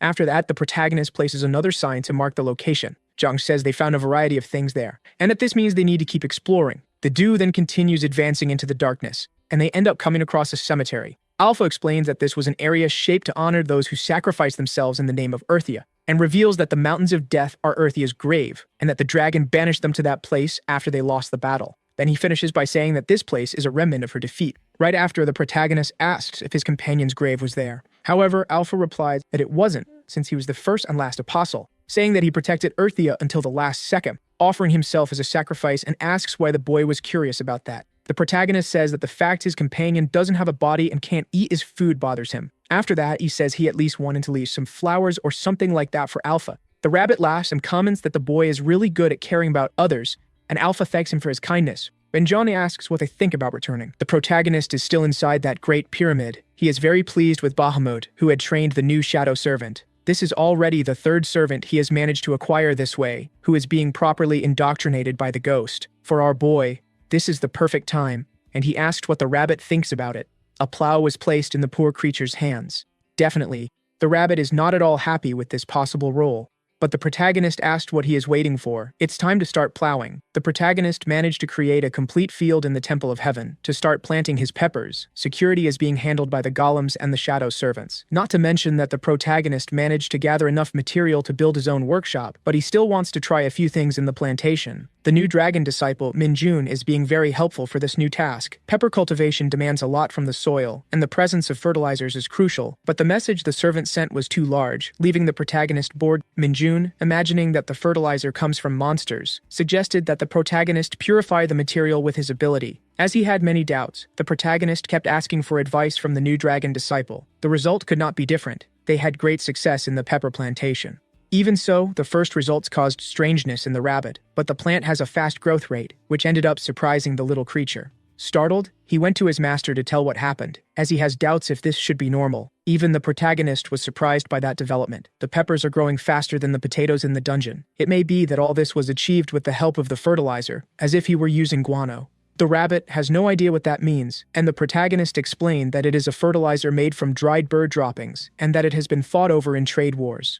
Fertilizers made from conventional bird droppings are also very good, and they are now using rat droppings from the dungeon, which is proving to be very effective. As the rats eat everything, Alpha confirmed this information. In every corner of that place, there is life, and it is to be expected that the fertilizer used is rich in nutrients. The goddess Elphia prohibited the sacrifice of living beings, and began to accept another type of offering. Plantations like this are useful for producing vital energy. The normal rhythm for harvesting peppers would take a few months, but since the rabbit dedicated himself a lot to the growth of each of those plants, the results they obtained were truly incredible, even leaving the rabbit very emotional, and while he admires the plantation, the protagonist is entirely focused on building his workshop. Observing the oven he had built, he thought he should take a minute to rest. While he dedicates himself to the magic book, the rabbit came to him to say that his master has been dedicating himself a lot to this book, and the protagonist said he likes to write down the things that come to his mind. Handing a cup to the rabbit, he said he made the object with a recipe he wrote in the book. The rabbit wants to know what is inside it, but the protagonist told him to taste it right away. After drinking the contents of that, the rabbit was impressed. He felt that the drink was refreshing and sweet, with a slight nutty flavor. Alpha ended up notifying the protagonist that he achieved a new accomplishment, as he made a drink using grain powder, which grants a 30% resistance to heat. After that, the protagonist finally managed to build his workshop, achieving yet another accomplishment. Anxious about what might happen there, the rabbit asked if his master would start producing super powerful weapons. None of that had crossed the boy's mind. What he actually wants to make are household utensils, like a frying pan, another for cooking, and a ladle for soup hearing. That, the rabbit was once again sure that his master is completely crazy. Returning to work, the protagonist noticed something different and asked Alpha. Whenever he looks at his compass, it keeps pointing upwards, and he no longer knows if he is going in the right direction, but Alpha confirmed that nothing has changed. Confused, the rabbit asked his master if the fourth dungeon is located in the sky. The protagonist is not sure about that, as their vision may be blocked, but since they have come this far, it may be that they are just sweating to explore what lies in the unknown. This made the rabbit ask if he would put more levitation stones in that temple. After hearing a positive response, the rabbit became genuinely worried. Now someone needs to go outside. Quite upset, the rabbit wants to know how long he will have to insert these stones into the temple structure. The protagonist said they would do this until they find the dungeon, so the rabbit began to hurry his task, causing the temple to rise even higher. After a while, a blinding light appeared to them. They had risen so much that looking down, the sea seemed dark, which worried the rabbit. Even so, the protagonist's compass continues to point upwards, a sign that they should go even higher, information confirmed by Alpha. Knowing this, the protagonist is determined to go even higher. At least the place has become brighter, that's what the rabbit said. But it didn't take long for them to be surprised. A breathtaking landscape appeared before their eyes. Our protagonist is observing completely suspended islands, and on them, there is a great abundance of solar stones. Their shine is so strong that it resembles the sun. Observing that, the rabbit was confused, as he thought his master was the first person to craft levitation stones. But the protagonist, observing that, realized he was not the pioneer. This made the rabbit remember the system notification when the protagonist made this discovery. He had uncovered one of the secrets of that world. The system could be referring to that. Still impressed with the islands, the protagonist is thinking about their password that the system had mentioned. A window appeared for him informing that they had entered Stage 5, the floating path in the sky, which excited the protagonist, deciding to ask Alpha if they were not heading to the fourth dungeon. Alpha said there was a small misunderstanding on his part, which left the protagonist very surprised. It seems they are heading to the coordinates marked on the cube, that's what Alpha said, and thinking about it, the rabbit agreed. The protagonist is waiting for the opportunity to meet Seungwoo and the others, and the rabbit said his master should try to contact them. Obeying the rabbit, the protagonist tried to get in touch, but after sending his message, there was no response. It could be that Seungwoo is busy, but he hopes it's nothing bad. The rabbit said the worst has already happened, as the fourth dungeon was about to collapse due to the baboon events. This made the protagonist ask if they should return, but before hearing the rabbit's answer, the entire structure they were in began to shake. They are getting higher and higher in the sky, and several griffins appeared in that place. One of these creatures advances towards the protagonist. Knowing this could be dangerous, he ordered Bahamut to block the attack. The comrade ghost appeared with his great blizzard, managing to hit the creature that had tried to approach, but the griffin remains filled with rage. Meanwhile, several lightning bolts are cutting through the sky of the fourth dungeon. Looking at his inventory, the boy realized that his supplies were running low. Whenever he is in trouble, he remembers how good it is to be near the protagonist. Until a message reached him, asking what he was doing. It was the protagonist who managed to contact Seungwoo, but the boy doesn't want to respond to him now. Even though he is already on his last piece of meat, vital energy is needed to establish that communication. Seungwoo decided he would look for the other players. Several lightning bolts cut through the sky, and a threatening creature appeared behind him. The boy looked back. "It has been a while since they last saw each other," said the werewolf. He is the assistant of the third stage Rugal. He soon realized that this dungeon is completely destroyed, and even the altar has disappeared. Knowing that he assists that game, Seungwoo asked what the werewolf came to do in that place.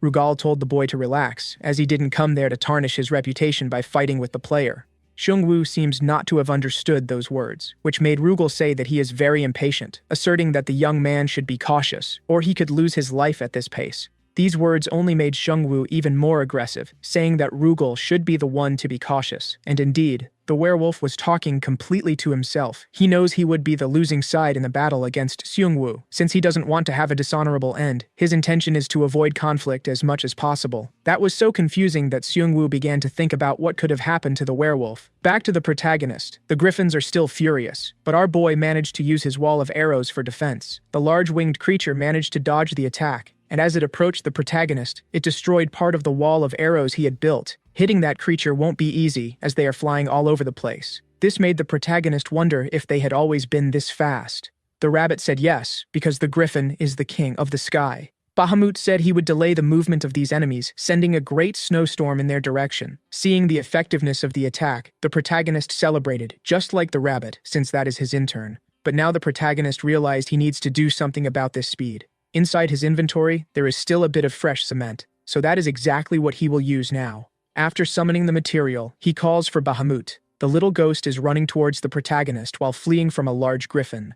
Finally, he managed to join the others, and the great creature is ready to destroy that stone wall. But as soon as it attacked that, something strange happened. The body of the griffin is coated with fresh cement, and that is exactly what the protagonist planned. He managed to thwart the creature. It was time for the shadow servants to shoot their arrows, hitting the belly of the griffin effectively. After that, the rabbit asked to receive some solar stones immediately. In possession of some of them, he said that griffins like shiny things, throwing all of them in the direction of the creatures that were still attacking. These stones ended up getting stuck in the cement on the griffin's body, making the creature a huge target for its other companions. This caused them to start fighting among themselves. Our protagonist is amazed by the rabbit's strategy, who informed that the plan to use bait was incredible. Now they need to use this opportunity to escape, increasing their altitude even more.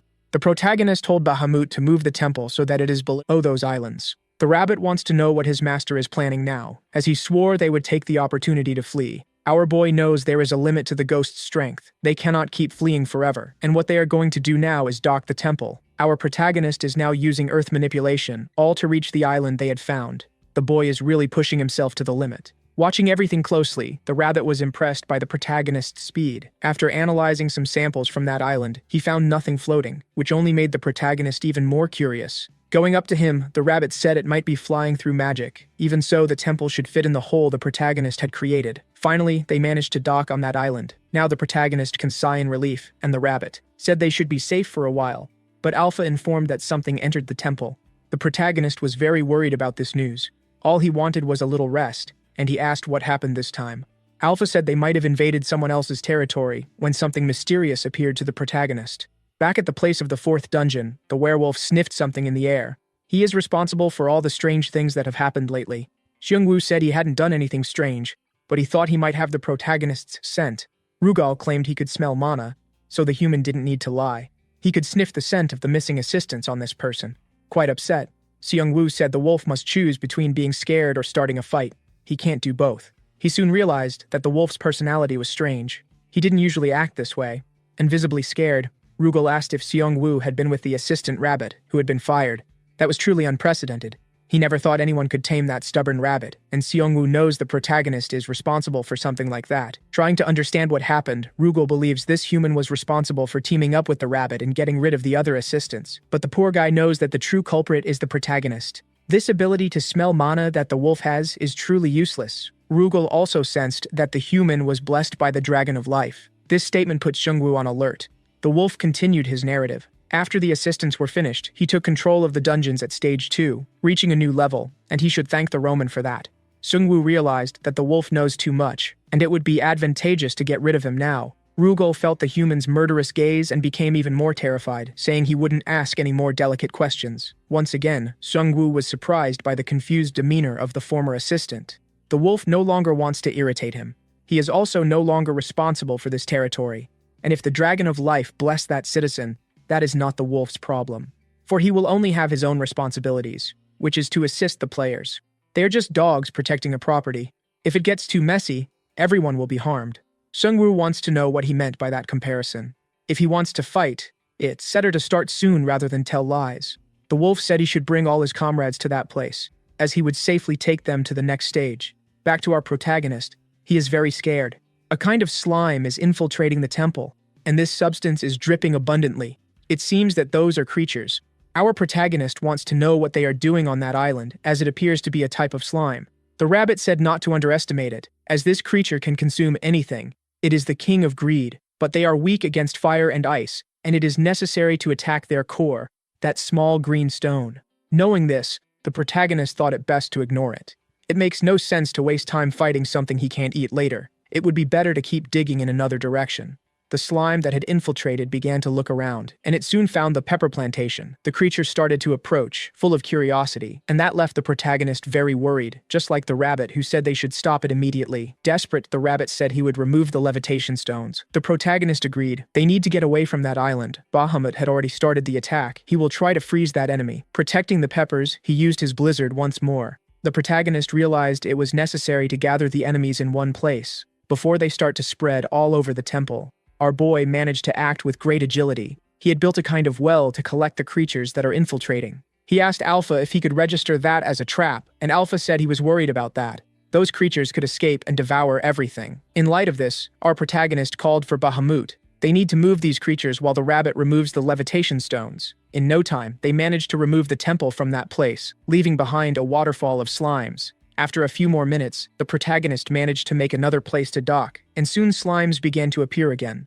The protagonist realized he needed to keep searching. Several hours passed, and the same thing kept happening repeatedly. No matter how many holes the protagonist made, slimes always appeared. So he decided to wait for the creatures to be completely drained. For now, they will still depend on Bahamut's powers. Those creatures are falling into the ocean, being devoured by the evil fish. The rabbit, observing this, did not imagine the fish would like that so much. Now the protagonist became curious. He wants to know if he could eat the slime too. And very angrily, the rabbit told this glutton to forget that stupid idea. But the protagonist had already priced some monsters, and he is willing to purify these creatures to satisfy his culinary curiosities. Feeling the greatest disappointment he has ever encountered in his life, the rabbit watches those disgusting creatures. To him, it is truly surprising that anyone would be interested in that. Only a degenerate monster would be capable of consuming something so repulsive. And looking at the protagonist, the rabbit was startled. Our boy is using his purification magic. The core of the creature began to shine intensely. As soon as the glow faded, the core released smoke. Having maintained its original coloration, the protagonist became very curious. He decided he would try to purify it once more, and he did this repeatedly. Even the rabbit is becoming curious, wondering if this will really work. After countless attempts, something happened. But our protagonist is wondering what he has purified, for that creature now resembles a fried egg very much, and he is wondering if the taste should be the same. The rabbit said his master had forgotten what he was looking at. It is still a disgusting creature. Using his authority, the protagonist said the rabbit should taste the creature first, which left the poor thing quite upset. Alpha decided to intervene, stating that either of them could eat that, and it could be used as a sacrifice. Now the protagonist is braver, as he knows he purified the creature. He decided to place his hand on part of it, managing to grab a bit of the creature. After observing for a while, he decided to consume it. More and more curious, the rabbit wants to know what the taste of this monster is. The protagonist's response is overwhelming. It tastes like nothing. Finally, the rabbit decided to try it too, saying it has the texture of soft air. The experience was a great letdown. Even so, the protagonist is full of determination. He will make that creature tasty, no matter what happens. Decided that he would try to fry it or even steam it, yet the flavor remained the same by immersing it in hot oil. The most he managed was to change the texture, which now resembles that of fried eggs. The protagonist decided to give up on his quest for flavor, focusing on improving the texture of it. Now he handles the creature as if it were dough. The rabbit asked what he is trying to do. The protagonist said he is trying to create something new, but the texture is too sticky. He thought a bit of flour could solve that. After observing for so long, the rabbit realized that the protagonist is enjoying it. And indeed, he said it is very fun. Knowing he has many peppers, he thought about making some kalguksu, a Korean dish that resembles a noodle soup. Those floating islands remain illuminated, and a kind of mysterious glow appeared high above them. In that place, all the players appeared, including Shengwu, who wants to know if they are at stage 5. His eyes finally beheld that landscape. Being completely amazed by the fact that the islands are floating, Rugal said that they are all floating, and they must pay close attention to his words now. From the 5th stage onward, they will not find any more game assistance. It may seem like good news, but it is very inconvenient. Some players are surprised by this, until someone decided to raise their hand to ask a question. That girl wants to know who will be their guide from now on. The wolf said that this is an excellent question. The place they are in now is called the floating path of the sky. The first task assigned to them is to find the path that exists in that place.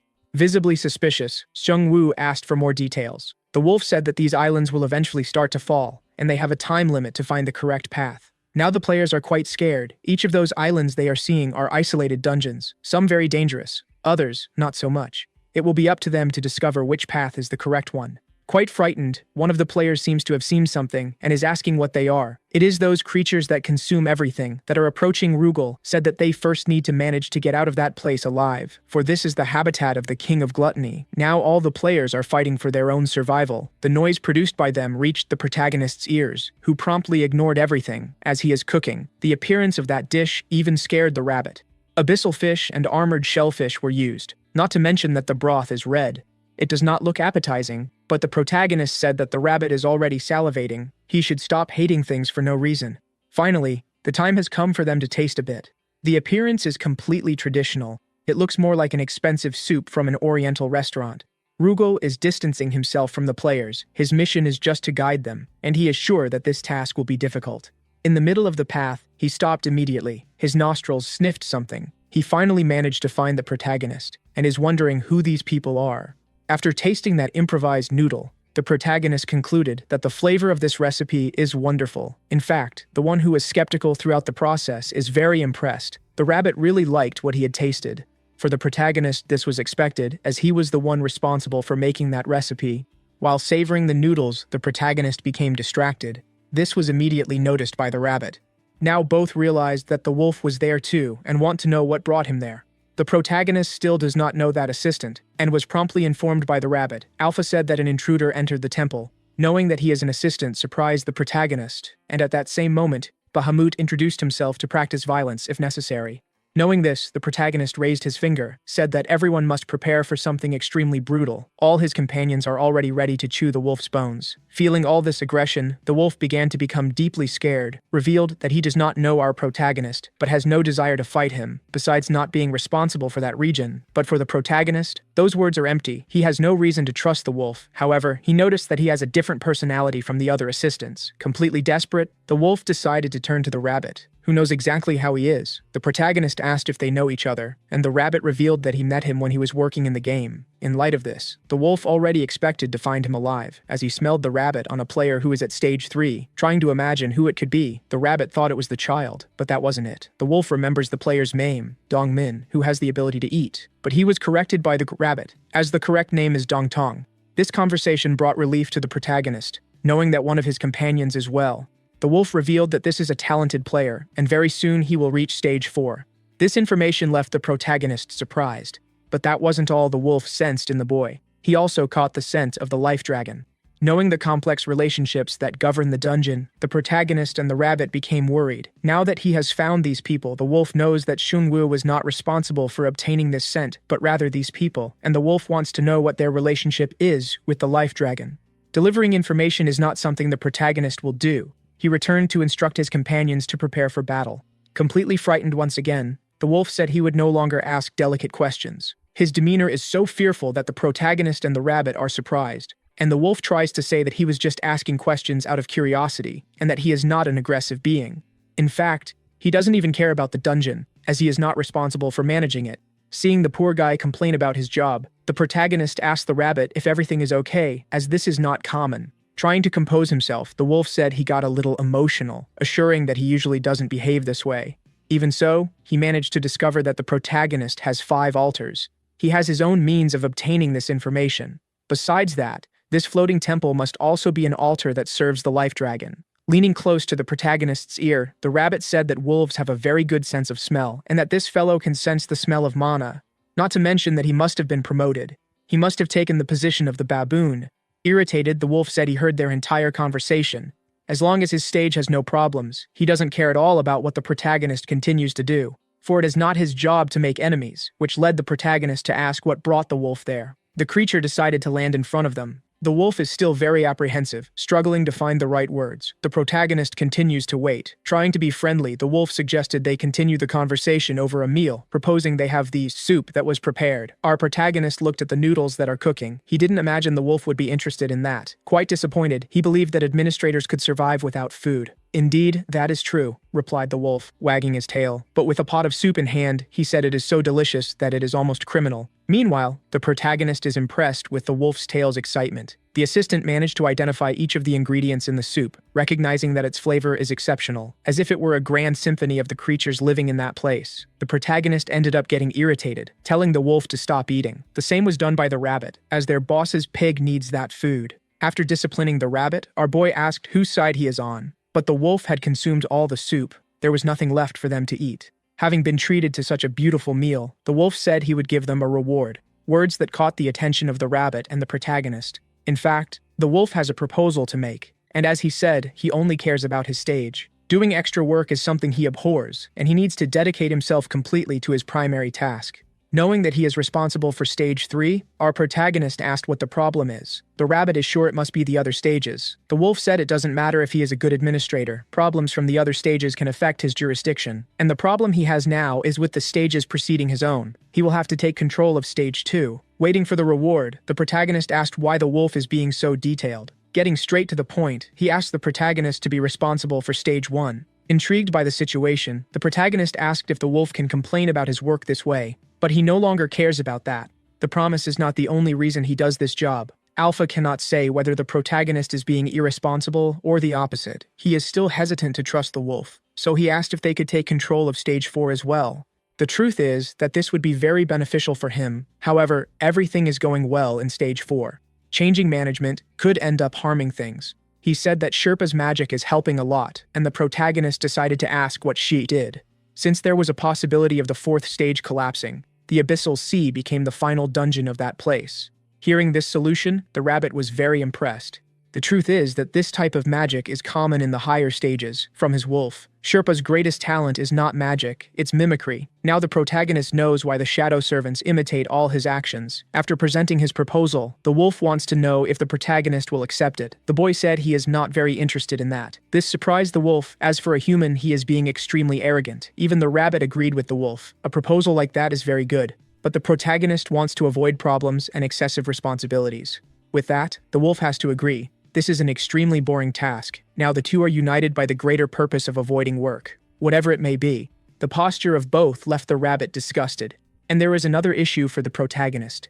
The refusal of that offer only harms the wolf. The poor creature fell silent, but he ended up agreeing with those words and asked what he could do for the protagonist to change his mind. Revealing his price, the boy said he could receive an excellent item, but the wolf cannot do that. He can only gift players who have entered his domain. Not satisfied, the protagonist asked if he could receive a combat skill, but the wolf is not a god and said he cannot do that.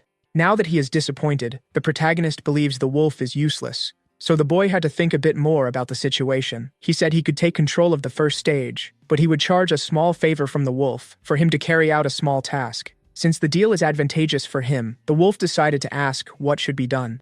Our protagonist wants to know if there is a player named Seungwoo on those islands, and the wolf said yes, stating that he met him. As soon as he learned this, the protagonist asked for them to be brought together, but the wolf said that only players can pass through his gate. If that is the case, the protagonist has the solution. He just needs to send the rabbit in his place. It should be easy for the wolf to protect someone like the rabbit from the griffin's claws. The creature confirmed that this is an easy task to execute. Handing a small item to the rabbit, the protagonist said he should deliver it to Seungwoo. Our boy even became worried, imagining that the wolf might eat the rabbit, but the little one said that everything is fine. When they worked together, they used to be colleagues, but the wolf made it clear that they are not friends. Heading towards his destination, the protagonist watches them, wishing that nothing bad happens. Meanwhile, on the islands, Seungwoo is defeating griffins with his sword. The first monsters were those slimes, and now griffins have appeared. The battles keep happening. Interrupting his thoughts, the rabbit appeared, leaving the player quite surprised. Fulfilling his task, the rabbit handed the small altar to him.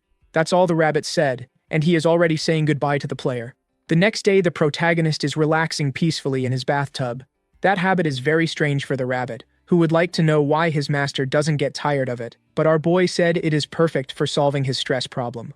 The rabbit soon remembered that they need to manage stage 1, and the protagonist is thinking of a way to get back there. They are in a great dilemma, as all he does is use the gate. Alpha said that the gate cannot be used until it is repaired. The rabbit believes they will have to make the journey back the natural way. Bahamut said he can open a path if necessary, and give his life for it. But he was soon reminded by the protagonist that he is a ghost. Bahamut said it was just a figure of speech. Alpha also mentioned that there is another solution to this problem, just increase the gate's skill level to level 2. Now the protagonist realized that he needs to make more sacrifices. He thought he had gathered enough life energy, as he built many altars, but the protagonist used a lot of energy when he fought against the other assistants. Now, our boy asked if he should offer some of the food he had gathered. He immediately placed large amounts of food on the altar. Everything disappeared in the blink of an eye. Quite interested, Alpha wanted to know if there is more food, but the protagonist stated that he also needs that to survive. Suggesting another alternative, Alpha said that 2 griffins should be enough, a price that scared our boy. Alpha asked if he still remembers why he became a guardian of that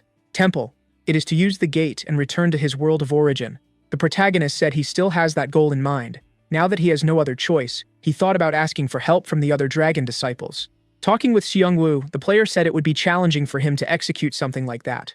But he was soon informed by one of his companions that another griffin was approaching, a beautiful opportunity for him. Hanging up the call, Xiongwu said he needed to leave immediately. The rabbit told his master that he should have asked someone else for this, because he knows a person who is extremely professional in this area. In the middle of a forest, firm steps are taken. A player was almost surprised by one of the creatures in the area, a terrifying monster. The creature tries to scare him in every way, but all it received for its actions was a blow to the head. The other players are impressed with this strength, wondering if that boy is really still in school. This is the player the wolf had talked about, Dongmin, someone full of potential. Our protagonist had contacted him, asking for a sacrifice, and the response was positive. Dongmin just needs to know how much is necessary, as he will strive to deliver. The rabbit is the one who is excited about this, as the boy is truly a prodigy. In a few seconds, he sends the first sacrifices. Alpha was completely surprised. The life energy of 3 griffins just appeared. But that is not what the protagonist has seen, and he is wondering what kind of thing Dongnin is consuming. The wolf, who is still there, said that the boy is indeed a prodigy. He can eat anything he puts in his mouth. This reminds him of some things he has seen. When the young boy finds an opening during the fight, he simply tears a piece from the monster's body. A rather unusual approach even for our protagonist. It seems the wolf will have to explain everything. The boy gets stronger every time he consumes the flesh of the creatures. That is why he is becoming a rather frightening player. Our protagonist still remembers the cute boy Dongnin used to be. Finally, the protagonist managed to elevate the gate installation skill to level 2. Now he can install warp gates between the altars, but he doesn't know what that is. Alpha said they are doors that only open above the altars. With the coordinates of each of his altars, he will be able to transit between all of them while traveling. This functionality was used to exchange sacrifices between the temples. For our protagonist, this is basically a delivery service. He wants to know if other people can pass through the gate. Alpha said that with the protagonist's permission, this is possible, as long as it is in the same dungeon. For our boy, this doesn't change his current situation much. However, through the warp portals, he can send everything that is not human. This way, he can exchange supplies with his disciples, as long as they are also near an altar. Now the protagonist realized that he will be able to receive new ingredients from his friends and send them his new recipes. For the rabbit, the priority should be to receive quality items, and Alpha said the boy should collect sacrifices, not spread them. Our protagonist asked why they are being grumpy. There is nothing wrong with wanting to feed everyone. Alpha said that offering sacrifices is not wasting resources, as it accelerates the recovery of Althea's powers. But our boy is already tired of hearing the same story every time. Alpha suggested they return to the Great Temple now that they have this new ability, and the protagonist asked why he should do that. In response, Alpha said he would like to show something. Once at the Great Temple, both the rabbit and the protagonist were surprised. They can see a divine power that is spreading more and more through the dragon's bones. Finally, Althea's body began to regenerate. The glow of those bones is truly impressive. Moved, the rabbit introduced himself to Althea, but Alpha said he is being exaggerated, as he has never met that deity. Bahamut is also very impressed with that, being at the service of Althea, promising eternal loyalty. Now it was the rabbit's turn to correct that exaggerated behavior. The more sacrifices are made, the greater the dragon's recovery rate. Our protagonist realized that this is a much cooler process than he was imagining. The little squirrel should already know this, as he is responsible for guarding that room. Eventually, all parts of that body will be regenerated. Intrigued, the rabbit asked if this would really happen, and Alpha confirmed the regenerative capacity of the dragon's magical power. After seeing that with his own eyes, the protagonist thought to himself, this made his motivation increase even more. He will achieve many sacrifices, for he wishes to complete all the pieces of this dragon. These words were offensive to Alpha, but he overlooked it, as the protagonist's motivation is what truly matters. And now, he showed a large amount of food he had stored, leaving the rabbit upset, as it was hidden. After going to the Great Temple, they returned to Stage 1. The protagonist had just defeated a large stone golem. This performance left the wolf impressed, as everything happened in 10 seconds. Definitely, that person is not ordinary. Looking at the rabbit, the protagonist asked how many golems he had defeated, and according to the little one's calculations, this is already the 12th. A quite formidable number, and for our protagonist, it holds a special meaning. It has been a year since he arrived in this place, and he had absolutely nothing. But after starting his journey, he conquered various things. In that very place, he almost lost his life, and now he has taken control of this dungeon. For the rabbit, the feeling is incredible. He really missed the first stage. It was time for them to start working. After that battle, a golden sphere appeared for them. The protagonist asked what he should do now. Responding to him, the wolf said that the task is not very difficult. He needs to offer a living sacrifice to take control of the dungeon. This left the protagonist intrigued, and the wolf reminded him that he needs to place the living thing on the altar and remove its life. Our protagonist does not want to do something like that. Alpha said it would not be necessary. The end dragon prefers to take life, but he could offer fresh ingredients. That's when the protagonist remembered the peppers he had harvested not long ago. Alpha said the fresher they are, the better. Now the boy will use the opportunity to clean his inventory. He will even use the potatoes he had collected. Watching all that, the rabbit began to be very impressed. The protagonist placed everything he had in his inventory on the altar, as he drew a happy face, saying it is his masterpiece. But for the rabbit, all that is nothing but a bad joke, as it looked ridiculous. However, the protagonist wanted to have a little fun. Still, he offered the sacrifice. While doing this, the wolf decided to approach them, performing some magical circles with his hands. Alpha does not know what this means, and even the protagonist began to feel scared. The wolf asked the children to calm down. He is just changing the coordinates so that the players reach the next stage. He changed some settings so that players can heal all the survivors and can open the gate after completing the first stage. Otherwise, those who are left behind will be completely consumed by the rats, for that is what happened to the inhabitants of this land in the past. As soon as he learned this, the protagonist was surprised. He had not imagined that anyone lived in this region. The wolf said that these lands met their end a long time ago, but that their cycle continues to repeat. More and more curious, the protagonist asked if the wolf was talking about the dungeon resetting, and he is correct. That is an endless cycle of perdition.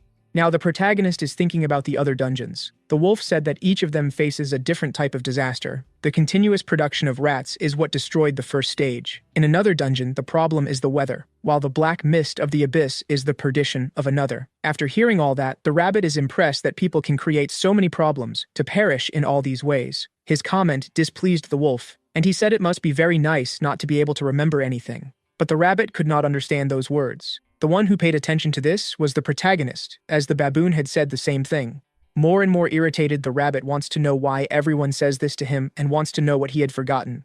He is sure they are hiding the fact that he is the reincarnation of a powerful person, in this case a witch. The wolf said he was just her doll, and as a child, he used to bite him. This seems to have completely shattered the rabbit's dreams, which pleased the protagonist. Noticing the smile on his face, the rabbit told him to stop it soon, and the protagonist remembered the sculpture they found. There was a rabbit in it, and he always believed it was a doll. With so much evidence, the rabbit is becoming increasingly disappointed. He does not remember anything because he really was a doll. Smiling, the wolf said it's true, stating that as the rabbit levels up, he will discover more about the past. Even though he was just a puppet, he saw and heard a lot about the witch. But none of that matters to the rabbit. The fact that he was a puppet destroyed all his self-esteem. However, that didn't last long. Now he wants to believe that his soul is that of the witch. The wolf recommended that he stop being obsessed with it. For now, the rabbit has a new master to serve, and indeed that is the situation.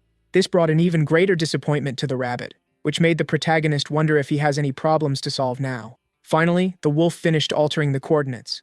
It's up to the Guardian now to declare dominion over this region. The time has come for the protagonist to shine. He said that this region now belongs to the Dragon of Life. The system said that the place is now called the Rabbit's Temple and the Rabbit's Dungeon. Surprised by this information, the rabbit asked if Alpha is trying to mess with him. Moreover, the monsters will not attack them unless they are attacked first, and all energy generated in the dungeon will be collected by the altar. Alpha believes that the best manager for that place is the rabbit, which is why he named it that way. The protagonist also agrees with this, as it is a profession the rabbit is used to. Finally, after all these trials, the king returned to his throne, that's what the rabbit says, claiming that the people of that place will have to kneel before his presence. Putting a bit of common sense into the rabbit, the protagonist quickly punished him. The little creature apologized for what he said, but reminded that he needs to train the new players so they can survive in this place. The protagonist said that the rabbit will manage, but the one in charge of that place is the protagonist, and he hopes no one dies in this region. Sighing deeply, the rabbit said that his master has very naive ideals. Humans always die, and if they take it easy, they would be eradicated in the following stages. But the protagonist disagrees. If people survive long enough, they will end up getting stronger. He is the best example of this speech. The rabbit reminded that the monsters will not listen to him. It will be hard to help the players. Hearing that, the wolf said it's true, as the creatures act according to instinct. But the protagonist has an idea to solve this problem. He decided to create a training program for the new players. The assistants have no authority over the monsters. They are simply ignored by the creatures. But if provoked, they can become dangerous. Overall, the assistant is basically invisible to these creatures. That's why the rabbit became interested in this training program for players, wanting to know what the protagonist's strategy is. Monsters that are animals can be out of control, but there is a way to use the plants. Alpha thought that our boy wants to use his traps, and that's exactly it. He wants to prevent other players from getting hurt too much. Thinking about the number of plants needed, the rabbit asked Alpha if this wouldn't consume too much life energy, but Alpha likes the idea of using traps for defense. Still, they need to solve the energy problem. The protagonist asked what kind of sacrifices he can offer. Alpha said that fresh harvest can be very useful, and meat can be used as well, but it cannot have blood. Knowing this detail, the protagonist asked why it has to be that way, and Alpha said it's necessary for the purification of the offering. Alpha wants to know how the energy problem will be overcome, and the protagonist said he will solve it by training the players. From now on, the artisans will have more work to do than the warriors. Neither the rabbit nor the wolf understood these words. Still, the protagonist began to put his plan into action. He is already building the first trap, using only his plants. Altering some settings, he made those carnivorous plants less dangerous, as they will not use their digestive juices. Putting this method into practice, the protagonist began to feel more and more confident. But since that was still distant from the wolf's plans, he wanted to know the details of the traps. Our protagonist and the rabbit are completely ignored by the plants. The monsters of that place also seem to not care about them, which only made Daewon's job even easier. However, his presence caused a big misunderstanding among the players. A woman seems to be seeing something. She and her companions managed to find the protagonist, who continues to walk safely in the forest. Knowing this, they decided to approach him. Our protagonist is busy with other things. As soon as he heard the voices of other people, he became a bit worried because those people should not approach him in any way. But since they did not understand their gestures, they decided to approach anyway. The footsteps of these players are getting closer, causing all the monsters in the area to decide to attack them immediately. Those poor souls could do nothing about it. Visibly distressed, the protagonist tried to prevent this from happening. This misunderstanding continued to repeat itself at that stage. When people saw the protagonist moving safely, they tried to approach him immediately, causing the difficulty of the dungeon to increase to the maximum. Disappointed with what he was observing, the rabbit asked his master where the training program was, and the protagonist was wondering why there were so many people in that place. It was Bahamut's turn to help as well. He uses his blizzard to push some monsters away, which are being frozen by the intense cold of his techniques. Even the players had to bundle up, and the ghost apologized for that. This is a temporary solution. The rabbit wants to know if the protagonist will be able to help the players this way. Bahamut cannot help everyone. Alpha said they need to save as many players as possible, as their deaths benefit the dragon of the end. The more people survive, the greater the number of sacrifices they will receive. They need to fix this problem at its root, and the protagonist is becoming increasingly thoughtful about it. He suggested that they could create some signs in that place, similar to traffic signs. He decided he would signal the safest routes, and this way, the players could follow their own path. The first thing to do is gather all the players in one place. Amid those people, someone noticed something. A large arrow appeared in the air, and it is pointing to a location. The players are wondering if it is a safe place or if it is a trap. Given that the entire region is surrounded by traps, they should take the risk of going to that arrow. The protagonist's construction turned out to be very useful in attracting attention. Several people are heading to the designated location, and the players from that area are getting closer. On the way, they encountered a large creature, dangerous for all of them. Collaboration proved necessary if they wanted to move forward. This automatically reduced the number of casualties. Finally, the first group managed to reach that place. To everyone's surprise, there were some cabins and walls. This is the safe zone created by the protagonist. While the players talk, the rabbit appeared to them. It has been a while since he last spoke to players, so he is a bit nervous. Enthusiastically, the rabbit welcomed them all. Performing this task is very natural for the rabbit, who managed to explain in 10 minutes how the dungeon works. The players need to overcome the challenges if they want to return to their worlds, but they still don't know what to do now. The rabbit said he would split them into 3 teams. The first will be responsible for hunting, while the second team will be in charge of preparing the food. Those in the third team will be responsible for preparing the land for planting. There will be a rotation of players among the teams so they can learn the minimum to survive in this place. The new players are surprised to be introduced to this concept, but our protagonist said that this is extremely necessary for them to survive, and he will now teach them how to use the powder from the bones of the monsters. One of those women is wondering what the protagonist's responsibility is in this, while our boy is using the shadow servants to teach them how to cook. Quickly, those new players began to follow the shadow. The one who was surprised by all this collaboration was the rabbit. He never imagined something like this would happen. He also said that the protagonist was responsible for building the safe zone, suggesting that none of those players irritate our boy, and indeed, a little difficulty made those people more obedient. Before, the players were the sacrifices of the place. Now they will have the chance to offer sacrifices safely. Alpha is impressed with the protagonist's genius, who used the sacrifices of the Dragon of the End to produce energy for the Dragon of Life. While the new players are learning, the little squirrel noticed something. The protagonist had made some doodles on sheets of paper. He started to move them quickly, causing the drawing of the squirrel to begin to move. Since the rabbit had never seen anything like this, he thought the drawing had come to life. The protagonist and his friends are having fun while the new players are busy daily. Bahamut is teaching those people to hunt the monsters, while the processing team is learning to handle all those materials. In the fields, the third team is learning to fertilize and care for the land. The shadow servants are in charge of showing all the work, giving the leaders of each team detailed instructions on what to do. This system created by the protagonist is very efficient. All he needs to do is walk around congratulating the new players, correcting small details. Something the rabbit also did very well, but in his own way, satirizing the new players, making it clear that some are quite useless. Unbeknownst to them, they began to work together on the same strategy. The protagonist is the nice guy, while the rabbit is the devil. And those players were increasingly grateful to the protagonist. His popularity began to rise. Finally, the first potatoes appeared there. It was up to the protagonist to congratulate the effort of those people. Looking at the potatoes, he thought about building a trap to increase everyone's safety.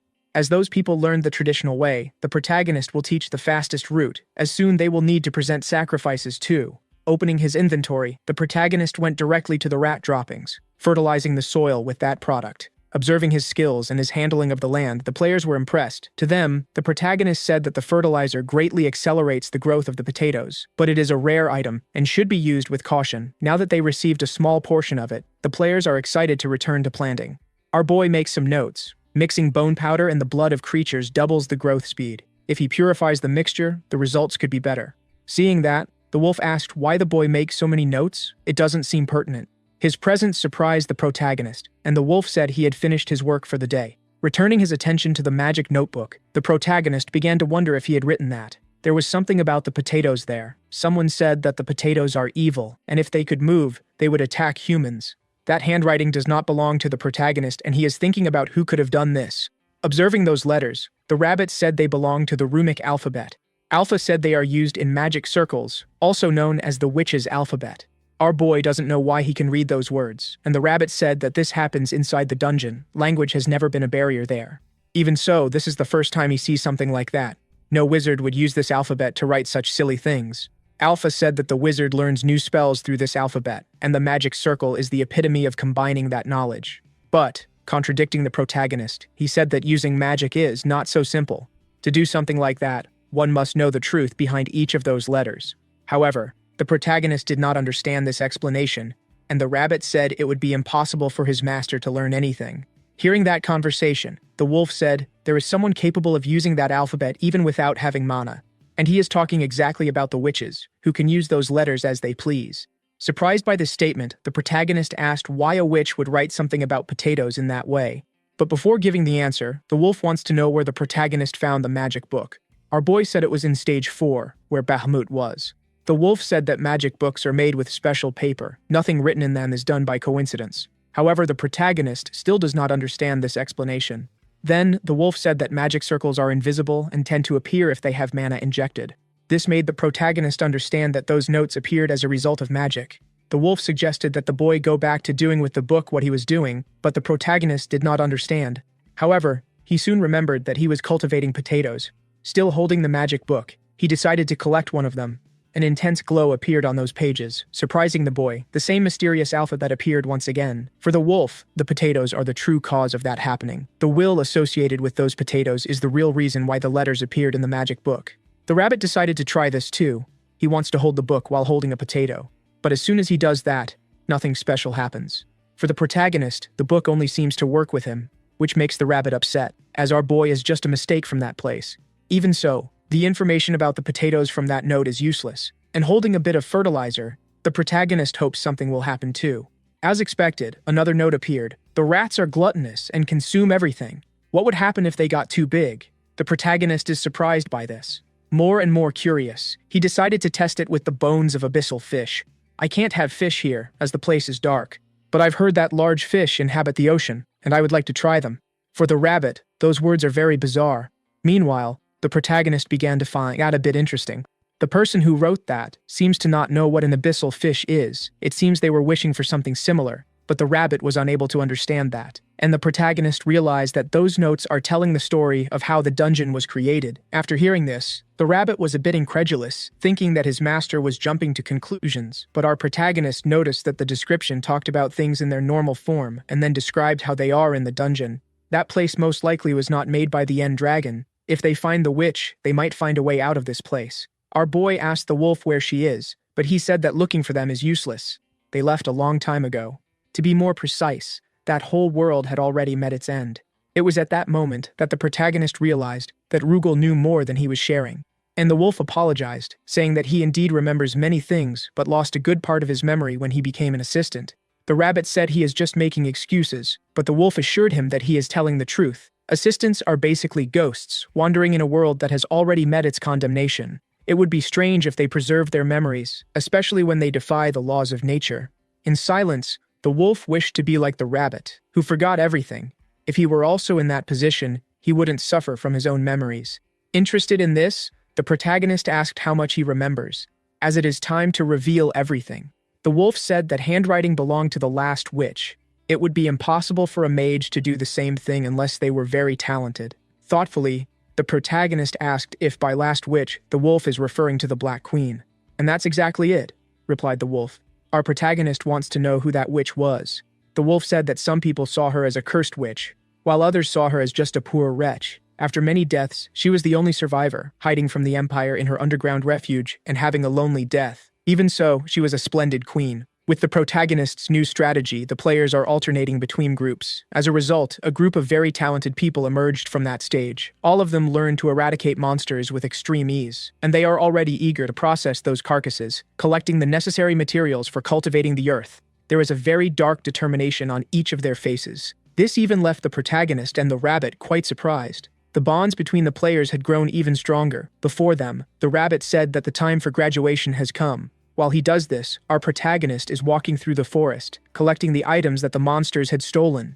It was then that he encountered something different. A small cabin. It could be that the player's items were inside. He found a pair of glasses and dental floss.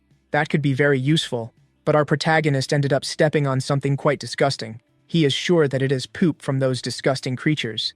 This immediately made the magic book shine once again. The words say that mermaids are interesting creatures, fish that have human arms and legs, a bit grotesque. It would be better if they resembled frogs. Opening a hatch in the ground, the protagonist ended up finding a trap. It is a wooden door, and this item has the option to open. Distracted, he received a call from the rabbit. The players are heading to the archaeological site, and the protagonist said he is going too. Inside, they were all gathered before the altar. The protagonist congratulated everyone for completing that course, and they need to present the items they had produced, placing them on the altar. The players began placing the meat of the creatures and what they had planted in the ground.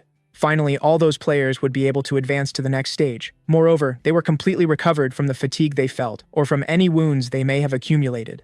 Rugal appeared above them, informing that the fun was over. He was there to ensure that the gate was functioning correctly, and since these are the first players trained by the protagonist, the wolf wanted to guide them personally. One of those people asked where they would go now. The protagonist said he doesn't know, as he has never been to the next dungeon, but he wishes them all good luck. Ending his words, a great shine enveloped everyone. Now that he is alone, our boy felt a bit sad. Seizing the opportunity, the rabbit said that his master has the privilege of having him nearby. Gently tapping the book on the rabbit's head, he said that he is not human. This made the magic book shine. The note that appeared there said that rabbits are very cute. Completely convinced by this statement, the rabbit now understands why he is so beautiful, believing he is the cutest rabbit on the planet. Our protagonist decided to try the same with Rugal, but the wolf did not allow it. A message appeared for them. The dungeon would be reset soon. The wolf will take the opportunity to leave, as he was only there to ensure it is being well managed. A great light is emerging in the middle of the forest. Curious, the rabbit asked if they would return to stage 5, but the protagonist said no. He will prepare a big dinner for the organization, as they should celebrate the fact that they are responsible for that place now. Thus they went to the underground hideout in the first stage. The fish there are quite large. Our boy and the rabbit walk through the corridors. It has been a while since they last went there, and the rabbit has many memories. In no time, a large meal was prepared. He wants to know if it is okay to mention Althea's name to the players, thinking that the End Dragon might harm them in some way. But even Rugal already knows what happened. The End Dragon must already be aware of everything. Alpha said they will not hide like cowards, and if difficulties arise, they will triumph over all of them. With his mouth full of rice, the rabbit said that Alpha is truly a very brave man, but he should take it easy. Alpha immediately corrected the information, saying that she is a woman. This brutal fact revealed in chapter 143 left the protagonist and his assistant completely speechless. To the protagonist, Alpha was an old bearded man, while to the rabbit, she must be an old bearded whale. Alpha said they are being very rude, and as she had told them, Alpha was Althea's first disciple, a pure maiden who offered herself as a sacrifice. She did this on her 25th birthday. Since then, 500 years have passed, but it is just an estimate, as there were no calendars in her time. The protagonist is wondering if Althea only accepted pure maidens as sacrifices in the past, and Alpha made it clear that this only happened because she was single. Even so, knowing all those things was quite shocking, and it contributed to them getting even closer. Back to stage 5. The rabbit is already saturated from working so much, and our protagonist wants to know how the players are doing. But the rabbit remains irritated. Those little brats are really annoying. They don't listen at all. Alpha said it is very important that they stay alive so they can offer sacrifices. Seeing our protagonist exercising, the rabbit asked what he is doing. Daewon said he will take the opportunity to explore that island now that the slimes are gone.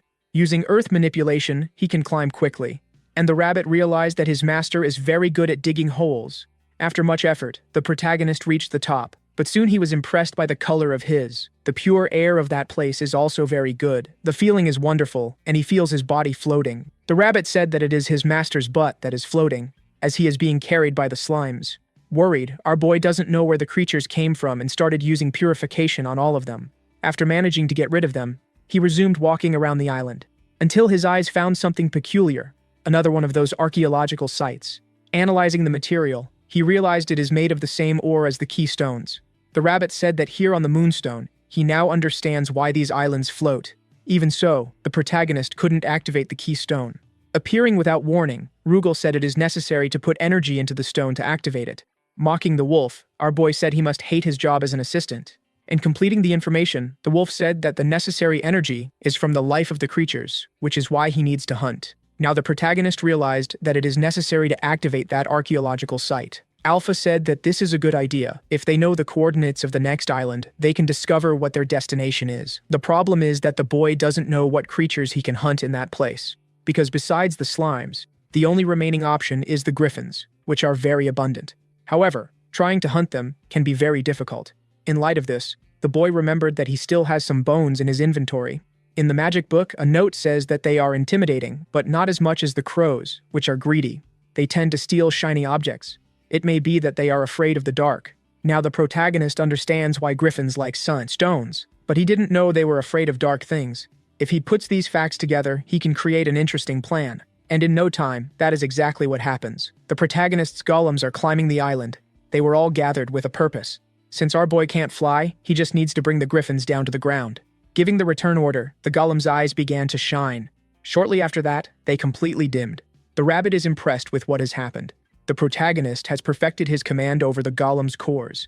Even though they have armor, the griffins are formidable opponents, and now, with the return order, he can gather the cores immediately. This way, he won't lose any of his creatures. The rabbit said this strategy is very good, and that's not all. Our boy showed his new tool. Not knowing what it was for, the rabbit asked why there are so many grooves on that piece of metal. Going to a stone, the protagonist asked if the rabbit remembers that spinning skill.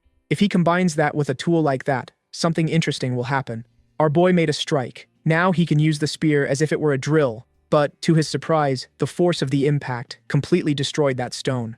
Even the rabbit was impressed by this, and the protagonist understood that he would need to control his own strength. In any case, the drilling spear is complete. Bahamut also saw that and was equally impressed, as he remembers a knight from the Empire who had a similar technique. Knowing that technique is powerful, the protagonist asked the shadow servants to try to replicate it. Now that he has his attack weapons, it's time to prepare the battlefield. On the side of one of the islands, the protagonist is working hard, collecting more and more solar stones. He takes the opportunity to practice his skill with the balance, raising the spinning skill to level 3. Finally, night fell upon them, and all the solar stones were gathered. The rabbit doesn't understand why the protagonist took so many, and he said they are necessary to build the setup. The technique he used is the same as building observation towers, but the boy added a slight curvature this time. Impressed, the rabbit said he had never seen anything like that in his entire life. What our boy just built was a large earth pumpkin. Visibly confused, the rabbit wants to know how that will help them hunt the griffins. Our boy said they must hate the dark, which is why they like the solar stones. When all of them are gathered in the pumpkin, its light will attract the creatures. That is a great trap to lure them in.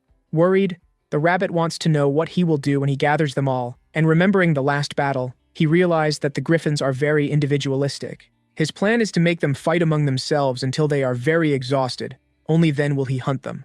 The rabbit asked what will happen if they decide to act as a team. The protagonist said they will certainly be in big trouble. Even so, it's time to put the plan into action. Everything is dark that night, and the solar stones have already been gathered.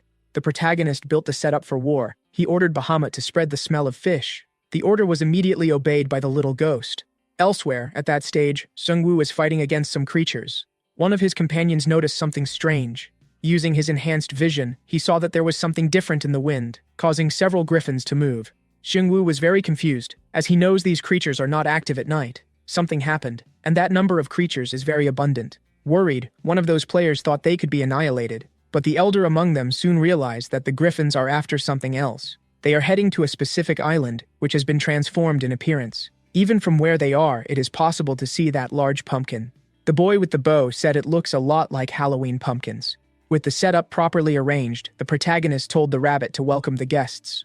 But the poor fellow is not so enthusiastic about it, and he doesn't even understand why the protagonist is wearing a fur coat, an opinion shared by Alpha.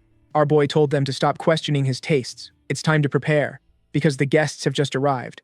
The griffins are heading towards the light. Several of them dove into that pumpkin. The creature's eyes became completely hypnotized. Many solar stones are in that place. Moreover, there was a very interesting smell. Several fish were placed inside that large pumpkin. The rabbit wants to know if this will really work, as they spent a lot of fish. Our protagonist, like a good loan shark, said nothing is free, and the griffins will pay with their own organs.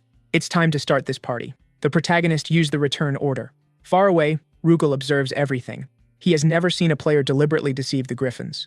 The great glow can still be seen inside the pumpkin, but in just a second, it completely disappeared. This left the wolf quite surprised. Our protagonist is waiting for all the solar stones he had collected. Now that they are trapped in the dark, the griffins have started to attack each other. The creatures are very furious. From afar, the rabbit watches everything closely. Our protagonist wants to know what he is seeing, and the rabbit confirmed that the creatures are going completely out of control. Rugal appeared near our protagonist to ask what he is doing, saying that the boy is a complete lunatic. That sounded like a compliment to the protagonist. It's time for Bahamut to spring into action. The poor thing is hiding among the fish, and he will make his clones appear. Little ghosts are holding mandragoras. They immediately started punching those roots. Everything is happening according to plan. It's time for Alpha to collaborate as well. Arrow traps were set in that place, and the griffins were caught by surprise. It's time for our protagonist to join the battle too. Rugal said that the boy is just a human and wants to know how he will fight those creatures in the dark. The protagonist said he has his own methods, but we know it's actually pure plot privilege. Even so, the rabbit is also very worried, imagining the protagonist entering that place. Our boy took his first steps inside the pumpkin. He is already using the ant antennas, as well as the strength of the boar. Armed with his spear, he can hit the griffins with ease. There's nothing the creatures can do against him. Bahamut is also helping in that fierce battle. All this while the protagonist continues to annihilate his enemies. Rugal realized that the true victims of that place are the griffins, and the rabbit said that his master never plays fair. For the wolf, that's not even a battle. It's simply cheating. However, he has to acknowledge that the protagonist is indeed very strong. As the sun rises outside, the final blow was dealt. Our protagonist didn't even notice that time had passed. His spinning skill reached level 6, just like the ant antennas. Completely impressed, the rabbit can't believe that the protagonist defeated 40 griffins at once. His master is truly amazing, but our boy knows that all of that is just flattery. He needs to hurry and prepare all that meat. Rugal told him to hurry, as the path to the next island has already been opened. Alpha said that the protagonist needs to get rid of the blood and is impressed that he managed to gather so many creatures. The protagonist told Bahamut to take care of the creatures with the butcher's knife, as he is now heading to the archaeological site. Arriving at the other place, he saw a black mist. It comes from the abyss. An error message appeared for him. The warp gate cannot be used. The protagonist already expected that his plan wouldn't work, but Alpha reassured him, saying that they managed to gather a lot of life energy. The same black mist can be seen on another island. Alpha said she can feel the energy from Sungwoo's mini altar in that place. The rabbit noticed that the griffins do not approach that mist. The wolf said that using the mist as protection is the only way to travel safely between the islands. Our protagonist disagrees with this, and the wolf realized that he thought of another way. The protagonist wants to use the mist to travel manually. This statement left the wolf quite confused. Then, the protagonist said that they got there using the temple, and they can continue doing so with the help of the mist. For the rabbit, this idea is brilliant. They can move without attracting the creature's attention, but this could cause an overload on Bahamut, not to mention the life energy they will spend as fuel. To solve this problem, the protagonist said he wants to craft a vessel, an idea that left the assistants impressed. They want to know how he will navigate something like that. Our boy said that the mist is very dense, and the creatures can swim through it. He can use the scales of the fish he had collected. After some time, the players arrived at the archaeological site. The elder noticed that each of those paths leads to a different island, and they will have to choose a path now. In light of this, the elder patiently waits for Sun Lu's choice. He chose the middle path, and the elder promptly positioned himself behind him. The elder soon said that they were not notified about any conquest, about having overcome that dungeon. One of those players agreed. It may be that they left something behind. To their surprise, a message said that the place would soon be reset. This left the players very worried. The ground of that place began to shake completely. Large cracks are appearing. Sun Wu realized that it's not just the ground that is being damaged. The entire island they are on is falling apart. One of the players said that if they don't move now, they won't survive for long. Sun Wu said they need to follow one of those routes. Back to the protagonist. He seems dedicated to his work. Feeling all that tremor, he started to wonder what could be happening. The wolf said that the island's energy was used to create the mist, which is why this is happening. The protagonist realized that the assistants are calm because they can fly. Following the explanation, when the dungeon resets, the islands are destroyed, and then they form again. Everything that falls is consumed by the abyss fish. But our boy doesn't want to lose all his griffins. He hasn't put them in his inventory yet. Alpha said they might lose all their sacrifice. Knowing they need to hurry, the protagonist told the rabbit to check the path to the Sky Temple. Bahamut said he has already prepared all the carcasses, and the rabbit informed that they are having problems. The underground tunnel has been destroyed. Our protagonist didn't expect something like this. Now he has no other choice. Using his earth manipulation, he started to build stairs, and he is doing it very quickly. He began to remove the panels from that place, replacing the earth with levitation stones. Every precaution is necessary, or the pumpkin structure could collapse. But as soon as the island was completely destroyed, the pumpkin remained intact. The protagonist is very relieved about this. He is not in free fall after all. Now it will be necessary for Bahamut to take them to the temple, but the poor thing apologized, as he used all his strength to fight the griffins. Alpha said they don't have any vital energy left at the moment. The protagonist then decided that he would sacrifice all the griffins he had collected. However, he is at a great crossroads. He needs vital energy to move the pumpkin. To get it, he needs to make sacrifices. But he can't reach the altar because he is out of vital energy. Alpha said he can't use the gates either, as the wind currents are making the pumpkin move. Our protagonist realized he needs to ask Dongmin for another favor and decided to contact him. But he received no response. Now, the protagonist needs to keep thinking. Maybe his only option is to eat those creatures. The rabbit said the nutrients would be very good for him, but the protagonist said he wouldn't do it alone. Since there is no other option, all they can do now is enjoy this meal. Our boy started working inside the pumpkin, leaving his companions surprised. The rabbit, seeing that counter and oven, began to wonder what had happened, for he is in front of a large iron table. As they need to be satisfied soon, our boy decided to make a Korean dish called hotteok. Watching him mix the dough, Bahamut advised that a little yeast should be added. This advice impressed the protagonist, and the ghost said it's basic knowledge for a butcher like him. The yeast could be obtained using flower nectar. 2 days of fermentation would be enough, and he asked for some cornflowers from the protagonist's inventory. Our boy didn't think there could be a solution like that. After kneading the dough, he will let it rest for 10 minutes. Finally adding corn syrup, sugar, and salt, he also added some more grains to enrich the mixture. After that, he put the filling inside the dough. Visibly uncomfortable, the rabbit asked if the wolf wasn't going to leave, and Rugal said he also wants to eat from that meal. Our protagonist finally started to bake what he had made, presenting to his companions the wonderful Korean dish. After taking the first bites, the rabbit was completely enchanted. The wolf is also deeply entertained by the taste of it. Finally, the protagonist managed to get a few minutes of relief, eating something delicious. It seems everyone enjoyed it. However, Alpha said that meal has no value as a sacrifice. It's time for the protagonist to hurry and offer the griffins. The boy told Alpha not to worry. The main dish will soon be served. Continuing with the gastronomic adventure, the protagonist began to sauté some more ingredients. He finally managed to do what he wanted. Grilled griffin ribs, based on a recipe that should be made with chicken. The wolf and the rabbit went completely out of control at the appearance of that dish. Alpha said the wolf cannot eat that meat, which left the snake creature disappointed. That ingredient is precious for Althea. He asked if he would be willing to take the griffins to the temple. The wolf realized that this task is not easy. As he is a game assistant, he could not offer a sacrifice to the Dragon of Life. Alpha said that the reverse is true. They cannot contribute to the Dragon of the End. Our protagonist told Alpha not to be so hard on the wolf, as he has been a great help. Then he placed a plate of food in front of him. At first, the wolf found that a bit strange. Our protagonist said it's fried rice, made with the oil that cooked the ribs. There's no meat in it. If that's the case, Alpha agreed. The wolf realized that the flavor is wonderful, even though it doesn't contain meat. After the arduous task of consuming all that tasty food, they finally gained the energy to make the pumpkin move. Other players managed to reach the temple of stage 3. Among them is the little glutton. Those accompanying him noticed that everything was easy because of his power. Someone appeared behind the boy, saying that he had gained a lot of weight. He really doesn't stop eating. That was said by the wolf. The boy noticed a very nice smell coming from the creature. It's certainly fried rice with chicken. The wolf denied the information, but the boy said he cannot be fooled, as he has a very good nose. And the wolf said he only ate rice. Even so, it must have been very tasty, and now, the boy wants to know what brought the wolf there. Rugal said that those players managed to complete the 3rd stage. It's time to move on. Alpha told the protagonist that the first disciple arrived at the temple, and the protagonist is thinking that Dongmin finally has a bit of free time. It's time to ask for sacrifices. After eating all that, our protagonist feels uncomfortable with the idea of asking something like that from the boy. As they are already close to the altar, he will do it in a way that benefits everyone. Back at the Temple of Emptiness, it's raining heavily. Our protagonist contacted Dongmin, and the boy responded with great enthusiasm.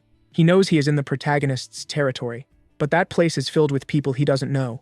The players are trying to scare the boy away, saying he should seek shelter elsewhere. Our protagonist didn't imagine there were other people there. They left the village empty. Dongmin said that village doesn't belong to those people, as his property already belongs to someone. But those extras don't want to abandon the rice that was planted there, and they are willing to use violence for it. They started casting attack spells towards Dongmin, but the boy had become a powerful fighter, easily dodging all those attacks, which left the extras surprised, as he is very fat. The boy didn't like this comment. Removing his clothes, he said the extras should remember who started the attack. The extras still don't understand what is happening. Dongmin is using the power of his ability. He becomes very strong when he is satisfied. His strength increased 3-fold, and he lost all the excess weight he had. He immediately tightened his belt very firmly. The extras were completely impressed by that. Dongmin showed them an extremely functional body, completely chiseled through violence. He asked if he could break a bit of the village's roof. Our boy said it's fine, as he could fix it later. That was all Dongmin needed to hear. With a single jump, he managed to get close to the walls, and he is ready to deliver the first blow. In no time, he took control of the village. Alpha is impressed with his performance. The boy learned to use the vital energy stored in his body, but the protagonist didn't understand those words. Then Alpha said it would be easier for them to observe that with their own eyes, instead of listening to an explanation, saying that the protagonist has an ability that refines his vision. Not understanding that, the protagonist remembered the map he has. Alpha said he can see his disciples anywhere. He may not be that skilled yet, but suggested he try. Watching the map closely, the protagonist decided to click on one of his towers. To his surprise, he saw exactly what was happening in that place. Alpha said that the protagonist now resembles a god who can see all things, but our boy thought it looked more like a computer game. And observing Dongmin, he began to wonder why he is so thin, which worried him, thinking he was stealing the boy's food. Not knowing that he lost weight because of his ability, the protagonist apologized. Curiously, Dongmin heard our protagonist's voice, and he is sure it came from the sky. The boy was so confused that he even thought it might be his hunger speaking. But soon he started talking to the protagonist, asking if he had become a god. The protagonist did not think that his map could do something like this. It's as if he threw something into virtual reality. For the rabbit, that form of communication resembles the whisper of the assistants. Alpha said that the dragons share the same power, even if they are on different sides, and the end dragon must use this method as well. Worried, the rabbit realized that the end dragon must already know everything that has happened. Still, it has not done anything. Thanks to Dongmin's effort, those extras were soon indoctrinated, and following Alpha's instructions, he asked everyone to follow him. The first sacrifices began to be presented. Accumulating vital energy, an intense glow appeared on the altar. This led the rabbit to them, and, desperate, he said that an emergency is underway. They have a big problem. Thanks to Dongmin's contribution, our protagonist managed to gather a large amount of vital energy, and his friends managed to reach the Sky Temple safely. The protagonist immediately sensed something was wrong. With the help of his map, he noticed that several red dots were approaching. The skeletons tended to gather in the Gap village, but this always happened randomly. This time, they seemed to be organized. In light of this, the protagonist and the rabbit exchanged glances. Worried about this, they immediately created a warp gate, heading to the temple of the Gap village. This suggestion was given by the rabbit himself, who immediately began to investigate the situation. This also left the protagonist very worried, as he does not know what might be happening. Looking at the number on Dongmin's forehead, the protagonist asked if he knows what that curse means. The boy said that Rugal had explained everything. Even so, he is worried and asked if the protagonist thinks something bad will happen. Deep in thought, the protagonist said he hopes everything turns out okay. Outside, under heavy rain, the rabbit managed to find the skeletons, but he cannot say what they are doing. All those creatures are moving, and they are building a kind of altar made of bones. Rugal, who suddenly appeared, said he has a bad feeling about this. The rabbit believes he is responsible for it, but the wolf said he did nothing. They should focus their attention on the players. The rabbit was offended by this comment, but the wolf warned that this land is cursed, and it would not allow the players to make sacrifices for the Dragon of Life. Worried by this comment, the rabbit asked if his master had seen that too. Through the extension of the map, the protagonist said yes. He does not know what will happen with the conclusion of that tower and thought about destroying it soon. But the rabbit said it is almost completed, and there is an even bigger problem. That is not the only tower being raised. Inside the village, our protagonist observes everything, accompanied by the other players. The towers are rising quickly, and our boy does not know if the skeletons are preparing for battle. One of the extras said that this seems quite dangerous, and the protagonist thought about the perimeter's safety. Using solar stones with levitation stones could be useful, and that is exactly what he does, surprising all the extras present.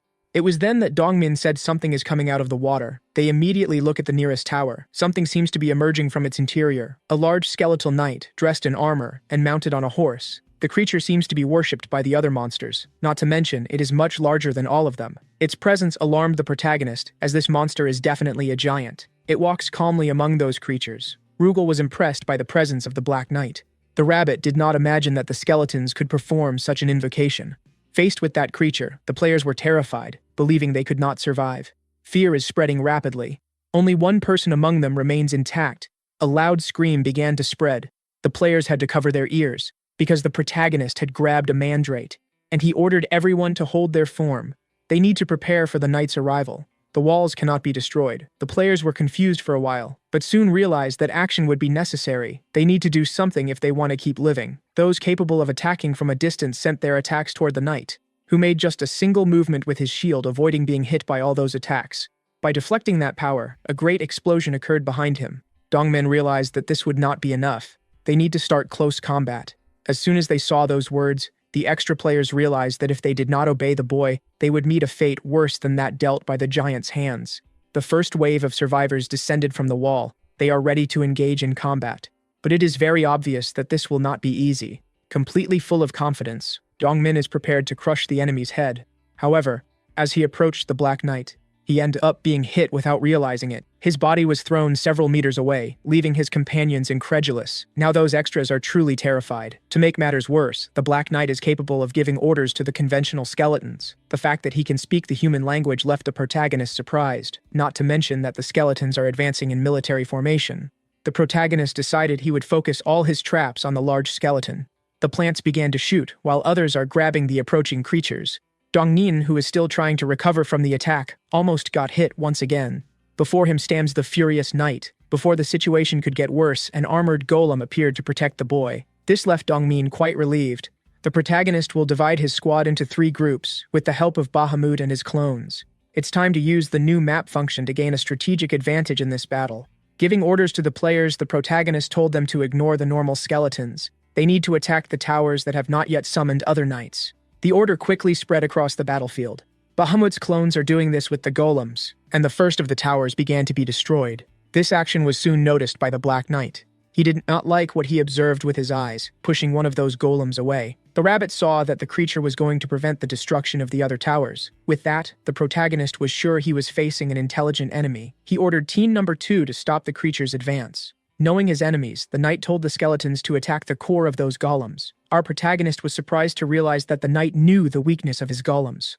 Several skeletons are climbing onto one of the golems. Seizing the opportunity, the knight thrust his spear into the golem's body. That blow seems to have been fatal, as the knight managed to rip the core from his enemy, now holding it in his hands. The protagonist was very apprehensive about this, as he imagined that soon this core would be destroyed. To prevent something like that from happening, he used the return order, making the core return to his hand. If he had taken a little longer, he would have lost that core. The protagonist told the golems to protect their cores while they are fighting. Even so, the skeletal knight remains determined. He charges with his horse towards the battle. The same is being done by the protagonist's golems, who ended up colliding with the large creature. The players present realize that this battle had become too intense for normal people. However, the protagonist is becoming increasingly pleased. Thanks to his battlefield management, he managed to destroy the first tower. This only made the knight more and more irritated. In the company of the rabbit, the protagonist climbed onto his octopus.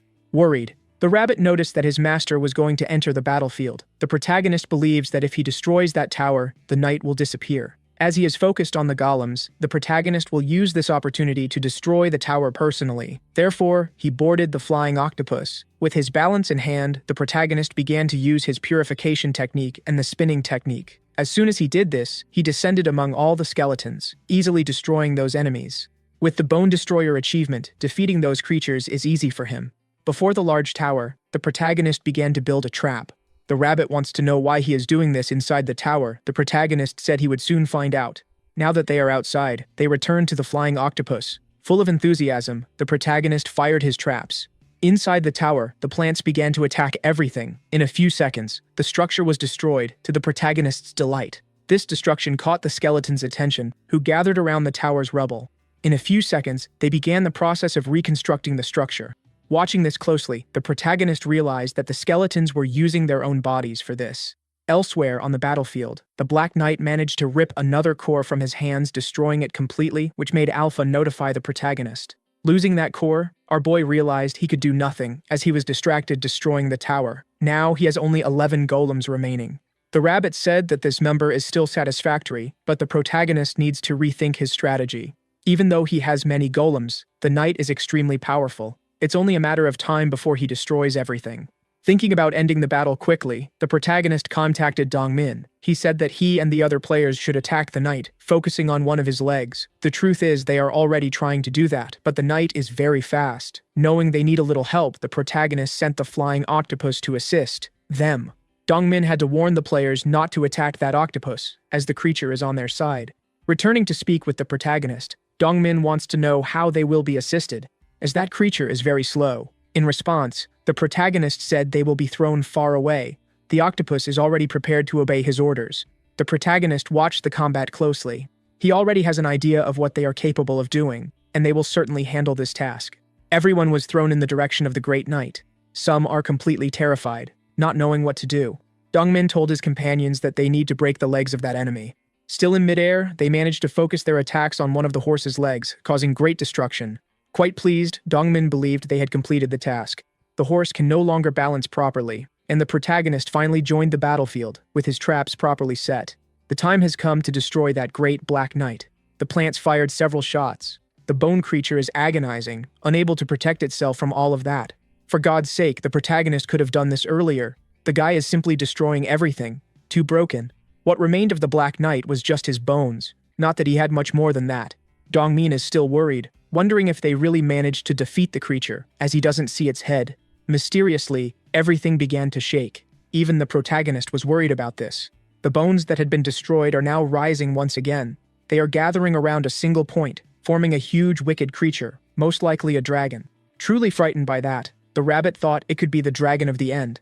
Alpha told everyone to be cautious, as he feels the energy of the dragon of the end in that creature. It opens its jaws in a terrifying manner, roaring and frightening everyone. The protagonist asked if this is really the dragon of the end, but Alpha assured him it is not. It is just a copy. On top of the wall, Bahamut observes the bone dragon. Even he is terrified by that. But that monster is a hybrid between the Black Knight and the Bone Dragon, the Dragon Knight. Bahamut rushed to the protagonist to say that he has no chance of winning. They need to flee immediately, but our boy doesn't want to do that. This response left Bahamut very confused, realizing that the protagonist wants to protect those layers. The protagonist said he also needs to defend his rice field, something that didn't surprise the rabbit. In fact, it was expected. Mounted on the ostrich, the protagonist charged into battle. He can move with great speed through that place, firing several shots with his purification technique, hitting the body of the dragon knight at every opportunity. The purification is capable of damaging the creature's bones, but in a few seconds, skeletons appear to regenerate the damage. Our protagonist realized what is happening. Dongmin has no idea what they can do to defeat that great creature, which is also of a great size, larger than anything they have ever seen. Some extras are no longer feeling fear. They have accepted that they will soon die. Our protagonist knows he is not as eloquent or reliable as Seongwoo. Still, he continues to move quickly, as he is protected by the script. And there is something he is really good at. After passing his hand over the battlefield, the protagonist created floating stairs. A large portion of earth began to lift the bone dragon. That caused the creature to lose its balance. Despite being a dragon, it is very likely that it doesn't know how to fly. And thanks to what the protagonist did, the creature is falling towards the ground. The protagonist asked Alpha if the enemy's weakness is the head of the Black Knight. Alpha said yes, as he feels the vital energy concentrated in that place. Observing the protagonist's dedication to fighting that enemy renewed the battle spirit of the extras. The rabbit found that strange. He didn't expect the extras to be so determined. But for the protagonist, the occasion was perfect. Those people wanted to know what they could do to help, as if they were going to be defeated. It would be better to try something. The protagonist patiently explained the dragon's weakness. All of this while the great creature was regenerating its broken bones. Finally, everyone was prepared for the true battle. The protagonist said that the extras only needed to fly around using those platforms, trying to attack the enemy's head. But he made it very clear that they should not get any closer. They should attack from a distance. The golems were the first to initiate the attack. Next, the extras also tried to hit the creature's head. Dongmin managed to break several bones using only the strength of his hands. The coordinated attack finally reached the creature's face, but after the dust settled, they realized that the dragon was still intact. This left the extras a bit worried. Moreover, the sky had darkened even more. Only then did they notice that several levitation blocks had been placed over the dragon. Those stones were reinforced with spiritual stones by the protagonist himself. Now that they are much sturdier, they are being sent towards the dragon's face. Our protagonist immediately used the return ability. This caused the levitation capacity of those blocks to be removed. The Black Knight realized what was about to happen, and it wouldn't be pleasant at all. The creature was completely buried under the blocks, which continued to fall from the sky in a devastating manner. This is what the protagonist is really good at, planning his actions. The players began to celebrate that great victory. Even though the dragon could regenerate its own body, it was completely crushed by a powerful attack. Rugal is increasingly believing that the protagonist is a formidable person, which is why he defeated the other assistants. Finally, our boy sighed in relief. The rabbit praised what the boy had done. While they were sighing, a small fragment of bone began to move. It was heading towards the large pile of blocks, but someone completely crushed it with their foot. Dongmin was responsible for that. He realized that those blocks were trapping the creature. Watching the protagonist being cheered by the extras, he came to an obvious conclusion. The protagonist is truly the best among them. With a few fewer teeth in his mouth, the Black Knight is still alive. But things are not going as he wanted. Unable to regenerate, he is buried and surrounded by dangerous plants. Our protagonist went to him just to say goodbye, causing his plants to act against him as if they were executioners of a Mexican cartel. Thanks to this, the protagonist managed to advance his purification to level 8, as well as other of his abilities. Receiving the Dragon Knight Hunter achievement, when attacked by undead, he will receive 20% less damage, in addition to receiving an attack and intimidation bonus. Our protagonist liked these rewards very much. They are proportional to the enemy's strength. The rabbit said that undead have no chance against him now, and the protagonist wants to know what the other players' rewards were. Dongmin realized he received fewer rewards. He only has the attack reduction advantage. This must have happened due to proportional collaboration, said the rabbit. After finishing the battle, the protagonist decided to bury what was left of his enemy, so that nothing bad would happen. But at the top of the hill he had built, something appeared. The protagonist doesn't know what it is, and the rabbit said it's a tombstone. The knight might be resurrecting. However, nothing happened after the tombstone appeared. The system said that tombstone belongs to Knight Van Dyke, congratulating the protagonist for being benevolent towards the knight's memory. That is an unusual notification. Even the rabbit doesn't know what it is. It was then that a mysterious object appeared to them. The protagonist realized that it resembled a ring. For the rabbit, this must be madness. The protagonist's attitude shouldn't be interpreted as kind. Bahamut immediately recognized that item, saying it belonged to the giant Van Dyke. Observing the item with the system, the protagonist noticed that it has the option for giant bones. Back at the camp, the players are resting. The day was very long for them, and celebrating the victory is more than necessary. Some are bombarding the rabbit with questions, wanting to know how many stages there are in that place, and if all of them would be sacrifices for the end dragon. Irritated, the rabbit told them to ask one question at a time. Meanwhile, Dongmin continues to eat a lot. He ended up passing by the entrance of one of those huts. The boy went to inspect its interior, only to find the protagonist sleeping, who must be quite exhausted. Our boy seems to be having a dream. He is in the middle of a fair, and people are buying fruits. Besides not knowing where he is, he can't understand why his hands are so big. He soon realized that those were not his hands. He was probably seeing someone else's memory, and that person must have been a giant. A window opened in the tower he was observing. The girl on the other side greeted Van Dyke. She said he is still quite enormous, and the giant replied that the girl is the one who is very small. Our protagonist has the impression that he has seen this child somewhere before. The two are chatting amicably. The child said she is not tired. The giant said he would like to help her more, and the child replied that it's okay. He doesn't need to try so hard. Everything went dark, and the landscape changed to lightning cutting through the sky. The city is now engulfed in flames. The giant's hands are stained with blood. He is already in his final moments. Van Dyke said he abandoned his responsibility as a knight, and now the beast forest is on fire. Even so, he regrets nothing. Although he did not prevent the world from being destroyed, he managed to save that child's life. His body may be consumed by fire, but his bones and soul will live forever. He would do anything to keep that child safe. And now, he thanked the protagonist for purifying his tormented soul. The protagonist woke up quite agitated, and he heard in his own head the words of the giant who left him his own bones. Our boy thinks he is going crazy, as he is hearing voices. It was then that a great light appeared between his hands. The rabbit decided to inspect the inside of the tent, as he heard the shouting outside, but the light had already disappeared. Feeling quite relieved, the rabbit thought something bad might have happened, and the protagonist revealed he was also worried. He can't say for sure, but he had a very realistic dream, and the voice from the dream spoke to him after he woke up. Bahamut said that a part of Van Dyke must be with him now. Our boy is wondering if he really saw that man's memories during his dream. He also remembers the girl he saw. Most likely, she was the witch. Showing curiosity, Bahamut asked what Van Dyke's last words were. Getting up from the bed, the protagonist said it was nothing special. He said the giant thanked him. He handed him his bones. It was at that moment that the rabbit found something strange. It might just be his impression, but it seems the protagonist has grown taller. Not fully understanding the dream, the protagonist began to believe that the gift of bones was this extra height, but he was soon corrected by Bahamut. He said that the giant's bones are in the protagonist's body. There is no doubt about that. Still not understanding what had happened, the protagonist is holding the ring he received. According to the system, his ability is inactive, and the boy cannot say if the bones are really inside his body. Frightened, he began to wonder if he would really grow as tall as a giant, as that is not what he desires. Bahamut said that this will not happen. In fact, the bones he possesses have become as strong as if they were from a giant. Moreover, Van Dyke was the greatest knight of those lands. It may be that the improvement in the protagonist's posture and height was caused by this blessing. Giants are born with physical blessings. Their bones cannot be cut or broken except by aura attacks. From the moment of their birth, they possess enough strength to subdue a bull. They were born to fight, and now the protagonist has inherited all these benefits. For the rabbit, the dungeon's mistake, which is our protagonist, continues to cheat.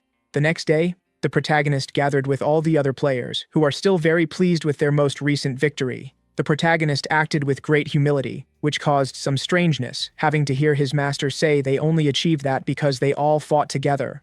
Additionally, he is moving in a rather pompous manner. The protagonist stated that this is an effect of his improved posture. Seizing the opportunity, Dongmin pointed out that they are still cursed with those numbers. The protagonist said he will open a gate that will lead to the next dungeon, thus saving them all time. Alpha said that this is not a problem, but he must not forget to receive sacrifices. And indeed, this makes sense. The protagonist cannot continue helping for free, words with which the rabbit deeply agrees. As everyone had rested enough, the protagonist asked the players to present their sacrifices before heading to the next dungeon. They are all carrying large amounts of bones, and they were directed by the protagonist to go to the altar located underground. The rabbit was still worried about the possibility of another knight appearing, but as everything is calm, he remains relieved. Those players are just following orders. They never expected to work in the dungeon this way. This left the protagonist deep in thought, making him have a brilliant idea, which left the rabbit very worried. Our protagonist wants to create a sales machine, and Alpha wants to know how this can improve the sacrifices. Then he said that players are offering sacrifices because they are being helped. When he leaves that place, it is likely that no one will continue working without any reward. To solve this problem, he will make the players return to this village, as he will build a rice vending machine, so they can offer voluntary sacrifices. When they hunt the skeletons, they will be able to exchange them for a quantity of rice. This way, he will have a constant flow of vital energy, while the players will receive food. The rabbit realized that this could motivate many players. Alpha is still a bit skeptical, but she understood the logic of the plan. Quite motivated, the protagonist said it was time to build his rice machine. He built a tunnel that leads directly to the underground altar, putting an automated door at its entrance. He asked the rabbit for help with this, so that the door only opens for objects that are not alive. The protagonist needs to improve the design a bit. So he made the door look like a box, and there is a sign on it. Players just need to place the bones inside. They will be automatically measured by the altar itself. This will cause the rice in the field to be reset. Alpha finally understood the idea. All they need to do now is automate the service, and for that to happen, it is necessary to raise the reset skill to level 2, and that's exactly what the protagonist does. Now he can set conditions before the object is reset. In practice, it's what happens with a dungeon when its boss is defeated. The rabbit started mocking Sherpa, who had to work hard to create an automated system, unlike the protagonist. Quite convinced, our boy said there is a big difference in level between them, but the rabbit is very embarrassed by the poses the protagonist is making after receiving the giant's blessing. The rice vending machine was finally presented to the players. Their reaction was extremely positive, and a guide with detailed instructions was also placed in that spot for new players who might show up. Properly prepared and ready to move on to the next stage, the extras thank the protagonist.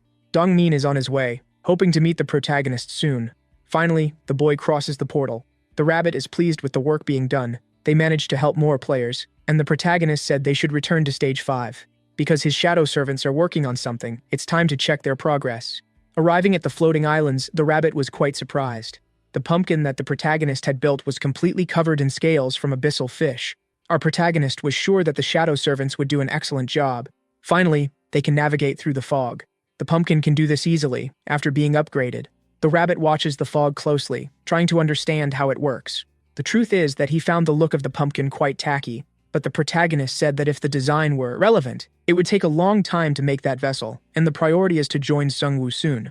Because the other players have already managed to advance in this dungeon, however, the protagonist is irritated with the slow pace of progress. With no patience for that, he decided to gather all his golems. Our protagonist called the rabbit to see what they had done, but the poor creature couldn't understand. In the hands of one of the golems is a paddle made from the fish scales. Our protagonist will place the golems inside the floating pumpkin. Right after that, he will activate his trump card, the octopus engine, which is also completely covered in scales. Watching all of this, the rabbit became even more confused, not understanding what was happening. Our protagonist stated that the golems will row, while the octopus will function as an engine for the entire structure. Now it's time to advance at full speed. The protagonist's large vessel is cutting through the dark fog. Dressed appropriately as a pirate captain, the rabbit is giving orders to everyone, but he was soon schooled by the protagonist, who was already missing hitting the rabbit. He would like to know where the rabbit keeps so many costumes. The poor thing said that nice people like him always have many clothes. It was then that the protagonist realized he must store those clothes in the storage that all assistants have. This made the protagonist remember that he had forgotten the baboon's key. There is still a long way to travel to the next island. Our protagonist decided to investigate that key further. Further ahead, Sungwoo and the others ended up finding something. He and his team were welcomed by other players, but there is a great tension in the air. The boy with the bow said that those people seem strange. Sungwoo replied to him that they should act with caution. However, the muscular old man decided to take charge of the negotiations. The boy with the bow said that it could be a trap, and for Sungwoo, there is indeed something suspicious about it. Those other players are not wearing any equipment. The elderly man said that there are only 2 reasons why players would dress like that in the dungeon. The first hypothesis is that they really have nothing. The second hypothesis is that they want to avoid being robbed by other players, as they are thinking of eliminating the competition.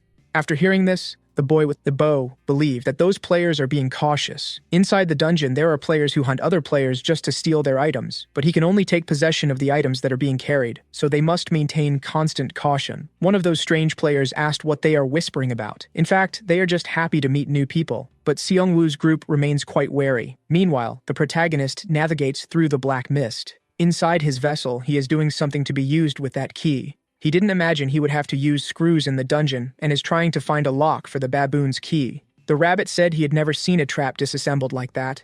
It is indeed interesting, but the protagonist said he didn't do anything special. All he did was use his workshop, using the key as a mold for those locks. Time passed, and the rabbit woke up tired the next day. He is surprised that the protagonist worked all night, and the protagonist's gaze is visibly tired. Quite worried, the rabbit is wondering if this is the baboon's curse. But the protagonist proudly shows what he has completed, the perfect lock. The rabbit wants to know if it works, and the protagonist inserted the key into the lock. His subordinates are quite excited about this. But so far, nothing special has happened. The rabbit asked if his master had infused vital energy into it, and the protagonist said he was waiting for his companions to wake up so they could see it together. The rabbit wants to know since when the human considers him so much. It was when the protagonist said that something dangerous might happen, so he needs help. Alpha is now going to infuse vital energy into the lock, and it will finally be opened. The baboon's magical storage has been accessed. A bit apprehensive, the protagonist said the rabbit should go first, but the creature is equally apprehensive. Since both are fearful, they decided to enter that portal together. And that's exactly what they did. On the inside, the protagonist was left completely speechless. There was a large amount of wealth and rare items that had been accumulated by the baboon during his work as an assistant. The rabbit had already expected something like this to be found. The golden key was indeed very useful. He already knew that the baboon was greedy, but he doesn't understand why he collected so many useless golden things. The protagonist said that the rabbit likes clothes, and the baboon liked wealth. They are alike, however. The rabbit made it clear that he is a sophisticated man with true good taste. Observing all that, the protagonist cannot believe he has become rich. It is truly surreal. He decided he would use some of those jewels to feel a bit richer, ordering the rabbit to treat him like a boss. But all the rabbit could do was think the protagonist was a big fool, and the boy continues to celebrate a lot, until his eyes found something peculiar. In the midst of all that treasure, there was a cell phone. To our protagonist's surprise, there was much more than just a cell phone there. Now he is thinking that the baboon was accumulating the personal belongings of the players. Seeing those objects, the rabbit was sure they were taken from the players who lost their lives. For the protagonist, that baboon must have been a thief in his past life. But Alpha informed him that he belonged to royalty. Most of the treasures there are from the Empire, and the seal on them belongs to a royal family. But the rabbit made sure to tell Alpha that our boy is ignoring all this information. He is too entertained with the cell phone. To his disappointment, they are all out of battery, and the protagonist just wanted to listen to some music. The rabbit knows what this object is. All the new players can't stop looking at it at first, but eventually discard it after a few days. And that is very plausible, said the protagonist, as there is no internet or electricity in that place. Our boy was already used to a life without cell phones, but after seeing all those devices, he felt the urge to start using a cell phone again. Alpha said that the object is very special, as it can feel an energy inside it similar to magic. Very excited, the protagonist asked if Alpha could connect them. She said she could put a bit of vital energy, but that wouldn't be simple, because she needs to adjust the wavelength of that energy, which for them is used as a power source. The End Dragon uses this energy to produce mana, while other people can use it to form aura. All these energies have different wavelengths, and for this to be altered, alchemy is necessary. Mocking the protagonist, the rabbit said they need an alchemist now, but Alpha said she could do it. Leaving the protagonist and the rabbit completely surprised, Alpha said she only needs the necessary materials, and they are very abundant in the place where they are now. She just needs a gold ring for this level of alchemy. It may not be very effective, but she could try if the protagonist wanted. Completely enthusiastic, the boy asked her to give it a shot. Using her magic, a glow appeared on the device. Soon after that, the phone's screen began to shine. The protagonist is surprised, but soon became disappointed. To access that phone, he needs to unlock it with his fingerprint. So far, he hasn't been able to do anything. He tried to unlock the phone using the pattern that must be drawn on the screen, but after a few attempts, the protagonist became disheartened. The rabbit thought this task is harder than overcoming a dungeon. Alpha is impressed with the security of this little device. The protagonist asked if she could bypass the security, and Alpha said that wouldn't be possible. Since there are many devices there, the protagonist decided he would try to unlock all of them. Alpha is also curious to know what these devices are capable of doing, so she started turning them on. But they all seem to be locked, so they need to keep trying. After venting his frustrations on the rabbit, the protagonist continued trying to unlock those phones. Quite confused, the rabbit can't understand all this obsession, as the phone won't help them in combat. But with great determination in his eyes, the protagonist said they will be useful, until he finally found a different phone. One of those obsolete models that elderly people tend to use. Maybe the protagonist can use this phone. Alpha is ready to charge it. Finally, the device was unlocked, and our protagonist is thanking its former owner. With the phone in hand, he began to analyze its functionalities. The rabbit watches closely, trying to understand what is happening. Our protagonist gained access to some recipes, teaching how to make pasta. At least he doesn't need the internet to access all those programs. Thanks to that, he learned a new recipe, but the rabbit can't understand why the protagonist remains curious, and the boy found a song saved on that phone. After pressing a button, the sound filled the place. The protagonist's shoulders began to move on their own. He and the rabbit are now dancing to this strange song. Both are moving as if they are having a lot of fun. Now that they are tired, the rabbit said that his master is a terrible dancer, but for the protagonist, it was fun. He asked if the rabbit would like to take a picture. Handling the phone, the protagonist told the rabbit not to be too surprised. But what he saw through the device's screen was frightening. The rabbit is still trying to understand what happened. However, the rabbit's image does not appear on that camera. This definitely proves he is like a ghost. The rabbit would prefer to be seen as a spirit. In possession of the phone, the protagonist realized he has a way not to be deceived by illusions. It could be a very useful tool. Outside, the pumpkin-shaped vessel continues to move forward. Our protagonist went outside to see what had happened. They finally managed to reach the next island. As soon as he arrived on the other island, the protagonist asked Alpha where Sungu is, and she said she senses the presence of the mini-altar elsewhere. It could be that the others are on a different island and just went in the same direction. The protagonist will use his compass. But the rabbit suggested he finish that dungeon. The protagonist agreed with that. So he began to dig into that large island. Once on its surface, he realized that the effort was very tiring. And in that place, something else caught his attention. The entire island seems to be covered by a dark mist. Trying to use purification, he realized it is ineffective against the mist. The rabbit soon asked his master to be cautious, as he felt danger in that place. It would be good to be in the company of golems, but our protagonist is more interested in using his new lock. He opened a portal to the other side. Bahamut was inside. The little ghost and the golems are ready to help. As the islands are in constant motion, the gate can only be used if it is on an altar, but that magical lock can be used at any time. Bahamut is responsible for taking care of that dimension filled with gold. The golems were also placed inside that storage, so they could be quickly summoned. The rabbit said that the fog is melting the portal to the other dimension, so they must hurry to retrieve the golems. A bear and 2 ostriches managed to escape. Knowing the situation, the rabbit suggested that his master summon his creatures up through the temple, but the protagonist wants to build his base soon. He built a wall to protect them from the fog. While he is busy with that, someone approached them. That person asked if our protagonist is a newbie, and what he is doing in that place. 4 other players appeared to our protagonist. All of them are wearing little clothing and have little to no equipment. Our protagonist doesn't know if they are players, and the rabbit smells blood on them, which is why he felt danger in that place. Even though they are not wearing any equipment, the rabbit can tell they are strong just by looking at them. Our protagonist wanted to know if they were robbed, but the rabbit is amazed by his master's naivety, as soon he would become the victim. The protagonist thought those people were unlucky, and the rabbit said that few in the dungeon live a life of luxury like the protagonist. Those extras are intrigued by the protagonist's origin. The woman said he would surely be robbed soon, so they should hurry for that to happen quickly. The rabbit said those players should not be underestimated. They are very skilled, ready to execute a sword strike. The extra said he would take all the protagonist's items, but he was soon surprised by something. One of the protagonist's golems is ready to protect him, successfully hitting the extra's stomach with great force, knocking the player to the ground, breathless. The other extras began to panic, because that stuffed bear seems to be a black belt in violence. One of the players said that, in fact, that is an ogre, but it shouldn't be in a place like this. The woman with the bow suggested they retreat to attack from a safe distance.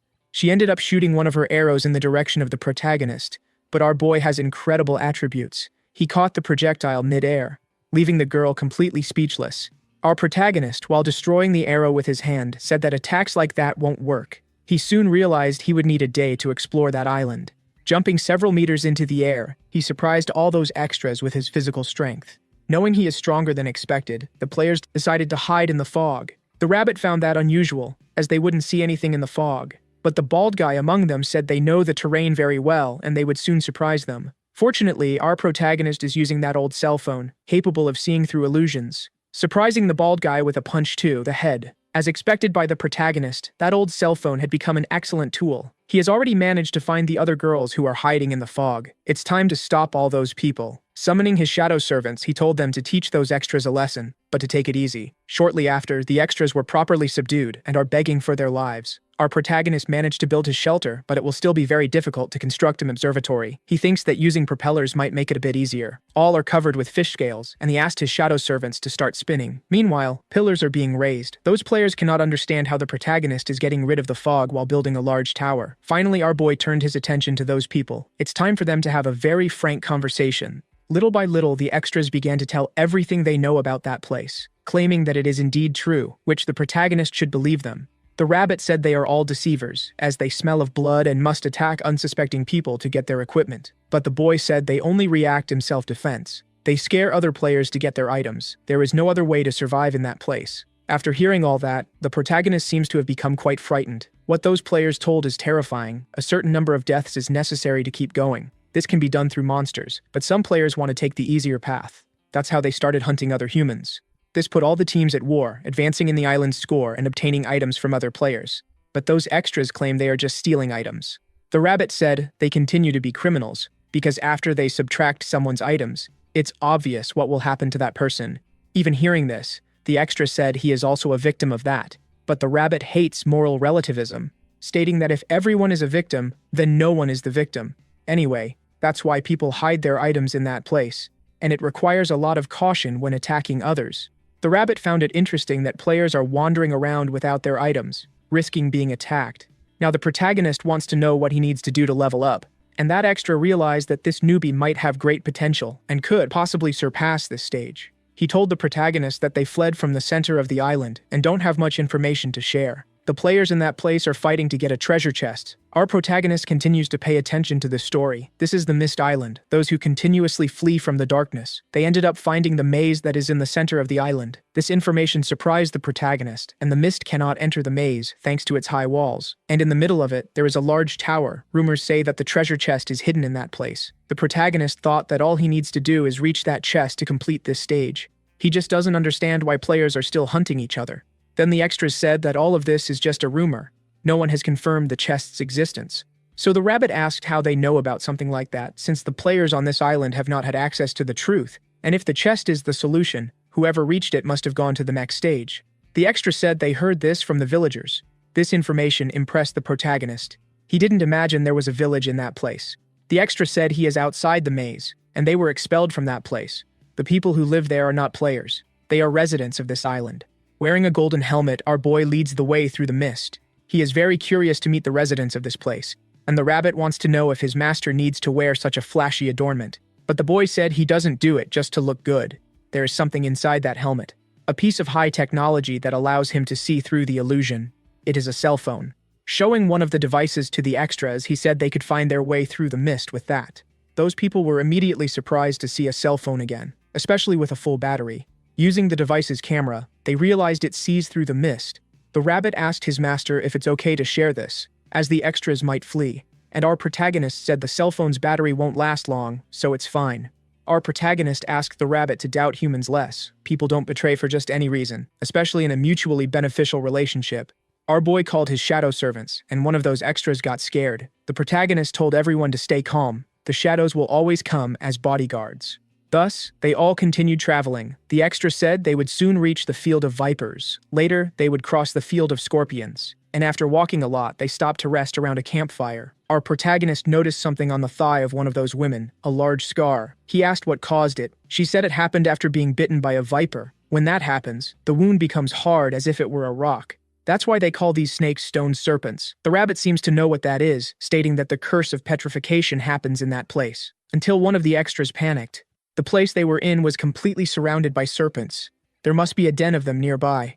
The leader of the extras told the protagonist to stay protected, as there is a way to fight those creatures. It is necessary to have a spear like the one he is carrying. The rabbit said the situation is very ironic. Players who tried to rob them are now needed to help them. In the face of a great challenge, it is necessary to join forces. But the protagonist wouldn't fall behind. He put the black belt bear in violence to work, while the extras used their tricks to protect themselves. Finally, the serpents were annihilated. That girl who already had a scar ended up being bitten once again. The rabbit seems to have become worried about her, and asked if everything would be all right. The woman said the poison disappears in 3 days, but it's a period of great discomfort. Looking at that scar, the protagonist thought about how he could help her in some way, and asked to examine the wound. He immediately used his purification ability, and the stone scar began to disappear, leaving the girl completely surprised. The leader of the extras was truly impressed. The purification ability is really incredible. The last time he saw it was during the early stages. It's amazing that the protagonist has come so far with this ability. But our boy remains quite thoughtful. He decided to pick up 2 snakes that were on the ground, and the rabbit quickly realized that his master would certainly try to eat them. However, the protagonist made one of the snakes inject venom into the other. The creature's body was automatically petrified. Using his stone sculpting ability, the protagonist destroyed it with his own hands, thanks to the giant's strength. But the rabbit wants to know why the protagonist is doing such foolishness. However, he began to think about the ability to fulfill stones and the curse of petrification. Perhaps the protagonist was thinking of something. The protagonist realized he had found an extremely interesting weapon. Everything those serpents poison turns to stone, and when the protagonist saw this, he had a brilliant idea. He sent his shadow servants to shoot poisoned arrows, while he himself could crush the monsters that had been turned to stone. Filled with enthusiasm, he asked the extras to gather the destroyed serpents. Moving forward into the fog, the protagonist encountered a desolate scene. Everything seemed to have been turned to stone. It was as if the region had been hit by a nuclear explosion, but the leader of the extras replied that he had no idea what happened. Everything was like this when they arrived. The protagonist remembered Rugal's words about the cycle of perpetual ruin of that place. This could be the work of the petrification curse. The rabbit agrees with this, but said they have more urgent tasks. Feeling pity for that goose, the protagonist tried to purify it. Even though it returned to normal, the creature is lifeless. However, the tree that was purified returned to normal. Apparently, everything depends on the target of the purification. Now that he learned more about the petrification curse, the protagonist decided to jot everything down in his magic notebook. He soon heard a warning from the extra. They managed to reach their destination. The protagonist saw a large wall. That must be the labyrinth. From there on, they must be very cautious, and the protagonist remembered that the extra had been expelled from the village. The rabbit wants to know what caused this, and embarrassed, the extra said they were caught stealing the crops. Our protagonist is impressed that they cultivate something in that place. Even if everything turns to stone, the extra said he saw a small garden where they grew carrots. This information seems to have been very relevant to the rabbit, who is now deeply interested in them. And he asked the extra to quickly show the way to that wonderful plantation. Leading them all to the village, he told them to be discreet, or they might attract the villagers' attention. But the protagonist doesn't want to steal anything. He thought about making a fair trade, getting carrots in exchange for meat. The extra said he would try that if communication was possible, but the protagonist will soon find out everything. Entering the village, all they saw was an abandoned place, and the first living creature they encountered didn't seem very human. In fact, there was some resemblance, but it was a zombie. Our protagonist didn't expect the villagers to be like this, but the extra confirmed it. What lives in that city are zombies. Now the protagonist wants to know how they managed to plant carrots. Even the extra can't explain that, but he is sure of what he saw with his own eyes. He thought that place was abandoned, but as soon as he picked the first carrot, all the zombies in that place advanced towards him. That's how they became a team. Before that, they belonged to different groups. The rabbit understood that difficult situations can create unlikely allies, and even love. For the protagonist, the only thing that matters is that the zombies can plant. It's time to go to that garden. But the extra said they shouldn't do that at all. If they provoke a single zombie, they will be chased by all. They must do this quietly, and the extra is worried about the bear's steps, which could attract a lot of attention. Our protagonist made the golem float, as he was equipped with levitation stones. Intimidating, the rabbit asked why the extras are helping, as he still hasn't forgotten what happened, and the young man said that with help, everything becomes easier. Not to mention that they can easily cross the mist, which greatly accelerated the journey, but the rabbit said that this was only possible because of the cell phone. The protagonist heard a whisper, saying that there is a treasure in the middle of the maze. Whoever finds it will have great luck. It's the zombies who seem to say these words. That's how the extra learned about the rumor. He heard the zombies too. The rabbit said that is the voice of the specters. The body and soul of those people are trapped in this village due to a curse. Thinking about this, the protagonist believes they are just common zombies. But he soon heard something happening in that town. It seems very familiar, as if he had seen those streets somewhere before. Only then did he remember the dream he had, through Van Dyke's eyes. The rabbit quickly noticed the protagonist's exaggerated reaction, who began to share what he saw in his dream. Then he started to follow the path he took during the dream, being immediately followed by all his companions. The giant was heading towards a large tower, but at that very moment, access to it is being blocked by the wall. The rabbit suggested they turn back, and the protagonist ended up agreeing. There is a lot of mist in that place. Our protagonist knows that the witch's thoughts materialized in that dungeon. As for the maze, it could be an allegory for the witch's childhood when she was confined. The outside seemed like a big maze to her, something she could not escape from. Perhaps the memory that the giant left behind regarding this. Not her bones, but the pure smile on that child's face. The rabbit told the protagonist not to make that sad expression while picking carrots. Our protagonist apologized, and the extra fell into despair, as he had asked them not to do that. All the zombies seem to have gone into a state of alert, and now they are heading towards the protagonist, filled with hatred. The zombies are approaching quickly, but our protagonist is waiting for them with a broad smile on his face. It seems that the extra finally understood what is happening. All it took was for the protagonist to build a wall, and they were all protected. The extra is surprised. He should have thought of that before, but the girl quickly reminded that they cannot build walls that way. Now that they are protected, our protagonist began to dig a tunnel to the next garden. The deeper he went into the ground, the closer the mist came to him. To push it away, the protagonist decided to use a solar stone. The people outside are wondering what kind of life our protagonist had before the dungeon, as he seems very comfortable with all of this. Finally, they managed to reach the next garden. After savoring the first carrot, the rabbit said they are very tasty, and the protagonist told him not to eat them all. The truth is that the protagonist thought rabbits would have diarrhea if they ate this, but that particular rabbit even eats pork ribs, so it must be fine. No one knows what kind of treasure lies inside the maze, but the protagonist found more interesting things, like a lettuce plant. But he soon realized it wasn't just that. There was also cabbage in that garden. This way he could make some kimchi, something he had wanted to eat for a long time. The extras were so excited that they helped the protagonist gather all those vegetables. Properly protected by the wall, the protagonist hears the same rumors coming from the zombies. The leader of the extras said there is a pattern to those words, as if they were giving hints about the maze. To the protagonist, it seems like a game. The girl who had lip fillers, for God's sake, I've wanted to comment on this for several minutes, said she noticed something interesting among the zombies. The protagonist seems to be interested in this. So he assembled some staffs with the solar stones. The other girl went to show them the way. Now the rabbit understands what those extras were talking about. There was a zombie quite focused in that place. He and some of his companions were tending to the land. Now the protagonist knows who is responsible for planting all of this. The rabbit decided to approach to find out what they are talking about. They are lamenting for the child, who seems to have done nothing wrong. She was adored as if she were a saint, but ended up being punished. The protagonist also went there with the levitation stones to hear what they are saying. They are lamenting for the girl, saying she is blessed and not cursed, but they could also be punished for having that opinion. The protagonist realized they are talking about the witch, and the rabbit agrees with that. Believing he had heard everything the zombies could offer, the rabbit began to withdraw, but the protagonist asked him to wait a little longer. They talked about Van Dyke, that he should save the child, and that she deserved to be happy. The protagonist asked if the rabbit heard that too, but the creature didn't seem to understand properly. Then, our boy said they had talked about the giant. The rabbit seemed to downplay this information, saying that his master was still sleepy. For the protagonist, there is a possibility that only he heard those words. Opening his inventory, he decided to analyze Van Dyke's ring. As soon as he picked up the item, it began to shine brightly, releasing a lot of energy. The protagonist is sure he is a very lucky person. As he extended the ring with his hands, something began to happen. A distinct glow had come from the artifact, and that had gone directly to the labyrinth. The beam of light is heading towards the wall, and it ended up being blocked by it. A voice was heard by all, saying that the poor child should find happiness. The impact of the light on the wall ended up creating a large hole. Our protagonist and the extras were surprised by that. The leader of the extras believes it is a shortcut and began to wonder what he had heard a little while ago.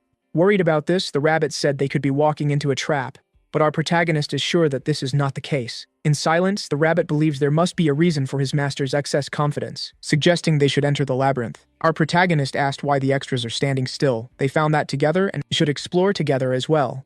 Walking along the platforms, they advance very carefully. Everyone is heading towards the opening in the wall. The leader of the extras knows that everyone's life is in the protagonist's hands, but after healing their wounds and sharing vegetables, he definitely should not be a malicious person. In fact, it is quite the opposite. He is excessively kind. And this leaves the extra quite thoughtful. Perhaps the reason for all this generosity is the fact that the protagonist is on a completely different level than them. Finally, the first step was taken inside the labyrinth. Our boy analyzes all those walls. The giant's ring began to show a path, the direction they should follow. Thus, the protagonist and his team continued to advance. The rabbit realized that if it weren't for this item, they would already be lost. Growing more confident, the protagonist knows they won't get lost in this place, and now he can feel a bit more at ease. It's time to summon his golems. Seeing the size of that, the extras were scared, and the girl with the lip filler seems to have had another aesthetic procedure, but it's just an elephant from our protagonist, and he asked his new companions to get inside it, or they would end up being left behind. Now that everyone is inside the creature, the protagonist said it may not be very comfortable, but they are safe. After hearing everyone's thanks, our boy felt even more confident, as they wanted to return the favor. The leader of the extras soon realized he would receive a task. Our protagonist already had something prepared for them, the fangs of the stone vipers. There were several arrows too next to all those fangs. Our boy wants to combine these items to make poisoned arrows.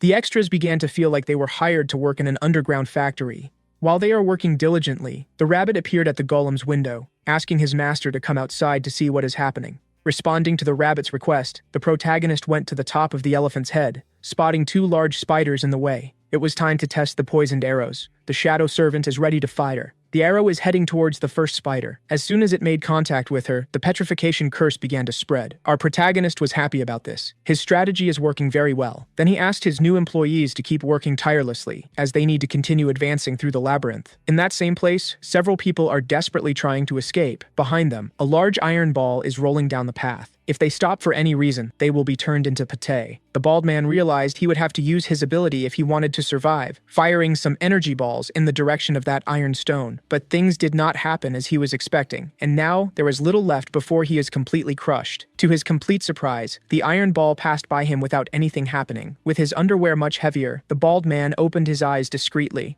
That had only been an illusion. He couldn't believe he had fallen for yet another one of them. The true danger of the labyrinth is that they will never know what might be real in the traps. The bald man's friend had returned to see what happened. They need to keep moving forward, and the bald man suggested they go back to the nearest crossroads. The leader of the extras observes everything through the lens of his cell phone. He was surprised to realize that the large iron ball does not appear on the device's camera. This only makes him admire the protagonist even more, who managed to perceive all of this, but he wants to know how he managed to turn on the cell phone. Our boy said that this was possible after melting a bit of gold. Then, he decided to show the extra how he can produce energy. The extra was surprised by this, but is sure that the technique was only revealed to him because it cannot be replicated. Knowing that this is a very complex illusory trap, the protagonist asked Alpha if they could do something like that. Alpha told him it would be impossible, as he is not a wizard. Thanks to the giant's ring, the protagonist continued advancing through the labyrinth, until they encountered yet another challenge. The tower located at the center of everything finally appeared before them. Some time ago, other players were facing several spiders. They are cunning creatures and can ensnare their victims using webs. One of those extras is about to be turned into soup, but instead of being finished off, he was taken by the creature to another place. He soon realized he was being taken to the center of the labyrinth. The monsters are hunting everyone who tries to take shortcuts, and the extra is sure that this is his lucky day. However, what happened to him was very different. All the players who were captured are now enchanted by the poison. The rabbit was already finding it strange how easy that was.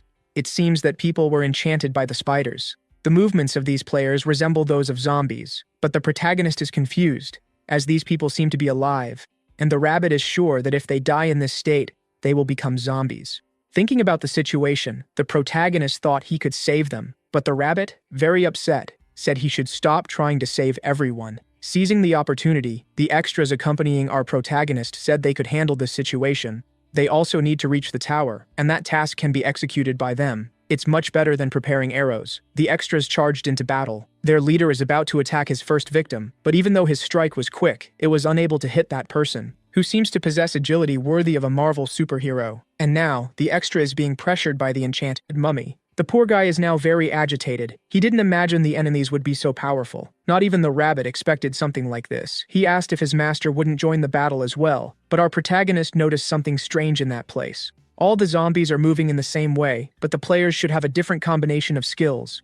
Even so, the people who are captured are attacking in the same manner. The rabbit believes the protagonist has found a way to defeat those enemies. Hearing this comment, our boy fell silent, a smile on his face, revealing that he hasn't thought of anything yet, which left the rabbit quite irritated. The protagonist closely observes the movements of those enchanted people. He said that even if the world is against them, it's necessary to take a moment to admire the sky. The rabbit is now sure that the master has gone mad, but the protagonist seems to have noticed something. The bodies that are moving appear to be manipulated by someone. Very thin threads are connected to their limbs. This is not brainwashing. Someone is controlling all those players, and the rabbit saw this too. The threads are coming from the top of the tower. Knowing what must be done, our protagonist asked his shadow servants to cut those threads, and they are already prepared to obey the order. Using their spears, they manage to cut the threads that are controlling those bodies. The first person has just been freed. After being freed, the player's body fell to the ground without moving. The extras noticed that their enemies are no longer moving, and the girl with the lip filler understood that the protagonist had done something. A very threatening voice asked who had broken her dolls. A huge creature began to take steps in that place.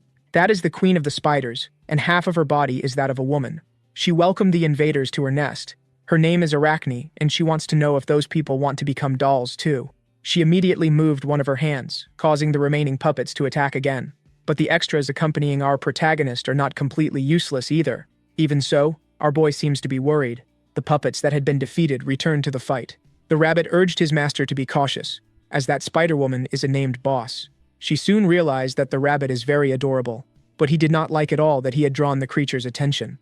Our protagonist, it seems, has been alone for a long time, saying that the appearance of that spider is not bad at all, and he also has the impression that he has seen her somewhere before. The rabbit said that appearance doesn't matter. That woman is still an insect, and if she talks like a human, it just makes everything even more revolting. The Spider-Woman did not like those rude words and suggested tearing the rabbit's face off, making the poor thing apologize. But it was already too late for him. The Spider-Woman called for her children. Several spiders that were hiding in that place revealed their presence. The extras realized that all monsters are being gathered in that position. It would be better for them to flee.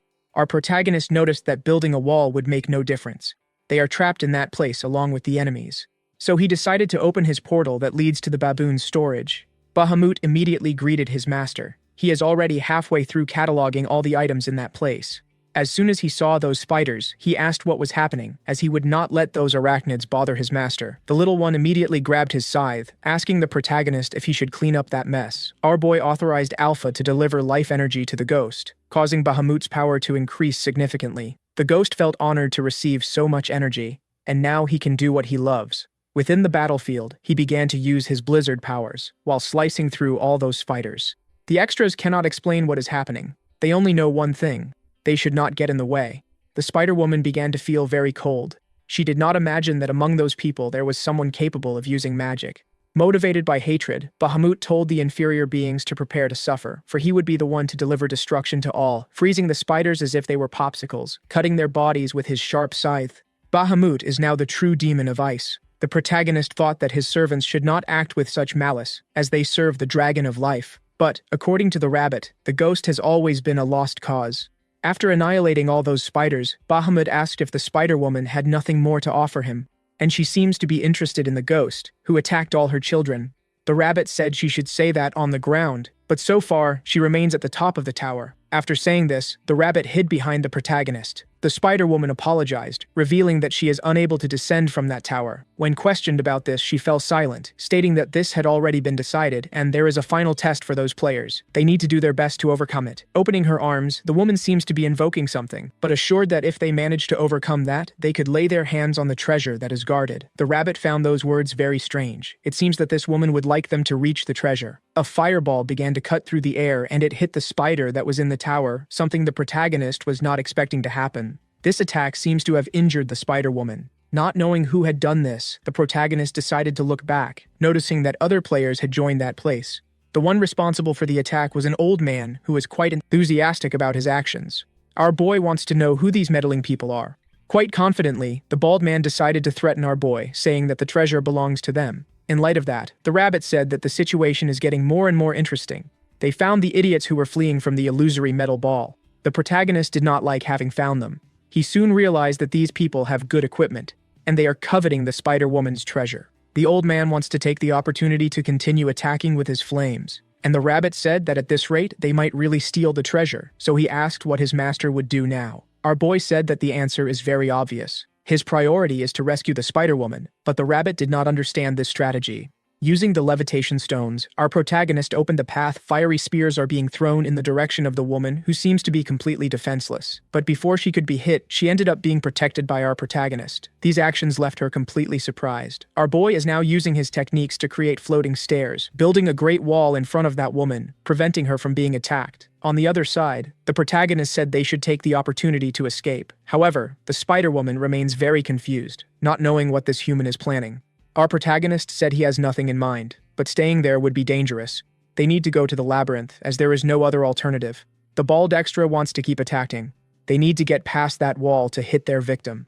Determined to do so, they decided to go around the structure. All the protagonist needs to do is build another wall, and this time, he will make more than one. With his skill, he began to create several walls, leaving the Spider-Woman completely speechless.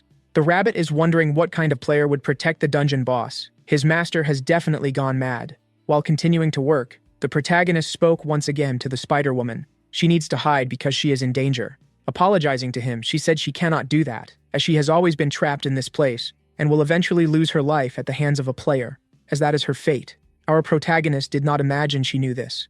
Ignoring the advice, she began to climb even higher in the tower. The rabbit said she is running away, also stating that the rules cannot change just because she wants them to. The creatures of the dungeon cannot change their fate.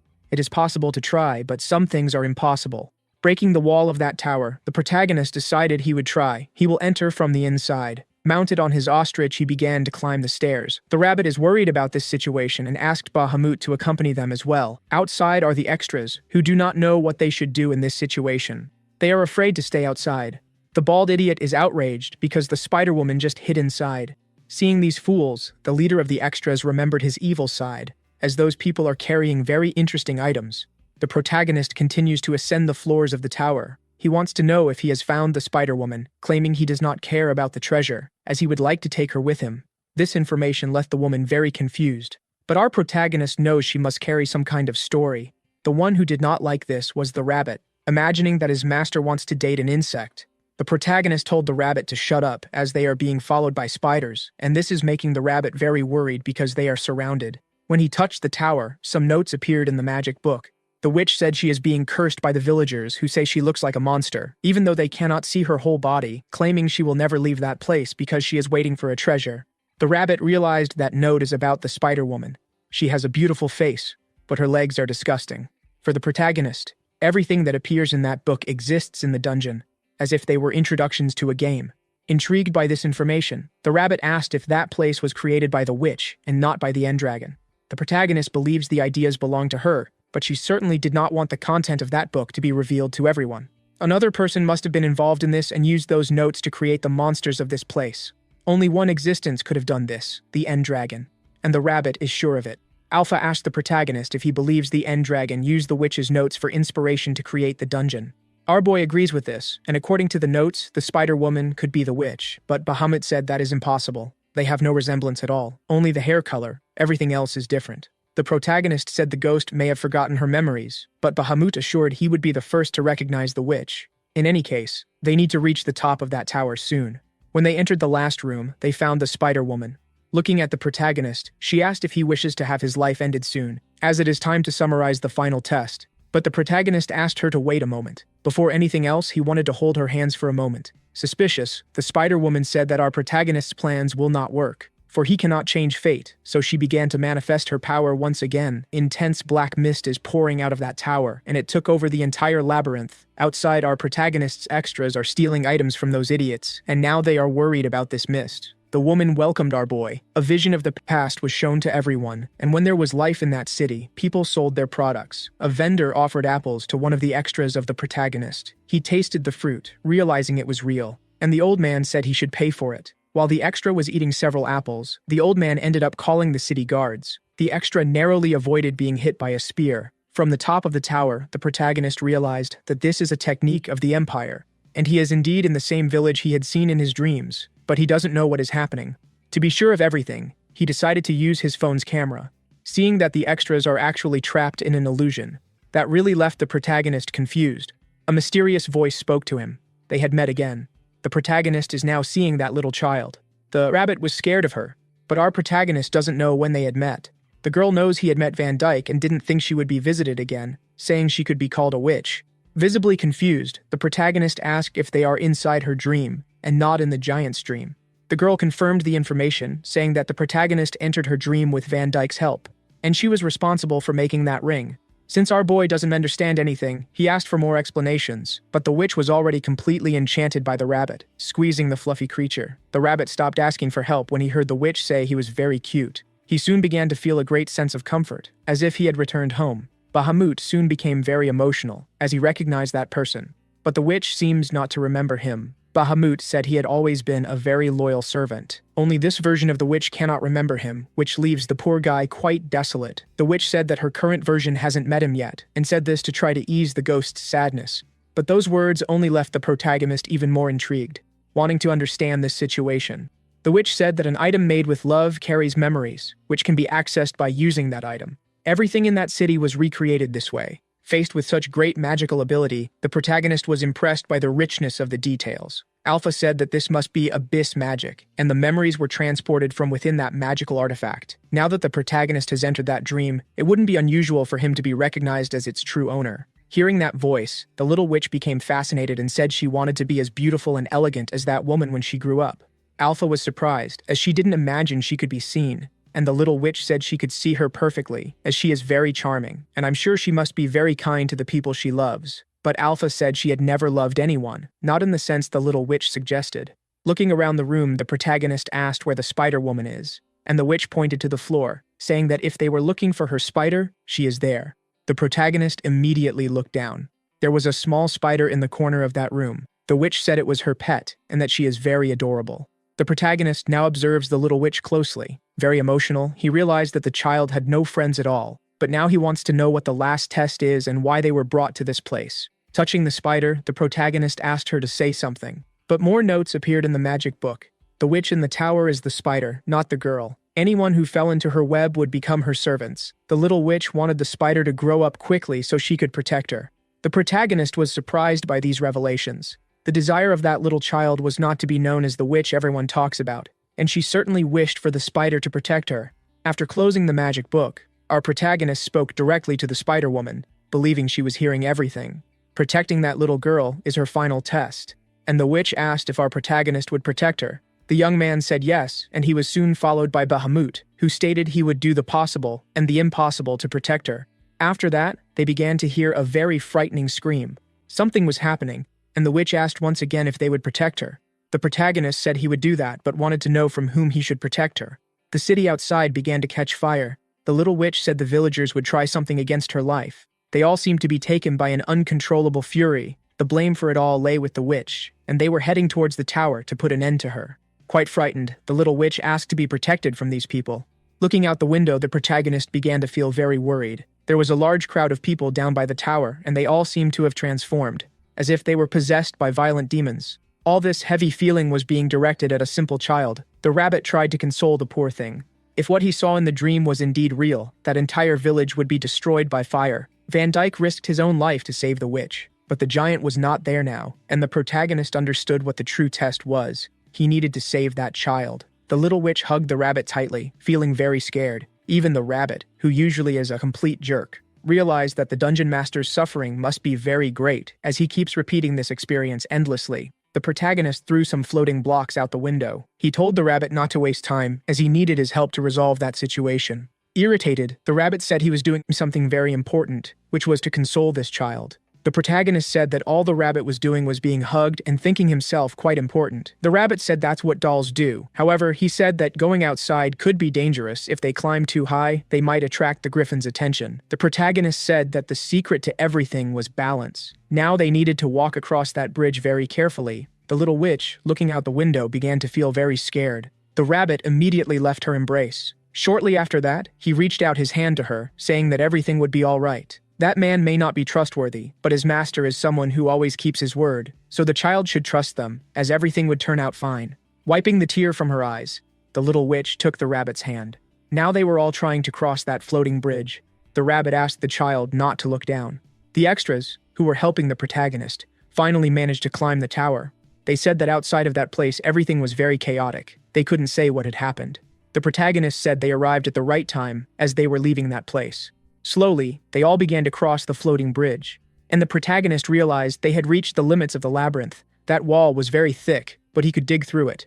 But before doing anything, Van Dyke's ring appeared. The intense glow of the artifact made a hole in that wall. Our protagonist didn't imagine the ring could do something like that. The giant continued to help them all. With the path clear, the protagonist was motivated to keep moving. One of the extras warned that the spiders were following them. Willing to cooperate, the extras were prepared to fight against those creatures, using their weapons to prevent the spiders from advancing. All this while, our protagonist remained focused on making the floating bridge. The little witch remained quite terrified, but the rabbit did his best to comfort her. The giant's ring continued making holes through the walls of the labyrinth, while the protagonist kept making his way with the floating bridge, until they finally reached the outside. Looking at that, the extras celebrated, as they had thought they would never leave that place alive. The rabbit was very thoughtful. It might seem like nothing, but the protagonist built that bridge with little space, besides avoiding all the monsters on the ground, while hiding from the griffins, using the mist as cover, not to mention the uneven ground, which changes the height of the walls. To the rabbit, his master truly is an impressive human. Looking at the little witch, our boy said she could open her eyes now. Still gathering a bit of courage, she decided to do as she was asked. She could finally see the things outside the tower. The protagonist was showing her what the world outside the labyrinth was like. The girl was moved by this landscape and thanked him. With that, the protagonist achieved another accomplishment. All the participants were healed, and the extras managed to level up. The protagonist's skills were also enhanced, but he hoped for other rewards, and the rabbit said that the other players also participated in the hunt. Even so, the little witch is very grateful. She wanted to reward our boy, but she has nothing to give him. However, the protagonist said that this was not necessary, and the little witch shouldn't feel bad about something like that. Willing to reward him, the witch began to use the enchantment. Alpha felt that this was pure, vital energy, and she had never seen anything so intense before. The witch said that the tower in which she was trapped gradually absorbed the vital energy from people, giving all of it to the witch. The protagonist was suspicious of this, but the little witch said that it did not alter anyone's life, posing no risk at all. Even so, the protagonist remained suspicious, as this was absorbed from people. The rabbit said that the other dungeons are maintained in the same way, so there's no problem at all. Finally, the boy decided to accept the gift, receiving another achievement, the gratitude of the witch. He now has the power of transcendence, capable of increasing the level of his abilities. Our protagonist does not know what this means. Alpha said it is just another term to refer to vital energy. This energy is always changing vessels. They can die, but the energy remains the same. An intense glow appeared before the protagonist. It was coming from the body of the little witch. The protagonist quickly realized this. The girl said she always knew she was no longer alive. The memory she could revisit ends at that moment. The rabbit began to lament. The dungeons always repeat, and that child is trapped in an eternal prison. But for our protagonist, this is an opportunity to see the little witch again. She did not expect to hear words like that. And the boy said goodbye to her, affirming that they would see each other again soon. As her body disappears, the little witch was very excited about this promise. With the conclusion of that dungeon, the whole city became quite silent, and our boy decided to analyze his own attributes after the witch disappeared. The skills he had developed so far are very advanced. The earth block and rock excavation are already at maximum, and this makes him quite happy, even if they are simple skills. But he remembered that he can now level up his skills, and he doesn't know where to start. For the rabbit, the decision is very simple. The protagonist should improve his main skill, and the protagonist is inclined to agree with this, as it is difficult to increase his purification. Thus, he ended up opting for this skill, finally reaching the intermediate level, gaining some new functions. While our boy analyzes this, a cat passed by him, holding something in its mouth. The object caught the protagonist's attention. What the cat is holding seems to be a bell. The system said it is the witch's bell, and it has some kind of hidden function. Trying to remove the item from the cat's mouth, our boy ended up scaring the poor creature. He tries to approach in a slightly more polite manner, as he would like to take the bell for himself. But the cat does not seem interested in that. He decided to throw the bell into the air, completely swallowing the object. A completely unexpected result for the protagonist. Now the cat is in front of them licking its paws, pleased with what it had done. The rabbit does not know why the creature did that. The protagonist only knows that the bell belonged to the witch and asked if the rabbit had seen anything strange while being embraced by her. While they were crossing the bridge, the witch ended up touching the cat. At that moment, she might have handed over the object, or the cat might have stolen it. For our protagonist, all of this is regrettable, as that item seemed interesting. While they are talking, the rabbit noticed that the cat's body began to shine intensely. Alpha said that the constitution of that cat is a bit different from other specimens of its kind, but since abyss magic is not her field of knowledge, Alpha does not have a more precise answer, and this left the rabbit very irritated. According to Bahamut, the magic of his former master may have affected the secret of shadows, and he suggested that the protagonist do the same. With no other options, he decided to do that. As soon as he summoned his clone, the first impression he had was that nothing had worked. The rabbit began to mock the shadow servant, who is now digging the ground just like his master, but the clone seems to be shaping something with the clay, and gradually, that earth began to shine brightly, becoming a completely perfect block. Neither the rabbit nor the protagonist expected something like this. It seems that the shadow servant had utilized the protagonist's ability. If that is the case, the protagonist did something similar, and in response, the shadow let out a meow. But it ended up acting the same way as its master. The protagonist is now quite impressed, as the shadow servant can use his abilities. Until now, all the shadows could do was imitate his behavior. They were not capable of imitating his skills. Everything has just changed. That barrier no longer exists. The protagonist is so excited that he wants to test what the shadow servant can do now. Discovering that his copy can use all the skills he had developed to the fullest, this just opened a new path of possibilities for the protagonist. Moreover, the shadow can also share items with the protagonist, pulling out the iron skewer that looks like a drill. The protagonist can't wait to meet the young witch again, to collect more of those little bells. As he thinks about this, the rabbit said that if there is a large enough army of shadows that can use abilities, the protagonist won't need to worry about anything. Since he is very enthusiastic, he decided to give a name to that shadow. It will be called Grimbell No. 1. After that, our boy lay down on the ground, carefully observing the items in his inventory. He still has 14 blocks of dirt, but while he was looking at this, he noticed that their numbers started to increase significantly. The protagonist had won the lottery. The shadow can store blocks for him. Now, our boy doesn't need to work so hard. The rabbit said that the shadow is even better than its master, as it can work in silence. Noticing a change in the sky of that place, the protagonist felt that the dungeon would soon reset. But before that happened, he wants to attack the zombie village one more time, managing to collect a lot of useful materials, like pots, clothes, pieces of wood, and the like, to the rabbit. Our protagonist is just a compulsive hoarder. Finally, our boy arrived at the temple. In the company of his extras, those people decided to continue traveling together, and the protagonist wished for them to be careful. After saying goodbye, the extras kept watching the protagonist, until our boy asked if they weren't going to leave soon, but their leader wants to know which pillar our boy will follow, as they would very much like to accompany him too. So far, the protagonist has no idea, and advised the extras to go on their way, as he still has many things to do in that place. The extra was worried, as the protagonist could be reset, and thinking of his well-being, said he wanted to help him. If that's the case, the protagonist asked if the extra would like to take a look, as he really has things to do now. Now the protagonist is wondering what the limit of his inventory is. So far, this answer has not been reached by any player. No one has managed to accumulate enough items to discover this limit. Thinking about the possibility of there being no limit, storing a whole house wouldn't be impossible. In light of the protagonist's boldness, the extras were impressed. For if it were possible to do this with a house, perhaps it could be done with an entire village, and to everyone's surprise, this was not an impossible task. The protagonist is now full of enthusiasm. Sharing the inventory with the shadow servant is very useful. Now he can store things at great speed. The extras decided to stop understanding the protagonist. The plot advantages over him are on a completely different level. Finally, the system announced that the dungeon will be reset.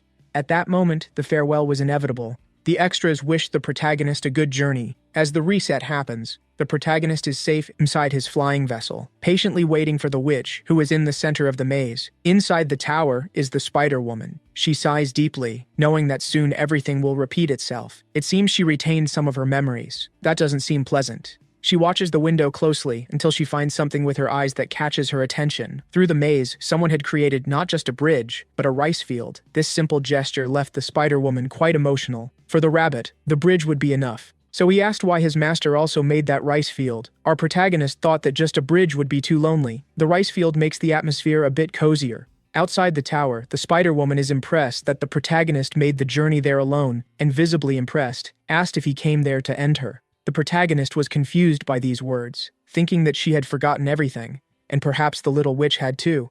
This could make things problematic.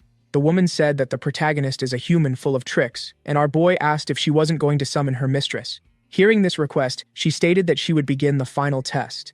In the room at the top of the tower, the little witch was happy that the protagonist had returned. Her words relieved him, as she managed to remember him.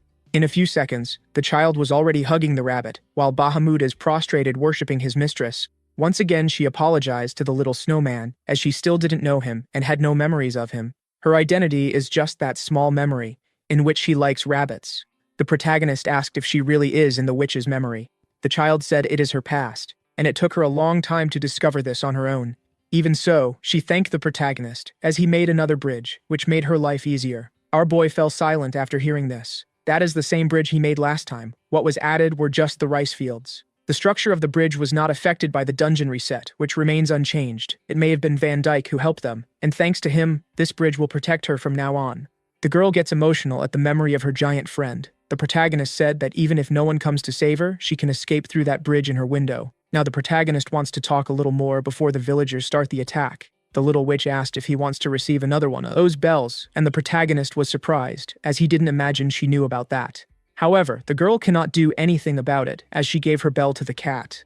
The protagonist was surprised to find out that the item was not reset. The girl apologized. She only has one bell, and the one she gave to the cat was the last. Disappointed, the protagonist realized he wouldn't be able to improve his shadows anymore, but the witch saw the bracelet the protagonist carries and asked if it was his future version that did that. The protagonist answered positively. Knowing he needs that item, the little witch said it would be easier to find another version of herself. Our protagonist hadn't thought of it from that angle yet, and the little witch said she has the impression that another version of her is trapped there in the past. She has the memory of a single bell, but if another version of her were found, there could certainly be another. The protagonist realized that this makes sense. He asked the child what her name is, and the little witch said she can be called just Witch, but the protagonist knows that is not the name she wants. Knowing she is a fragment of memory, he suggested calling her Memory, as it is a better name than Witch. The girl seems to have liked this suggestion, and she returned the protagonist's kindness with a big smile. After reuniting with Memory, the protagonist continued on his journey.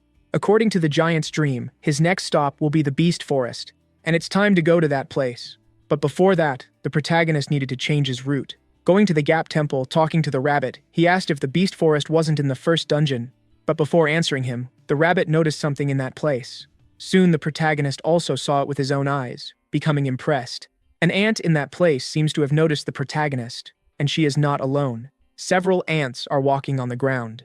The protagonist has no idea how they appeared and began to wonder if the chimera ant gave birth to all of them. But the rabbit is inclined to disagree. All those ants are adults. They must be servants of the chimera ant. Usually the protagonist found the chimera ant, which is now very large. It would be interesting to name that creature too. From now on, her name will be Queen. While they are in the temple, Alpha informed that Dongmin is trying to talk to the protagonist. Our boy had asked the kid if he had seen anything unusual in the Beast Forest. Dongmin wants more details about what could be out of the ordinary. Not even the protagonist knows how to describe it, but he asked for anything that could seem suspicious.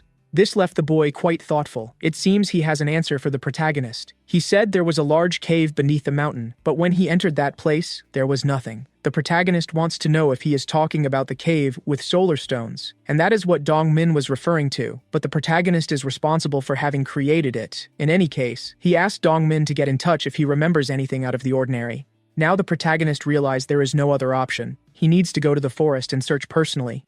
That place originally is in dungeon number 4. A place with a great abundance of food, frequented by several players. Those who have overcome this dungeon cannot go beyond the entrance of the forest, but this does not apply to the protagonist. The system said he used a cheat to enter that place. The chief of that place was the two-headed ogre, and the rabbit reminded the protagonist that the creature's hide was used to enhance the golems. Now our boy is thinking about Dongmin's words. To conquer the forest, it is necessary to defeat 3 enemies, but it is very difficult to find the chief, as everything from the archaeological sites is scattered throughout the forest. The protagonist is not thinking about defeating the chief, but if there is a clue about the witch, it will be at the archaeological site. And the biggest problem he faces now is the fact that he is completely lost. All the trees look the same to him, just like the caves embedded in the cliff. He can't even remember the cave where the two-headed ogre is.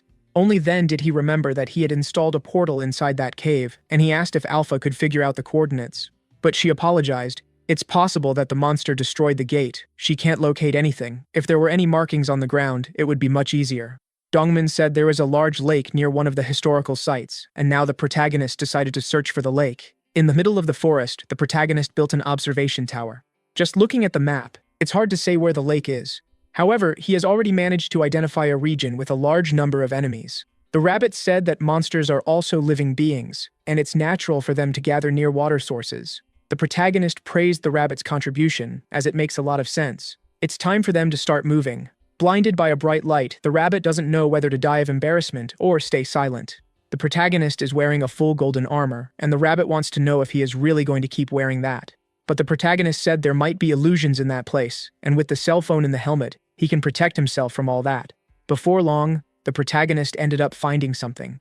Several giant mosquitoes are approaching him. So, our boy needs to start preparing for a session of violence. Using his spear, he managed to take down the creatures that were getting closer, ending the lives of the mosquitoes. Finding that quite disgusting, he doesn't know why the insects are so big. Dongmin told him to be cautious, as he had forgotten about the mosquitoes, and they are very problematic. But to the protagonist's surprise, the remaining mosquitoes decided to flee. While he regrets having dirtied his spear, The rabbit decided to analyze one of those carcasses. That is not a mosquito. It's a gnat. For the protagonist, this is not important, and it doesn't make a difference. This only left the rabbit very irritated, as unlike mosquitoes, gnats do not drink blood, and that is important. Moreover, they always live near water sources. To gather information, the protagonist opened the magic book. The mosquitoes of the magic forest are large and frightening, and can suck blood even through clothing. According to the magic book, that is a mosquito, contradicting the rabbit's information. However, the rabbit stands by his position, claiming that memory was too small to know the difference. Analyzing the carcass personally, the protagonist realized that this gnat could be dangerous. It's impossible that the little witch confused a gnat with a mosquito. The rabbit wants to know what his master will do now. It will be dangerous to cross a swarm of gnats alone. As the enemies are fast, the golems won't be very useful. It can only be problematic. But the protagonist, as always, seems to have had an idea. The beast forest will have to wait. He decided to open the magic lock. The protagonist just had a brilliant idea. After entering that dimension, they were greeted by Bahamut, who is taking care of everything. Our boy said he will be leaving soon, and while he looks for something, Bahamut watches him.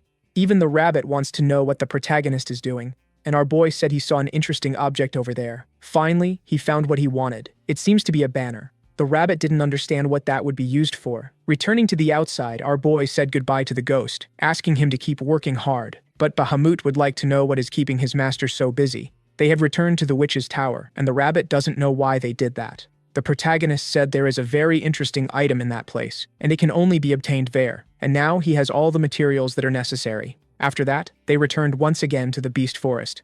The rabbit seems to be getting more and more disappointed. With the help of spears, the protagonist seems to have made a large net, using spider silk, claiming that it will keep them safe from the gnats, those masts he took from storage. While the spider web was followed in the witch's tower, the mini golems will be tasked with carrying that. This is a mobile trap for gnats. The rabbit realized it could be useful when the creatures were coming towards them, but doubts the spider web can hold them all. The protagonist warned that he would deal with the creatures that got stuck using his spear, so they could continue advancing. For the boy, this opportunity is perfect to elevate his ant antenna skill to the maximum. Finally, the monsters began to appear in the forest. The protagonist continues fighting against all of them. In no time, his body is already covered in the blood of the gnats. Meanwhile, the rabbit observes everything but seems unimpressed. After fighting quite a bit, they stop for a moment to rest. The protagonist needs this moment. He is quite exhausted. Elsewhere in the same forest, a woman is desperately fleeing from the creatures. Her screams caught the attention of the protagonist. The girl and her companion apologize, as they ended up throwing themselves under that mosquito catcher. Our protagonist watches in surprise at the presence of these extras. The gnats that were chasing them ended up trapped in the trap. The two apologized for the inconvenience, stating they were in the middle of a big problem. These players are also impressed with the protagonist's genius, who had crafted a perfect trap. These compliments left the rabbit quite irritated, as he hated that trap and told the extras to shut up. Seeing the talking rabbit, they were scared. It seems they don't know him. They must have entered the game during the baboon's management. The protagonist told the two to rest a bit, as he would expand the space of his tent in the meantime. A bit of tea was offered to those players. They are grateful for such hospitality. The protagonist realized they must have been there for a long time, so he asked if they had found the historical site or seen a large lake. The girl seems to know about that lake, as they were coming from it at that very moment. Then they showed the protagonist where the lake is. In the middle of all that water, there were some ruins. The protagonist was immediately impressed, thinking that it was a treasure chest. His greed sometimes surprises even the rabbit. The girl said they tried everything to get that chest, but they don't know how to cross the lake. Analyzing the water, the protagonist considered the possibility that the lake might be deep, not to mention that it is infested with gnats. In light of this, he decided to ask Dongmin how he got across the lake, and the boy accepted the idea that he wouldn't be able to access the chest, so he gave up. Since the historical ruins are close to the lake, it makes everything easier. For the rabbit, the solution is simple. Just ignore the chest, as it seems like a very obvious trap. But after looking at the protagonist, he realized that his advice would be completely ignored. And this leaves the rabbit quite scared, because our boy has already decided what he would do. Worried about his own safety, the rabbit said he wouldn't swim in that water, as the protagonist could use his levitation stones. The protagonist wanted to do that, but there is something there that he can't ignore. He has a feeling that something might come out of that water, which only made the rabbit even more irritated. Using the ant antennas, the protagonist will conduct some tests, throwing a piece of meat into the water. In the first few seconds, nothing happened, but the ant antennas picked up something. The meat that was thrown into the lake simply disappeared. This is a sign that something is hiding there. Even knowing this, our protagonist wants to conduct a few more tests, throwing another piece of meat into the water. For the rabbit, that is a waste of good ingredients, and the extras with the protagonist also agree with that. Once again, the ant antennas detect what happened. Something is consuming that meat. More and more curious, the protagonist decided to throw in another piece. But before he could do that, he noticed that the last piece of meat hadn't completely disappeared. So he began to observe the water very closely. Something inside the lake started to agitate the surface of the water. And before all of them, a mysterious woman appeared. Immediately, the rabbit was surprised, as what is before everyone's eyes is a water spirit, which, at first, resembles a normal woman very much, except for the ears. For the protagonist, that does look like a spirit. The rabbit is just a rabbit, and nothing more. The other players there became worried, saying that what is in the water is a mermaid. Her ability is to enchant her victims before devouring them, so they should cover their ears immediately. As soon as the girl finished giving her explanation, the mermaid began to sing. Even the rabbit is worried about this, asking the protagonist not to listen to anything. But it was already too late. Our boy is completely defenseless against those sound waves. He is very apprehensive in front of the mermaid, though. Her voice is very good. That mermaid definitely has potential to sing. Now the rabbit has started to get confused, wondering why the brainwashing didn't happen. The other players are also intact. For the girl who warned everyone, that mermaid must be different from those seen before. Gesturing with her hands, the mermaid pointed to her own mouth, as if asking for a little more food. Or perhaps she is saying that she was responsible for consuming that meat. The second possibility seems better, as now the mermaid is patting her belly as if she is satisfied. Trying to understand that, the protagonist interpreted the gestures as a thank you, and it seems that was exactly what the mermaid was trying to say. The players are surprised by our boy, who managed to communicate with the mermaid. Watching everything very closely, the rabbit believes he has deciphered those gestures. The mermaid said she is too full to keep eating. There's no reason to devour those players. For the rabbit, he must have a much higher intelligence quotient than the humans around him, until everyone was surprised by the mermaid's movement. Something had happened, and the protagonist is wondering if all of that is for him. In the mermaid's hands is a pair of boots. For the rabbit, that is just trash, and inspecting the boots, the protagonist saw that they are made of rubber. He liked this surprise a lot. He didn't imagine he would find rubber inside the dungeon. The rabbit suggested they ask the mermaid to fetch the treasure chest, taking advantage of the friendliness she is showing. But it seems she understood those words, negatively signaling with her hands. For the rabbit, she won't be able to leave the water, being a water spirit, but that is no obstacle at all. Pointing to the rubber boots, the protagonist asked if she could get more similar items. In return, the protagonist said he would deliver a delicious dessert to her. This offer left the mermaid deeply enchanted. She managed to grab the bronze shield. The protagonist is very happy about this, but for the rabbit, all of that is just trash. The mermaid now has a happy smile on her face, and outside the lake, a large pile of items has accumulated. The protagonist is inspecting each one of them personally, and upon picking up a dagger, he realized it could be very useful. The other players he had encountered in the forest see that only as a pile of junk. However, the protagonist continues his scavenging, finding a small necklace, the werewolf amulet, which allows howling. The boy was quite excited about this, but the rabbit didn't see much appeal in that item. Not knowing how to use it, he heard from the rabbit that he should try howling like a wolf. The protagonist did exactly as suggested, but nothing happened, except of course for the rabbit's fit of laughter. This is becoming more and more amusing for the poor thing. But a creature appeared in that place, wanting to know who was responsible for summoning it. The protagonist and the rabbit immediately looked back. Rugal had just appeared in that forest. Seeing the assistant's presence, the players were frightened, as he shouldn't be at stage 4. Not at all impressed by him, the rabbit decided to ask what the wolf was doing there. At that moment, Rugal spotted something with his eyes, the amulet that is in the protagonist's hands. Visibly furious, he asked our boy where he had gotten that. Without any warning, we were taken to a flashback. Rugal was impressed with the players who had just reached stage 2. That small group called themselves the Health Nuts.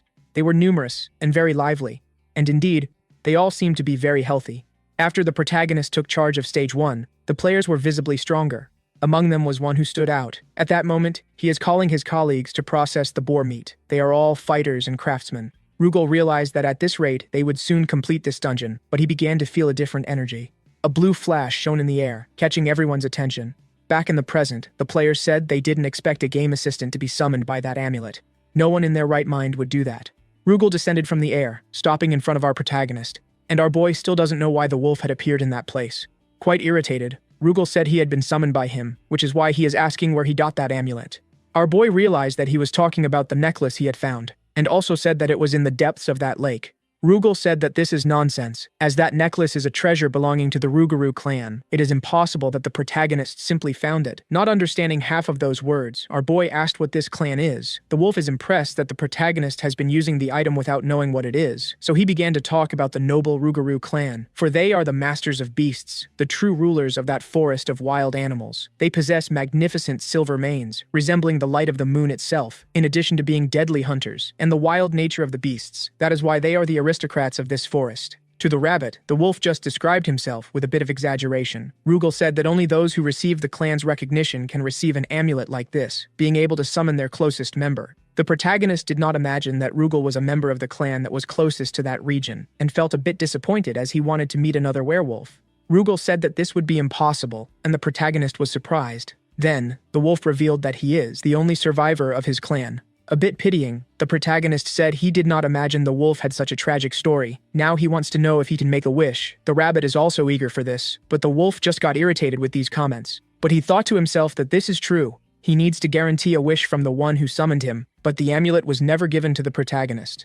And if Rugal is not going to do anything, the protagonist wants to know why the wolf appeared, for they are very busy now, rummaging through all that junk that was in the lake. Having not contributed to them, the wolf simply returned to where he was. The rabbit was impressed by this, and the protagonist began to wonder if they had irritated the poor wolf too much, as he could have stayed there longer. However, a wicked idea arose in the rabbit's mind. They could summon the wolf once more, with the help of that amulet. Speaking directly to the object, the protagonist asked if Rugal could hear him. Once again, the wolf appeared in the forest, irritated at being summoned, while the protagonist and the rabbit had fun with it. Crying with laughter, the protagonist said he just wanted to make sure he could summon him again. Apparently, Rugal cannot ignore the call of that amulet. The poor wolf realized he is in trouble in the hands of those degenerates. He even tried to ignore the call, but the rule of his clan forces the closest member to respond to it, and since he is the only survivor, the call goes to him once more, for there is no one else who can answer it. Now Rugal is very furious and asked not to be summoned again, disappearing once more into the sky of the forest. However, the protagonist seems very entertained with the presence of that amulet, calling once again for Rugal. Once again, the wolf appeared to them, bringing joy to the protagonist and the rabbit, at the cost of the wolf's mental health.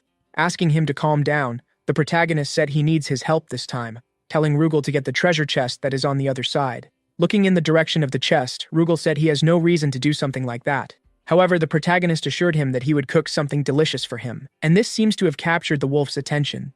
Returning to analyze the ruins, Rugal realized that this is part of the historical site, that one in particular belongs to his clan. Rugal decided to sniff the mana with his nose. He never thought that, being the last member of his clan, he would retrieve a treasure that belonged to them. Destiny can sometimes be very cruel. Irritated by the delay, the protagonist said that if the wolf doesn't want to do anything, he just has to say so, while the rabbit said he is just lazy. Furious with this demand, the wolf said he would do it. Then he flew toward the treasure chest.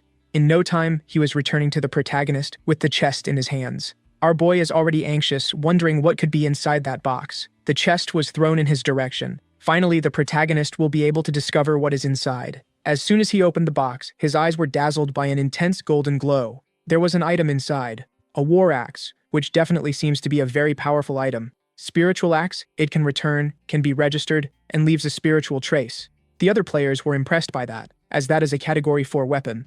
The spiritual trail is a very good quality, said the rabbit, for it can be thrown anyway, and will always pursue the target. Analyzing the instrument, the protagonist began to wonder if it functions like a guided missile. But after holding the weapon, a mysterious energy began to envelop his entire body, leaving the protagonist worried. Rugal said he could relax. He is just being analyzed by the spirit that resides in that axe. Our protagonist had never seen an option like that, and is considering whether he should test a few things with that axe. Then he began to prepare to throw the weapon, something he does with all his strength, making the axe spin through the air. The instrument is heading towards a winged creature, an unsuspecting gnat, but the creature managed to dodge that weapon. However, the axe would not let things happen that way. In the blink of an eye, it not only changed trajectory, but also completely cut that monster in half. The protagonist, who witnessed all of this, was truly impressed. Then he commanded the axe to return, causing the instrument to appear in his hands. The other players present cannot believe their own eyes. This weapon, besides being thrown, can make very tight turns. There should be no monster capable of dodging it. And with the return option, no one will be able to take this item from the protagonist. This is a truly incredible combination. Rugal was very pleased with the player's enthusiasm, stating that it is a treasure of his clan. Impressed by the description, the protagonist said that the axe could be very useful in the future. Even so, he decided that he would offer it as a sacrifice to Alpha, which left Rugal quite irritated. Even Alpha asked if he wanted to sacrifice something so valuable. In fact, the rabbit is now questioning his master, as this should not be done. But the protagonist sees no advantage in those abilities, as he already possesses a skill to track the target. What is really important is the registration option. The protagonist offered the artifact as a sacrifice without a second thought. Rugal could hardly believe what he saw with his own eyes, as that item was truly formidable. After doing this, the protagonist went to the dimension where he keeps the baboon's treasures, asking Bahamut for some axes. A division of shadow servants with the same abilities has just been created. The rabbit does not know where the axe went and also did not understand why all those shadows appeared. But the protagonist has an idea. This is the easiest way to find out where the witch is. Not understanding anything at all, the rabbit asked what the protagonist's plan is, and he said that the registration season has arrived. Immediately, the servants began to work, cutting down the trees in the forest. The wood being processed was soon stored by all of them. With no trees to hide in, the gnats are no longer a problem for them. In exchange for the protagonist's generosity, those other players are taking care of the approaching monsters while the shadow servants work. The result achieved by our boy was truly impressive. The forest is being rapidly devastated, until they encountered an excessively large tree. A single shadow servant would not be enough to cut it down, but our boy has an idea to overcome this challenge. He decided that he would help his servant with that task. With the strength of the boar, the protagonist and the shadow managed to cut the tree in a single blow. Watching all of this, Rugal realized that this could be very bad. The protagonist still does not realize the magnitude of the mistake he is making. Even the rabbit found it strange. As the trees disappear, the forest is becoming increasingly silent. The protagonist noticed that there are no longer so many monsters appearing in that region. While he was talking to the rabbit, he felt the entire ground begin to tremble as if it were an earthquake. Our boy has no idea what this is and began to wonder if the dungeon was being reset. But the rabbit said that is not what it is about, asking the protagonist to look in another direction. Something is happening in the part of the forest where there are still trees. The birds are flying, and something grand is passing through the trees. In fact, the trunks of those trees are starting to move. The protagonist realized that they are all coming together, giving rise to a single tree. That stands out in the middle of that forest, giving rise to a great creature. Rugal said that this was caused by the protagonist who did not stop cutting down the trees. Quercus does not forgive those who destroy the forest, but the protagonist has no idea who this entity is. The wolf said that it is a guardian of that place. The sentinel tree Quercus, which is also a quite formidable and powerful monster. Alpha said that this name belongs to the guardian of the trees. He only heard about it through legends, and it is the first time he observes it with his own eyes. Visibly scared, the protagonist did not imagine he would encounter a legendary creature. At that moment, he realized he had awakened a very dangerous enemy. The rabbit had already expected something like this to happen, yet he was ignored by the protagonist who said he had warned about the consequences. The boy grabbed the rabbit by the ears, saying that he had not given any kind of warning. Now, that immense creature is approaching them. The tree's feet crush everything in its path, and the most impressive thing is that the trees are clearing the way for the monster to pass through the forest. It truly is a formidable enemy. Quercus continues advancing toward the protagonist. Even though the situation is dangerous, the monster moves slowly, so they might be able to solve this problem. Mounted on his ostrich, the protagonist began to distance himself from the creature. Even if he executed a combined attack with the shadow servant, he might not be able to win. The best solution is to avoid conflict. For the protagonist, it would be better to stay out of the tree's reach until it can no longer be seen. Rugal appeared just to say that this strategy won't work. Even though that monster has no eyes, it is guided by the trees of the forest, which will tell it where the protagonist is hiding. Our boy thought about fleeing to the floating islands, but there are trees there too. Rugal confirmed it would be completely useless. No matter where the protagonist is, a new Quercus will materialize just to attack him. Alpha realized they would be chased forever, and Quercus will destroy the temples in its path. The rabbit said that all of this is the fault of the human who angered Mother Nature. If the trees guide that monster, the protagonist realized that if he can get rid of all of them, he will be safe. Rugal and the rabbit are impressed with the protagonist's ability to think of foolish things. He is certainly crazy. He possesses exactly what caused all the problems they are now having to solve. Even if the protagonist regrets his actions, there is no way for him to go back on what he has done. Now that things are this way, he decided he will cut down all the trees. He and his shadows began to cut the forest in an even more aggressive manner. Rugal asked if the protagonist is not a fool and if he is not afraid of the forest's wrath, but our boy completely ignores the warnings. He can avoid the monster's approach using his gates. It is time to change position. Several gates are positioned in that place, all of this according to the protagonist's strategy. Alpha warned that soon the life energy will be depleted, but the protagonist said that everything is fine. He will get more energy soon. It was at that moment that he noticed the presence of the little squirrel, which must have approached him while the gates were being created. The great Quercus continues to approach. After seeing that creature with his own eyes, the little squirrel was amazed. Then he started to run, and the protagonist asked where his little friend was going. The rabbit noticed that the creature was impressed to see that big tree. Despite everything, he is still just a squirrel, but now the rabbit is intrigued. He wants to know why the squirrel managed to level up so much. Our protagonist returned to his task of cutting trees, and he asked the rabbit where the squirrel is, discovering that the creature approached the giant tree. Knowing that he is safe is a relief for the protagonist. Quercus's hostility has turned solely toward him. After a long day of work, night fell upon everyone. Rugal wants to know what the protagonist will do now, as he will continue to be followed by the forest's wrath for eternity. Bahamut told the wolf to shut up, as the master is sleeping at that moment. The wolf asked if the ghost is not going to sleep, but since Bahamut is a lich, he does not need such things. His task during that night is to keep the golem moving until the protagonist wakes up. Meanwhile, Rugal noticed that the shadows did not stop cutting the trees of the forest. More and more intrigued, he is wondering if the protagonist can maintain that escape for eternity. It has been a week since they have been in this situation, and the protagonist continues fleeing from the great tree, but due to its speed, Quercus poses no risk at all. Our boy asked if his shadows are ready, as it is time to act. They are producing new golems. The wolf and the rabbit do not know what this means. It seems that the protagonist is having fun in the company of the shadow. Rugal decided to go up high once again. There he could see that half of the forest had been devastated and that everything would be reset soon. Even so, it would have been much better if he hadn't seen all that devastation. The protagonist called the wolf to join them for a meal in case he wasn't too busy. Several steaks were properly prepared for this meal. Completely engrossed in the taste of it, Rugal said that this recipe is magnificent. The protagonist asked them to eat slowly, as the food won't run away. Rugal wants to know why the protagonist isn't cutting down the trees himself, and the boy said that the shadows do the job better than he does. Hearing that, the wolf realized that the protagonist uses his automated system much better than Sherpa. While savoring that meat, the protagonist thought he should cook other types of meat as well, and in the middle of his meal a glow from the system window appeared to him. The title of Diligent Lumberjack, receiving the ability to cut trees. A completely unexpected achievement. A certain psychologist created the rule of 10,000 hours. This is the time needed to practice to become a master at something. Even though the protagonist didn't do that for all that time, he cut down 10,000 trees within the dungeon. For the rabbit, that achievement makes no sense at all. The protagonist did nothing. Only his shadows worked. The protagonist disagrees, as the shadows are also him. The rabbit tries to shout to the dungeon that it is being deceived. The ability to cut trees allows the protagonist to do it faster while regenerating his health. In the dungeon, several abilities can restore the player's health. Some only accelerate natural recovery, while others reduce health loss steadily. The ability most similar to the protagonist's is blood absorption. But in his specific case, the targets are not humans or monsters, but the trees. Thinking about this, the protagonist realized he would have to cut trees if he got tired during a battle, and the rabbit still doesn't understand that. Our boy is eager to put his new ability into practice. Putting an axe in his hands, he cut down the nearest tree. He felt that his synergy with the axe had increased significantly. It was like an extension of his body. He also noticed that his health increases by 1% for each tree that is felled. Perhaps he could even avoid death with this.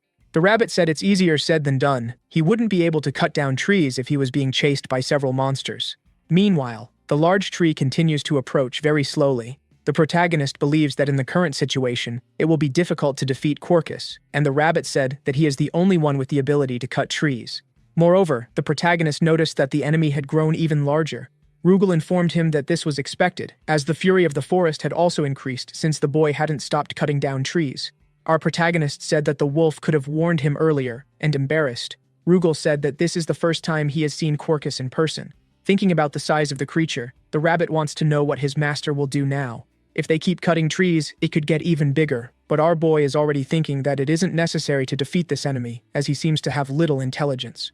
Shortly after that, he saw something with his eyes. A mysterious magic circle appeared before them. The rabbit knows it's shadow magic, and it certainly belongs to Sherpa. Sherpa was once the witch's cat. This could be a remnant of her magic. Within this forest, our boy asked Alpha to examine that energy. She said that this is an automated system of the dungeon. so it can be maintained without management. But there is another hidden sequence in that circle, very similar to the baboon storage. The protagonist doesn't know what that means, and the rabbit realized it could be Sherpa's storage. They just hit the jackpot. Then the protagonist decided to go inside, but he realized he might need a key for that.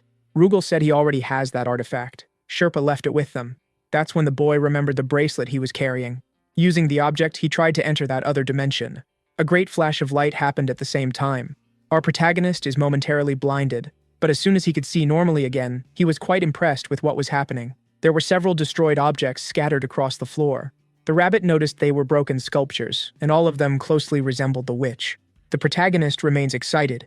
It could be that another one of the witch's bells is there. Seeing all this enthusiasm makes the rabbit quite displeased. Meanwhile, the wolf is thinking that when coincidences repeat, it could just be destiny. But that particular human does things that other players would never attempt. He can find what is hidden beneath the surface. Rugal picked up a piece of the broken sculptures. Sherpa always acted as if he were smarter than the others, but apparently, he spent his free time in a very peculiar way. The protagonist asked if the wolf had discovered anything. Rugal believes that Sherpa was trying to find a way to resurrect the witch. And one thing he is sure of. That giant cat did not stop searching for her. The rabbit was moved.